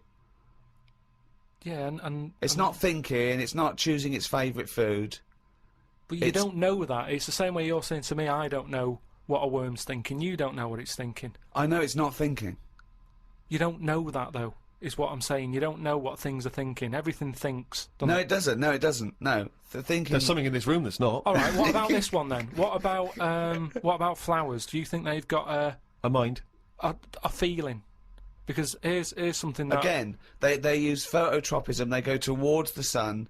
They close and All right, open. well, Can you stop using long words, Rick, like sun? Listen, do you know I've been to my mum and dad's? Right, I was talking to my mum about stuff. All right. And she was saying how this flower solved a crime. What happened was there was a murder, right, in an office. So they said it's obvious that someone who works in the office did this murder because that person's only a sort of a typist. He has, they've done nothing wrong. So they said that's narrowed it down, right? So this flower man came in, and he said, "I can sort this out for you." So they said, "What do you mean?" He said, "Well, during the murder, the plant was knocked off the cabinet, right? Right. And he had some special wires that he can put on the flower, and it's sort of shaking and stuff because even though you can't see it, flowers pick up bad vibes and what have you. If you shake a plant, it doesn't like it." Okay. Right? So what happened was, he said, "Right, what we'll do, we'll put the plant back on the shelf. Yep. We'll water it. We'll calm it down. Then get Get a nice cup of tea. then get every member of staff to come in the room and just go near the flower. Right. So don't tell them. So like a lineup for the flower. Kind of. Kind of like a lineup. But sure. don't tell them what we're doing. Just send them in No. and say, stand by that cabinet where the murder happened and what have you. Yeah. Anyway, it was a long day. They were getting through a lot of stuff. It was a big office block. Yeah. They were going, this isn't working. The flower's not budging. Suddenly, they get into like the last part of the day when they were almost giving up. They call in a sketch artist. The plant gives them a... Some caretaker fella Caretaker, said, go over there. Was it? You Was know, it an so- old man that? I mean, because Scooby-Doo didn't like him from the beginning. No. So why is that janitor so evil? They send the caretaker over to the plant. He's going, he's thinking, I've got away with this. Of course. Plant starts shaking, what have you. They did him. Okay, wait a minute then. So was there any other evidence? Was that the only evidence they used in the trial? Well, no, it's one of them things, though. Imagine it, if you're that caretaker and you're thinking, I've got away with this, then suddenly a plant grasses you up. You weren't expecting that. So suddenly you're off guard. And you go, okay, can't get that chrysanthemum away from me, I did it. You're talking absolute bollocks. That was one of the most nonsense pieces of shit I've ever heard But in anyway, my life. listen, well, it happened, but... It didn't because you happen. said it. But what I was saying is, about the worm, right, the worm that I saw, like I say, it was a sunny day. I thought, what's that doing up here and what have you. So, anyway, this robin that I saw that was eating the worm, it had hold of it, and I thought it's a sunny day and that, give the worm a break sort of thing. So I went, oh, you, like that, and it sort of dropped it in shock. But then, when it realised I wasn't that near it, it picked it up again and swallowed it. And I just thought, oh. Do you know what I mean? I don't know what you mean, no. I just thought it's a sunny day and everything. Normally birds are nice noises that I like, and yet there it is going about wrecking lives. Wrecking lives! It was a No, worm! but it just swallowed it really quickly in that, and I thought, that's life, innit? That's what life is like. 1 minute it's there, then it's not. I just thought, there's the worm. It came out, it was happy, it didn't know what was going on, and it had an extra chance. The robin dropped it, and then it got it again and ate it, and I just made me a bit fed up. Well, do you know why, don't you? You couldn't outwit a robin. You put it off, but then it won. But That's the terrible thing, isn't it? The worm was going, oh, God, Karl Pilkington. So that's who's been sent to save me, is it, God? You've sent Karl Pilkington. Oh, I'm dead. That's it. Okay, eat me. But all I'm saying is our bird noises are normally quite relaxing, but not for the worm. Unbelievable. That was one question. Question 7. What sound or noise do you hate? As me or as a worm? I don't know what you mean. What do you mean? Why would we be asking a worm? I've never heard an actor say that to James Lipton. When he says, what noise do you hate? What, as me or a worm? No, wow. but all I'm saying is, because of my last question, that's what I was saying. A bird noise is relaxing to me. Right. Well, it's not anymore, because I think of all the deaths and stuff that go around that. So now you hate the sound of birds? I'm just saying it's changed my view on it. It's like anything, isn't it? Every noise can mean a disaster somewhere. Can it? Why? Think of some other noises you like. Okay, what's a lovely noise? No, hang on. Why would the sound of laughter, people laughing, why would that suddenly cause? Why would that also signify disaster? Asylums. Yeah, that's depressing, isn't it? They're always laughing in asylums. But it's a scary laugh, isn't it? What? It's like, oh, if you wake up in the night by the sound of like a baby laughing. Baby laughing! No, if I had a baby, right, Yeah. and Suzanne was out, she worked nights or something, Yeah. and I'd nodded off, I'd put the baby to sleep, Yeah. and then it's 3 in the morning, and I'm woken up by the sound of a baby laughing, that would terrify me. How is this that? I just think the baby's sitting up in a chair like Chucky, going. Well, no. I think the baby's reading his diary, thinking, "Oh Christ, this is my father." I just hope I'm adopted. Oh God, a baby laughing. Oh God, come on. No, I'm not getting off this subject. Right. So what other sounds? Right. What other sounds? Right. More you like. Well, come on. There must be sounds you like. No, the sounds he hates are even more fascinating. This terrifying, haunting baby laugh. I don't think you can pick any sound and say, I like that. I imagine we don't like the sound of a tiger. Evolutionary speaking, that's probably not a good sound to hear. But there are obviously some calming noises because, you know, when your mother sings you a nursery rhyme or something when you're a kid, Your mother's voice. Of course, your mother's voice. That's probably pre-programmed for you to like it. Yeah. So there's a time and a place. A lion's roar, or whatever you just mentioned, a tiger growling, it's alright. If you're in a zoo, you go, oh, look at that. So there's a time and a place for everything, isn't there? Yeah. I don't know what that point is. I don't know how that relates. Because, I mean, I live in London. If I woke up and heard the sea, I'd be worried. I'd go, what's going on? You're like the worm who hears the rain. Question 8. What profession other than your own would you like to attempt? This is you as you, not as you as a worm. But have I had the training? Oh, for Oh. No, well, I've said before, haven't I, about maybe having to go at an operation. I don't know why it leaps from where it leaps from no ambition. Where if he could have a job, it would his best job he's ever had is a paper round, and if he could have a job, he'd like go to the cobbler once a week and then walk a dog. To I'd like to have a go at thoracic surgery. No, I'm just saying. I bet it's like we do this, and you know, some people like listening to it and what have you, and you go fair enough. But I never feel like I'm doing anything of any worth. No, you're absolutely right there. But if you're going into like an hospital, which are places that are pretty miserable anyway, as an office space. Do you know what I mean? When you're in waiting rooms and that. I'd hate to have my office in you know A&E. Yeah, that's what I mean. There's loads of ill people coming in. They're normally upset. Do you know what I mean? It's even if the sun's out, it's a depressing building, isn't it? There's So people not- handcuffed to policemen. Not only have you got to go in that building and work in it, but you've then got the pressure of changing a lung or whatever I've said before. Right? Changing along, yeah. But I'd like to have a go at it so I can say, You've done it. I've done that. So, under what circumstances, in what world, do you think anyone's going to let you have a go at changing a lung and that? Jim will fix it? No, I'm just saying the Comic way... relief? But the way the world is, and the way that there's more and more people, more and more doctors are needed. I mean, it's already happening now that people are doing jobs that they're not really qualified for because they get sort of, what's the word? Sort of uppered too early. Upward. Upward! I love the fact it's basic language. It's like it's unbelievable. It's like there are only sort of like 50 words in the English language, so he has to like change them and customise them. Upward. Do you know what I mean? Promoted. Yeah, promoted. Yeah. They get promoted. I too prefer early. upward. Upward's great. Why was I not upward? Unbelievable. So do you know what I mean? I think because more and more people are knocking about, we need more and more doctors. Yeah. You get a job in a doctor's, you're going to be promoted sooner now, I think. Yeah. Well, what I'd do is I'd probably upper you, and then what's the word? You go away them. I think it is you go away them. You leave the door. You leave the door. You fire them. That's it. That's the word I'm looking for. So I'd upper you and go away the doctor, if anything. But I've been to, you know how I don't like going to the doctors and stuff. Yeah. Right? Because you're always scared that they might investigate below the bridge. Yeah, but I checked on that before. I signed up to it, and then they said, right, before we can take you on as a patient, you've got to have a health check, right? Which I thought was odd, because it's almost like saying, if you're ill, we can't be having you coming here, right? But I said, right, okay, fair enough. What is this health check?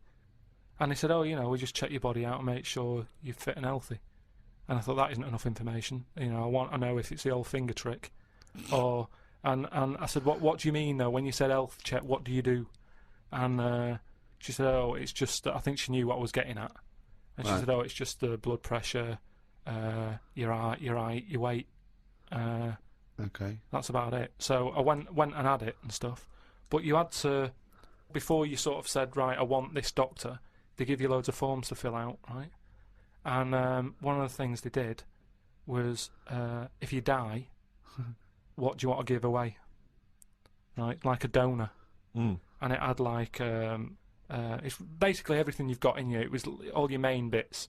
Your liver, your heart, your kidney, and what have you. And I thought, I really thought about it for 40 minutes or so. I didn't just rush into it. I was sat there thinking, if I'm dead, does it matter and stuff?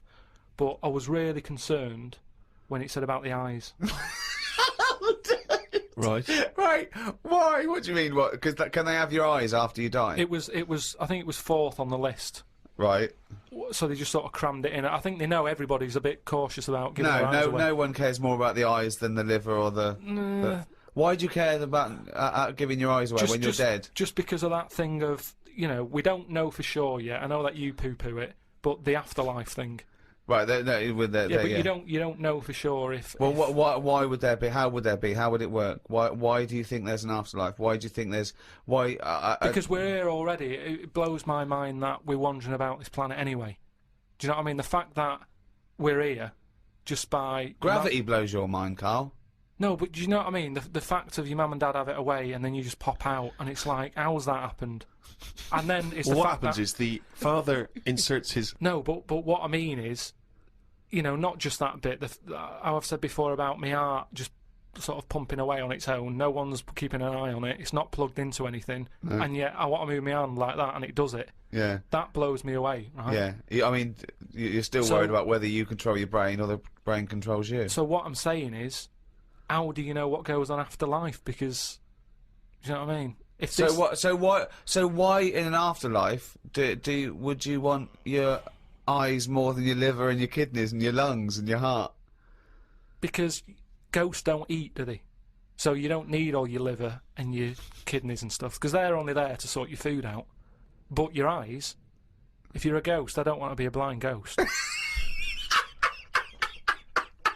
Because you're around forever then, aren't you? Once you're a ghost, that's it. So the idea of being blind when you're alive, you go, well, all right, then maybe in the afterlife I might be treated to a pair of eyes. But the fact of wandering about, dead for years, bumping into stuff. Oh God!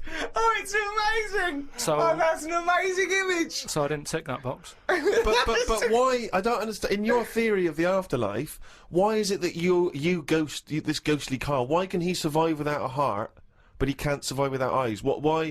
Do you see what I mean? Surely, if you're this ghostly apparition, you can just see everything and you can do everything. You don't need the body. No, because you're a ghost. Yeah, I know, but I think when you're a ghost, say like how they've seen ghosts in. Right, can I just say now for any listeners, this is not the thoughts and beliefs of the management.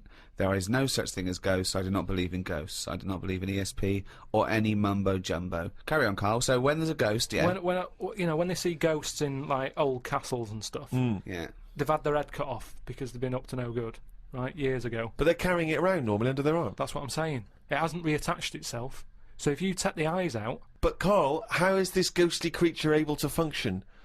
It doesn't have its head on anyway. It's carrying it under its arm. So the suspicion is it doesn't need its head. No, it does. Just happens to be carrying it around because it wants to keep it with it. The ghost is always in the last condition that it was in when it was in. Who makes these rules? The way you are in your last bit of life is how you are as a ghost forever, even in the fashion. Like I say, the ghosts that you see never wear modern clothes, so it's always the Victorian stuff. Now, if they could change it, they would, but they can't because they're stuck with it. So that's Why what did you I'm saying see with the eyes. cavemen ghosts? When did ghosts start? They didn't kick in till about 1830, did they? What if you die when you're having a rectal examination? Are you always bent forward with your trousers around your ankles and someone's finger up your But arse? why would you die when you're having that done? That's why I'm not having it done. If that's you No. But you might have both been suddenly killed in a terrible disaster. Yeah, a meteorite hit you. A meteorite hit you, or that's when you get the moaning ghosts, isn't it? They're the ones who aren't happy. So you're going round bent forward. Going, you've got "Oh." a doctor's finger up your arse, Yeah. and what are you doing? You start going, oh, and that's when you have to get the vicar round. What do you mean? Because they have to put you to rest and what have you, don't they? And what does a vicar do when he's going? So I get the vicar round. Okay, right. See, I don't want to get caught with someone with their finger up my arse when the vicars come round. The last thing I want to catch me is the vicar coming in when I've got a doctor's finger up my arse. I usually hide in the wardrobe when that happens. Whenever that happens. So listen, forget it. no, wait. So you're haunting, right? It's years later. It's 100 years later. You're around this doctor's surgery, and there's people coming, and the doctor there, the new doctor there, and it's 2073, and they go, Vicar. They go, Vicar, there's a strange ghostly apparition. It looks like an old doctor, right? And he's got his fingers up this sort of like little. It's like a chimpanzee, but with a shaved head. No, but the doctor wouldn't be. Are you saying the doctor dies as Yeah, well? they both die. You die at the same time with his finger up your ass, and so you're forever having a little rectal examination with your little trousers around your ankles. Well, that's when it'd be best not to have your eyes.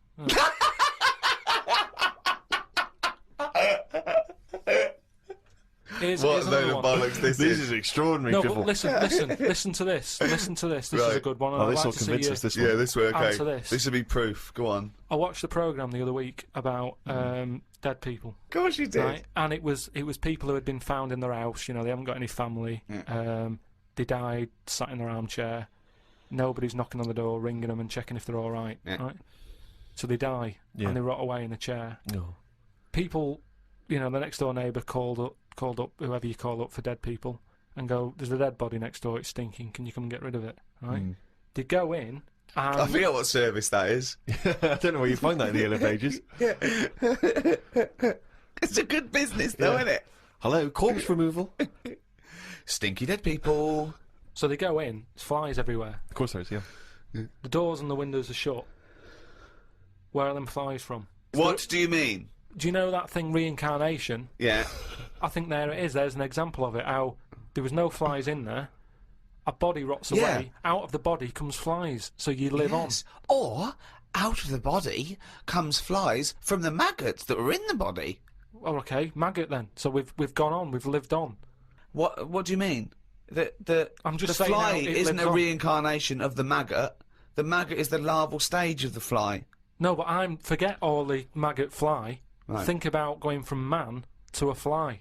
What are you talking about? I'm saying the windows and the doors on this house was shut Yeah. tight. Now, no your question flies is- got in. They hadn't got in. They had got in. They hadn't. They'd already there.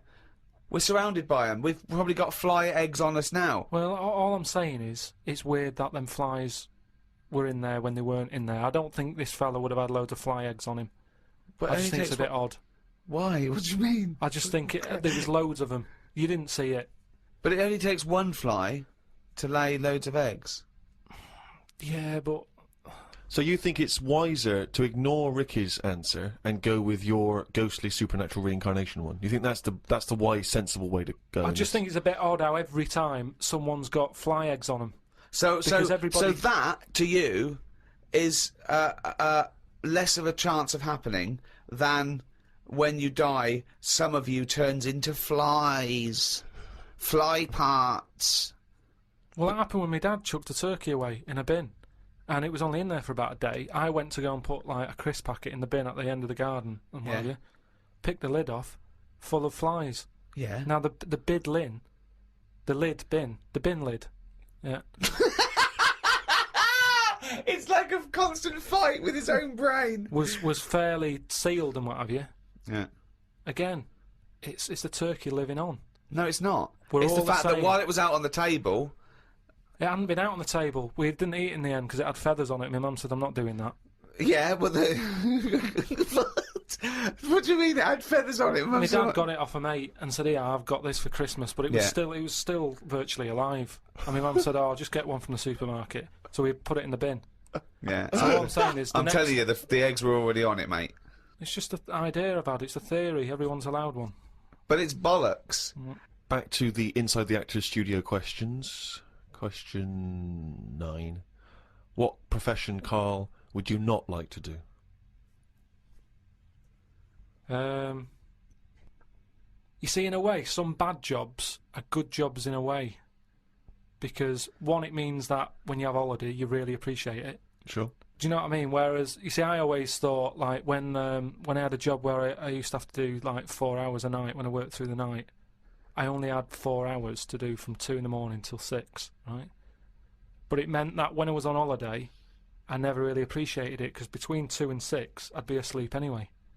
So, unless I got up at 2 in the morning and went, I'm relaxing now, instead of working, you don't get the full... I don't know what you're talking about. I don't know what you're talking about. The rules that you live by, about what you can enjoy and what you can't. What's good with a holiday, right? If you work in a factory from 8 in the morning till 8 at night, packing socks into a rubber bag, right? Between 8 and... What time did I say my 8. shift was? 8 and 8. It's a 12-hour sock packing job. It is murder. I also like socks into a rubber bag. Yeah. I love to get my socks in a rubber bag. And also, he forgot the timings immediately. He said the sentence, then it went out of his head. So if you're packing, from what time did I say it was? What are they packing? So, all right, so you're a sock stuffer. You do a 12-hour shift. Yeah. Okay, got it. So, you go, oh, come on, Rita, no more socks for me. I don't want to see another sock for a week. Have you got the rubber bag? Don't bring the rubber bag. That's the last thing I want to see. So what I mean is, when you're on the beach, right, by the sea, between 8 and 8, you're thinking, oh, this time yesterday I was packing socks in a rubber bag. And you can really enjoy it. You can keep going... Oh, an hour later you can go, oh, I was packing socks yesterday. Yeah. And you can I'm keep glad you're saying enjoying it, love. Will you stop going on about the fucking socks? We're on holiday. I don't think this marriage is going to last. Oh, look, Rita, I know, you were packing fucking socks yesterday. Let's not fucking talk about it for a week, you boring bastard. Oh, Rita, what? This time I know, you were packing fucking socks in a rubber hunting bag. No, I was having lunch at this time, you fucking slut. Oh, Christ almighty. So what I was saying is, when I was working from 2 in the morning till 6, to really enjoy being off from there, if I was on holiday... You'd have to get up in the middle of the night. To go, oh, this time yesterday I was playing... Surely the joy is not having to get up in the middle of the night. Then when you get up and thought, God, thank God I didn't have to get up in the middle of the night like I usually do. I slept through like a normal person. Surely that's the joy. I think the joy is going... Oh, I'm normally doing this at this time. But that's ridiculous, because if you worked, right, till 6 AM, you presumably went to bed and slept in till sort of 3 in the afternoon or something, yeah? So you'd be up at 10 a.m. going, wow, usually I'm asleep, so you get it then. So you're talking shit again. And the final question from the Inside the Actors Studio questionnaire. If heaven exists, what would you like to hear God say when you arrive at the pearly gates? Is that how it works? Oh. No, What do you mean? What's the question? Well, I don't know. You hear so many other things that you have to go through other gates. I can't imagine him being on the door, is what I'm saying. If he owns the place, what's he doing there? He could put anyone on it. It's St. Peter, isn't it, who's normally minding the gates, famously. Right, so it's him asking me. Okay, well, let's say it's St. No, Peter. no. You go through the gate. Peter goes, "Oh, you expected. He's got an appointment. We're going through the God." You go through the God. You go through a few doors. Go up to the top floor, right past the executive washroom, into his big office. Okay, that overlooks the universe. And God says, "Why have you got a doctor with his finger up your arse?" And you go, "Well, you should know. You caused it." So what? So you've gone in to see God. It's an audience with God. You've died. You've gone to heaven. And what would you like God to say to you at that point? He might offer you great wisdom. He might ask you a question. He might tell you something. What would you like him to say? And is this just one visit? This is like, because it's my first day. Yeah, it's I your get a first chat day. with Yeah. him. You get a chat with him, yeah. But after that, I don't. Well, you I've never might seen him bump again. into him at the odd, the Christmas party. the AGM. But I'm not going to Yeah. be myself, am I? I'm going to be in shock a little bit, because it's like, I mean, I'm not comfortable on the first day of holiday, because you're in different surroundings, the hotel, you've got to get used to where everything is. Yeah. So he's not going to get the best out of me. Well, to be no, honest. but you have eternal bliss. Yeah, don't you, in heaven? It's he's got a happy. long time to get to know you, and he knows everything anyway, so don't worry about it. So why does he see me then? What would you want God to say to you? So you walk in there, you're happy with it because you understand now you're dead and it's a whole new world and everything's all right. You feel great. Like, what am I saying? Well, anyway, I'm going along with this drivel. yes. What would you like God to say to you? All right. Probably just say, you've done well and that in your life. You never did anybody any harm. So welcome to heaven. Any problems, give us a shout. Here's a little layout of like a little map. It's kind of like. I love this. This is a great answer. And my favourite one is you never did anyone any harm. That's great. That's a brilliant thing for God to say. Yeah. So hang on, he's giving you a little map. So he's got a little map of the Little area. map, It's and big. he'll sort of say, this is where you go for this is where you go for that. I'd probably ask him about the ghost situation. I'd say, am I now a ghost then? Or is this just like another planet that I've come onto? Right. I don't know if he'd answer that. I don't know if he'd be a little bit... Bit cagey. Yeah, a little bit like, well, I don't want to panic you and stuff. I'd say, right, is it right that I can see past family and that? Because to be honest, I'd probably prefer to stay away. He doesn't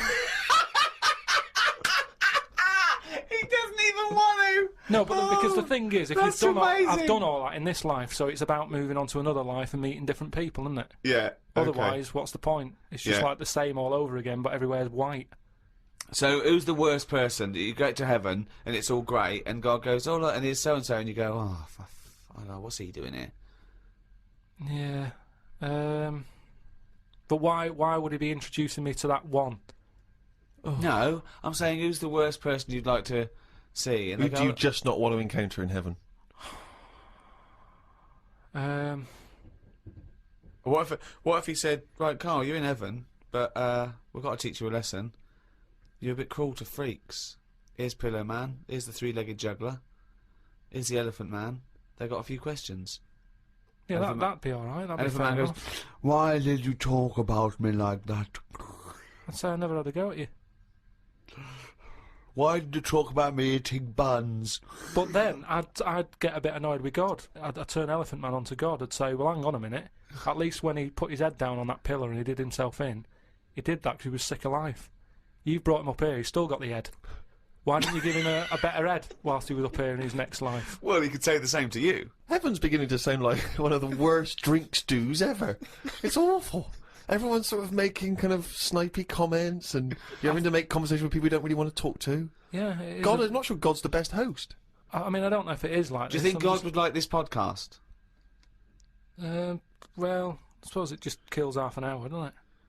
Well, yeah, but time's not a problem for him, is it? Yeah, it is, because he lives for ages, so he needs loads of filler. I bet he's, doing stuff that he's just like, I'm not really into this, but it's something to do, isn't it? Sudoku and stuff.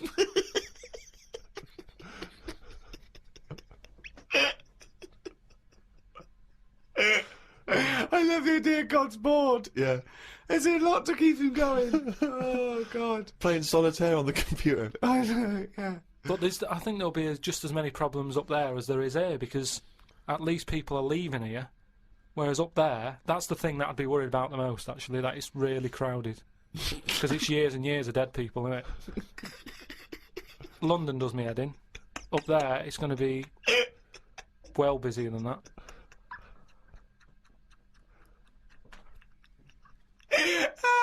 And what are you? So you're presumably you're all naked. Why has that happened? Well, because he didn't want Adam and Eve to put clothes on, did he? He was annoyed at the snake and everything, and Eve. So you're all back to nature. You're all naked. So you're all walking around naked, right? Yeah. But so you're up there. You're up there just naked, talking to Graham Norton and stuff like that. But I'd have to get used to that. If I go up there and he goes, right, you're welcome to heaven and that, and I go, all right, I've made it to heaven. He goes, yeah. Right, put your clothes in the bin bag. No, you're up there, you're already naked. Right, I'd say, this is a bit odd. Why? You wouldn't worry about it though, would you? Yeah, but it's just odd, isn't it? It's something different, and something different, you know. Well, no, you've been naked before. You've been naked before. Yeah, but I don't roam about with people around me. They're not people. You'd have to get used to that. They're heavenly creatures. No, but I'd say, look, can you just leave me for like 4 days just to get used to this idea? 4 days, okay. 4 days, just to get used to wandering about, and I'd be in my house, and I'd What look house? out. The house that I'm living in. Well, you don't live in a house in heaven. You just wander Why don't around on clouds, don't you? All naked and just... Oh, it's getting worse. I don't think it's that good. It's not fair, though, because all them lot have been up there ages with, like, a chance to get a bit of sun on the body and that, so they'll look alright. I'll be wandering about with, like, underpant marks and stuff. Underpant marks! Karl, we're often accused of bullying you. This is a recurring thing, isn't it, that we bully you? But both of us, and Ricky in particular, is always concerned about your well-being, particularly in Alaska, if you recall. You are not going to be eaten by a polar bear. But when you had your medical, I found out that you didn't let them test your prostate. Did you? No. No. But that's... Why not? In the UK alone, more people die every year from prostate cancer than being savaged by a polar bear. It's a bit of a weird time to bring it up when I'm in the middle of nowhere. It's one of the biggest killers, right? And that's just a simple test. So a doctor pops his finger up your anus and he goes, yep, you're all clear. And that's you relaxed for another year. I don't understand why you're suddenly caring about this now. I've got little battery left on this phone. I'm wearing the battery out. If something happens, I'm dead. Right. He's my best mate. Sue me. I'm worried about him. Yeah, yeah. No, but why isn't there ever anything about how's your blood pressure? Or how are your feet? You're in the cold. Are you warm enough? No, it was none of that. It was, yes, I know. why don't you get a finger up your arse? Because often there are no symptoms. Well, I don't want it done. I know you don't, but it's good for you. So, can we bring the doctor out, please? Right, well, this is a waste of time, then. This is Frank. This is Karl. Frank, how's it going? You all right? Good to see you. Is the consultant urologist at St Bart's? Yeah, St Bart's. Yeah. The thing about prostate cancer is you can be perfectly well and yet still have prostate cancer. And one of the ways that we can detect if that may be a problem is a rectal examination. The thing with just feeding... I don't want a finger up the arse, though. wait, You keep going on about this. Right. I've told you time and time again. I mean, I presume there's a lot of ill people knocking around that Frank should be looking at. Instead, he's here debating with you two whether he's going to shove his finger up my arse. How long will it take if you did it now? If you went... No, wait, how long will it... 15 seconds. 15 That's seconds? a long time, as far as I'm concerned. What are you looking for? What we're looking for, OK, there's two things we're looking for. One is the size of the prostate gland. Number two It's the consistency of it. In other words, what it feels like. It's a quick, simple thing to do. Carl, can I tell you what's going to happen? It's going to be about 10 seconds. He's going to say, you're all clear. You're going to say, what was the fuss about? And you know you haven't got prostate cancer. But not today. There's no better time. Maybe it's that you and I and the cameras and that are making it a bit intense. Oh, we've maybe got if a they private went room. privately to another We've got a private room. discussed it. We've got a private room. You may as well check his testicles while you're there. So what's the rules here? I mean, I know it's an important thing to have done. Yeah. But it's just the way they go about it. I've been travelling around the world in dangerous places. They've never cared about me before. Yet today they keep going on about having this done. Men are embarrassed about these things, you know. We're not used to these things. But for the sake of something that really is very quick and painless, we're talking about potentially saving a life. And before you know it, it's done and it's over. I know, but it's just It's day in, day out. That's what you do, seriously, every day? Yeah, every day of my working life, that's what I do. And are you going to move up and get to do something better, or is this your future now, just sticking your finger up a pilot's arse? It's just part of the job, you know. A lot of time I spend in operating. A lot of time I spend in clinics. So how many people are you doing a day? 10 to 20 maybe. And which finger is it? Is it a big one or a little one? It's the index finger. Why is that? Why not just a little? Because the prostate lies a little bit in. If you get your hand, you just couldn't do that with your little finger. So you're going round a corner, you've got to go in and round. You've got to go in and then a slight twist. It's the thought is worse than the actual delivery. Let's put it that way. It's the thought of it. All right. And okay, let's do it then. Let's do it. Do you wear gloves? Yes. Do you know Richard Blackwood? Yes, the comedian. Yes. Yeah, he had a colonic on telly. Never seen again. I think that's far worse. So rest your head on the pillow. Then what you need to do is you need to bend your knees up. Yeah. You need to pop that arm over there. So what I'm going to do, I'm just going to get some lubricating gel. Or just right. So what I'm going to do is, if I may, I'm just going to pop your trousers down. Bend your knees up a bit more. Come towards me a bit more. So you're at the edge of the couch. Marvellous. Okay. Take a deep breath. Deep breath. And out. Okay. And relax. Breathe normally. I'm just going to pop a finger in now. Okay. Deep breath. Well done. Jesus. Well done. That's high up. Fucking hell. Right, that's surely enough, isn't it? Right, you're touching a lung. Well done. Well done. I'll just look a little bit now. Your prostate's fine. Whee! Woo! Well done, Karl. Excellent. Oh, God. Well done. Brilliant. I don't think it's the sort of thing people pay a guy's subscription for, to be honest. In HD. We'll see. Well done. Cheers for that then, Frank. Now, you are a doctor, aren't you? Yep. He just said to me, because he was shaking, because he said to me, and I quote, he said, he's just whittering to himself, I must remember to eat next time Suzanne's away. I know. I must remember to eat next time Suzanne's away. No, but you did. I mean, I wonder if I lived on my own if I'd still be about. Because I just neglect myself. Yeah. So, I mean, for all I've eaten A this lot of morning, self-abuse. Is that what you're saying? I had lasagna last night that I messed up, right? Why did you mess it up? Cooked it for too long. It was like a brick. Right? And she called up and said, have you eaten? I went, yeah. She went, was it nice what you have? I said, lasagna. Was it nice? I thought, I don't want her to worry, because she's probably been out and had a good meal with all the work people. Yeah. I didn't want to say, well, you know... And she went, okay, bye, bye. And I go, that can't go, yeah, I bet he cooked it like a brick. I bet he threw it away. Anyway, gin and tonic. And I had Scotch pancakes for breakfast. That is all I've had. So I'm starving, I'm shaky. Plus I've got that restless leg syndrome still going on, which I can't get rid of. What's restless leg syndrome? I find, if I go to bed, right, my body's tired but my legs aren't. Are you like Michael Flatley? You have to get up and do a bit of tap dancing. Do they just keep going even when you're asleep? Keep moving about, so I have to get up and stretch them or something. Or I've worked out that if I put a pillar on, like, the bedpost down at the other end, if I have my legs higher than my heart, it calms it down a bit. Is this why Suzanne works away so often? I don't know, it's weird. To get a decent night's sleep. I put it down to Smarties and that, it's like a sugar thing. But, Stop eating them. apparently Bob Mortimer's got it as well. No, he's got arthritis. Was he? You told me Yeah. in the week that you've mastered moonwalking. Yeah, I can do that. Is that I'll one of the show things you that did, like, in the middle of the night? It's moon sleepwalking. Yeah. He just gets out, he finds himself walking backwards and wakes up and goes, oh God, I'm brilliant. I'm brilliant at this. Medical problems then. I've got a couple of things under the banner of colon then educate me. Yeah. We've got, this is interesting, right? Do you know if you have an operation on your brain, right, what they do is, I mean, this is why I'd never go to the doctors. I don't like doctors because this sort of stuff freaks me out, right? They can operate on your brain, and what they do is, they put you to sleep first, cut your brain case open. Your skull, yeah. The brain case. Yeah, yeah. And then wake you up and operate on you.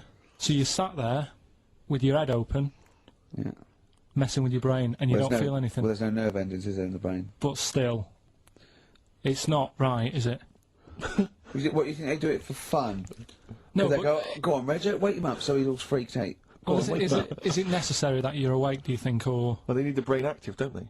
Yeah, but it is when you're asleep, you're having mad dreams. I had a mad dream the other day. Go on. No, I might tell you about it later, but there's no sense to it. But, so your brain's still... Where is this conversation? Yeah, I mean, it'll turn out, I go, no, Karl, I was there, that wasn't a dream. Yeah. No, but... So, I mean, if I had an operation... On your brain, heaven forbid. Well, operation anywhere, I'd like to sort of think, well, I'll have an injection, I'll go asleep, but when I wake up, it'll all be sorted. Yeah. The fact that... Your brain case is open. And they wake you up and you think, oh, is it all done? They say, well, have a look in the mirror. And your brain... See, I don't think they do that. I don't think they try and frighten you when you're doing an operation. Yeah, I don't think that you go about your business and they sort of follow you around, dabbling. Yeah. No, but it's almost like they are having a bit of a laugh with you. Right, well, I'd just like to say now that they don't. Anyone who's going in for an operation on their head, do not ever listen to anything Karl says. Why have you got to be awake? Because you'll be bored anyway, you'll be sat there. Well, they give you a telephone directory, look, and they say, look how many Macs are in there. That's the Scottish telephone directory. And, you know, time flies when you're counting that sort of thing. No, but do you know, like, when you... What are you telling me? What are you I'm just asking saying me? how weird it is. It's weird, isn't it? It's like, do you know when you go for a haircut, right? It's a bit embarrassing. Well, I don't anymore, but when you go for a haircut, it used to be When you go for a haircut? It used to be a bit embarrassing when, like, they'd wet your hair and they'd make you have that sort of Hitler cut because your hair's wet, and I used to hate it, and I think, do you have to do that? Do you know what I mean? You know It's what I mean, similar. don't It's you? very similar to open skull No, surgery. what I'm saying is, it's almost like barbers like to do that to make you look daft and feel daft for a bit, and there's women coming in and out, and you're sat there with a daft haircut. Yeah. And this is what that reminds me of. Do you think they do it in a shop window? This brain operation? I'm just saying, it's a bit Do you weird. think they do it, why are we doing it in John Lewis's? Just so more I people love can the idea that that's what doctors are doing. Let's make this guy look a bit stupid. Yeah. Open his brain Look case. at the twatty look for this brain out of his head. Take a Polaroid. Reg, take a Polaroid. Look at him. Look at his face. Right, clock his face when I give him the mirror. Get this on camera. Put this fake nose and glasses Sorry, did you teach me something then? Was Well, that I've educational? taught you that your brain case can be open with your awake, and you just sat there sort of letting them get on with it. Brilliant, I've learned that. I'll never forget that. Right, go on, anything else? So we'll move on to this next one, right, which is brilliant. Go on Dead then. short story. So, right, old woman, about 70 years old. She's normally fit and healthy and stuff. Nothing wrong with her. She's having a good life. And one day she goes for a check to the doctors, just to check herself out because she's getting on a bit. Says take your clothes off and that. So she does, and checks her out. Says yeah, you're looking good. You're looking good. Turn round. He said, oh God. He says, you got a tumour on your buttock. Right? So she goes, oh, what, can you do anything to sort it out? So they go, yeah, we'll book you in for an operation. It's best if we remove this. Books are in for an operation. Operation day comes, strip her down and that. They're all stood round, the doctors. Start to operate. It only turns out it's a pork chop that she sat on 5 years earlier, and it had stuck to her buttock. Right, Karl. I can forward you. Honest. Right. No, listen. Serious. Right, okay, Carl, I'm telling you now, I'm leaving. I'm never doing this show again. No, I'm serious. Honestly. You're talking. I've never had such. You are. Play a record. Play a record. I couldn't believe it. What do you mean you can't believe it? Stop the record. Stop the record. Stop the record. Right, okay. Right, what do you mean you couldn't believe it? No, when I read it, I said, I've got to tell Ricky This that. woman had a pork chop stuck to her arse for 5 years, you mental case. Of course she didn't. This the other day. Yeah. Oh, what was it now? Listen, I felt Play a listen. record. Do you want, Alright, no, come on, alright, he's got it now. Go on. This fella goes to the doctors, right? Oh, right, okay. Right, if this is in any way apocryphal, stupid, illogical, impossible, right, you are never, ever speaking again on radio. So make sure this is at least possible. I'll tell you what, I'll even give you improbable, but possible. So if anything that breaks the laws of the universe or logic, okay, that's all you have to avoid. On you go.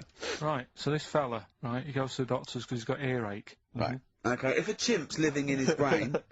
Go on. So he's got earache, he's sat in the waiting room and his ears all bunged up and it's hurting a lot and what have you. So the doctor comes out and he goes, right, and because his ear's all bunged up, he doesn't hear it that well, right? So he thinks it must have been me, right? So he wanders in. Keep going. Anyway, I'm going to hate this. I can just feel it in my bones. Steve, I'm going to let you take over. Okay, let's hear it. So the doctor says, sit yourself down there, right? So he sits himself down. He goes, right, take your pants off, right? So he's thinking that's a bit odd. Anyway, he heard that though. He apparently he took his tackle off. The doctor did some operation. What, there in the waiting room? No, in his office. In his office, yeah. What? Wait. So he removed what? His genitals? Yeah. In his office. Why, Karl? Why, Karl? Because he hadn't called him in. Oh, he'd called in the bloke who wanted his testicles taken off, and he didn't do it. What? So the doctor went out and said, Mr. Jones, who's here to whip off your cock and balls, just here and now, right? Bloke comes in, didn't it? It must have been me. So the bloke who wanted his balls taken off didn't say, oh, I think he said me. So he didn't interrupt then. So the bloke goes in, he starts taking his testicles off, and he doesn't say it. Right. What's been going on? What's been going on? Well, I've been to hospital. I was rushed to hospital, emergency and that. Had a tube put on my knob. You had a tube put up your knob? Yeah. What's the story? Kidney stones. Ooh. So, shouldn't really be here, to be honest, doing this. He said rest. And that. Climbing them stairs on the way in. To be quite honest, it doesn't look like you're expending a lot of energy at the moment. It's like at Zookeeper going, oh, that sloth move today. Calm down. Yeah, but I had to get here. It's been raining. Yeah. I had to come up the stairs. I had to carry the computer. Yeah. Well, that's not entirely true, because your girlfriend was carrying it. I saw her outside. Yeah, but I'm just saying... And then you handed it to me and said, Steve, carry this. Almighty. So yeah, I know. that's already a lie. Christ almighty. Whinging. Not whinging. I'm in show business. I know loads of people that wake up every day with a sore knob, feeling like they've had their kidneys probed, and they would say they're unconscious. So they don't whinge about it. They get straight back onto it. They, a lot of them on TV now. Yeah, straight back to hosting game shows.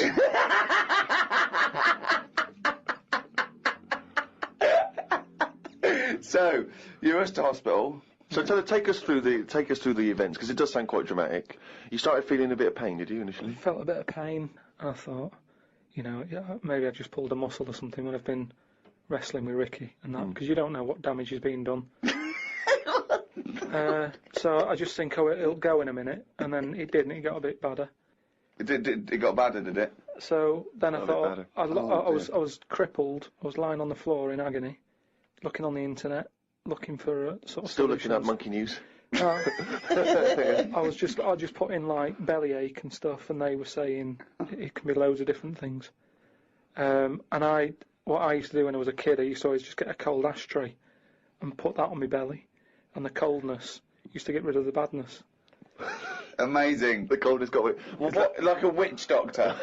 yeah. This is like A witch doctor happens to work in a pub. it's like some sort of 5th century remedy written in mud. Yeah. Coldness doth get away with the badness.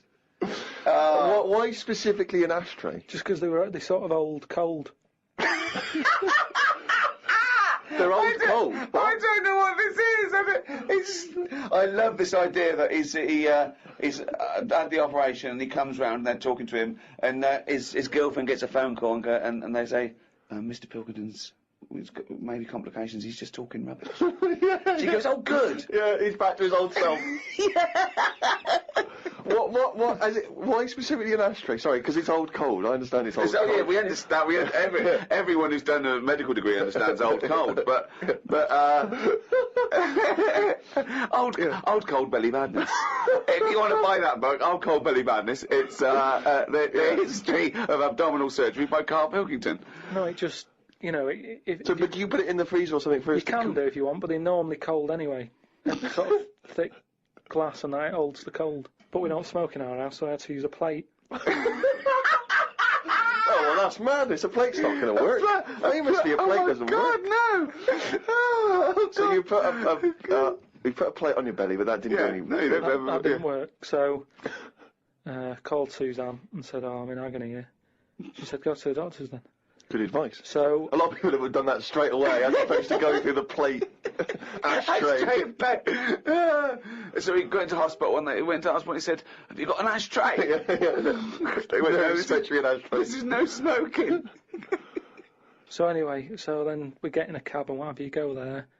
I have an X-ray. His voice is even more boring than usual, isn't it? Yeah. Fuck me. And they put me on a drip and everything.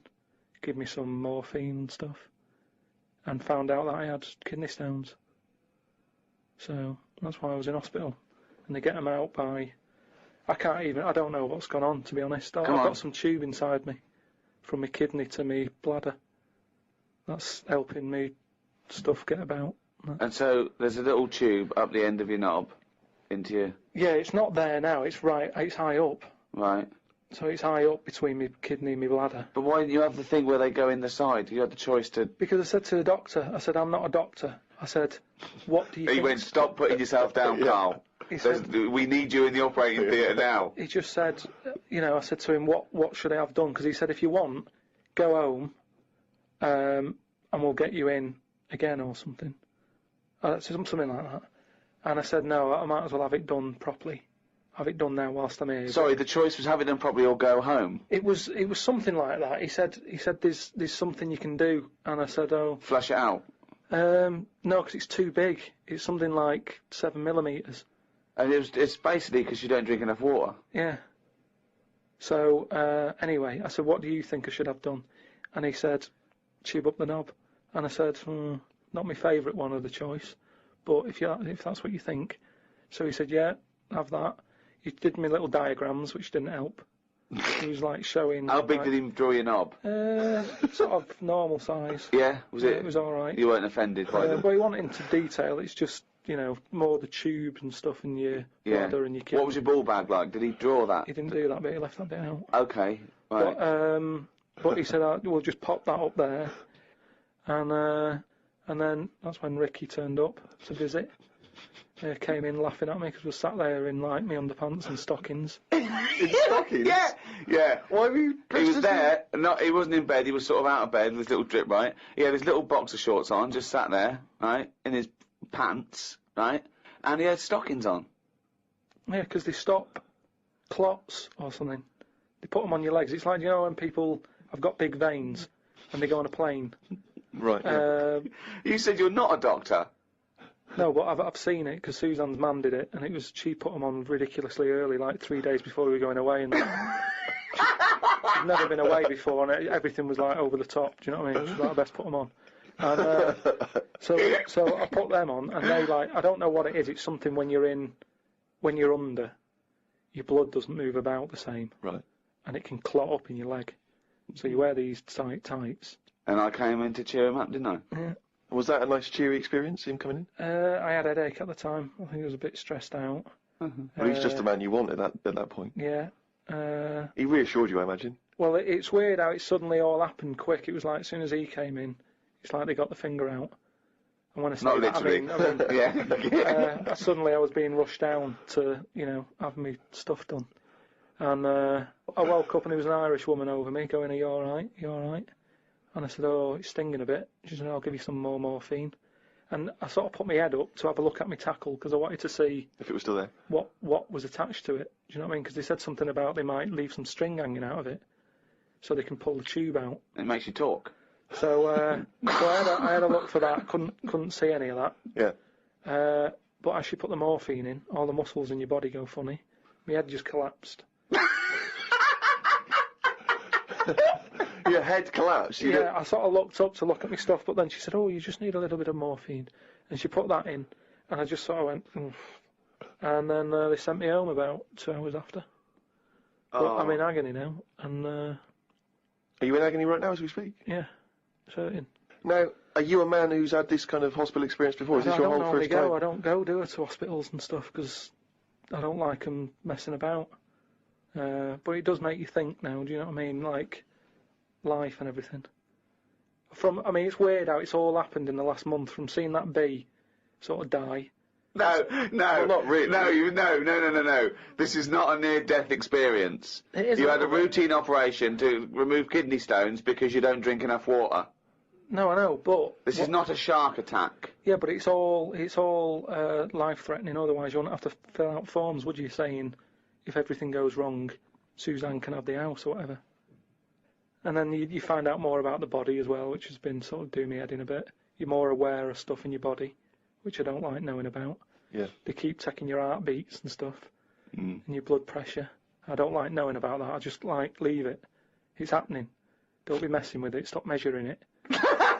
Stop measuring it! No, do you know what I mean? Same with a knob. It's that thing of like, they put that thing That's what the anaesthetist was doing when you were under, wasn't it? Yeah. He was comparing the diagram to the actual thing. Oh, God. The fella across the way from me had the same thing as me, but he'd had it a couple of days ago when he was in agony.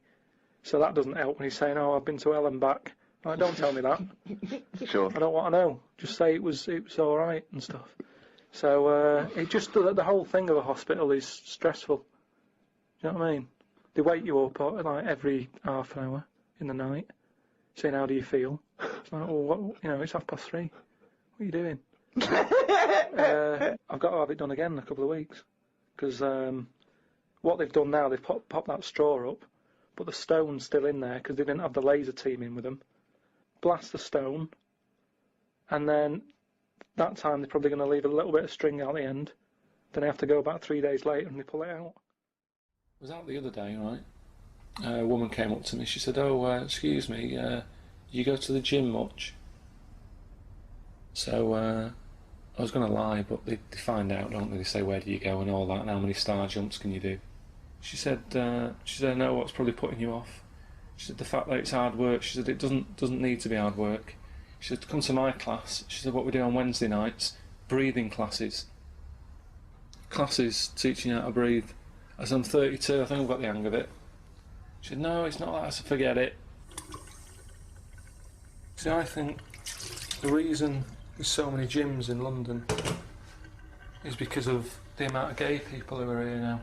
I'm not having a go. I'm not complaining about it. I'm just saying, gay people, they always sort of like to look after themselves, don't they? They're always sort of muscly and that, sort of tight t-shirts and stuff whenever you see them. I'm not looking out for them. I'm just saying, when I do see them, they're sort of muscly and that. So because there's more of them, more gyms are needed. But then the problem is, the more gyms we have, the less other shops we have, because the space they take up. The other weekend, I just wanted to do some painting and decorating in the flat. Right? Thought, right, I need some brushes and some paint. You wouldn't think that'd be hard to find in London. Yet I couldn't find anywhere. Couldn't find any sort of hardware shop, DIY shop. Yeah, if they had an urge to do some sit-ups, you know what I mean, I'd be spoilt for choice. I look in some of my girlfriend's magazines, and it's all like, eat this, don't eat that, drink water. The amount of times people are telling me, oh, you don't drink enough water, you. Your dad's like 60 odd, right? I've never seen him have a pint of water, yet they're telling us we should have like 7 pints a day or something. And then they wonder why there's a water drought on. There's a fella on the telly the other week who was saying we only get so many heartbeats in a lifetime, so we shouldn't be wasting them, should we? We shouldn't be running around lifting weights and all that. Now look at the tortoise. Never rushes about, right? Yeah, it lives to be about 250 years old. You know what I mean? When was the last time you heard about a tortoise having a heart attack? Doesn't happen. And they keep coming up with daft ways of sort of keeping fit, don't they? Paintball. You know what I mean? Chucking paint at each other. I don't know where they're getting the paint from. No. It's something, when I was looking on the web, found something out. Go on. It's a story about a woman who had a baby. What are you talking about? What? A woman who had a baby who was having a baby. It was no clearer when you repeated it. No, Carl, I don't know what to do. I don't know what to do for the common good, right? Pursue this line of inquiry, right? Because I don't know where it's going, or play a record. I'm actually torn. I don't know what to do. No, I remember seeing it and thinking, I've got to tell Ricky about that. It's brilliant. What should we do? Should we go with it? I mean, it's like, it's entering into the abyss. It's opening Pandora's box. It's peeking. It's going down to the cellar. I've got a couple of questions, though. Go on, then. Well, come down there with me. Okay, come down in the cellar with me. Okay, right, Carl. What, first of all, it was on the way. What do you mean? The baby was what? Had another, was it, she didn't give birth, the doctor didn't find one of those set of Chinese dolls up her? Russian dolls, whatever they're called. That's what I pictured it like, those dolls where you take the head off and there's another one in there that all look the same, but no, the story was, there's a woman who's... No, don't just say it again, that's a headline. That's not a story. There was a woman who had a baby, That's not a story. Imagine handing that in as a thesis to loads of the BMA. There you go, and read that. That's a children's rhyme. Yeah, there was a woman who had a baby What do you mean? So she had a baby, right? Yeah. And, that bit's fine. We're okay with that. That's normal. That's normal. A woman had a child. Yeah, totally normal. She gave birth. Fine. Yeah. Next. Well, I don't know that much more, apart from the fact that the baby's, like, roaming about, and then, 12 months later, she's like, oh... Interesting, so the gestation period of that baby was actually 3 months more than an adult. Yeah. Excellent. Weird, though, isn't it? So, was the headline, my baby's 12 months pregnant? What are you talking about? 12 months later, it had a... What are you talking about? Forget it. No, you haven't even finished the story. That's what you said, and 12 months later, you didn't even finish the sentence. So what do you mean? No, I didn't read any more into it, because I just saw that and I thought, that's weird, and then I just was thinking, oh, like, imagine the kid at school, at parents' evening. Go on. And it's like, well, your kid's pretty good, now let's have a look at your work, sort of thing. Don't you think that'd be weird? But what? Did the child have a baby? Yeah. Of course it didn't! Play a record! We shouldn't have gone down in the cellar. We should have just left the cellar door closed. Rick, I know this is something you always get excited about. It's Karl's diary. Can we have a jingle? I don't believe it! He's got it really done! Thank you very much. Woke up to the news about an elephant in India that had sore feet, so the locals have made it a big pair of slippers. Tried to look online for a picture, but I couldn't find anything. Sure they've made it 2 pairs of slippers? Well, I'm only going by the facts in the diary, Rick, and I would have thought that they were absolutely bona fide and fact-checked and completely accurate. I'd be very surprised if there's any mistakes in here. I'm sure they've done this for an elephant before. I thought elephants have bad memories. No, well, no, but fair enough. I thought elephants have bad memories. If they have, I'm guessing it's going to keep forgetting where it's left them. I mean, just to get if it's a myth, the myth completely wrong. Yeah. Elephants never forget. That's the saying. Not they always forget, so you can buy them slippers every year. Carl says, I haven't had a pair of slippers for years. He thinks they're dying out. No, I love slippers. I love a pair of slippers, I love mate. a pair of slippers, mate. Just wear socks. Slidey on a no. slidey on a piece of lino. I know. And what about if you know, maybe opening a brand new box of thumbtacks? You drop them all over the floor. You're trying to pick them up. Rick, I've got to pop across the road to get some milk, but it's right opposite. I'm surely not going to go in my socks, though, am I? But I don't want to put on the shoes. It's mad. No. Pop some slippers on. Well, perfect. Yeah. Yeah. But you shouldn't go out in your slippers. Why not? Just across the street, mate, to get some milk. Because they're inside shoes. You don't go roaming about on tarmac in slippers. That's basic. But you don't have any slippers, so No, you're but- just tiptoeing across the street, you know. I with put my shoes on. But you can pop out and get the paper and you know the bottle of milk, can't you, in the slippers without any harm done? No. Huh. Apparently not. That'll make it into the diary. Tried to have a shower, but there was no water. I love it when he calls me and things go wrong with the flat. But I like the fact that he tried to have a shower, but there's no water. How long did it take you before you realised he was there for 20 minutes? After 20 minutes, he said, Suzanne, should I be dry? Yeah, I'm freezing cold. Yeah, no, you should be sort of wet and warm. Right, there's no water then. Brilliant. I called the service charge people, but no one was about. Looked outside, but couldn't see any work going on. Great, innit? In India, they can sort out elephants with shoes. In London, we have no water. Hung about for a bit, but still no sign of any water. Brushed my teeth just using the paste, and used the little bit that was in the kettle to have a wash. I was pretty chuffed that I thought of using that. Suzanne was a bit annoyed because she wanted a cup of tea. She said, go across the road and buy a big bottle of water. Not in your socks. Pop some slippers on.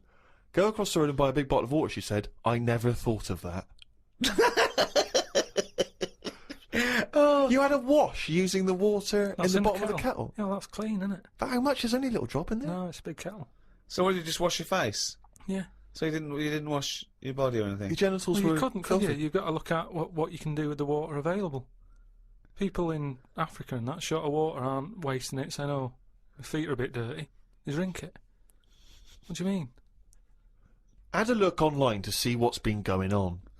Scientists say that Everest, brackets, the mountain, just in case you've confused that with any other Everests. Maybe the double glazing people. Yeah. You say that scientists say that Everest has grown a bit. The way they were talking about it, you'd have thought it's grown loads. It's only inches. No, isn't that... They found out that it's actually a couple of inches taller than they first thought because their methods of measuring are more accurate than they were 20 years ago. So it's bigger than they thought it was. It hasn't grown. No, I just think what's happened is at the bottom, because of like people are always climbing up it, aren't they? Right? Yeah. So they're sort of wearing away the soil at the bottom. Talk rubbish. So it's also, pushed it down. it's also measured against sea level. It's not measured about when you get... Otherwise they'd just dig a big hole, wouldn't they, and go, right, it's down to here. If the peak is measured at the end of the day, sea though, level. does it matter at the end of the day? No, but it's just nice to know, isn't it? Yeah, but that's what I'm saying is we don't need to know that. It's not going to put anyone off. Like Brian Blessed, who's always climbing up there for fun. He's not going to go, oh, I could handle it last year, but 2 more inches. Forget that. Going to be shattered. So don't worry about it. It doesn't matter how big it is. Something else, though, that's happened since, right? They were climbing up there, and someone got near the top, and they were sort of climbing up like that, holding the cliff edge and that. And they'd forgotten the flag. Had to go back. No, their hand hit the bit of rock, and it went like, ding. I'm like, what's that? It went, ding, ding. Put another hand up, ding, ding. Piano under there.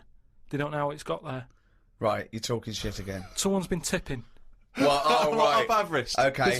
The council won't even take away your washing machine unless you pay them. They're not going to sneak up Everest. No, this is the problem, isn't it? Because the council won't take anything. People are going, what can we do with this? Oh, yeah. Well, I'll tell you what, yeah. Just sneak up Everest. It'll take you 9 days, and you may die. But just pop it up on Everest. Well, I know for a fact that you've confused a few things there, because I think the piano being found was actually somewhere in Scotland, some kind of moor in Scotland, and they found a piano up there, and everyone said, I don't understand, how's a piano doing up here? And it turned out that some guy, one of these people who like tries to break world records, had dragged a piano up there as some kind of feat of endurance, but thought, I'll be damned if I'm going to take it back again, and just left it up there. It wasn't, bloody tipping or aliens or anything. My dad used to bury things in the garden because the council used to charge for like washing machines and mangles and cookers and pets. So I'm just thinking of millions of years when they dig that up, they think that dogs used to cook and like do washing up and things. Yeah. I love the idea of burying utensils. And think of the hole big enough to bury a washing machine. Or a mango. So whoever kind of bought that house after your dad, I don't know. they got a little treat in store. Yeah, lovely little themed rockery. Yeah. The weather is weird this morning. 1 minute it's sunny, then it's thundering, then hailstones, then it's sunny again. People will be saying it's global warming. I don't really know what that means. Everything's changing all the time, innit? I wonder if years ago, when we first came out of the sea and we walked on land upright, did people blame the weather for that? Good point, isn't it? No, it's so stupid. Yeah, ridiculous. We didn't come out of the sea and instantly start walking around like humans and go, oh, can you believe it? We were swimming around, we were having a whale of a time. Do you know what? I blame the weather. No, but now they would, if that happened. It's the same way, say like evolution, right? We talk about it a lot, right? Now, years ago, I don't know how it happened, but some whale had legs, right? Yeah. This is how it started. Before he was a whale, yeah. Whales started off with legs, They that's were right. rowing about on the beach front, right? Anyway, it worked out that, you know, they didn't like it or whatever, get back in. Now, say if that happened again now, right? Say if someone's born and they always say, don't they, check for lumps and stuff, right? Make sure you haven't got any lumps. Now, say if sorry, who says this and what's the... like magazines and doctors and that, What, they're always saying, check for when you're lumps. first born? Yeah.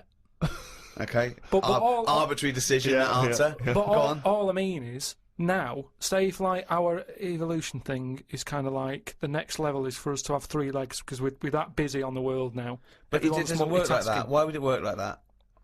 Because that's nature, innit? It deals with it. If people are getting stressed out and getting achy legs a lot, because they're going, well, what you're doing there is you're using 2 legs like you've got 3. You need another one. But the problem is, No. say Let him if finish. say if someone grew a leg now, because it's like, well, we need 3 legs. Yeah, but... Let him finish. Okay. People would go, oh, I found a lump, right? And the doctor would go, oh, whip that out. Now, that could be a 3rd leg. That's growing. But, Karl, evolution doesn't work like that. It does work Suddenly like that. something isn't born with a perfectly formed 3rd leg that can be passed on. I know it's a lump. It starts off like a lump, and if you left it alone, Yeah. it would eventually, over a bit of time... No, over many, many millions of years. Yeah, but it'd grow as another leg, but we're not letting that happen anymore. It also wouldn't happen. Limbs don't work like that either. They do if you keep putting extra pressure on 2 legs. Karl, you're honestly, what you imagine the process of evolution and natural selection to be is, it's beyond me. It's No, incredible. but it depends whatever your surroundings are. That's what you change to, isn't it? Like the... Well, you don't change to it. You're either selected or you're not. So, what happens is there's a genetic throw-up. So something's born, you know, a llama's born with a slightly longer neck. And if that gets, you know, the leaves that are slightly higher up and it survives, it lives longer, it passes on its genetic material. Soon, if that works, now over millions and millions of years, that they're the dominant species, a new species is thrown up with a slightly longer neck, and so on and so on, and it's gradual. Just a slight advantage. Sometimes it happens quicker than that. There's been animals that have had eyes and then they go, oh, they don't need them, they go in the space of a fortnight. What are you talking about? There's a lizard somewhere where it's roaming about in the dark and it used to have eyes, and they used to be like, why have we got eyes and that? What's the point in having these? Because we're keeping them open. And they were getting more tired. Because at the end of the day, if your eyes are open, do you know what I mean? Blind people can stay up longer than someone with eyes. Keep going. I want to follow this through to its natural conclusion. Keep going. Keep going. There is nothing to do. Right. Right. The first signs of you getting tired, you go, oh, my eyes, I can hardly keep them open. Yeah. So a blind person doesn't get that because they can roam about with them shut like that. So they never sleep, do they, blind people? Well, they sleep, but not. They don't need as much because their eyes aren't stinging. All guessing, all guesswork, and all nonsense. I mean, all nonsense. Well, hang on, fair enough. Okay, even if we accept that to be true of blind people, what was happening with the lizards? The lizards were going, I can't believe this is mad. We don't need our eyes. We're down underground. What's the point? Jeff, Bill, let's just no longer use eyes. Well, they were just like, in a way, it's better if we keep our eyes shut to keep the soil out and stuff. and then over time they were like, oh, my eyes are stuck. Like the time when... For a fortnight, you said? No. It's over hundreds of millions of years. And the other thing is, it's not the case that there's no will to evolution. What happened was that a blind one had no disadvantage, so he was selected better than one with eyes that maybe would find it irritating or getting in the way. You know, just like a snake, it's not a disadvantage for a snake to lose its legs, because it's selected, and then it's an advantage because they can get into places that legs would get in the way. Like I've said before, right? You see like a little fella, like a midget or a dwarf or something. Right.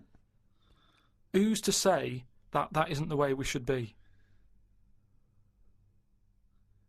Do you mean, how do we know that... Well, everybody looks at them and goes, oh, look, there's a little fella.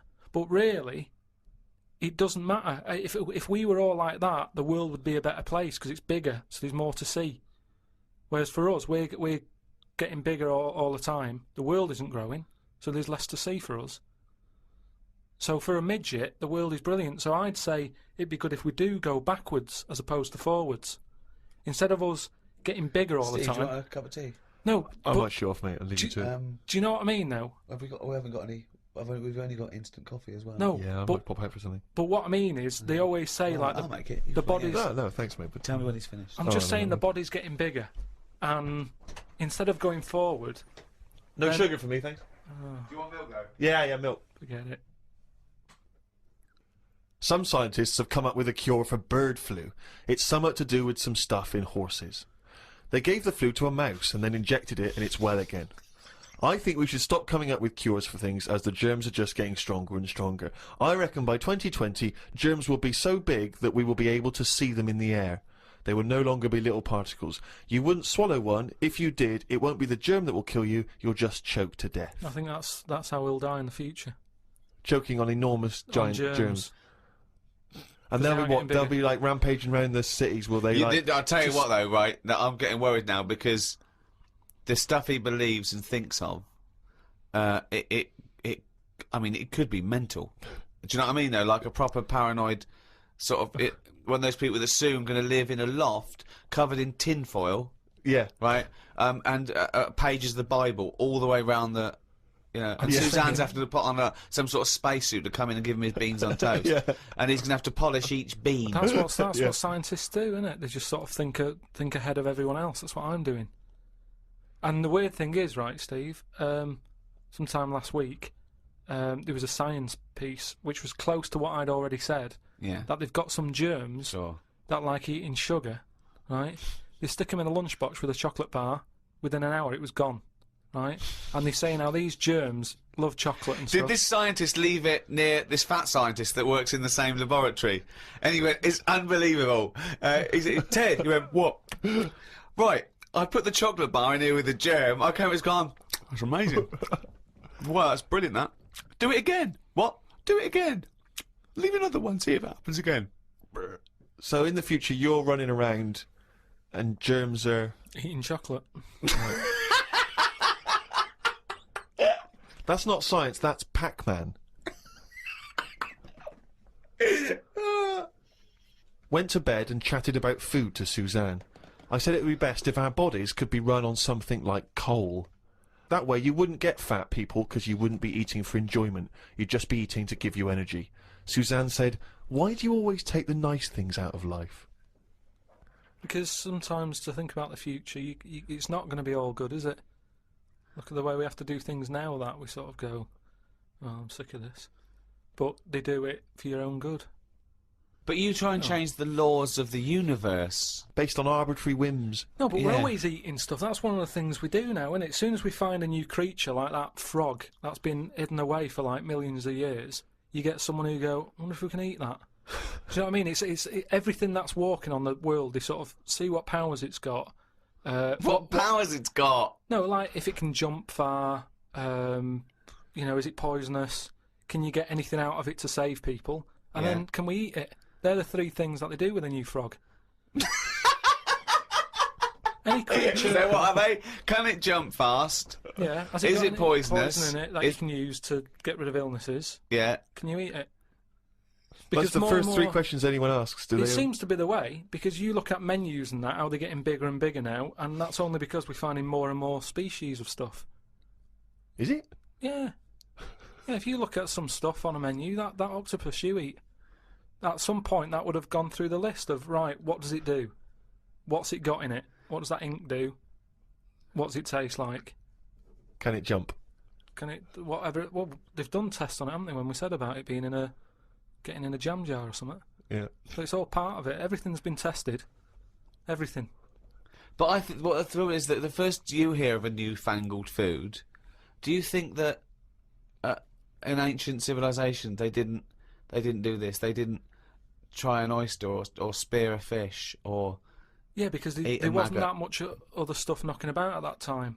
Right. We've got loads of stuff, so why are we messing about with some new frog? It's all like, people just like showing off, don't they? Leave the frogs, let them get busy and have loads of them, eat the chickens, when we run out of them, move on to the frog, or whatever. But why have all this on the go? Do you know what I mean? It just makes it... I hate going out for a meal now, because it's like, what you having? Oh, I'm sick of it, look at it all. And then you're forced into people going, oh, have you had the new frog? No, I don't want it, I'm happy with chicken. That's what I mean. Yeah. Unbelievable. Have you ever been out, Rick, and someone's been trying to force frog on you? Never. I've never been forced frog in my life. Although I did go for a meal once with Karl. We went there and he had the Oriental hors d'oeuvres. I recommended, right? And he was trying to get this little oyster, right, off the shell, right? And he was getting it stuck to its house, right? And I looked round, and his eyes were watering, and he was choking, and he was drinking water. I said, "What?" And he said, "I ate that." And it was a big blob of wasabi, right? And I said, "Why did you put it all in once?" He went, "He said, I thought it was a mushy pea." Why would they put one mushy pea? Was it hardcore, the wasabi? It felt like my head was caving in. That was just Ricky squeezing it, wasn't it? Between courses. Trouble with that, though, is, you know hot food? Yeah. Why you get addicted to really hot food, is the pain is actually it's killing taste buds, and then endorphins are released in the brain, like, you know, a morphine derivative to sort of go, it's alright, or calm the pain. So you actually get addicted to that sort of, you know, what But happens. why would you want to kill your taste buds? But new ones come back Well, yeah, I think I think you straight away. Well, I don't know how long it takes. I don't know. I'm not sure. No, it's just, is that the chef sort of going, oh, I'm serving some right rubbish tonight, give him some of that kusabi. Kusabi! Oh, God, and Tonto! Oh, God. Back to the diary. At lunchtime, I went to a local cafe and had an omelette. An old woman, who was about 70-ish, was in there eating pizza. It didn't look right. No. I know what you mean there, actually. Old people eating pizza seems a bit weird. What about an old Italian lady eating pizza? Would that be alright? No, I'd expect her to have lasagna.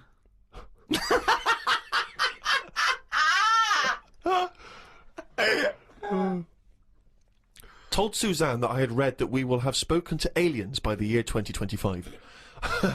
Ricky once told me that if a lion could speak English, it still couldn't have a good chat with us because its life is different to ours. If that's true, we've got no chance with an alien. I'd be worried it could read my mind. I had that problem once years ago when I worked in a studio making cassettes. Some mind-reading woman was having some cassettes made. She waited while I did them. She had a small dog. I knew she was trying to read my mind, so I just thought about the dog. I thought that would confuse her, because she wouldn't understand why I was thinking about her dog. There's so many elements in this. There's a woman who can read... She used to... Read that again. Read that again. Okay, we're going to have an instant replay now. Any psychologist listening, or psychiatrists, or just, well, anyone really, listen to this, what Karl's put in his diary. Okay, Steve, away you go. I'd be worried that an alien could read my mind. I had that problem once years ago, when I worked in a studio making cassettes. Some mind-reading woman was having some cassettes made. She waited while I did them. She had a small dog. I knew she was trying to read my mind, so I just thought about the dog. I thought that would confuse her, because she wouldn't understand why I was thinking about her dog. That's amazing. So, firstly, how did you know she was a mind-reading woman? Everybody who came in having cassettes done, you'd find out about what the job is. So, you know, if it's a band or whatever, it might be a police station needing blank cassettes to interview people. Yeah. And she had them to sort of use during a thing where they do mind reading and stuff. So Right. you get a recording of the. it. Yep. And she was just there and she was staring at me like that, just looking over. And a dog was sort of looking worried, and they pick up vibes, don't they? No. They do. And why was it looking What do you worried? mean pick up vibes? Depends what you mean by pick up vibes. Dogs pick up loads of vibes and stuff. I read the other day how they can tell if someone's got cancer and Well, that. they can. Well, yeah. So it's one there's a thing. science behind that. They can smell different at a cellular level. Yeah, you so know, it's the same 'cause it's sort of like thing. 70 times. But no, they can't go. The dog wouldn't even know you're an idiot. The dog. The even dog was sort of looking weird and stuff. It and then knew. It knew. She was looking at me. But were they looking? I'm not being funny. Were they looking at the roundness of your head? Do you No, think? they were just looking at me, and I was sort of panicking a bit. And the more that I was thinking she's reading my mind, I was thinking she knows that I know that she's reading my mind. So I just stopped thinking about her reading my mind. Thought about the dog. What were you thinking about the dog? Just running about on a beach. He remembers what he was thinking. No, just so she thought, oh, hang on a minute, it's not his mind, it's the dog's mind I'm picking up.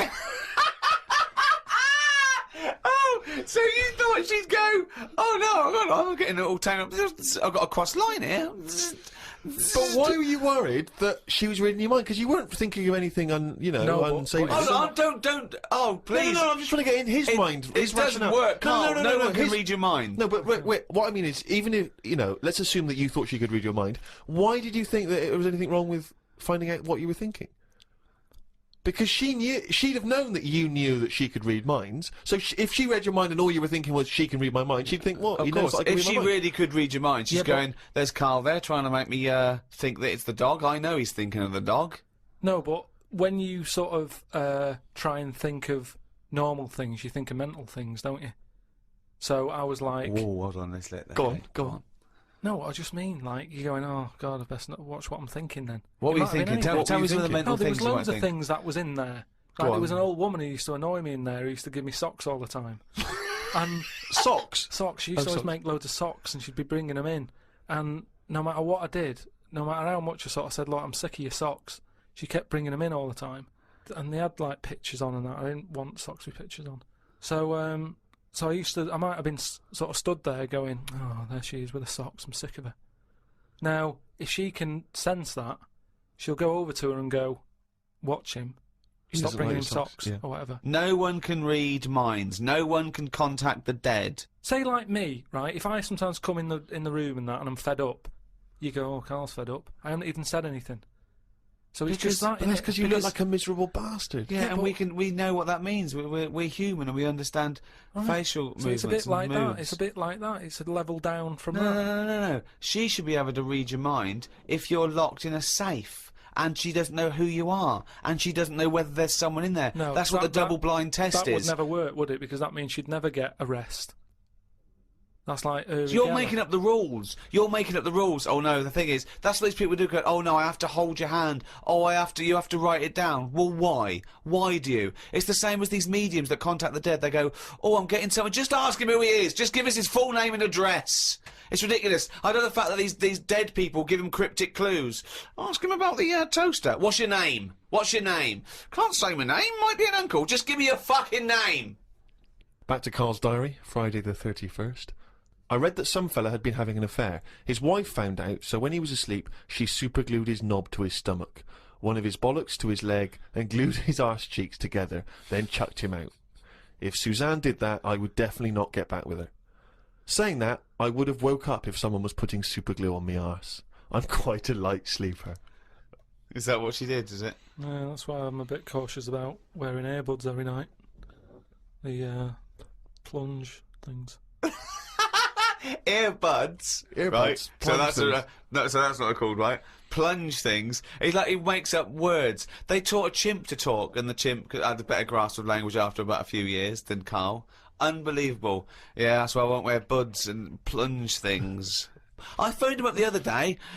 He went, oh, just tried out those new earplugs that mould to your ear. You can't hear a thing except your own voice. And I went, oh, right, they're good, aren't they? He went, yeah. He said, it's weird hearing your own voice, isn't it? Because you're hearing it as other people hear it. I went, no, you're not. He went, you are. He said, you don't usually hear your own voice, because usually when you talk, you're talking over it. Woke up at 9:55 a.m. Soon as I woke up, I looked at Suzanne and she looked at me. I said, did I tell you about... I just think of him opening his eyes and looking at him. Okay, all right. Okay, so he opens his eyes. He looks at Suzanne. She looks at him. What question, Rick, do you think he immediately asks his girlfriend? Go on. What question do you think? Have a quick guess. Am I dreaming? I woke up. I said to my girlfriend, "Did I tell you about?" I woke up. I looked at Suzanne. She looked at me. I said, "Did I tell you about the immune system?"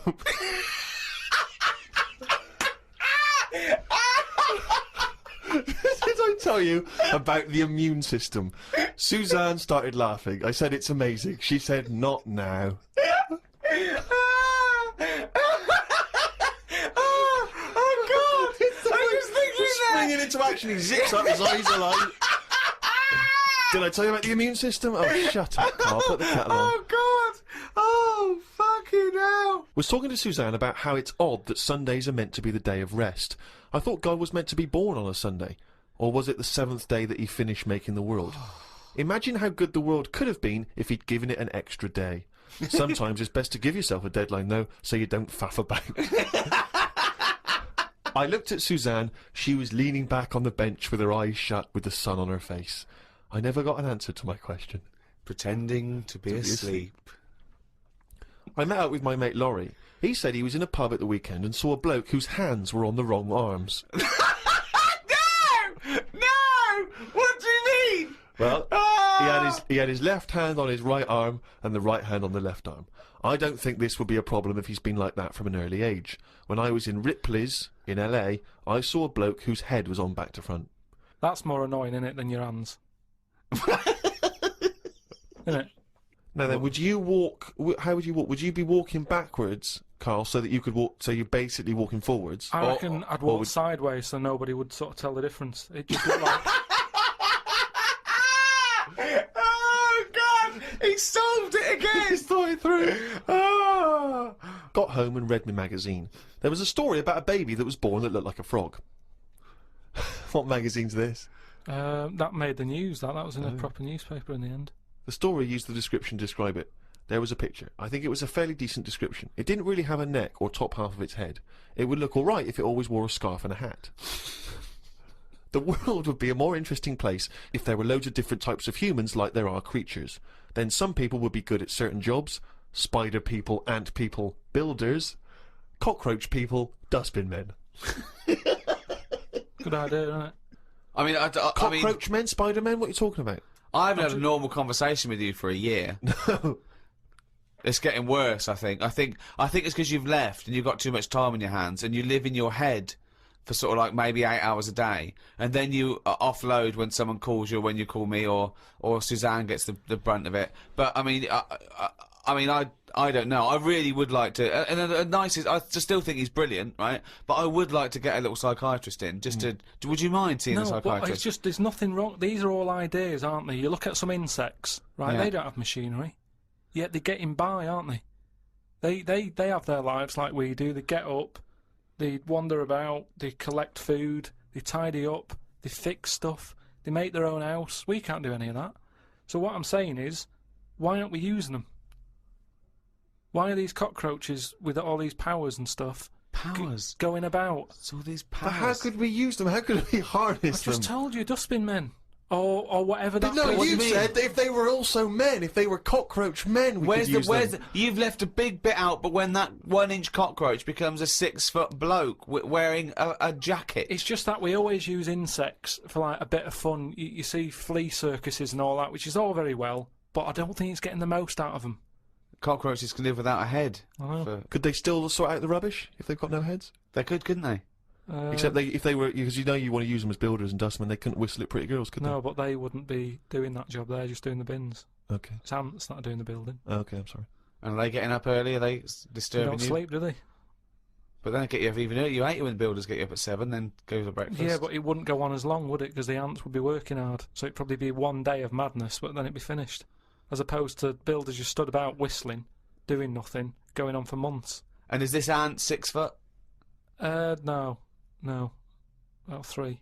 3 foot. So how many of them are there? About 30 of them. And what do they look like? Are they just a giant ant with Add that on.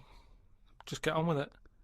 I mean, it'll be weird for a bit, but with anything, you get used to seeing But things, Karl, don't you? again, this isn't an idea. It isn't a theory. You can't put this into practice because it doesn't exist. I know, I'm just saying. It's though, like I mean, you wishing for ant builders is the same as you wishing that you didn't have to do any building and your house was just perfect, or you could just wish for it.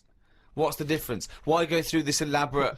But what I'm saying Weird, is isn't it? that your wish is you're not taking shortcuts. You see, it's the same people who goes, "Oh, I wish I could go back in time and put £1,000 on the Grand National." What you mean is you wish you had £1 million.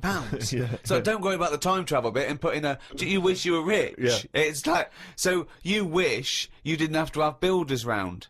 That's what you're wishing for. So this elaborate thing of getting a 3-foot ant with a hard hat. Today I got an innovations catalogue. I thought I'd keep it because I like the stuff they sell in it. Brackets, one big slipper. What's that? One big slipper? Just if you don't go out much. But you don't like slippers. No, I know, but I think they're a good idea because they're just there to keep your feet warm. But why one big? Why not two smaller ones? So you can walk around? Yeah, one big slipper's just making it painful. It's more and sort of awkward. roomy, isn't it? Why do you think that's a good invention? One big slipper. How is that better than two smaller slippers? Because the problem is with slippers, right? You've already said how you nip across the road in them, right? So you muck them up and you have to buy some more. There's no way you'll be nipping to the shops in that one big one. That will always stay where it should be, by the sofa next to the telly. And you go, right, I'm in for the night now, where's my slipper? But couldn't I just put my feet inside a cushion cover or something? What? If you want, but it's only cheap, why not get one? You're right. They're only cheap. Why not get one? But then, Karl, why not get one big glove? If you're not going out, right, just get one big glove. You don't have to do anything, just one big glove. Pop your hands in one big glove. I'm not going out with gloves, you have to go out and touch stuff. Just one big glove. Why? Well, yeah, why bother putting trousers on? You've got to put legs in both. Why not just wear a skirt? Yeah, well, pop a skirt on, yeah. Just put on a lady's skirt or a lady's dress. It's one piece, isn't it, then? Yeah. Just pop around in one big monocle, don't wear glasses, wear one big monocle. Yeah. I mean, it's stupid having two gloves, two slippers is mental. Anyway, I had a good sleep last night, so much so that I woke up before my legs did. I don't know what that means! This has happened before when I was younger. We used to have a phone in the bathroom so that if anyone called and we were on the toilet, you'd still be able to be available. My bedroom was next to the bathroom and the phone rang one morning. My mum and dad were at work and my brother and sister were out somewhere and the phone woke me up. So I jumped out of bed to answer it, but the bottom half of my body was still asleep and I fell to the floor. It's horrible. Has that ever happened to you? Well, hang on. I had to crawl for a bit and reached for the phone. It was a fella selling some bread to my dad for the shop. By the end of the call, my legs were working again. It's a weird sensation. What shop?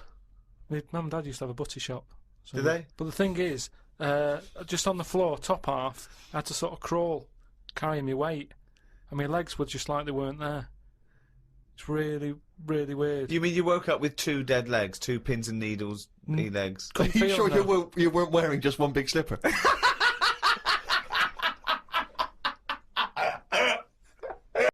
White van, Karl. White van, Karl, absolutely. Do you want to explain the premise? Well, we take the Sun asks someone else and asks Karl. It's as simple as that. That's The right. Sun have just taken a normal person.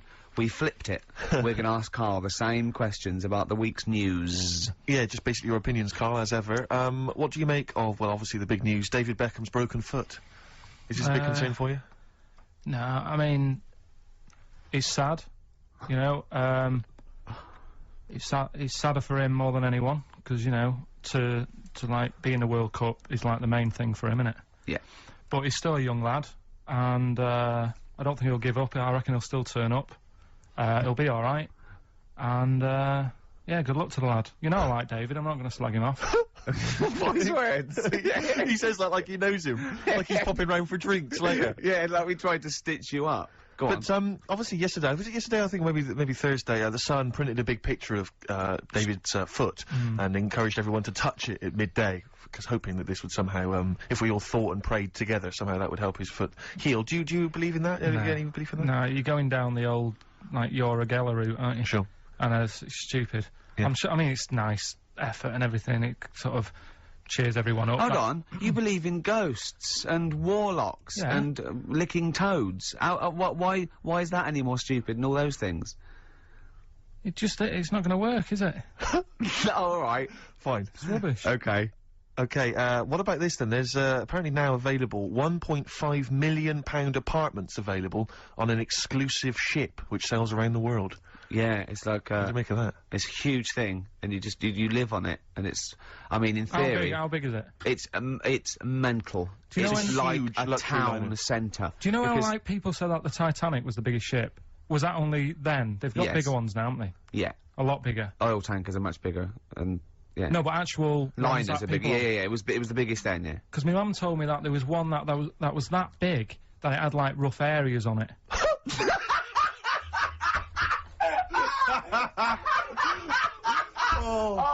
Oh God! Don't go starboard. Oh God! No, but do you know what I mean? Right. It was like we're thinking of moving. We're seeing Yeah. the captain. We're thinking of moving to a nicer area. Oh, Yeah. I've heard they're very rough in aft. Oh God! Oh, that's They steal your fantastic. tyres. A ship so big that was rough areas. Oh. How big is this one that you're talking about? Well, I don't know. It doesn't give me the specifications here, but They're it's huge. huge. They're huge.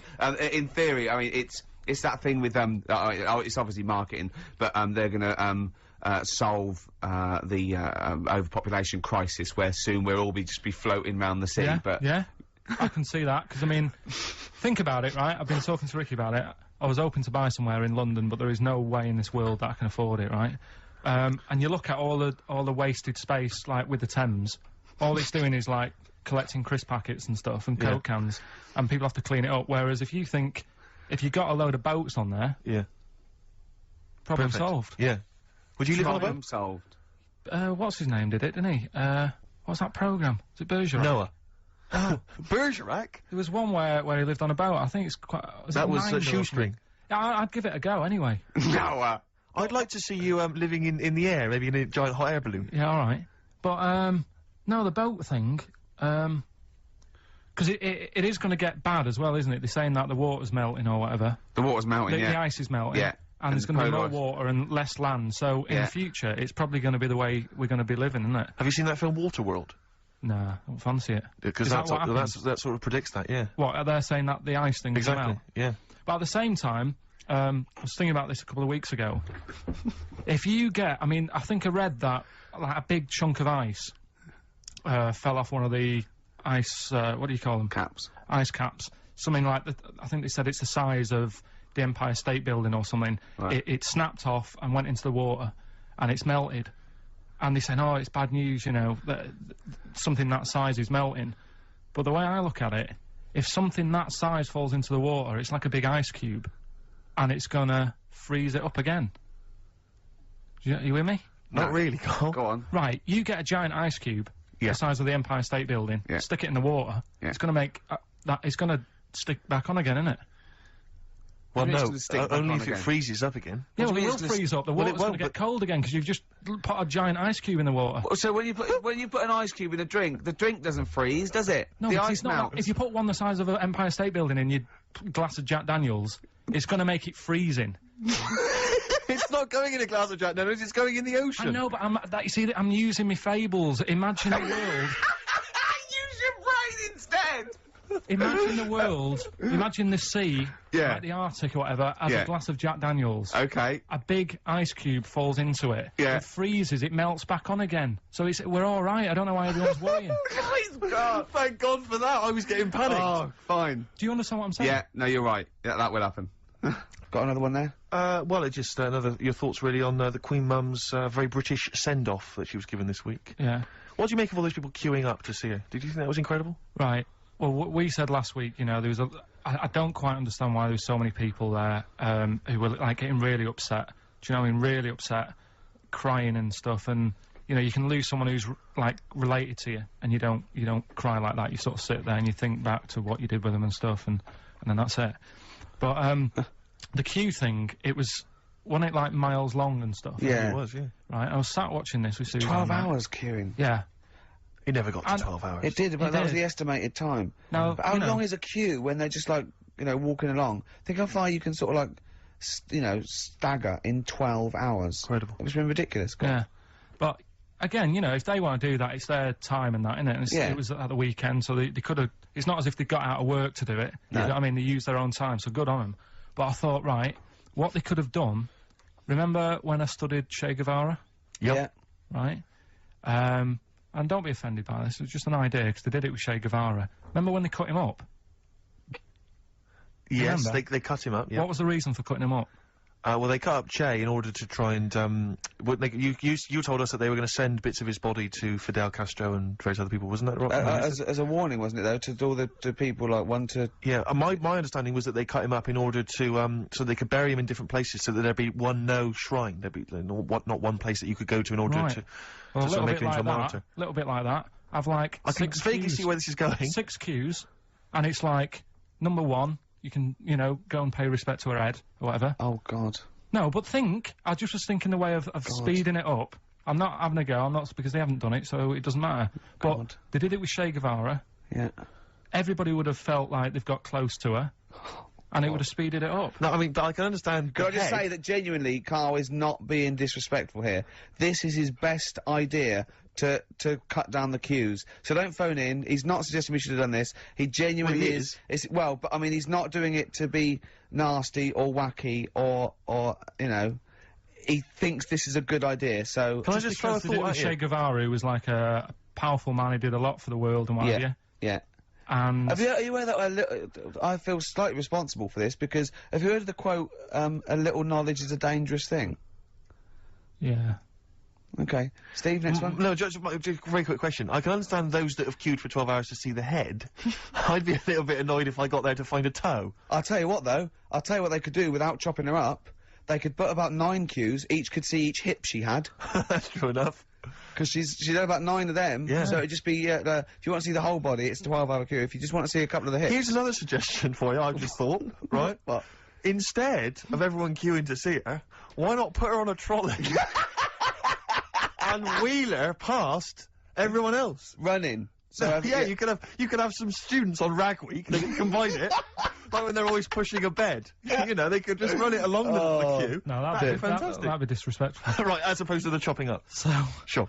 No, right. But just an idea. Just I apologise now if anyone's offended. Anyone offended, I'm sorry. But Yeah. Okay, finally, this is more frothy. Liz Hurley lying low, apparently, at Elton John's house to try and avoid the press now that she's had a child. That's a good place to go to avoid the press. Exactly. Yeah, yeah, Elton John's house, Everyone seems to be friends with Elton John, don't they? Every celebrity's When friends did with... pop into Elton John's house? What is he running some sort But of... it was like when Robbie Williams was a drunkard and a drug addict, he went to Elton John's. Yeah, aid, and who's the Elton other helped fellow him. that went there as well? What's someone to, you know, to recuperate and shoulder to cry on?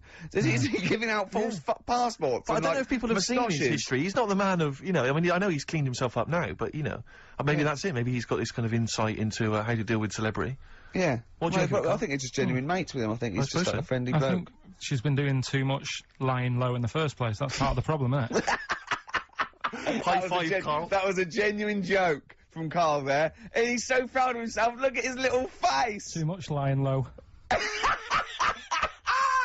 Oh, that was No, right, but I Van agree Karl. with you. Why can't she just go around to her mum and dad's or something rather than Elton John where everyone's looking? Yeah. Yeah. Yeah.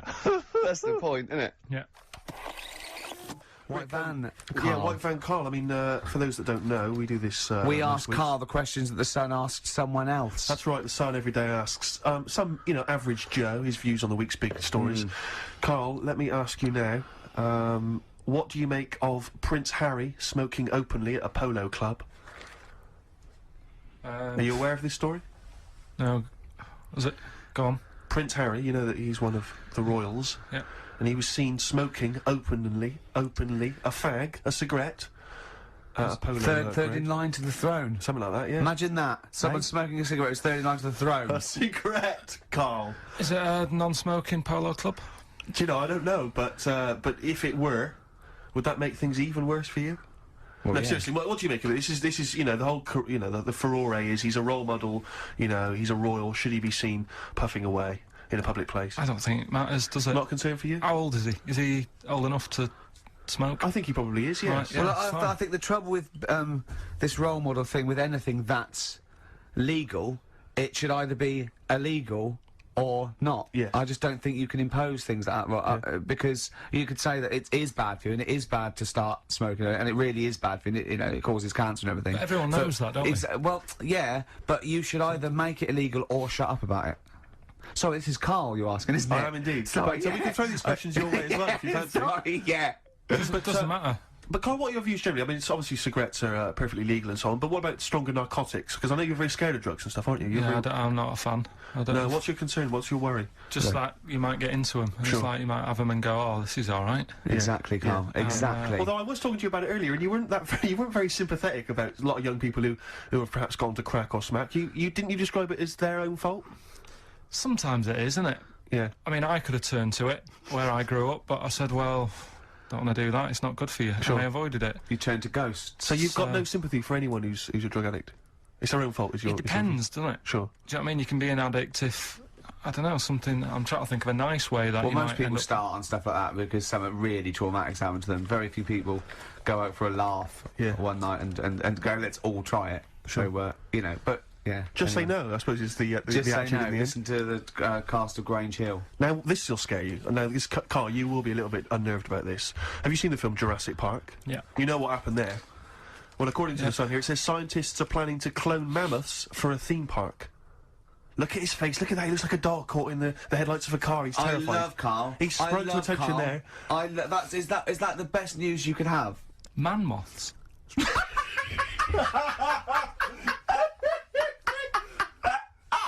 Right. Yeah, man moths. I Man love moths. the fact that that's why he was so excited that they bred a man moth. What is this? Yeah, it's a human being that hides in your wardrobe and eats an entire jacket in a day. Yeah. What do you mean, man moths? Mammoths. Mammoth, the big hairy Have you heard cow of a from the mammoth? Ice Age. I mean, elephant. You're not so excited about that, then? You can take or leave bringing back mammoths to life, but a man moth... A man moth is a different matter.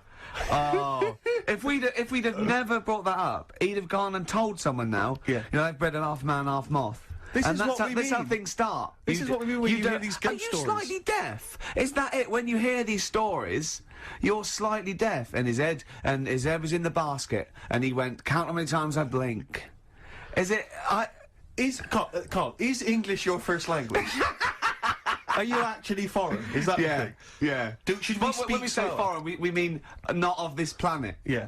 Should we speak slower? Would that be a help to you? No, go on. Next What do you one. make of Do that? you think that's good? Seriously, Do you the think that's idea good of to bring bringing back mammoths? prehistoric animals. These giant elephants. They're slow, aren't they? It's not as if they're going to, like, get out and run fast and they can't capture them. They'd probably be a like fence, to be elephants, honest, aren't they? Karl. They'd probably be a fence. No, but you're asking it as if, like, oh, it could all go wrong, but it couldn't, could it? Well, Really? but the point was about Jurassic Park is they thought it wouldn't go wrong. They thought they had it all under Yeah, but control. that was and they Have you didn't. learned Dinosaurs. nothing from Jurassic Park, Karl? Dinosaurs would say, oh, think about it before you do it. But with a hairy elephant, it's not going to... Not a concern for you. Would you go along to see him? Would you be interested in it? If it was in the area. He's great, isn't he? I'd love a queue, Nothing right? impresses No, him. but what I'd like to do is Karl sitting like Yoda in a little cave, and I'd just like to see people like Tony Blair and, you know, Stephen Hawkins in a queue, and they go and say, Karl, got a bit of a problem, Yeah, and thinking of cloning a man and a moth. Yeah. Problem? Not an issue. No, if I'm in the area, I might cruise around and have a look at it. Otherwise, just don't send it near my clothes. Oh, that's fantastic. So it's just for a second.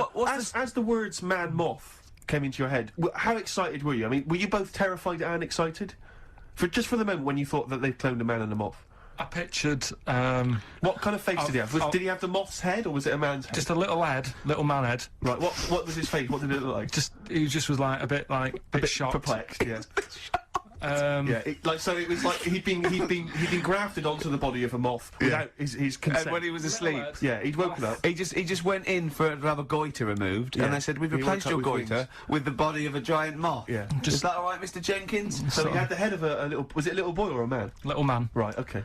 And he's just bumping into a lamp. He's just bumping into a lamp. Karl, if you went into hospital and they'd done something, what's the worst thing they could do, right? What would you rather have done, right? You wake up and you've got lobster claws for hands. Right. You wake up and you've got duck's feet. Or you wake up and you've got one horn coming out of your head. The worst thing. Yeah. Probably the horn coming out of my head. Why? Get in the way. That'd be useful, wouldn't it, in fights and stuff? And for like parties, people would play Well, I suppose points. the lobster claws would also be quite handy there. Definitely. What confuses you? When you look out your window, what confuses you with the world? What do you walk around going, oh, that's a bit weird?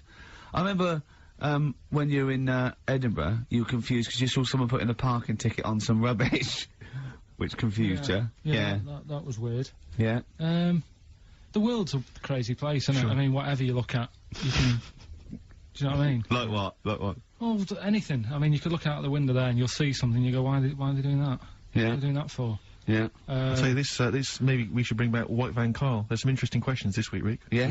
We could pull that out of the bag if you're interested. Shall we do that? Just get Karl's take on the world's Let's do it, views. let's do it. I think we set Karl up again in the last hour as a person that people want to know Yeah, they want his to know what he's opinions on thinking. the They wanna world, know yeah. what- Yeah, well, if you're not familiar with it, on Saturdays, the Sun newspaper asks a typical white van driver questions his opinions on the week's news, and we thought we'd throw these in the direction of Karl. Yeah. Good. And then, what do you make of this teenage thug, Karl, Mickey Carroll, who spent 4 months in jail and he's won 9.7 million on the lottery? Is that justice? When you think of all the good people that are going hungry, and there's a lad there and he's won. Did he buy the ticket before he went in? No, I think he bought it once he'd come out. So he's done his time. He's done his time. Fair enough then, he's been punished. Yeah. Right? He's bought a ticket. He's had a lot of bad luck. Mm-hmm. Now he's having a bit of good luck. Good luck to him. Next one. Are you concerned that now he's got all that money, he could turn into like a sort of mastermind villain? You know, like a James Bond style villain? He's got a criminal streak, we know that. Is that a concern for you? I mean, Well, we imagine don't. that he could build some kind of underwater We fortress. don't, with my lawyer's hat on, we don't know that. Yeah, well. Well, he'd have to prove that he didn't have a criminal streak. I'd say that you've been in jail for 4 months. Yeah, but sometimes people are bad because they haven't got any money, so he might be an angel of gold now. Or whatever the saying is. 1 in 5 children aged between 11 and 16 go on booze binge sessions at least once a week. That's terrifying news, isn't it? Kids, they know too much now. Yeah. You Compared to you, yeah. Despair. I know, right? Yeah. Listen to this one, right? Go on. My dad had me niece in the car, right, running her to school one day, and she was in the back of the car with a mate, and they were chatting away about stuff like kids do. And they got onto the topic of one of the mates who they said, I mean, you've got to remember, niece, this point was probably about 5 or 6, something like that, right? In the back of the car, talking about My Little Pony, whatever it is they play with. Subject changed. Oh, that Lisa in our class, she's a lesbian, isn't she? Right. That was that's what they were talking about. Yeah. Chatting away about it. Just openly talking about lesbianism. And probably, you know, this is the topic that they're talking about in the pub when they're having out drinking. Yeah, but they might have thought a lesbian was a you know, a funny word or something. You don't necessarily know the ins and outs of it, do they? He's weird though, isn't it? Because when I was younger at school, you didn't like. I mean, you swore a little bit, but it wasn't like major swear words, and you sort of did a little bit of nicking, but nothing like they get up to now. I mean, if my girlfriend, when she was about 7 or 8, just walked to school with her mum, and she called her a C-U-N. Right? You are joking. No, she said, oh, because she thought it was a big. She said she thought it was a big furry animal. So she was being nice, and I remember, where'd you do that? Where'd you do that? Like, just heard it at school. So they might, you know, they might not know what it means. Well, I tell you, you know, I'm gonna have to use kind of euphemisms here to tell this story, but when I was at school, I learned, you know, the stronger version, it's not the same word, but it's very similar with one letter changed. I'm gonna use twit. Yeah. You know the word I'm thinking of. Yeah. But I'm gonna use the word twit to replace it, right? And I said, I went round... You think they're twat? Yeah. All right. That's what I'm thinking of. And, so can I say it? Am I allowed to say it? No, it's weird though, because hang on, some people from Cornwall use that like saying twit. So if people listen in Cornwall, do you know what a twit is a pregnant goldfish. Well, I learned the stronger version of twit. Yeah. Twat. For those that aren't sure. I learned this at school when I was like 10 or whatever, and I didn't know what it meant. I thought it was just a stronger version of twit. Yeah. I thought it was just if you were really annoyed with someone because they were a real twit. Because I is worse than I. Exactly, apparently. So, you know, Karl would be a twit. And so I started using this at home because I didn't realise what it meant. I started using this at home. Oh, you twit, you're a twit, and saying it to my dad, you're a twit. You know, but not saying twit. Yeah. And my dad didn't know what it meant either. That's great. Which I couldn't believe. So he started using it as well, right? So then we'd be driving in the car, he'd be saying to my mum, "You stupid," saying to my mum, "You don't pull over, you're gonna bum it, you twat." Saying this. Then I learned at school from Mark Johnson what it really meant. Yeah. Stopped using it, obviously finding out it was quite an offensive word. Yeah. I didn't want to bring it up to my dad. I didn't want to sit my dad down and say, "Dad, you know that word we've been saying? Yeah. You know what it means?" So now, to this day, I've never brought it up with him. So we'll be driving, you know, I go home for Christmas, we'll be driving around, he'll be calling my mum that word. Left, right and centre. I think she knows. I think she's just embarrassed. Or she's just upset and she knows what it means. She goes, "Why does he keep calling me this terrible word?" But he's the only one, I think, in our family who doesn't know what it means. No one's got the guts to say. I don't know whether I should tell him this Christmas. What a twat. I know. Right, well, it's time for White Van Man, which is where we ask Karl the questions that the Sun asked someone else. Exactly.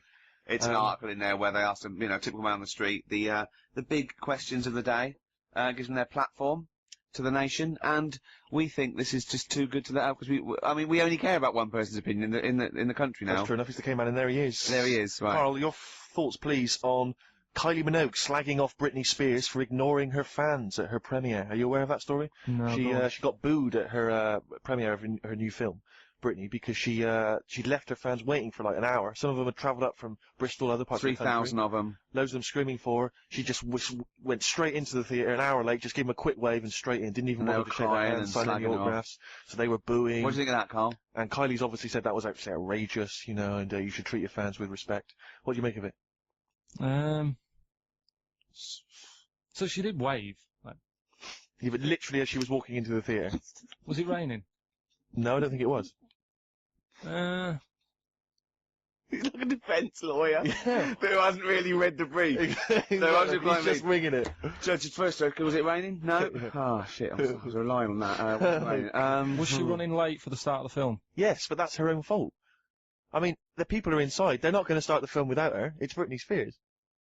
Yeah. She could take some time out. You know, when Tom Cruise came here, he spent like an hour and a half shaking people's hands, talking to people on their mobile phones, all sorts. That's Tom Cruise. He's a bigger name than Britney. I know, but He's a smaller person, but he's a bigger name. What do people want from people? Do you know what I mean? Yeah, an autograph, things like that, a photo. This one's going nowhere, Steve. Is there another one? Fair enough. You know, it's not bad. If she had more time, she might have done it. I bet she would have done it on another day. I mean, I'm not feeling too good today. But you're going to still take time out to sign people's autographs, surely, when you leave the building. Yeah, there's always a bit of a crowd, isn't there? Next. Go on. What do you make of New York's ex-police chief saying we need more bobbies on the beat? He's come over here. He's the guy that sorted out crime in New York City. He's come over. He said you're going all over the place here. You need more bobbies on the beat, more policemen, a visible police presence. There was something last week about some copper in London who was sat on a bench, and he was asleep or something. Oh, yeah. And people were like outraged because like he should be looking after, you know, England's people, not nodding off on a park bench, which is a bit daft because they were shouting he should be looking after England's people. Was this the 16th century you went back to? What do you think? He should be looking after England's people. You know, wherever he was, if he was in like a park somewhere, yeah, they were like really annoyed because he was asleep. But sure. He was probably undercover. No, but the thing is, if there would have been any trouble, I'm sure he would have woke up. Yeah. If there was any sort of, if someone needed help and he screamed, he would have woke up. So I don't know why they were having a go at him. Yeah. And he might not have been there at all. So you know, it was so yeah. He probably have his radio turned on, didn't he? Yeah. Listening to Heart. So you're not concerned then that there's not the crime's going up? I think there's enough. I see quite a lot of them whizzing around. Okay. You're happy then? Yeah. As long as you're happy, Karl. So you don't think it's too much crime? No. Just the right amount. Just the right amount of crime. Yeah. What about the fact that new gambling laws give Blackpool the green light to become a British Las Vegas? What do you make of that? Are you a gambler? Little bit when I go on holiday, like going in the arcade and having a little flutter. Sure. What's your favourite? I have a go on the fruit machines. Yeah. There's a good one called The Simpsons. Right. Is that your favourite? Yeah, it's quite good. Is that a tie-in with the TV show The Simpsons? Yeah. Okay. Will he make Blackpool the next Vegas? I don't think so. No, nor Can't do see I. it happening. No. You been to Blackpool? Yeah. What was it? It's a bit rank. Is it? It is a bit rough. Okay. Needs a lot of work doing on it. Yeah. No, that won't happen. Okay. And you're not worried about this encouraging gambling, generally? Gambling's not a vice you're concerned about? If you're a gambler, you're a gambler. Do you know what I mean? If Blackpool isn't done up, they'll go somewhere else to have a flutter. Sure. so it's not going to make any difference. Okay. No. Okay, it's really good. What do you make of the So Solid crew's Ashley Walters being jailed for 18 months? Obviously not a very good example to his young fans. He should have got more. Do you think? I had a dream about him the other night. Go on. About the group itself. Okay. I had a dream that... Were they all there? Because there's Yeah, a lot of them. all of I couldn't remember all their faces. To feature in a dream. I had a T-shirt on. He had etc. Exactly, He had yeah. two, and then he had etc. Yeah. I had a T-shirt on. You had a T-shirt on? Yeah, and it said on my T-shirt, So Solid Poo. And I was walking down the street, and they came towards me. And they were Wow. just about to beat me off That's and a I woke up. great dream. That's amazing. That's an amazing I love that. dream. We've For all a had 30-year-old. We've all had that anxiety dream. Oh my goodness! What if I meet the So Solid crew and I'm wearing a God. T-shirt that slags them off? Oh, I don't believe it. Yeah, you know, yeah. So what happened? Did you get beaten up in the It was dream? one of them where I woke up. Do you know I've been telling you that I keep getting them things where you feel like you're falling? Oh, yeah. It was the same sort of thing. It's You like, know I'm not a real psychiatrist, don't you? You should, you know No, what I but mean? you do know a lot about a lot. Yeah, I do. Thanks very much. And, you know, if I'm at home talking to Suzanne about something and I don't know the answer, I think, right, I'll ask Ricky that one Yeah. scene. Yeah. Thanks. But you know that, I think you might have mentioned before that apparently if you die in a dream, it means that you're dying in real life. Yeah, well, that's it. If you don't... But apparently if you get beaten up by the So Solid crew in a dream, it means you're being beaten up by them in real life. Yeah, that is true. So you probably woke a up lot with of people have blood been in your joking. face. Yeah. Terrifying. Absolutely terrifying. So, yeah, lock him up for longer. Okay. Finally, what do you make of Halle Berry becoming the first black woman to win the Best Actress Oscar? Did you see her speech? Got on my nerves. Did it? I mean, you know, it's good that she won. You know, it's nice for anyone to win an award. Yeah. But she did go on a bit. And, you know, I've been in that same sort of position. What? Placing an Oscar? Well, I got, what they used to do at school is, Okay. if you did a full month without being off, you got a gold certificate. Okay. And I did a month once without having a day off. And Sure. I went up, and I didn't make a fuss. You didn't start crying. Can't play a record, mate. Well done then. Were you the first kid in your school to do that? I don't think anyone else got the certificate. It was only because I was never in. They tried to encourage me. It was just for you. They mounted an entire ceremony just to Karl encourage Award. you. We were halfway through White Band Man. We were before indeed, yes. Those lads came in. Getting Karl's views on some of the big stories of the week Yeah. from the news. Karl, what do you make of the fact that the British Olympic curling team won a gold medal? I watched it. Uh-huh. I thought it was really good. The only thing that's getting on my nerves now is like, what was that? Is that a trombone player just sneaked in? That was me moving this microphone. Right. I'm sorry. Incredible, wasn't it? Yeah, What an right. amazing noise. The only thing is, That shouldn't sound like that, should it? That's incredible. What a shoddy tin pot station this is. Well, we know that. Sorry, Karl. Go on. is like in all the papers now, in like the, you know, the Star and the Sun all week, they've been like traipsing models over a bit of granite. Do you know, like how those things are made out of granite, the things they throw? Oh, yeah. And it just, that bit annoys me. Okay. The What, way the that, Daily Star? No, the way that, you know, this sport, nobody had ever sort of heard of it a couple of weeks ago. Yeah. Sure. We win a gold medal, Yeah. and now in the papers it's like... They've gone crazy. They've gone curling mad mad. over it. Yeah. It's a good game now. Yeah. Good. Okay, next. All right, good. Let me see. What about the fact that the world's tallest man is living in a semi in Neasden? It's alright, isn't it? Something that someone told me in the week is that, do you know all these tall people like this guy? Yeah. Which is a bit weird, they've only just found him, considering he's the tallest man. I think that's a bit weird. Yeah.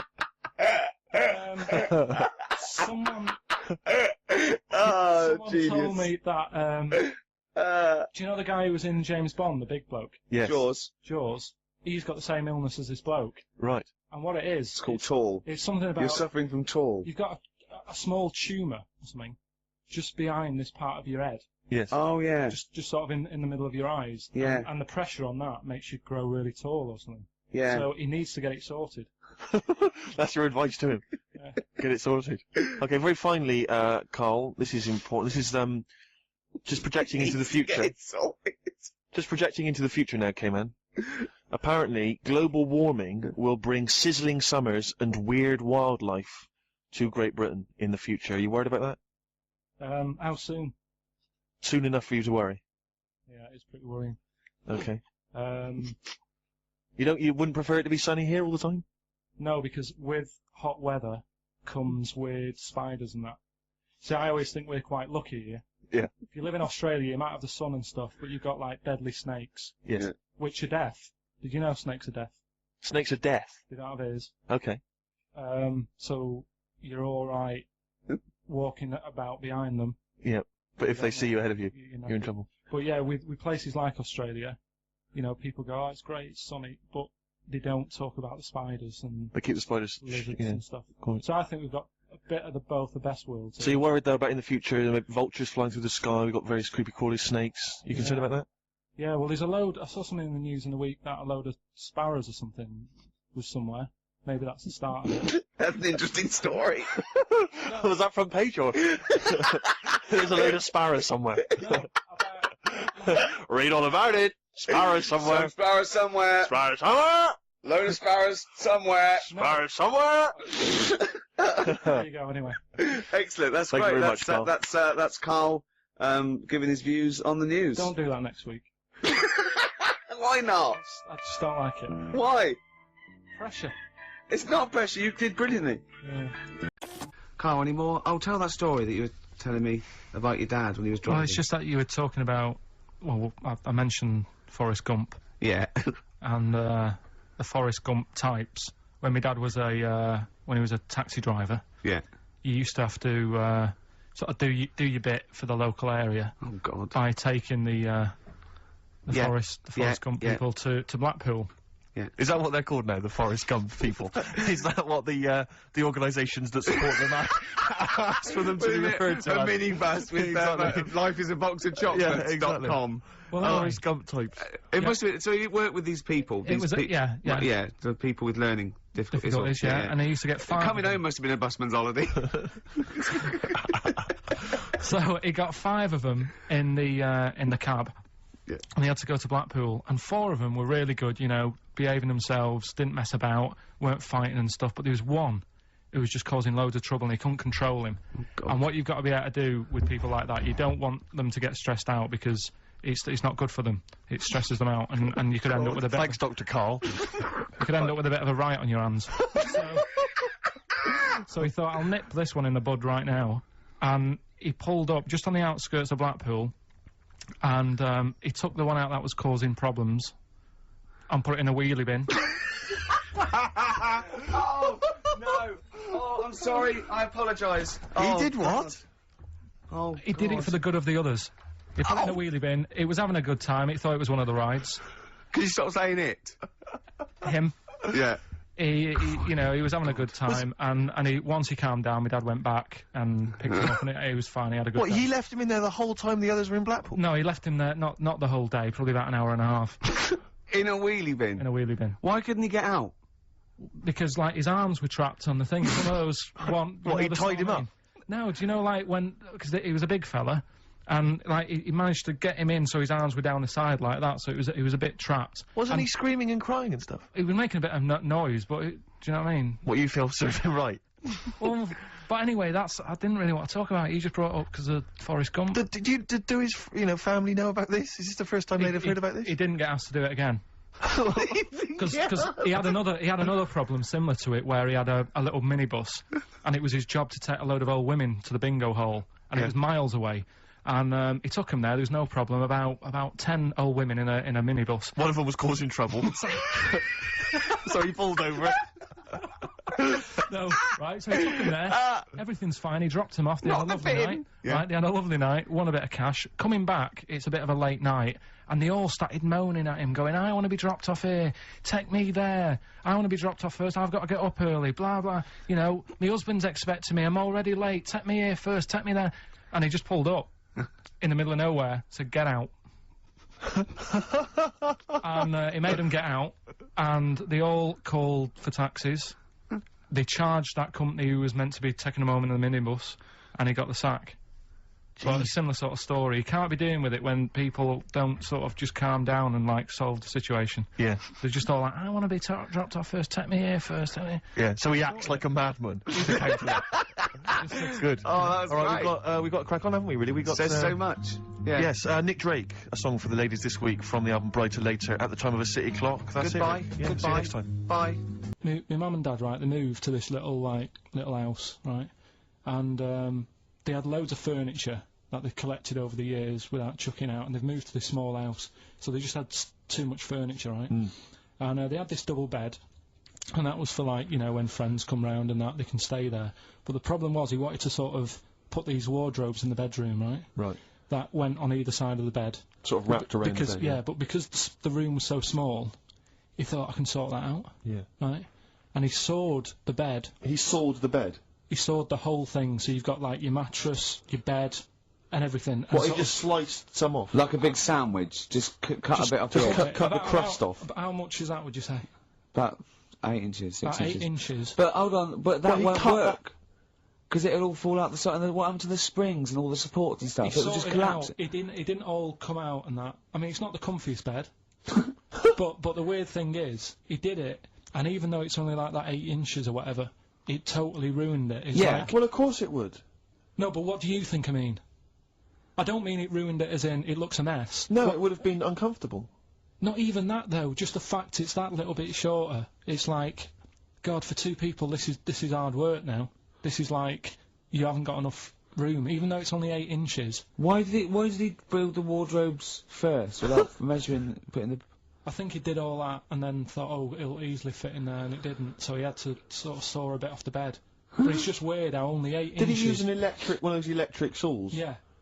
And there That's was just, amazing. presumably there was just kind of What sort of did it- material and wood just flying everywhere. What did he do with the legs? Did he have to move the legs in a bit? He moved the legs. Looking at it, right, once it's got, like, the quilt on it and everything, you wouldn't know. I was like, Sure. yeah, that's alright, done a good job. Yeah. And I went to bed at night, he's like, you know, sleep well. Got up in the morning after having about 45 minutes sleep and said, something not right with that. Yeah. And he You goes, "What do really you are mean?" your father's son, aren't you? I said, There's something not I said, right it's with not that. right. And he said, oh, well, I said, what have you done? It doesn't seem the same. And he said, oh, I had to shorten it, sort of thing, you know, to fit in the gap. I said, well, I can't sleep in it. I said, and there was a big kerfuffle. My mum was saying, look, you have our bed then, and we'll sleep in that one. And my dad was like, sod that. Yeah. Yeah, it's ruined. You know, some idiot cut it. So there was a big debate going on about where we should sleep, and I was saying, look, you know, I only come and see you like every couple of, you know, probably once every 6 months. I'm not being funny, but next time we go home, can I film it? Just for, do you know what I mean, Channel 4 or something? Well, you know, I mean, the Osbournes is not on at the moment. The Yeah, no. Pilkingtons. That would be extraordinary. Oh, can we film it? That's brilliant. Is anyone from Channel 5 listening to this show? Or Bravo. Yeah. The Pilkingtons. Weird, though. Weird. Play a record? What do you want to play? Do you want to play, do you fancy playing something of yours? What, have we got I anything? don't know, something that was sent in to you, maybe? Oh, yeah, no, I'll tell you, yeah, I'd like to play this. Yeah, Bronze Age Fox. Band from Bristol, my neck of the woods. Always play the working, tune, Karl, play the tune. always working. He's Play the always tune. working. He's on the ball. He's on the ball. He's on the Bobby ball. Anne Robinson put in the Welsh into room 101. What, because she didn't like him and that? Yeah, she just said, well, they're, you know, they're going in the, you know. She said it slightly more eloquently than that. Yes, yeah, yeah. I can the people or the place? I don't know. I think it was the place and therefore the people. Yeah. What do you mean, yeah? No, well, you know, my mum and dad have sort of moved from Manchester. They reside now in Wales. Oh, yeah. And it is. Look at his face, turning his nose up. No, but it is pretty depressing. Do you know what I mean? It's just one of them places that it's like you go back in time and that when you go there. I mean, maybe the major cities there, maybe Cardiff is all right. What? Even coming from Manchester, it's like going back in time. It's just, it's like one of them places. It feels like every day is Sunday. Do you know what I mean? It's just depressing and grey and slate Lots of everywhere. vicars walking around going, I'm late. Well, yeah, it is the sort of attitude they have, right? This is true because my mum and dad live there and that, right? And they love it. It's all right. It's an healthy place to go when you get older and that. But this is why they don't move on in Wales. Well, I'd just like to make another sorry to any Welsh people listening. We're not saying you don't move on. Karl is. No, but sorry about the little Chinese shoes. The thing is, it's good that in a way that they do that, and they don't want to be like, you know, rushing about everywhere because the way London isn't that great either, is it? Because it's totally opposite here, right? Yeah. So I'm not having a go. It is a bit dull. I think even people who live there will agree with me, right? But like one of the shops that my mum and dad use, right? It's only a little sort of villagey type shop. They can't be bothered staying open for hours and hours, right? Because there's not enough people use the shop. Yeah. So what you do is, they get used to what you buy, and They leave it out. They put it in a phone box outside. They put it in a phone box? Yeah. So it doesn't get wet. So my dad's loving that. Well, Once he yeah. found that out, it was like, brilliant. But how is that a bad thing? That's brilliant. Well, it's not for other people, it is for my dad, because he's picking up all sorts of stuff. Oh Chickens. no, he's not. Oh, yeah. He's not nicking other people's shopping. Well, it's not like nicking, is it? Because it's not theirs yet. Oh, and you've stitched him up on radio. Well, of course, because they're going to think, who is there in town with a Manc accent? Who hangs keeps, around a lot, yeah. keeps making phone calls. And he's getting fatter. Yeah. That's You've stitched him I right love up that. there, I Karl. love that your dad was excited when he found out. I can't believe that he's moved there. He's retired to this little village where it's based on trust and community, and he is abusing it. He's using his scally Manc ways. Bloody hell, Lakers, there's no bread again. There's old women Was going empty. hungry. Yeah. Their cats aren't getting fed, and your father is just... I can't... That's obscene. That's obscene. Oh, I think it's Die Thief. That fella from Manchester. I don't even think they've got Sky there yet, have they? They can't listen. They won't know what's... I think you stitched him right up. I hope you have, actually. I hope he goes down for it. I hope he's hounded out of the community like Frankenstein's monster. Yeah. They should get burning torches, go up to the Set fire mansion. to his cottage. Yeah. Exactly. Right, well... He's out of the choir. Yeah. Tell us about this woman. Well, it was just because you were saying about the... You know, our living... We are broadcasting now, aren't we? This is actually going out, this is live. This isn't as sort of like... Yeah, sort but of- you were just talking about how I lived in an odd village. Yeah. With kids with big heads and all that, right? And what I wanted to do... What is that again? There's two kids with big heads. Yeah, they just had sort of big heads and webbed hands and that. They went to my school. And when I spoke to my dad the other day, because I'm going to see my mum and dad tomorrow. Oh, yeah. So I said, have we got any school photographs with the big-headed kids in? And he said, no, nobody bought those sort of school photos, because they were in it, so it was always a bit ruined. But I said, well... No! No, he said sales would, you know, because he obviously talked to other dads and stuff like that, and he just said, oh, no one bought them. But anyway, so... I would love them! Yeah. That's why I'd buy them. Yeah, but I wouldn't stand out, would I? If it's on the mantelpiece. Yeah, well. So, but anyway, so I was talking about, you know... When you say they had big heads, what do you mean? Do they look like someone from Doctor Who? They were just quite big. But they weren't related? No. So why did two blokes with big heads and webbed feet? I lived in a weird area. There was a there a chemical plant close by. I can't believe you've never told us that before. That explains a lot. Not just the freaks in your neighbourhood, but... No, well, loads of truly. weird, there was loads of weird stuff going on. There was this, like I said, there was this woman who used to like live in one of the council flats, right? And she had a three-wheeled sort of big. What do you call Son, it? three-wheeled son. He was the weirdest bloke we ever knew.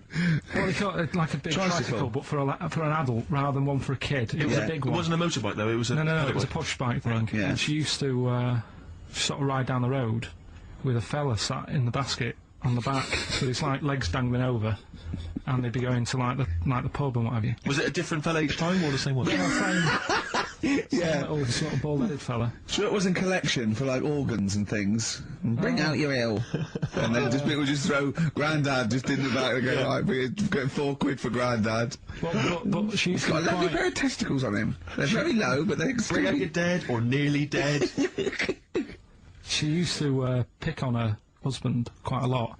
They'd be in the pub and what have you, and they'd be sat by themselves, but she'd always be sort of, you know, having a go at him, moaning at him, sort of pushing him about and that. So my dad and his mate, right, they went round to their house, knocked on the door, she answered, and he said he was a copper, right? He said, you know, Detective Pilkington, gonna come in and have a word.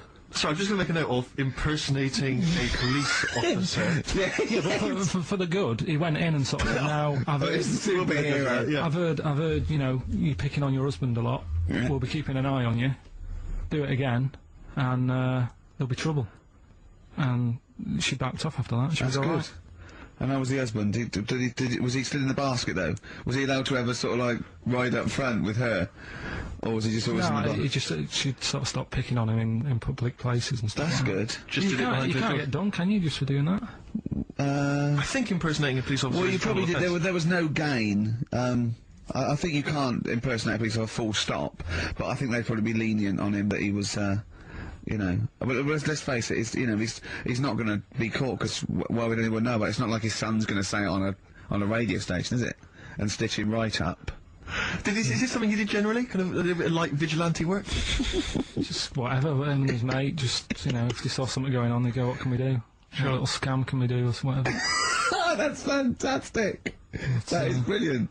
Right, okay, coming up, Knob News. Smashing Pumpkins, Cherub Rock. That, of course, Rick, is available on their greatest hits. Brilliant. If you want. I mean, that's how I rock. So Yeah. I know they. I'm very much the shape of a cherub as well. Well, now. indeed. Naked with a couple of and a rosy big arse and a trumpet. Yeah. Do they have trumpets? I don't know. I've just had an email here. Monkey news. Yeah. From a listener. Yeah. Monkey spotted holidaying in Cornwall. A chimp was spotted holidaying in Cornwall last week after befriending a family of 3. One onlooker said, "It was incredible. He dressed and behaved exactly like a human being. He even settled the hotel bill at the end of their stay. The only telltale sign was his lack of table manners and the incoherent babble when he opened his mouth." There we are. So, well, we think of that, Carl. That's the listeners, Carl. That's Joanne.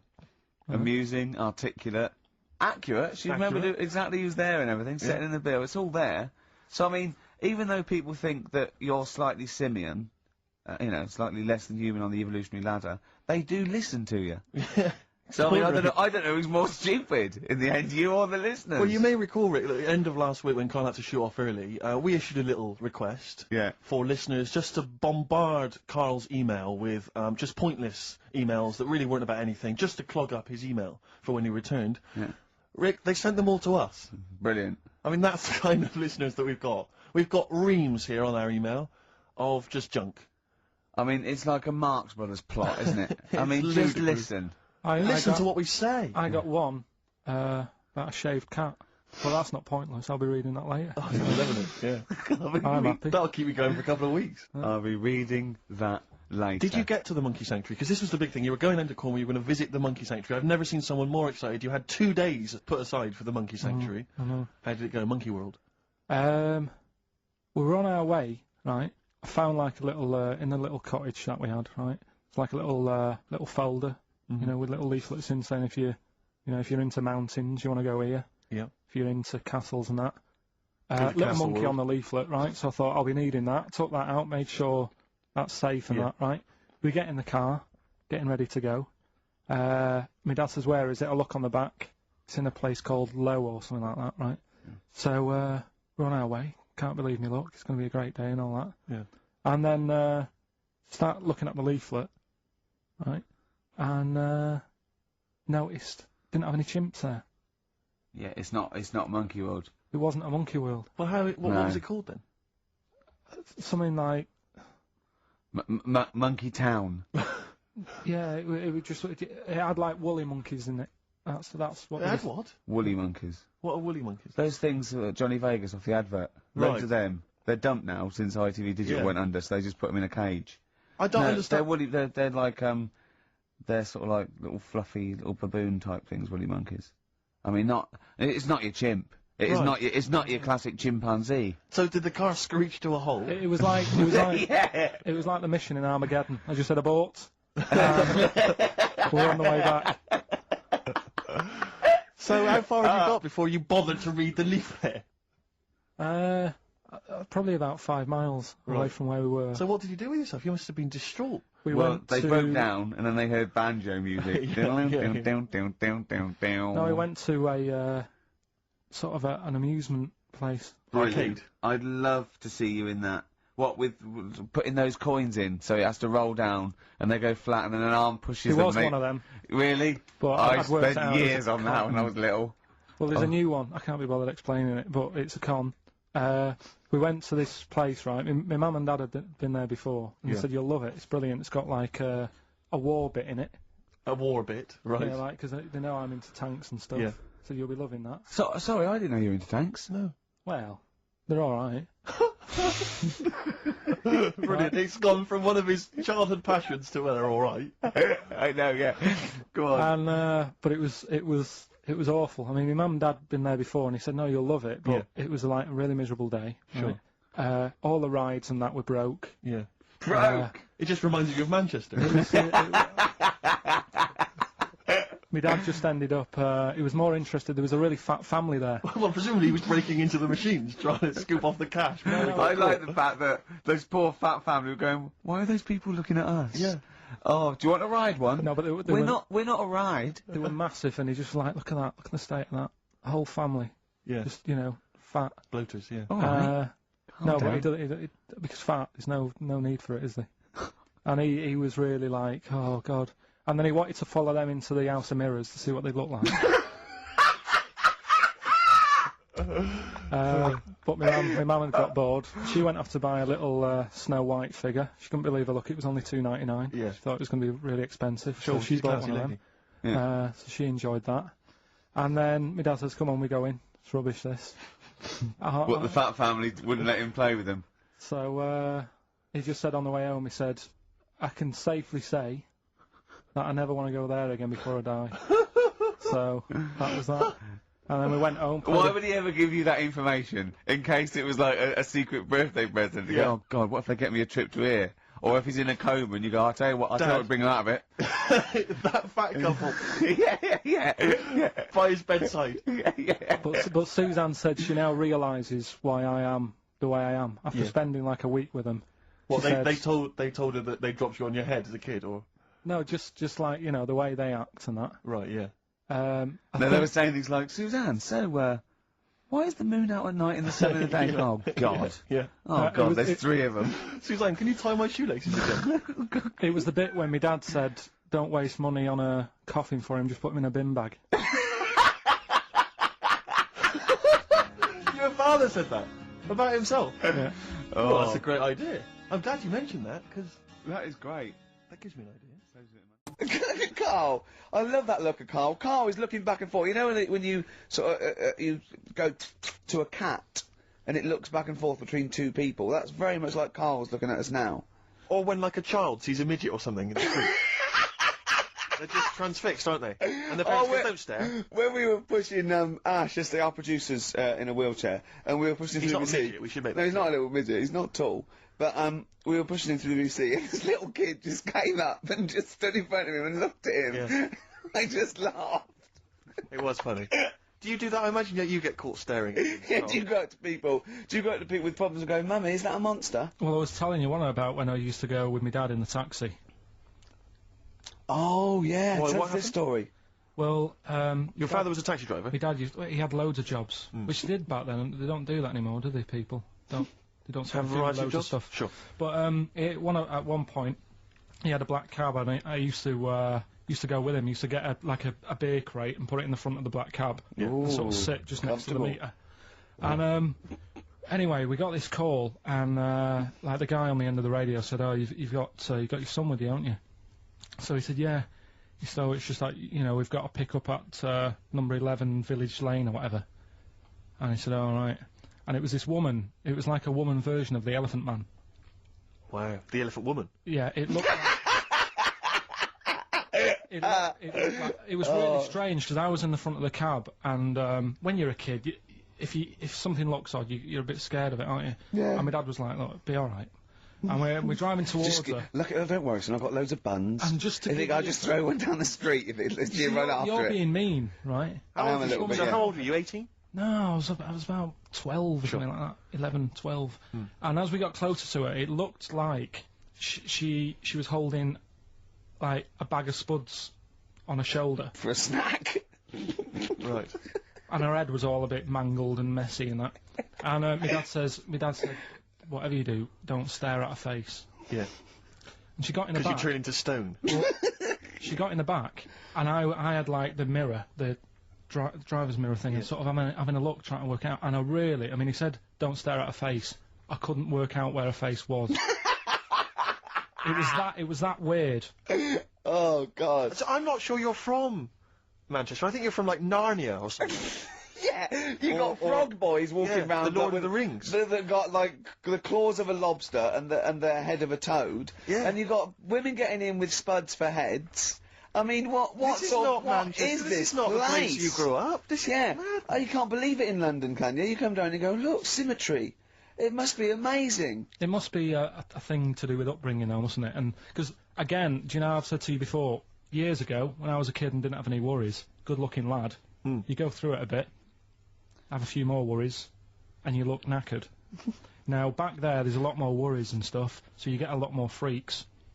Whereas in London, everyone's like happy, aren't they? I love the fact that stress can cause your fingers to fuse and your heads to grow. No, but if she must have been really stressed to have a head like yeah, that. yeah. She was, Bag of yeah, sluts. was she an accountant or something? You know what I mean? But what did she do? What did she say? Where was she going, by the way? She couldn't speak. London Zoo, please. I think she was going to like to the fair. Shop. Seriously, honest to God. On my mum's life, she was. Because at the end of the day, that's a good thing with animals. They don't judge you, do they? She's not She was an animal. She's a human being. She's not actually an elephant. No, but you know the elephant man was not actually an elephant. You understand that? He's got no elephant genes in him at all. No. That was just a cruel name people gave him. Yeah. No, it's the name of the disease, isn't it? Elephantitis. Look, so listen. So this woman, why was she going to a pet shop? She was going to a pet shop. What, to find a husband? Is this true? No, it is true, yeah. Oh, But God. I'm not taking the mickey, because it must be really bad for Of you. course it is. Carl, I we need to haven't. ask. I'm going on to you today about cutting myself shaving. Yeah. I was going on about that. To think that I mean, she's probably not alive now, but to think, But look, you're saying you're going to say this is a worse problem than a little cut shaving, aren't you? yeah. Yeah. Do you know what I mean? I The think you're things right. that Carl, you worry about. there's a couple of key questions I need to ask. One, if she couldn't talk, how did she tell your father where to drive it? Did she have it written on a note? Did she point with her nose? Yeah. Right, this has got silly. Pick your song. But and also, finally, where did you say she lived again? It was like in a village, a little small village. Right. Just heading out of the way. All I'm saying is we could maybe get like some sort of coach, book some coaches, get a coach party up there to have a look at her. Take some photos. And now you can make some lemonade. The offspring of a woman and some spuds. Please enter at your peril. Should it give me a shiny shilling? Wow. Oh, that's terrible. Well, I'm going to play a little bit of Teenage Fan Club song for the lovers here. We left it very late, which has been just, you know, rapping with Karl P here, and this is I Need Direction. I mean, my dad, right? He can like put windows in his house. Yeah. Do plumbing. He should. It's dark, isn't it? He's done that first of all. Right. So he can do what? He's got a multitude of different Yeah, jobs. he can do all sorts. Do you know what I mean? If there's a problem in my flat, I can call him up and say, you know, this isn't working. What should I do? And he'll say like, Is that not a brain surgeon? he'll say, "Oh, fix it." Sure. So what about Monsters Inc? What do you make of it? It's alright. It is a kids' film. It sort of annoying. Is it? Okay. I was having like. what gave that away? Do you think?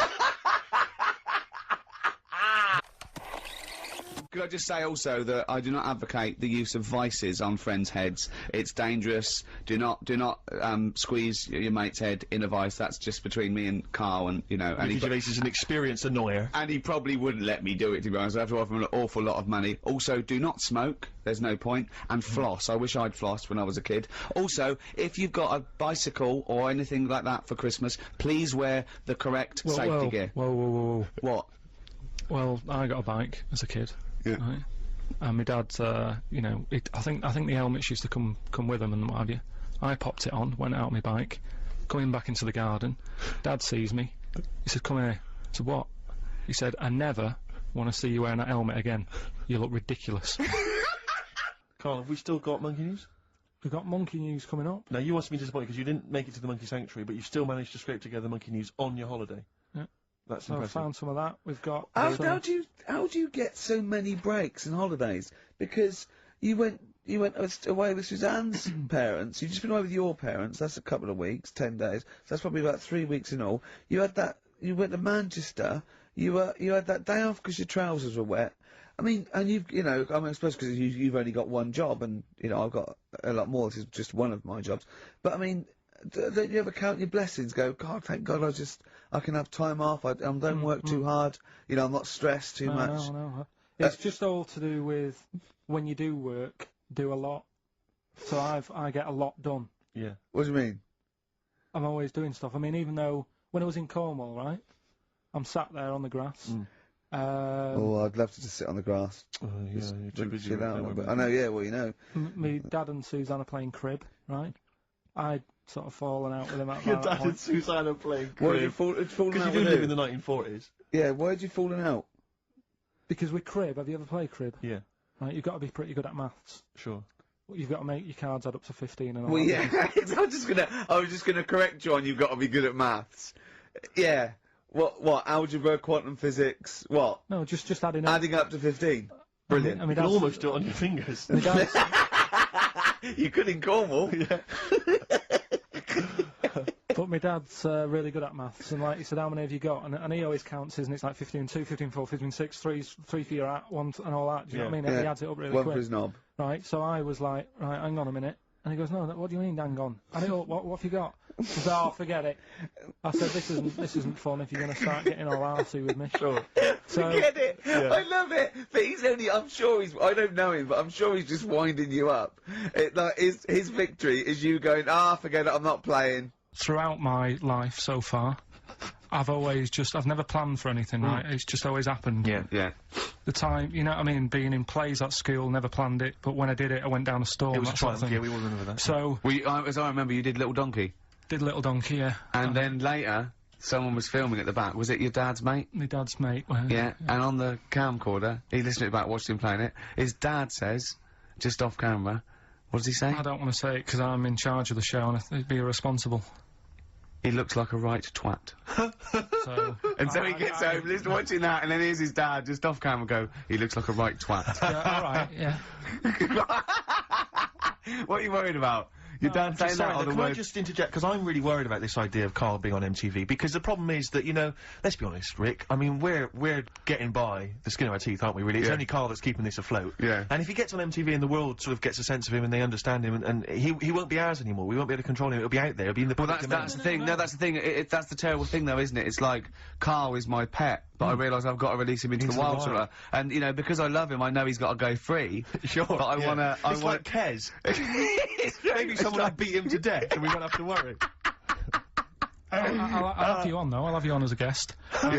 Which gets me on to something we've got coming up today. Oh yeah, he's got a new idea. Yeah. Right. Do you know, like, I've talked about ghosts, and we had that good discussion the other week walking to Piccadilly Circus Station, and I was telling you about ghosts, and you were saying, Karl, don't be an idiot, and all that. Spoke to a woman in the week, done a little interview with her. You've done a little interview? Done a little interview, 2 minutes or so, with a woman who's got ghosts in her house. So, I look forward to hearing that later. That sounds brilliant. Coming up later. Well, I'm going to play a classic tune now. I've just gone straight for it. I've gone for the jugular. This is Ziggy Stardust by David Bowie. Ziggy Stardust by David Bowie on XFM 104.9. I'm Ricky Gervais, with me, Steve Merchant, and Karl Pilkington. Karl's also nervous because you had a bit of shock last week, didn't you? Just a little bit. His dad tuned in. To the show? Yeah. And Karl's never told him that he actually speaks on the show. He just said, I just press the buttons, right? He's kept him from it. You used to do radio before and you never told him, did you? It's because of the little donkey incident. Yeah. When he went along, so... Was that the twat incident? Yeah. And so he's never told him since, but they've promised not to listen, haven't they? Well, my mum said to me, don't worry, don't be put off this week, because, you know, I've told him he can't listen, but I hear my dad in the background kind of going, bollocks. So, he might be listening. So that's extra pressure. Plus a camera crew in. I know. You don't like it, do you? This is good training for MTV, because then he can watch you on TV. I mean, what's he going to make of that? Oh. Yeah. Does he know you're bald? Yeah. You don't keep your hat on when you're with him and say, oh no, I'll just press the buttons. No, it's just, you know, it's like when I was in any plays, I didn't tell him. No. Any sort of parents' evening, I never gave him the note. Really? Yeah. So what did the teachers think? You were just an orphan? No, just on an off chance. My mate's dad spoke to me dad once, I think, and sort of said, oh, you going to school to see how, you know, your kid's doing? Is that what you're talking about? So there's a parents' evening, so he went said, what kid? He went to one, and that's when Mrs. Matthews said I'd never be a high flyer. How wrong was she? Yeah. I think we should call Mrs. Matthews and make her eat her words. Well... she'd turn on to MTV when, I don't know, like their slamming session. Yeah. And they're gonna go, that's young Pilkington. He's bald, but it's definitely him. I recognise that woolly hat. Yeah. Nelly, Ride With Me. That's featuring City Spud. I don't know if you're aware of that, but there we are. Good, nice summer tune. Karl, tell Steve what you just told me when Steve was in the toilet then. Right, you know, I'd just been away with my mum and dad and that. And one of the things I always like doing is having a good chat with my dad about stuff he got up to when he was a kid and that. Yeah. Right, because he got up to loads of stuff, and every time I see him, he tells me something, and I thought, it's like, why are you just telling me that now? It's brilliant. Yeah. Right? So, I mean, to me, he's kind of like Ronnie Biggs or someone. He's just the most extraordinary kind of. well, this happened, right? character. I can't remember. There was a delay yesterday. There was problems on the Paddington line, Yeah. and he was saying, "Oh, trains aren't what they used to be." Sure. He said, you know, he said I was looking. They used to be horses, didn't they? Well, he was like, he was looking in the booklet, and it was saying, you can have your bags collected if you want, but it costs you £5. Yeah. So that's outrageous. Sure, of course. Right, so he said that's the problem with this country. We've got good with computers and that, but when it comes to, like, getting service, it's gone out the window. Yeah. Right? So he said, when I worked on the trains, you know, and he was going on like this, that and the other, so I said, oh, I didn't know you worked on the trains. He said, yeah, when I was 18, right, it was his job to get the coal, right, and chuck it in the engine, right, and one day he's in Grand Central Station in Manchester, which is now the GMX Centre, right, and that was like the main station, and he was in there. The fella who should have been sort of driving the train, right, he said, I'm just nipping to the pub. Sure. So you just stay here, keep the engine topped up and stuff. Yeah. So he's like, yeah, all right. For a quick getaway. Yeah. Right? So the fella goes in the pub, and my dad's in there, you know, putting the coal on. He did his bacon and eggs on a little shovel. Yeah, yeah. And anyway, fella comes up. He says, right, can you move the train forward now? Oh, blimey. So he was like, oh. So he didn't want to say, oh, the fella's in the pub, because he'd know he'd say, well, what's he doing in the pub? He should be working, right? So he said, yeah, no problem. I'll sort it out. Right. So he puts it into gear or whatever you do on them trains. Sure, right? puts it into first, yeah. Starts going forward. Now, people who don't know about trains, something that I learnt is if you're carrying a load of coal or whatever on the back of it, they don't have brakes on each carriage, right? It's only the engine that has brakes on it.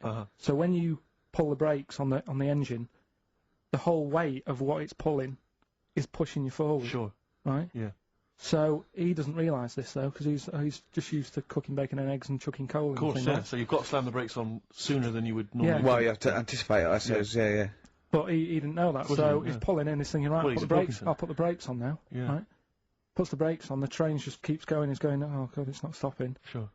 It ploughs right through the signal box. Right. Loads The of baboon damage. pulling the signals don't know what to do. Yeah.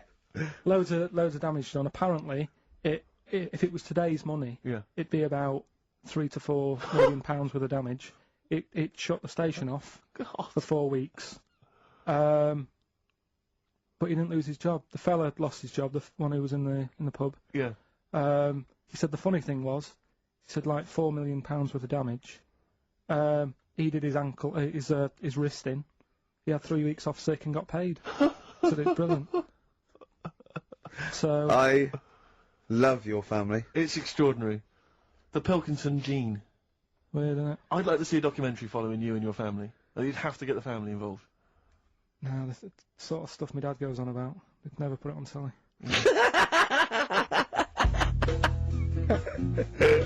Well, it's time. Well, go on. That time, isn't it? Yeah. Play the jingle. Yeah. White Van Man, Carl. Brilliant. Recorded at great expense, that jingle. Yeah. This is where we just hijack an idea from The Sun, which is White Van Man, where The Sun asks, in this instance, a cabbie by the look of it. Oh no, a fruit and veg shop owner. Ours is slightly different because the Sun sort of like pick on a perfectly normal member of the public. Exactly. So that's where we've got the upper hand. twist. Yeah. And they ask him about the the hot potatoes. This week, Karl, my first question to you, well, your thoughts, please, on the criticism of the BBC over their coverage of the Queen Mum's death.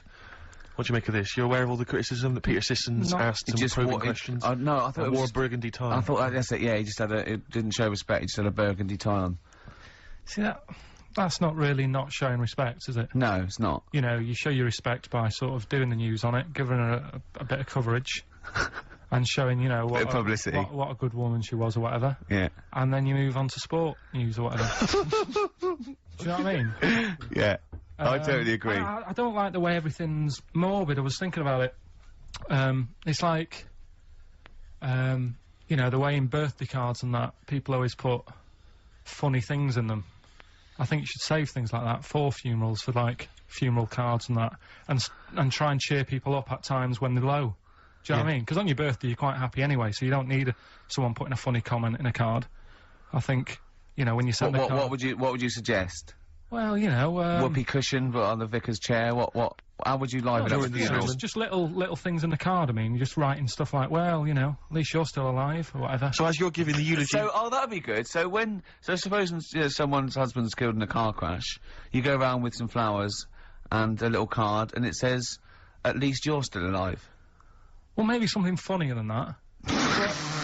Well, maybe, like, if you got up to give the eulogy during a funeral, just wear a pair of comedy tits. Yeah, or those glasses that are eyes on sort of springs. But why has everyone got to be so sad about someone dying? No, what annoys me is that when you see the people on television, these sort of members of the public, and they're crying about the Queen Mother, who was sad when anyone dies, sad when anyone nan dies. She was 102, and you know, I mean, it's sort of like, I think they should cry. Well, there's a picture in the paper today. I don't understand it. There's a picture in the paper today of various people who were lining the the funeral kind of route yesterday, and there's a picture of a very young child, maybe sort of 5 or 6, on the arms of her dad, and her head bowed, and it says a young girl there weeps for the Queen Mother. And I was looking at it, and you can tell she's just tired. Well, she's just tired and bored. It's so transparent that it's not crying. It's Most just, what are we doing when their nan dies? Exactly. You know, it's sort of like. But what is a 5-year-old girl gonna be? Why is she gonna be crying? The Queen Mum said, "Oh, I can't believe it." Yeah. Teletubbies? No. The Queen Mum. Oh, not the tweenies. No, it's on in a minute. Yeah. It's like. Oh dear. I mean, I know. I'm sure. You know, I don't know much about her. I don't know if she was a great woman, and obviously, you know, it's always sad when someone dies. But it's like, it's interesting that there was a lot of tourists in that long line of people that are now queuing from hours upon hours to see her dying in state, because it's clearly just people who want to be a part of history. Must be gutting if you're over from Sweden and you find out that. You know, the Queen Mum's died. Oh, you must be devastated. You probably don't want to carry on with your visit. Exactly. Really. Okay, listen, Karl. I think we've covered that. What do you make of the?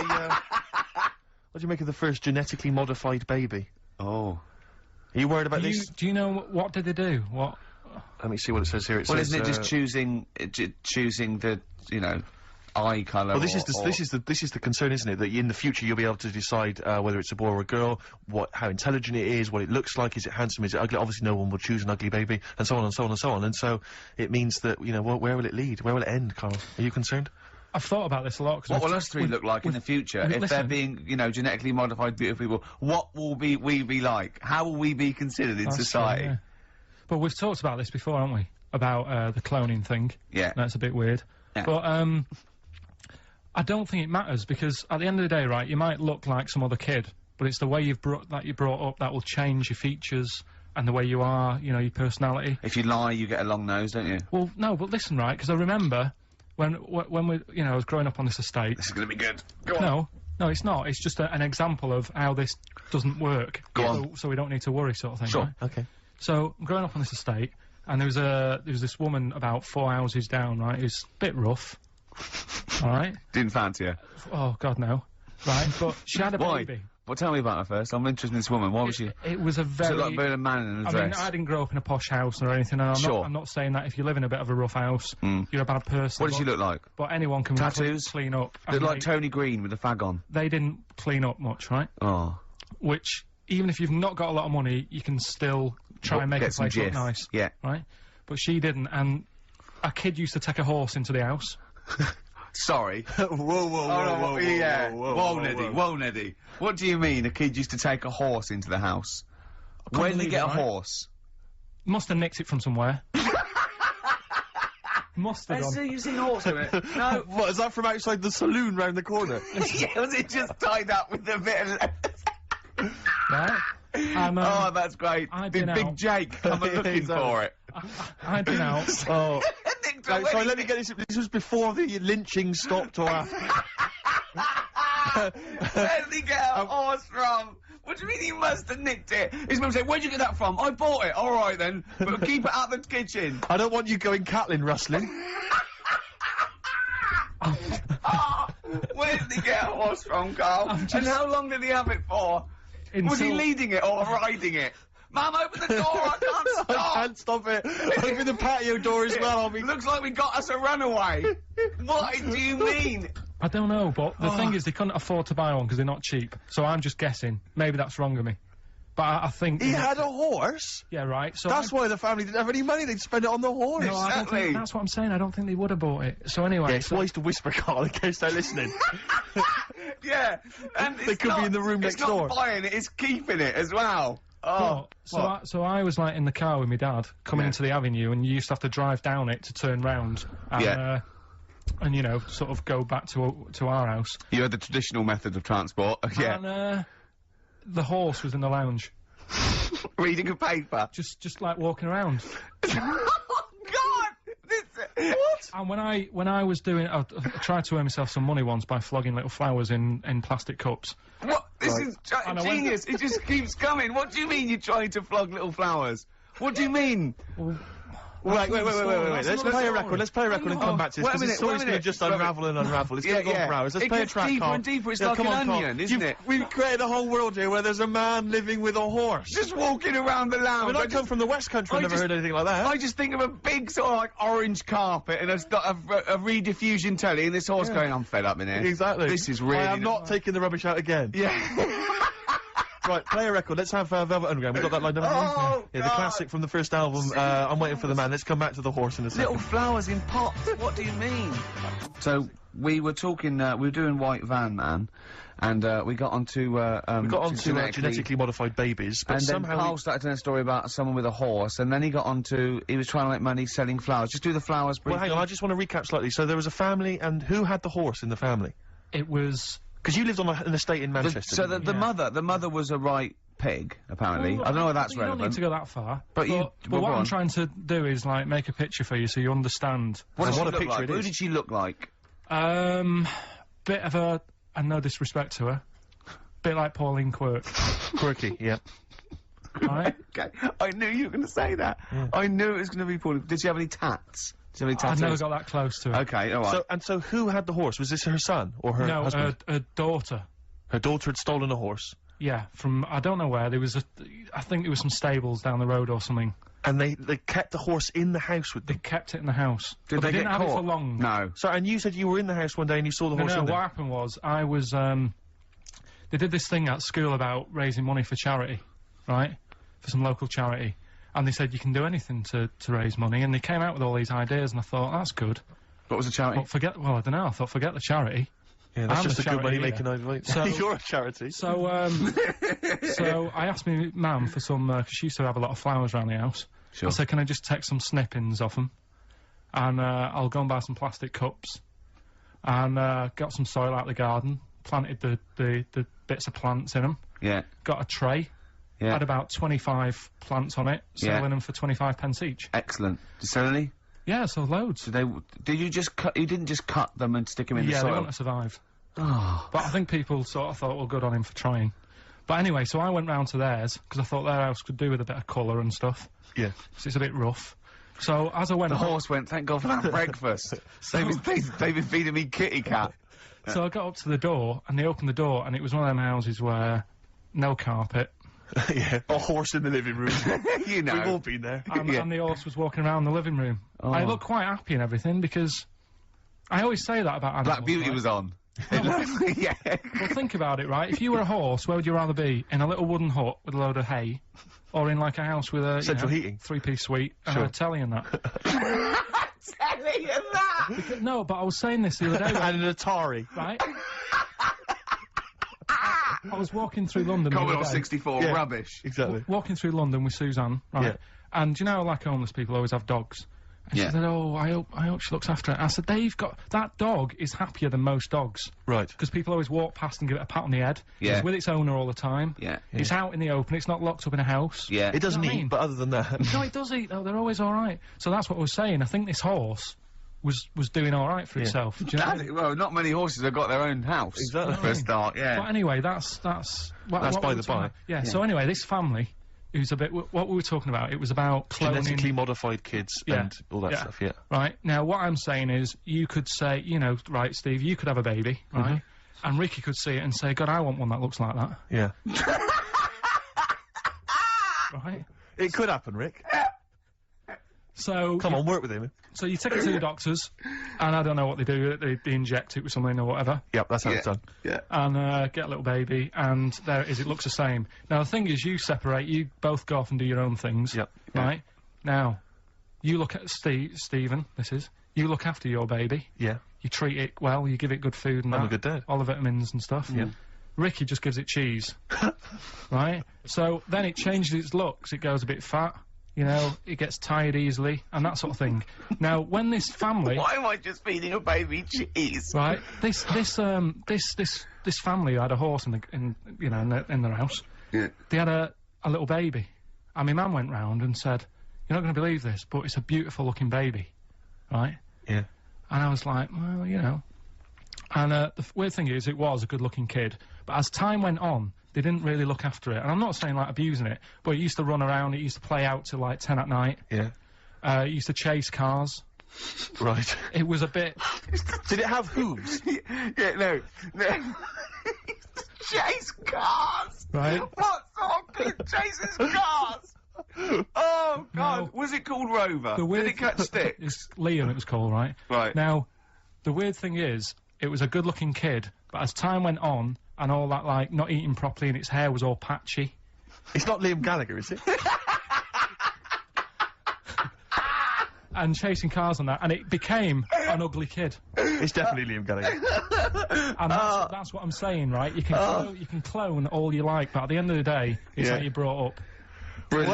Wow. Whoa. Life. Wow. That was a hell of a point. Oh, God. But am I right? You're always right, Carl. Finally, White Van Man, what do you make of the fact that Sainsbury's are bringing in square tins? Is that a true? concern for you? Is that true? Apparently so. Why? Don't It's know. like it's easy to stack. This is what the guy in the Sun has said. That should be interesting for... That should be... His comment on Sainsbury's are bringing in square tins is that should be interesting for meatballs.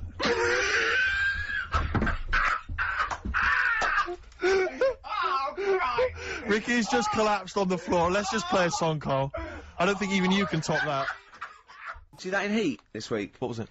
About the campaign to stop Karl going back to Manchester. You know, because he's a miserable sort of northerner who goes, London's crap and I want to go back up north. Yeah. And I only need 40 quid a week to live up there like king and all that sort of rubbish. Right, well, Boyd from Heat, well, we met him at the, that award ceremony. Oh, yeah. And, we were saying about, oh, yeah, he really enjoys Karl. He's getting a lot of people like Karl. And I was going, oh, yeah, but he's thinking of leaving. He was going, oh, start a campaign. And he did, and he put it in there. So the campaign, so write in if you like Karl. If you think he's really annoying, then we'll stop talking to him. Yeah. But, I mean, I like him. I love him. Yeah. Have you ever read the White Van Man column in the Sun, Carl? Seen it, Are you familiar with this? This is where every day in the Sun they interview a guy who drives a white van, just, you know, in order to get the kind of voice of the man on the street in the paper. And he has to answer, or just give his opinions, really, on events that have made the news each week. Just thought we could maybe throw some of these at you, Carl. Go on. Because we know to see what your views are. Yeah. So, just the first thing that comes to your mind, the sort of your initial reaction to each It's of just these. top all these, but you don't need to know about them, it's just your philosophy on it, Yeah, so... just your views. You know, yeah. I have had a few days off this week, remember, so I don't know what's going on in the world. Yeah, I mean, you stayed in London, though, didn't you? Yeah, You didn't bury yourself, did you? I normally see the news, but I didn't this week. Okay. So, what was your view on Will Young beating Gareth Gates in the final of Pop Idol? Don't like him. You know what I was thinking about when I was watching it all the way through? Yeah. How he looks like he's got a wire coat hanger in his gob. That sort of... Right. Again, it's radio, Carl. Radio. It's a great face. The funny face you're pulling doesn't Yeah, really translate. and, you know, but, you know, a radio. And that's a problem for you, is it? And just the way he's from a really rich family. I opened up the paper on the Monday or something, and it had like how he went to a posh school and he's got loads of money already. Yeah. It's just a bit... Okay. Right, now, what's the second question? There have been huge rises in street crime, especially muggings and carjackings. What's your view there? More youth clubs are needed, aren't there? You think more youth clubs? I like that. No? Okay. No, I like that because it's so 1950s. Yeah, it's sort of like you want a bobby on the beat that'll clip you around the ear. So once they've come out of national service... Yeah! No, I love that. And if you find someone smoking a wood bomb, you make them smoke 50. Yeah, exactly. Oh, this is great. That is great. Did you used to go to youth clubs? Yeah. And they kept you out of trouble? You used to get into a fight afterwards when you came out. But for the sort of hour and a half you were there. You had a bit of pool and some boxing and a bit of pop. Yeah. So more youth clubs, that's good. I love him. I love him. If you're at home, just make notes, because this is brilliant stuff. Honestly, you won't hear more honest, from the heart stuff than this. This is great. Go on. This is not pre-planned. These are your direct responses now. I promise you, Karl did not know what we were going to do. He never knows what we're going to do, and he always answers honestly. That is the beauty of Karl. What is it's your not view, an act. What is your view, Karl, on New York's former mayor becoming Sir Rudy Giuliani? Sir Rudy Giuliani. Is he happy with it? He appears to be pleased with it. Let it go ahead. Fair enough. Okay. Go ahead. Oh, he's genius. Okay. Is he happy with it? He's like your nan. Yeah, yeah. What do you make of Michael Greco's character Beppe being axed from EastEnders? Problem for you? The whole soap thing. What's it's back in Coronation Street, isn't she? What's her name? Who? Bet Lynn's. She thought she'd go off and be a bigger star. Yeah. All went wrong, and now she's coming back. Yeah. Always happens, doesn't it? Beppe will be back. Yeah. No one really cares. Sure.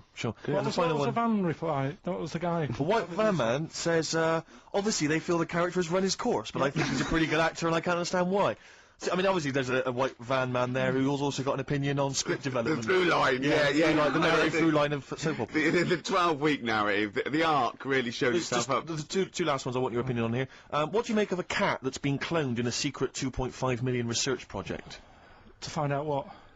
If they can clone cats, yeah. Have they had to hurt it? Sorry? Have they had to sort of hurt it to do that? Have they had to hurt it? Yeah, or is it just scraping its tongue for some stuff? I think the cat's fine. The point is that they're cloning another creature which is potentially very dangerous. Have you seen that film where they bring Hitler back? That cat. What if that cat turned out to be a world dictator? Exactly. What do you reckon of cloning generally, Karl? You concerned about it? When they're cloning for organs, they grow them for the, Do you know what cloning means? Yeah, it's when you, like, make something else that's the same, isn't it? Right. Yeah, I mean, it's not going to do any harm. Okay. And, great. And finally... Put you on the World Council. Yeah. Finally, what do you make of some city workers who were caught bonking in the glass lifts of the Lloyd's building? What do I make of it? Yeah. Is that a problem for you? Do you think that's unprofessional? Was it the lunch break, or...? I think it was lunch break. It was their own... All right. It's their own time, I think fair enough. It only takes 45 seconds to go from the bottom to the top. Is that a problem? They moved quickly. They acted, on instinct. Do you think fair enough? If that's their natural instincts and they're both consenting, you think fine? Yeah. Okay. Yeah. Thanks very much, Karl. There's little Karl over there. Steve, it's time for... White Van Karl. We should definitely get some jingles. I think the show sort of lacks jingles, I think. Yeah. Noises. Yeah. Funny sound effects. Yeah. Wow. Yeah. What's Mr. Nosy Neighbour interested in? Hello? What's going on here? Oh, we should definitely get some pre-recorded comedy noises, Karl. Yeah, well, that's my job, but unfortunately I'm busy reading about Hitler.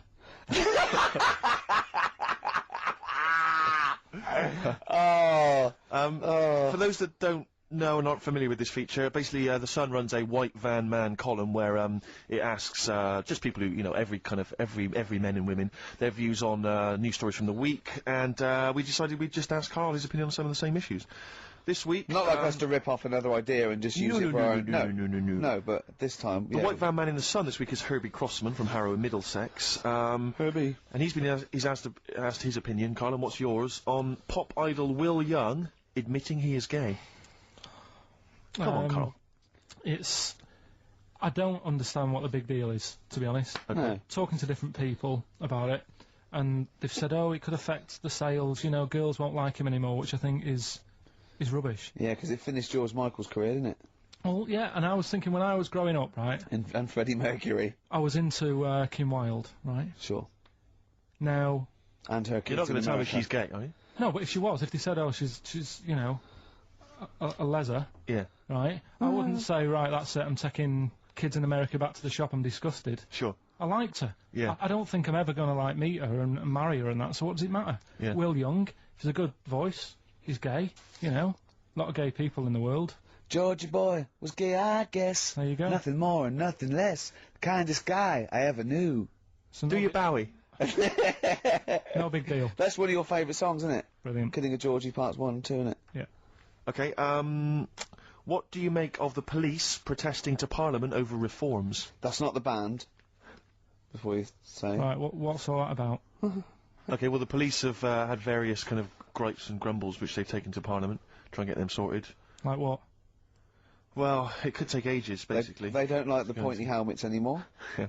They want flat caps. They feel that their powers are restricted. They get a lot of bad press. They're not being paid well. They're under-resourced. They actually demonstrated, didn't they, outside? I think they may have done, yeah. Well, at least they're doing something about it instead of just sitting there moaning. You know what I mean? Okay. They're going to the top, trying to sort it out. Yeah. I admire that.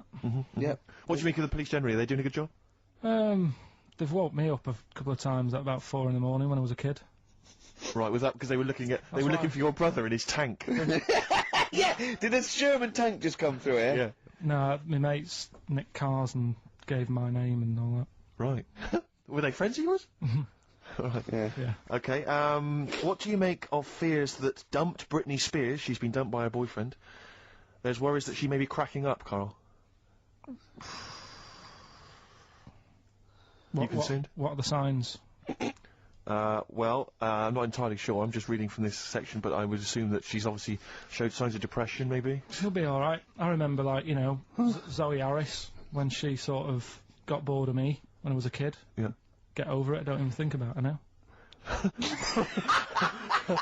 What, and how long did it take you to get over Zoe? Zoe Harris! How long did it take To be honest, right, it was like one of my first girlfriends, and she was a pain. I remember I went out with her because she wouldn't stop hassling me, right? Yeah. I remember. A good reason to fall in love with her. Oh, go on then. I never talked to her, and then the bit that really got me, I thought I half liked her, and then I remember, right, we were at a school party, sort of infant school. Infant school? Right. Are you sure it wasn't junior school? Well, it's on the cusp. Yeah. Right, when you're about to leave infants and go to the next one. Yeah. And, she was crying. You were saying, I don't think we should move in together.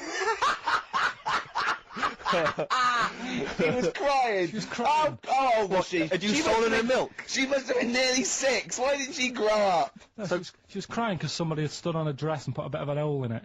And I said, oh, for God's sake. I can't stand it. Oh, So God. you... I just think him... So you gave her a slap? I just think of him, he's like 6, like with clogs and a flat cap, going slightly bald, going, for Christ's sake, woman, come on. Oh, light my pipe. Oh. That finished it because all the mates were saying, come on, Karl, she's upset. And I was like, oh, whatever. So I saw her again. Hold on, though. Wait a minute. What do you mean all the mates were saying, look, come on, Karl? They were 6, weren't they? Yeah, but they were saying, come on, she's crying. Help her out. And, Like, and you it's- did nothing? I don't know. She's got injured. Got a hole in her skirt. Yeah, but she was upset and you were her boyfriend. Well, So what did you do? Tell me the story. Where were you? didn't work out. You were at some kind of school do. There was a hole in her That's why dress. it didn't work out, he said. Do you treat your current girlfriend in the same way? This callous disregard for someone's feelings? His current girlfriend does not tread on her dress, does she? Oh, she didn't. So, tread, as far did as she? you're concerned, what was her name? Sarah? Zoe. Zoe Harris. You just felt like, well, you know, if she's going to make a whinge about, you know, a silly little hole, screw her. Yeah. You're all heart, Karl. What would you have done? I'd have gone over there and given her a lovely kiss. You wouldn't. Yes, I would. We were playing Dead Arm. In the corner. Ask him another question. Okay, very final thought then. What do you say to the fact that a judge has decided that we, the general public, have a right to know about stars' flings? Basically, this is an excuse. This is basically saying, should papers be allowed to print tittle-tattle about celebrities? Oh, this is... Providing it's proven true. Oh, this is something about, isn't it, a Division 1 football or something? It's definitely had a Premiership football as under fair. And it is true, but he's trying to keep privacy. And the judge said, well, it's not for us to censor the press over things that are true. Right. It's up to the general public to either boycott or not, you know, that publication. What do you think, Karl? What about all this, you know, exposing, going through the, you know, the bins of celebrities? It's not right, is it? But people are interested in it and buy the papers to read it. Do you know what I mean? I mean, like I said to you the other week, everyone has a go at Beckham for not being that bright. But at the end of the day, he's a good footballer. It doesn't really matter what goes on off the pitch, does it? You know what I mean? Yeah. So, but what if you were I a don't celebrity really- and they sort of splashed over the front page the fact that you just, you know, didn't care Left less my for Zoe girlfriend Harris because- Yeah. and her torn dress? Zoe Harris is still upset. Yeah, they dug her out, you know. The night Karl Pilkington reduced me to tears. Nah, I haven't done anything that bad. Sure. I wouldn't be worried. Did you win a dead arm contest? No. I was thinking about that the other day. Do you think there's a chance I could get blood clots in later life? Did you play that a lot? Yeah, a hell of a lot. Do you ever do it, but like kind of headbutting? No. Okay, because that would have explained something. Dead arms. Sure. Any more? No, that's it, Karl. And Thank you very it much was indeed. with people's blessing, was it? You had to give them a go? Yeah. And you played it with girls? No. Alright. Oh, with my mates. Right.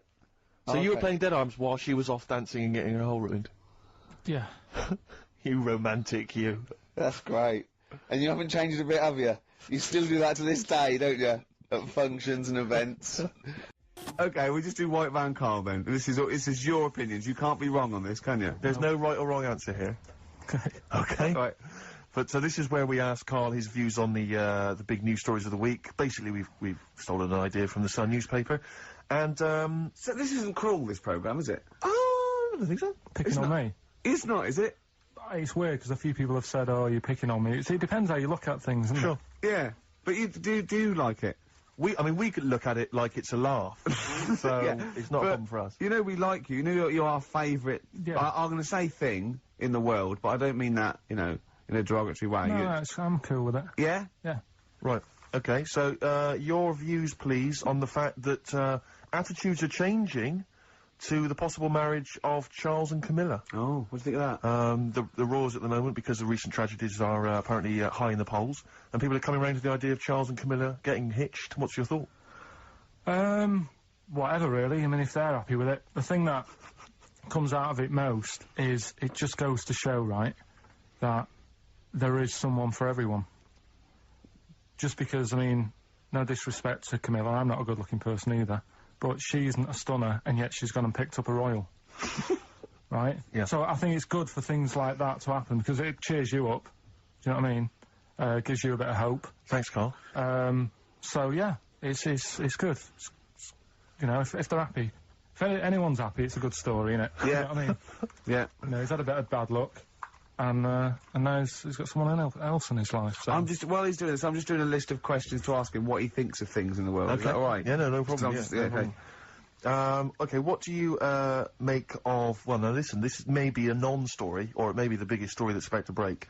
Ulrika Johnson and Sven Goran Eriksson's affair. Are you familiar with this? It's over the papers today. Apparently, Ulrika and Sven are going out, although there appears to be no evidence for this. Yeah, I don't even give it time of day. Do you not? know what I mean? Right, well done. Doesn't affect me whatsoever, as long as he does his job well. Yep. And what's she doing at the moment? Presenting Dog Eat Dog, I think. Right, you know. As long as she does her job well. As long as they both do their jobs well. Well, yeah, at the end of the day, Yeah. that's going on with a lot of people out in the world, isn't it? Do you know what I mean? Just because he's an England boss, as long as, you know, we win the games and that, he's doing his job. If she's, you know, gets a dog winning a prize or whatever. No, okay, it's not worth it. Carry on. Do you know what I mean? Yeah. So, Dog winning a prize. I haven't seen Dog Eat Dog. What's it Okay, about? it's all right. It's Right, no, go on. so that's it, yeah, it doesn't matter. Okay, what about this then? Are you disappointed by the nation that a third of us are apparently unaware of St. George's Day? 23rd. Is St. George's Day the one with the snakes that we've talked about? No, that's... Are you one of that third, do you think? St George is the patron saint of England who killed the dragon. Yeah, I mean, there's too many of these days, isn't there? That's the problem. If you make it a bit more special, like Christmas, so you buy presents and that for each other, then people will remember it. But there's so many of these days, with Easter and Pancake Tuesday and all that. So, it's not surprising. I think as time goes on, we'll find that a lot of these days will just disappear, because, you know, people are busy. There'll be new ones, won't there? I don't know, people There'll are be that like busy. Gareth Gates Day in 50 years' time. It's just weird. I mean, I remember being a kid, right, going out on a Sunday and shops would be shut because it was like, you know, the day of rest and all that. People don't care now. It's like, well, we can make some more money, we'll open the shops. Yeah. Do you know what I mean? It's Is that a all good or a about- bad thing, Karl? It's good, because I remember I used to have to get up early to go and get some bread if we didn't have any in. Because the shop would only be open for a couple of hours in the morning. Yeah. Whereas now I'd be able to... Yeah, I rely remember in. that. I remember that. Shops, and you couldn't get aspirin and stuff, Exactly. certain things, Yeah, nightmare on a Sunday afternoon. Yeah, yeah. So- That's right, yeah. And pubs didn't open till 12. Do you remember space operas? Yeah. Yeah, shut up. Can I ask you something? Go on. Okay, I've got a little list of things. What do you think of, like, those pug dogs that are bred and they can hardly breathe? Evil. Yeah. What do you think of, gays? They're alright. Do you know what I mean? Just like straight people, you get bad ones, you get good ones. Exactly. Eh? We've learned a lesson today, haven't we? Absolutely. Let's play a record. Yeah? What do you fancy, a bit of Radiohead? Yeah. You don't mind, though, if people think we're gay, for instance, when we go to the BAFTAs No, tomorrow? that's terrible, I don't want that happening. Why? Hey? Why? Because I'm not, that'd be a lie. I don't like lying. If I was, I'd say I was gay, Yeah. but I'm not. We'll say you were, just pretend. We won't get in otherwise. No. Just a little kiss and a cuddle. Say I'm a bit gay. No. I'm not gay.